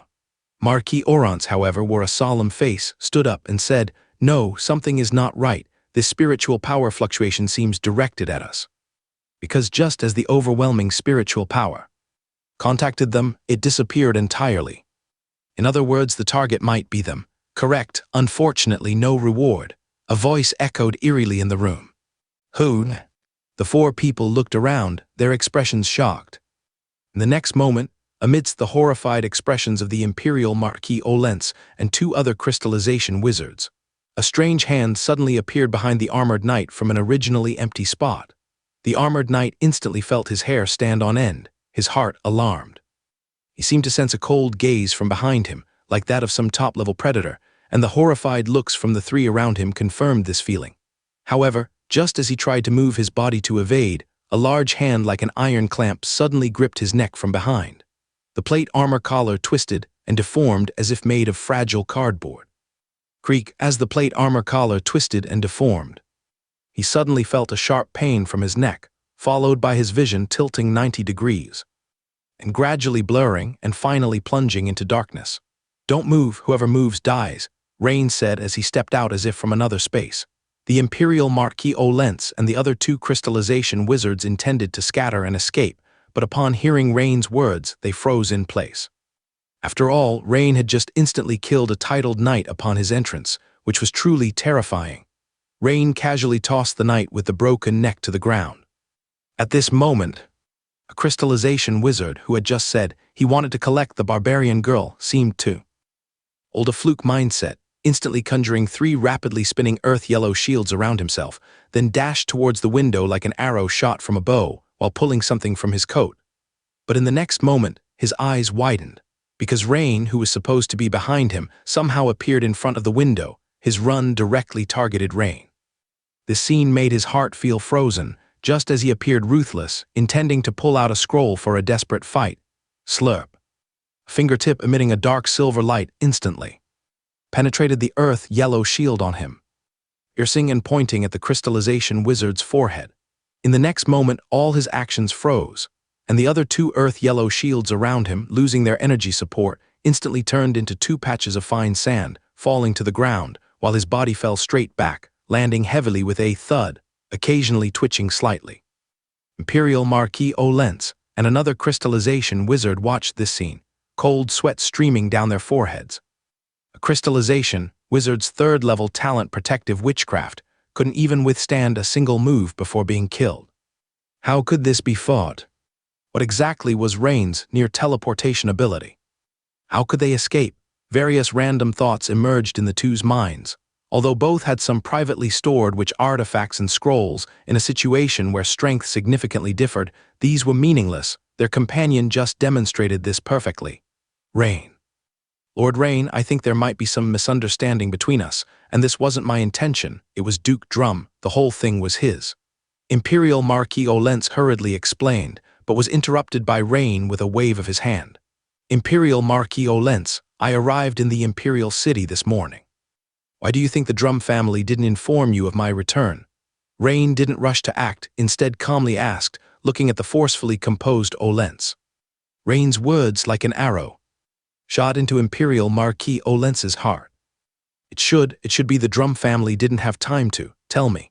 Imperial Marquis Olentz's face went pale, yet he still believed the Drum family was allied with his Olentz family. In fact, the Empire's upper echelons knew last night that Prince Minia and I were already on our way back. Rain smiled slightly, speaking. This sentence became the final straw that broke the Imperial Marquis Olentz's composure. What? Marquis Olentz looked lost, unable to believe. In an instant, as an old line noble, he understood the cause and effect. No wonder he never awaited the Drum family's team. He, or rather, the entire Olentz family, had already been abandoned by Duke Drum the moment they learned Rain had returned. Wait, Lord Rain, you wouldn't want to get involved in unnecessary trouble by killing me, right? Faced with the life and death crisis of Rain slowly approaching, Imperial Marquis Olentz panicked. Oh, what trouble? Rain leisurely looked at him, seemingly saying, tell me, I'll watch your performance. Lord Rain and Earl and above are advanced nobles of the Empire. Even if they breach Empire law, they must be reported to the Elder Council for judgment and ruling. Killing an Imperial Marquis would certainly cause substantial trouble. I am willing to give you all the Olentz family's wealth. And I swear the Olentz family will never retaliate. No need, the trouble you mentioned doesn't seem to be trouble to me. Rain shook his head, speaking. So, Imperial Marquis Olentz, farewell. Wait, I'm willing. Marquis Olentz hastily exclaimed, attempting to say more, but in the next instant, the hardened essence gold in Rain's hand instantly transformed into a long thrusting sword, plunging into the pleading Imperial Marquis Olentz's forehead. Splat! With a mix of red and white bean curd-like substances exploding from his occiput. Marquis Oren's expression forever froze in fear, regret, and reluctance. Lord Rain, I, and the last third-level crystallization wizard of the Ice Otter School, upon seeing Rain kill 3 people in just a few seconds, even an Imperial Marquis without hesitation, was so shocked that he stammered incoherently. Don't be afraid, tell me your background and why you're here. Rain smiled, addressing the last person. Upon seeing the smile on Rain's face, the person felt a sudden surge of great honor and encouragement, as if a drowning person grasping a straw. For a moment, he stopped stammering and quickly said, Lord Rain, I come from the Ice Otter School, under orders from Deputy Sect Leader Malcolm, to assist Marquis Oren's. As he was narrating, suddenly, a complex mark on the right chest of his wizard robe flashed slightly. Witchcraft communication, let's hear it. Rain glanced and said, Yes, Lord Rain. The crystallization wizard quickly injected spiritual power and a projection symbol appeared in mid-air. It was a message, not real-time communication.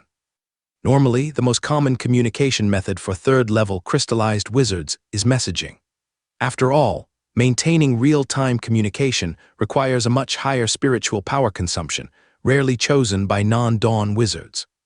A middle-aged man's voice came through. Abort mission, return immediately. The words infuriated the third-level crystallization wizard. It was just half an hour short. If only you had informed me half an hour earlier, how nice that would be. Now that you've informed me, it's useless. You've been cooperative, so I don't need to kill you for now. Later, escort me to the Shirendil Plateau, to the base of the Ice Otter School. Any problems? And no problem.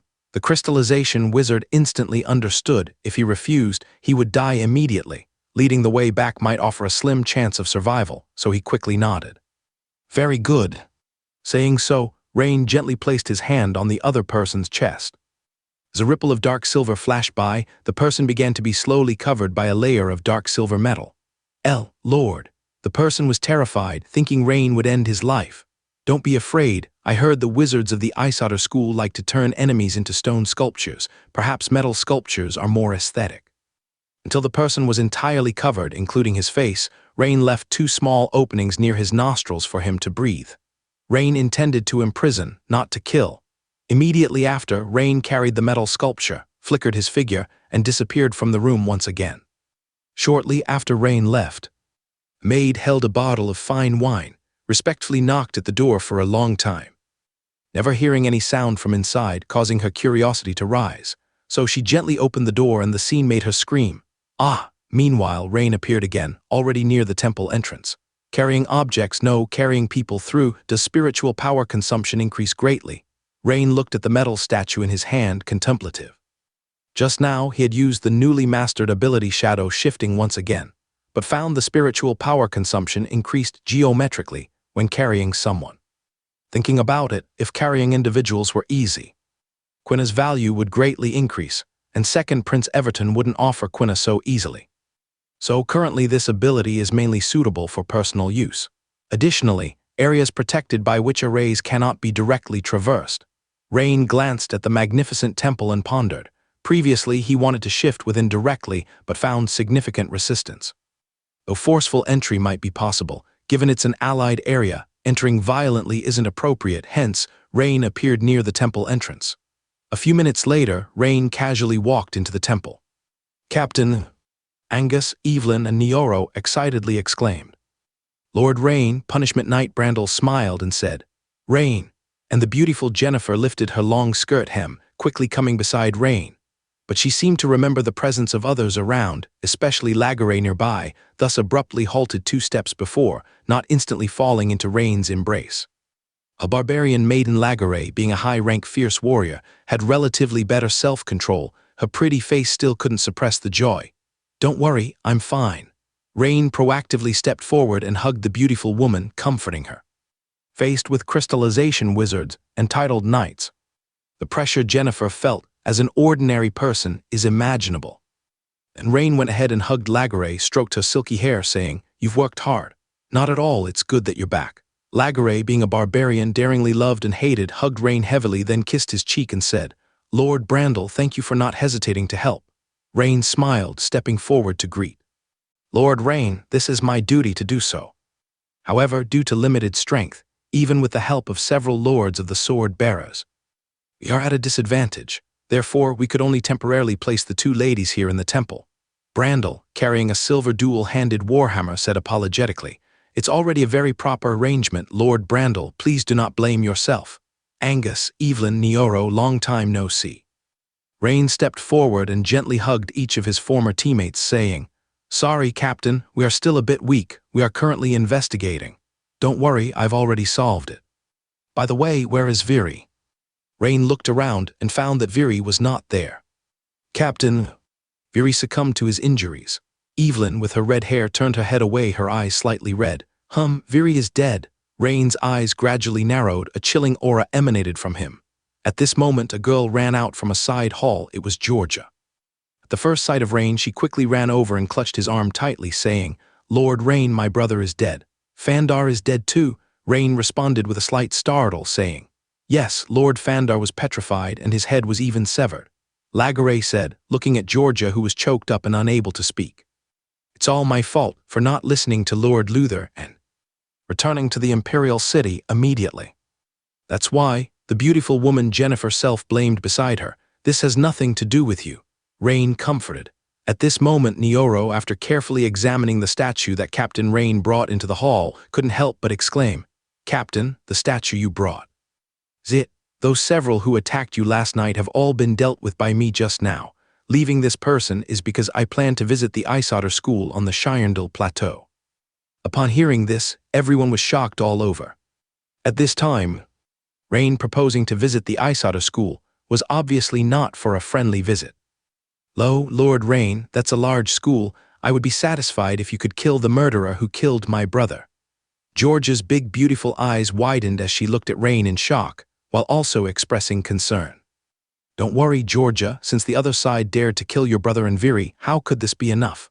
Jennifer, Lagare, I'll have Evelyn and the others take you back to the Imperial City first, and later I'll arrange for the Sword Holder airship to take you over. Since you're back, Rain, everything will be arranged as you see fit. The beautiful woman, Jennifer, had no objections. If you're going to the Shirendil Plateau, be careful. Lagare nodded and said, As for Angus, Evelyn, Neoro, if you don't mind, I'd like to have all three of you come to the Imperial headquarters.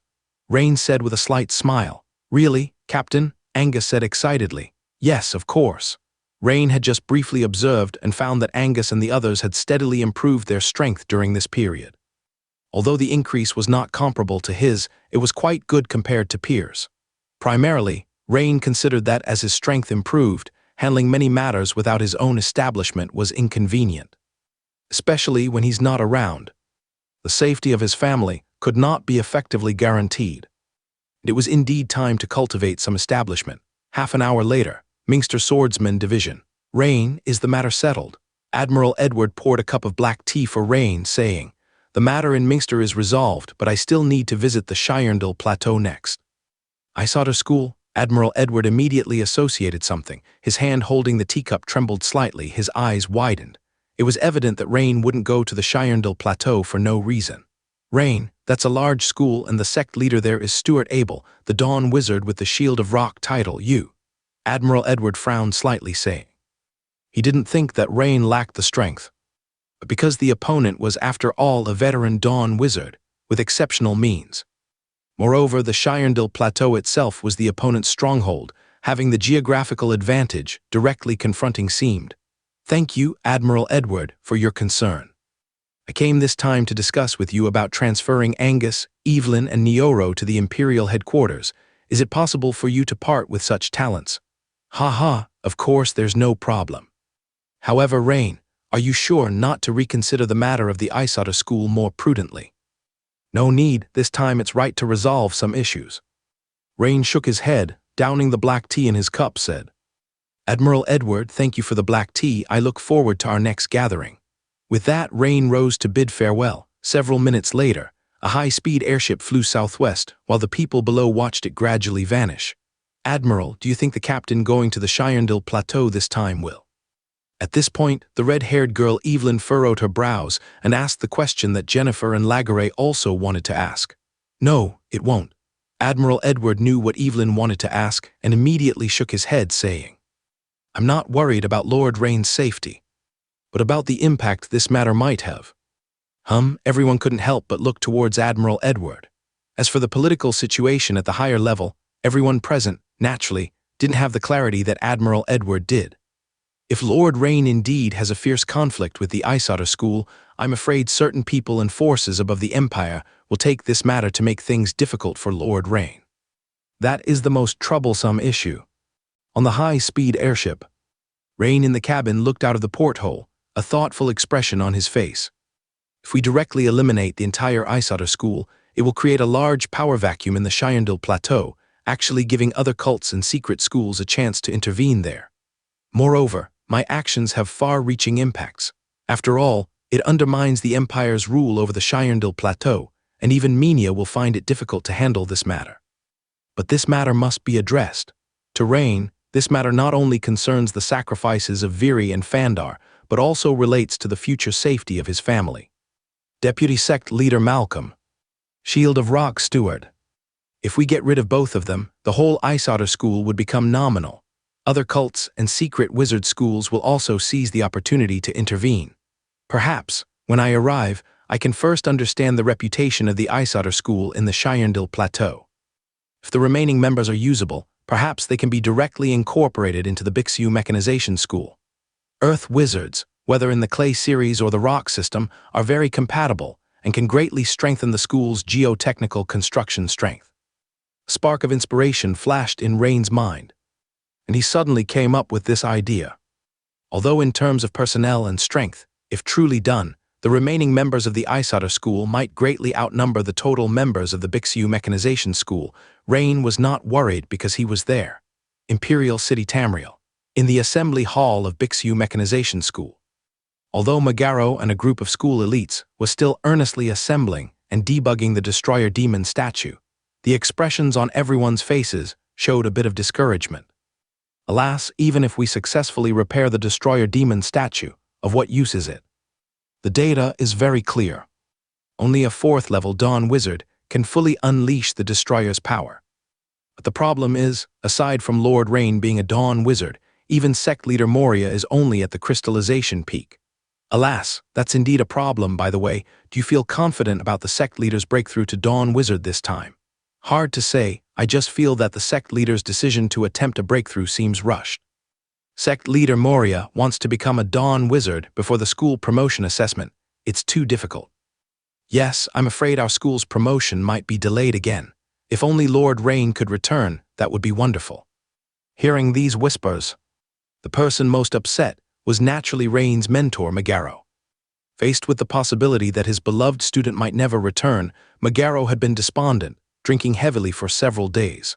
However, the past couple of days he had come to realize.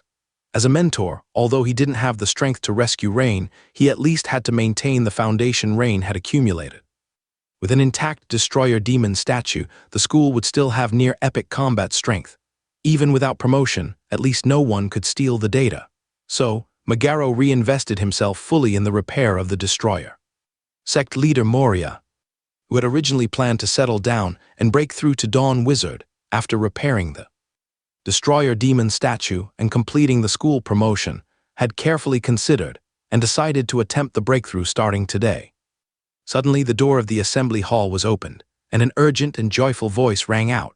Mentor, Lord Rain is back. The person was Audrey, Rain's senior schoolmate, but ever since knowing Rain's strength, she had always respectfully called him Lord. What? Upon hearing this news, everyone in the assembly hall lifted their heads in surprise, focusing their attention on the girl Audrey. Audrey, where did you hear this news? Is it true? Megaro rushed to Audrey's side in a flash, excitedly grabbing his disciples' shoulders and shaking them. Audrey endured her mentor's iron grip because she knew her mentor was overly emotional and didn't mind at all, saying, "It's confirmed because I went to Lord Rain's residence and met Mrs. Olna, who told me personally." Great, great. Megaro released Audrey, raised his fists high, spun around on the spot, and shouted. He quickly took out a small steel flask from his chest, opened it swiftly, took a few big gulps, his face flushed, and said, "So where is Rain now? Let's go see him." Megaro knew Rain now held a high position and must have many things to deal with upon his return, but no matter, the disciple was busy, but he was free. There should be no issue with a mentor visiting his disciple, right? Well, I heard from Mrs. Olna that Lord Rain stayed home for a short time and then left for the Minster province. Oh, it's okay, we can visit him in a few days, he's home, that's all that matters. Megaro felt a bit disappointed but quickly regained his excited demeanor, stating, "No, I must go persuade the sect leader. Now that Rain is back, there's no need for him to recklessly attempt the breakthrough to the Dawn realm."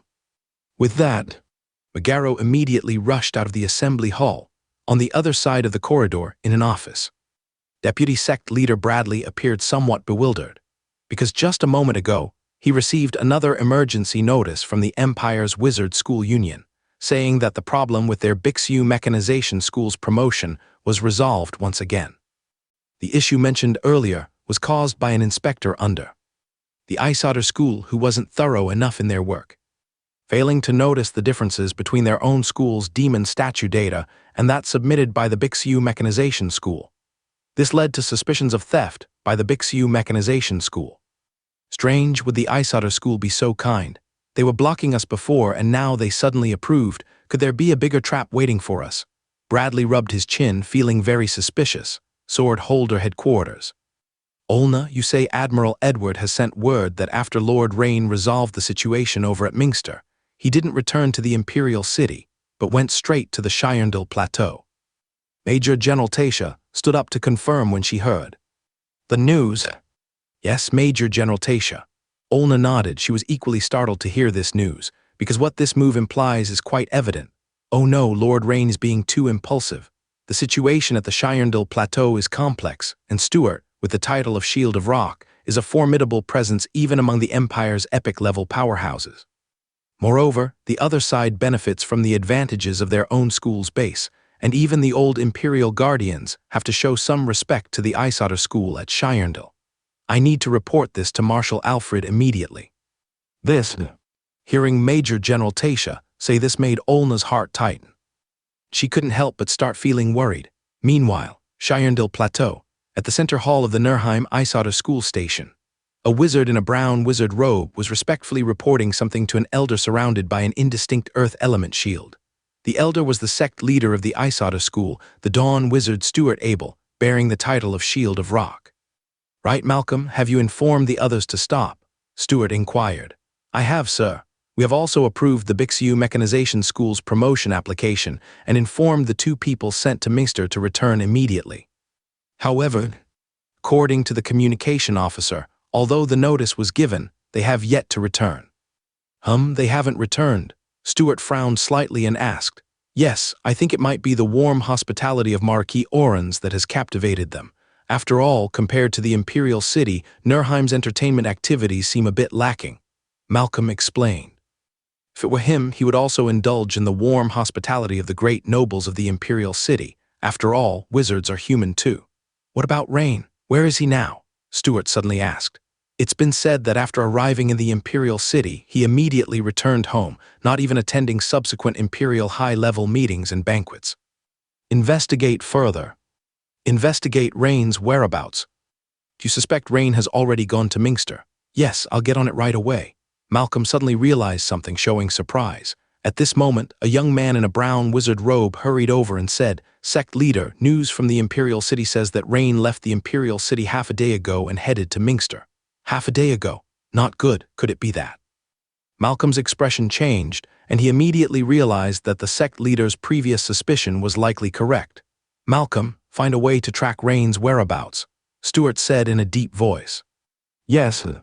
As Malcolm turned to leave, Stuart waved his hand. The young wizard by his side also left the hall.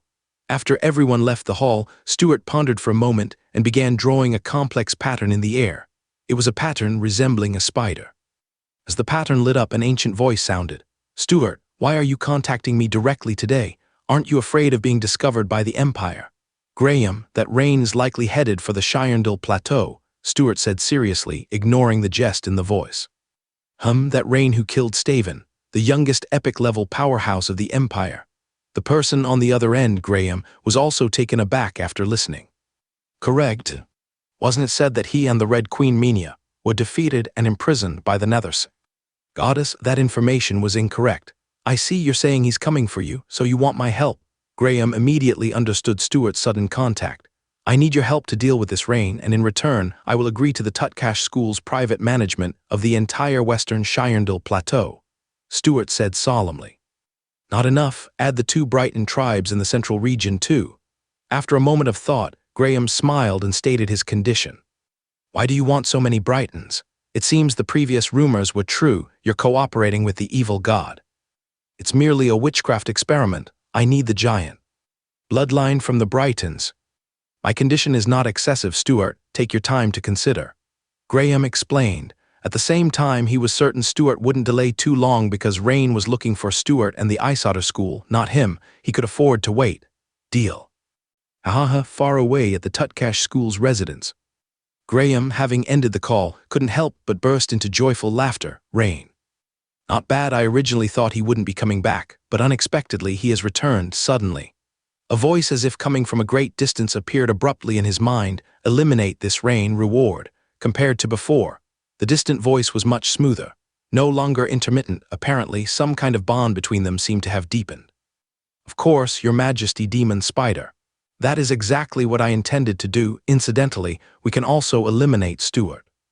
And before the Empire reacts, Nurheim will already have enough sacrifices to allow Your Excellency's avatar to descend directly." Graham's low yet joyful voice echoed in the deserted hall where he was the only one left, appearing particularly eerie. The evening, the high-speed airship Rain was aboard began to gradually enter the Shirendel Plateau. Standing at the airship's railing, Rain gazed far into the distance, seeing the continuous chain of mountains appearing one after another. The once dense forest began to fade, and more coniferous woods started emerging on the ground. As they continued flying, the vegetation on the ground became increasingly sparse and shorter. with shrubs and alpine meadows becoming more common, and snow-covered peaks visible on distant mountains. The plateau's scenery gradually unfolded before Rain's eyes. I've heard that the Brighton tribes live here. Rain recalled having once slain a legendary strongman among the Brighton people, Corpse Splitter Greg. Numerous nomadic races lived on the Shirendale Plateau, but the Brighton tribe was an exception among them, said to have giant blood and living by hunting. Moreover, they were known for hunting fierce creatures like Highland wild bovines, thick-skinned mammoths, and giant mountain bears. A while later, on board the airship, Rain noticed a caravan below, consisting of dozens of Highland wild bovines pulling heavily laden goods, slowly moving northwest. A Brighton caravan, judging by the direction they should be heading to Nurheim. Furthermore, with Rain's eyesight, he could easily discern their attire, mainly composed of simple leather armor with tall, burly statures and a 3 red mud mark on their foreheads. It piqued Rain's interest. Rain said to the elite soldier beside him, "Let's stop the airship here, you wait for me. I should be back by midday tomorrow." "Yes, Lord Rain," the soldier replied. Soon, Rain leaped off the railing, the floating technique allowing him to descend slowly towards the ground and walk towards the caravan. Quite a lot of the goods are ores. As he neared the caravan, cursory glance revealed that the Brighton tribe's caravan goods were not all fur-like items, but nearly half were various ores, many of which were rare. Although covered with cloth, as a Metal Series Dawn wizard, Rain didn't need to see them. He could easily sense this. Stranger, one of the wilderness rules is not to approach caravans indiscriminately. At this moment, a young Brighton, over 2 meters tall, clad in simple leather armor and wielding a single-bladed battle axe, approached Rain and said in a deep voice, "Is this a caravan heading to Nurheim?" Rain asked with a slight smile. "What if it is?" The young Brighton looked at Rain suspiciously, tightening his grip on the battle axe. "May I travel with you? We don't welcome strangers." In that case, may I purchase some ores?" Rain didn't mind the refusal, smiling as he spoke. "How did you know we were transporting ores?" The young Brighton's expression changed immediately, and after a whistle, 7 or 8 equally robust Brighton youths rushed out from both sides of the caravan. Rain chuckled to himself, shook his head, and then transformed the hardened essence gold in his hand into a shield and a knight's longsword, immediately followed by a single-bladed battle axe, identical to the one wielded by the young Brighton. This made the Brighton warriors pause and exchange surprised glances. High-rank wizard, the dreadlocked elder leading them, widened his eyes and exclaimed in a low voice. "Stop," he called out, quickly stepped out of the crowd, bowed slightly and said, "Esteemed wizard, we are just an ordinary caravan, may we ask what you wish?" Knowing that their Brighton tribe with diluted giant blood was not enough to resist a stranger who was a high-rank wizard, the elder was cautious. "Don't be nervous, I'm just here to buy some ores." "Well, all right." The dreadlocked elder showed a hint of difficulty, but nodded, seemingly intimidated by Rain's power. "Elder, this is meant for Isso." The young man beside him started, but immediately stopped speaking. However, Rain had already caught the Isso pronunciation. Could it be the Isotter school? This made Rain smile faintly, his interest piquing even more. Perhaps from this caravan he could learn a lot of first-hand information about the Shirendale Plateau and the Isotter school. Powerful individuals, if they can communicate politely and equally, often quickly gain the goodwill of others. Just after chatting for a while, many in this Brighton caravan lowered their guard against Rain and started laughing and chatting, especially a Brighton girl named Ayana, whose big bright eyes were filled with curiosity about Rain. "Those wizards in black robes with bones or skulls embroidered on their chests are the most despicable, secretly stealing the bodies of warriors from our tribe's tombs," Ayana said indignantly. "Oh, bones or skulls on the chest. Are they from the Tutcash school? I heard they are more active on the west side of the Shirendale Plateau," Rain said with some confusion. "Yes, they used to be. But now there are quite a few black-robed wizards wandering near our tribe." Ayana nodded, her voice clear. "Sir, did you just say they are from the Tutcash school?" The girl's question inadvertently reached the ears of an elder and a youth nearby, causing their bodies to stiffen slightly. Rain naturally noticed this and smiled slightly. Obviously, as the main force within the tribe, they know who their enemies are, but they didn't tell the girl. "Yes," Rain smiled and nodded. "I see, by the way, I've heard that the number of missing people from several Brighton tribes near the west is getting more serious. It seems to be related to this Tutcash school too." "Sister," the Brighton youth who initially talked with Rain couldn't help but remind her. signaling his sister not to speak recklessly. After all, in his view, Rain is a stranger. Although he is not wearing the Tutkash school wizard robe, there's no guarantee that he isn't somehow connected. His sister's straightforwardness might lead to trouble. Don't worry, I'm not familiar with them, nor am I a friend.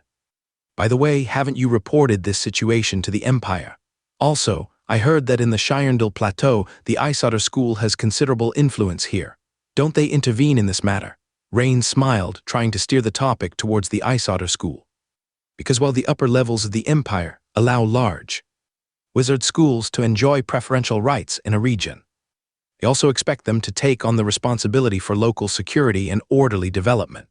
It used to be okay, those yellow-robed wizards who manipulate rocks and earth would step in and sometimes even battle with the black-robed wizards, but in recent years, this seems to happen less and less, sometimes not at all. This time, the Brighton youth spoke instead of his sister. However, he seemed wary of both schools, using yellow robe to refer to the Ice Otter School wizards and black robe to refer to those from the Tutkash School. As for the Empire, except for Nurheim, there is basically no one else, the youth said somewhat dismissively. Despite his blunt words, Rain knew he was telling the truth. Even the Imperial swordsmen hadn't established a proper branch in the Shirendil Plateau, only leaving a contact point in Nurheim with just a handful of personnel. By the way, are your minerals to be delivered to a designated chamber of commerce? Rain recalled the elder's troubled expression and couldn't help asking. Yes, sir, these minerals are to be delivered to the giant stone chamber of commerce, which is under the Ice Otter School you just mentioned. Do you know what they need these metal ores for? Not quite sure, but last time I overheard a yellow-robed wizard muttering something about metal puppets. The Brighton youth remembered and said. Just as Rain was about to continue inquiring, suddenly a sharp bone whistle sounded. Left front, exotic spider swarm in large numbers. Oh no! Hearing the alert whistle, the Brighton youth Antaruka leapt up like a leopard, quickly rushing forward. Meanwhile, Rain squinted his eyes slightly, looking toward the Brighton people's rapid assembly for defense. He saw a group of fist-sized, black-marked spiders quickly attacking the direction of the caravan, with a large number of them approaching, appearing like a canvas of several dozen square meters of dark fabric, swiftly drifting across the ground. Exotic spider swarm, Rain muttered in confusion. Yes, sir. In recent years, these black spiders have become more numerous, but when I was a child, I rarely saw them. The elders in the tribe said these are foreign creatures, the Brighton girl Ayana explained. Oh, are they hard to deal with? If the numbers are small, they're actually not difficult to deal with. An experienced tribesman can handle 4 or 5 of them. The key is, every time these exotic spider swarms appear, they're in groups of at least a dozen. So once the old, weak women and children of the tribe go out and encounter them, they are sure to be harmed, and even the strong youth need to handle them cautiously, Ayana said, watching the exotic spider swarm rushing in, with concern on her face. At this time, Rain saw the so-called exotic spider swarm had already engaged with the Brighton warriors. With arcs of axes drawn, black dirty blood and chitinous shells splattered, the front row of black-marked spiders were cut down by the Brighton warriors, but spiders from the rear continued to surge forward.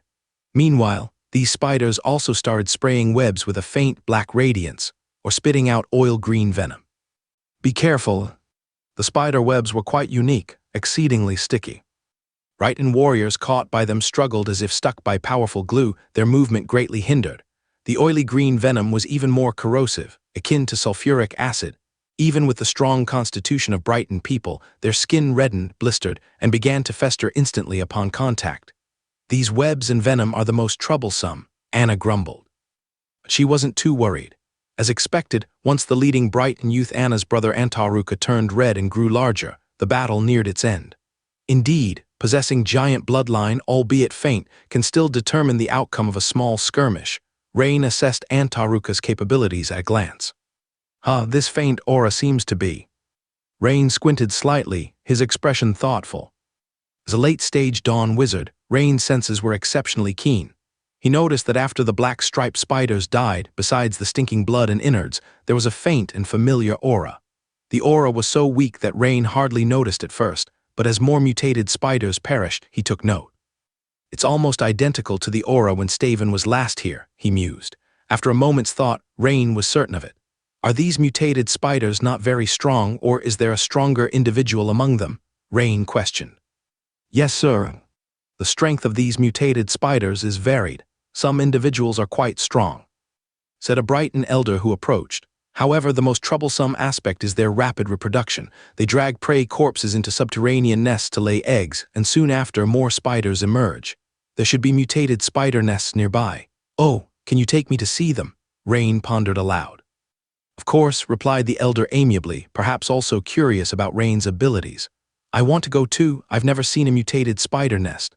Anna exclaimed excitedly. "Sister." Antaruka swiftly approached, covered in blood and grime, wielding a battle axe. "Brother, with you and the elder here, I'll be safe, right?" Anna pleaded, shaking her brother's hand eagerly. "All right, but you must stay by my side and not wander off," he relented with a headshake. Rain smiled slightly at the scene, reminded of his sister Anna. Just then, a giant eagle circled in the northwestern sky, seemingly pointing the way. "Over there." Soon Rain, the Brighton elder, Antaruka, and several others reached the fringe of a patch of Osher land. The area was roughly a few hundred square meters. The original mountainous meadow had long withered, replaced by yellowish-brown dead grass. What stood out most was the multitude of fist-sized holes densely scattered like scars on the earth.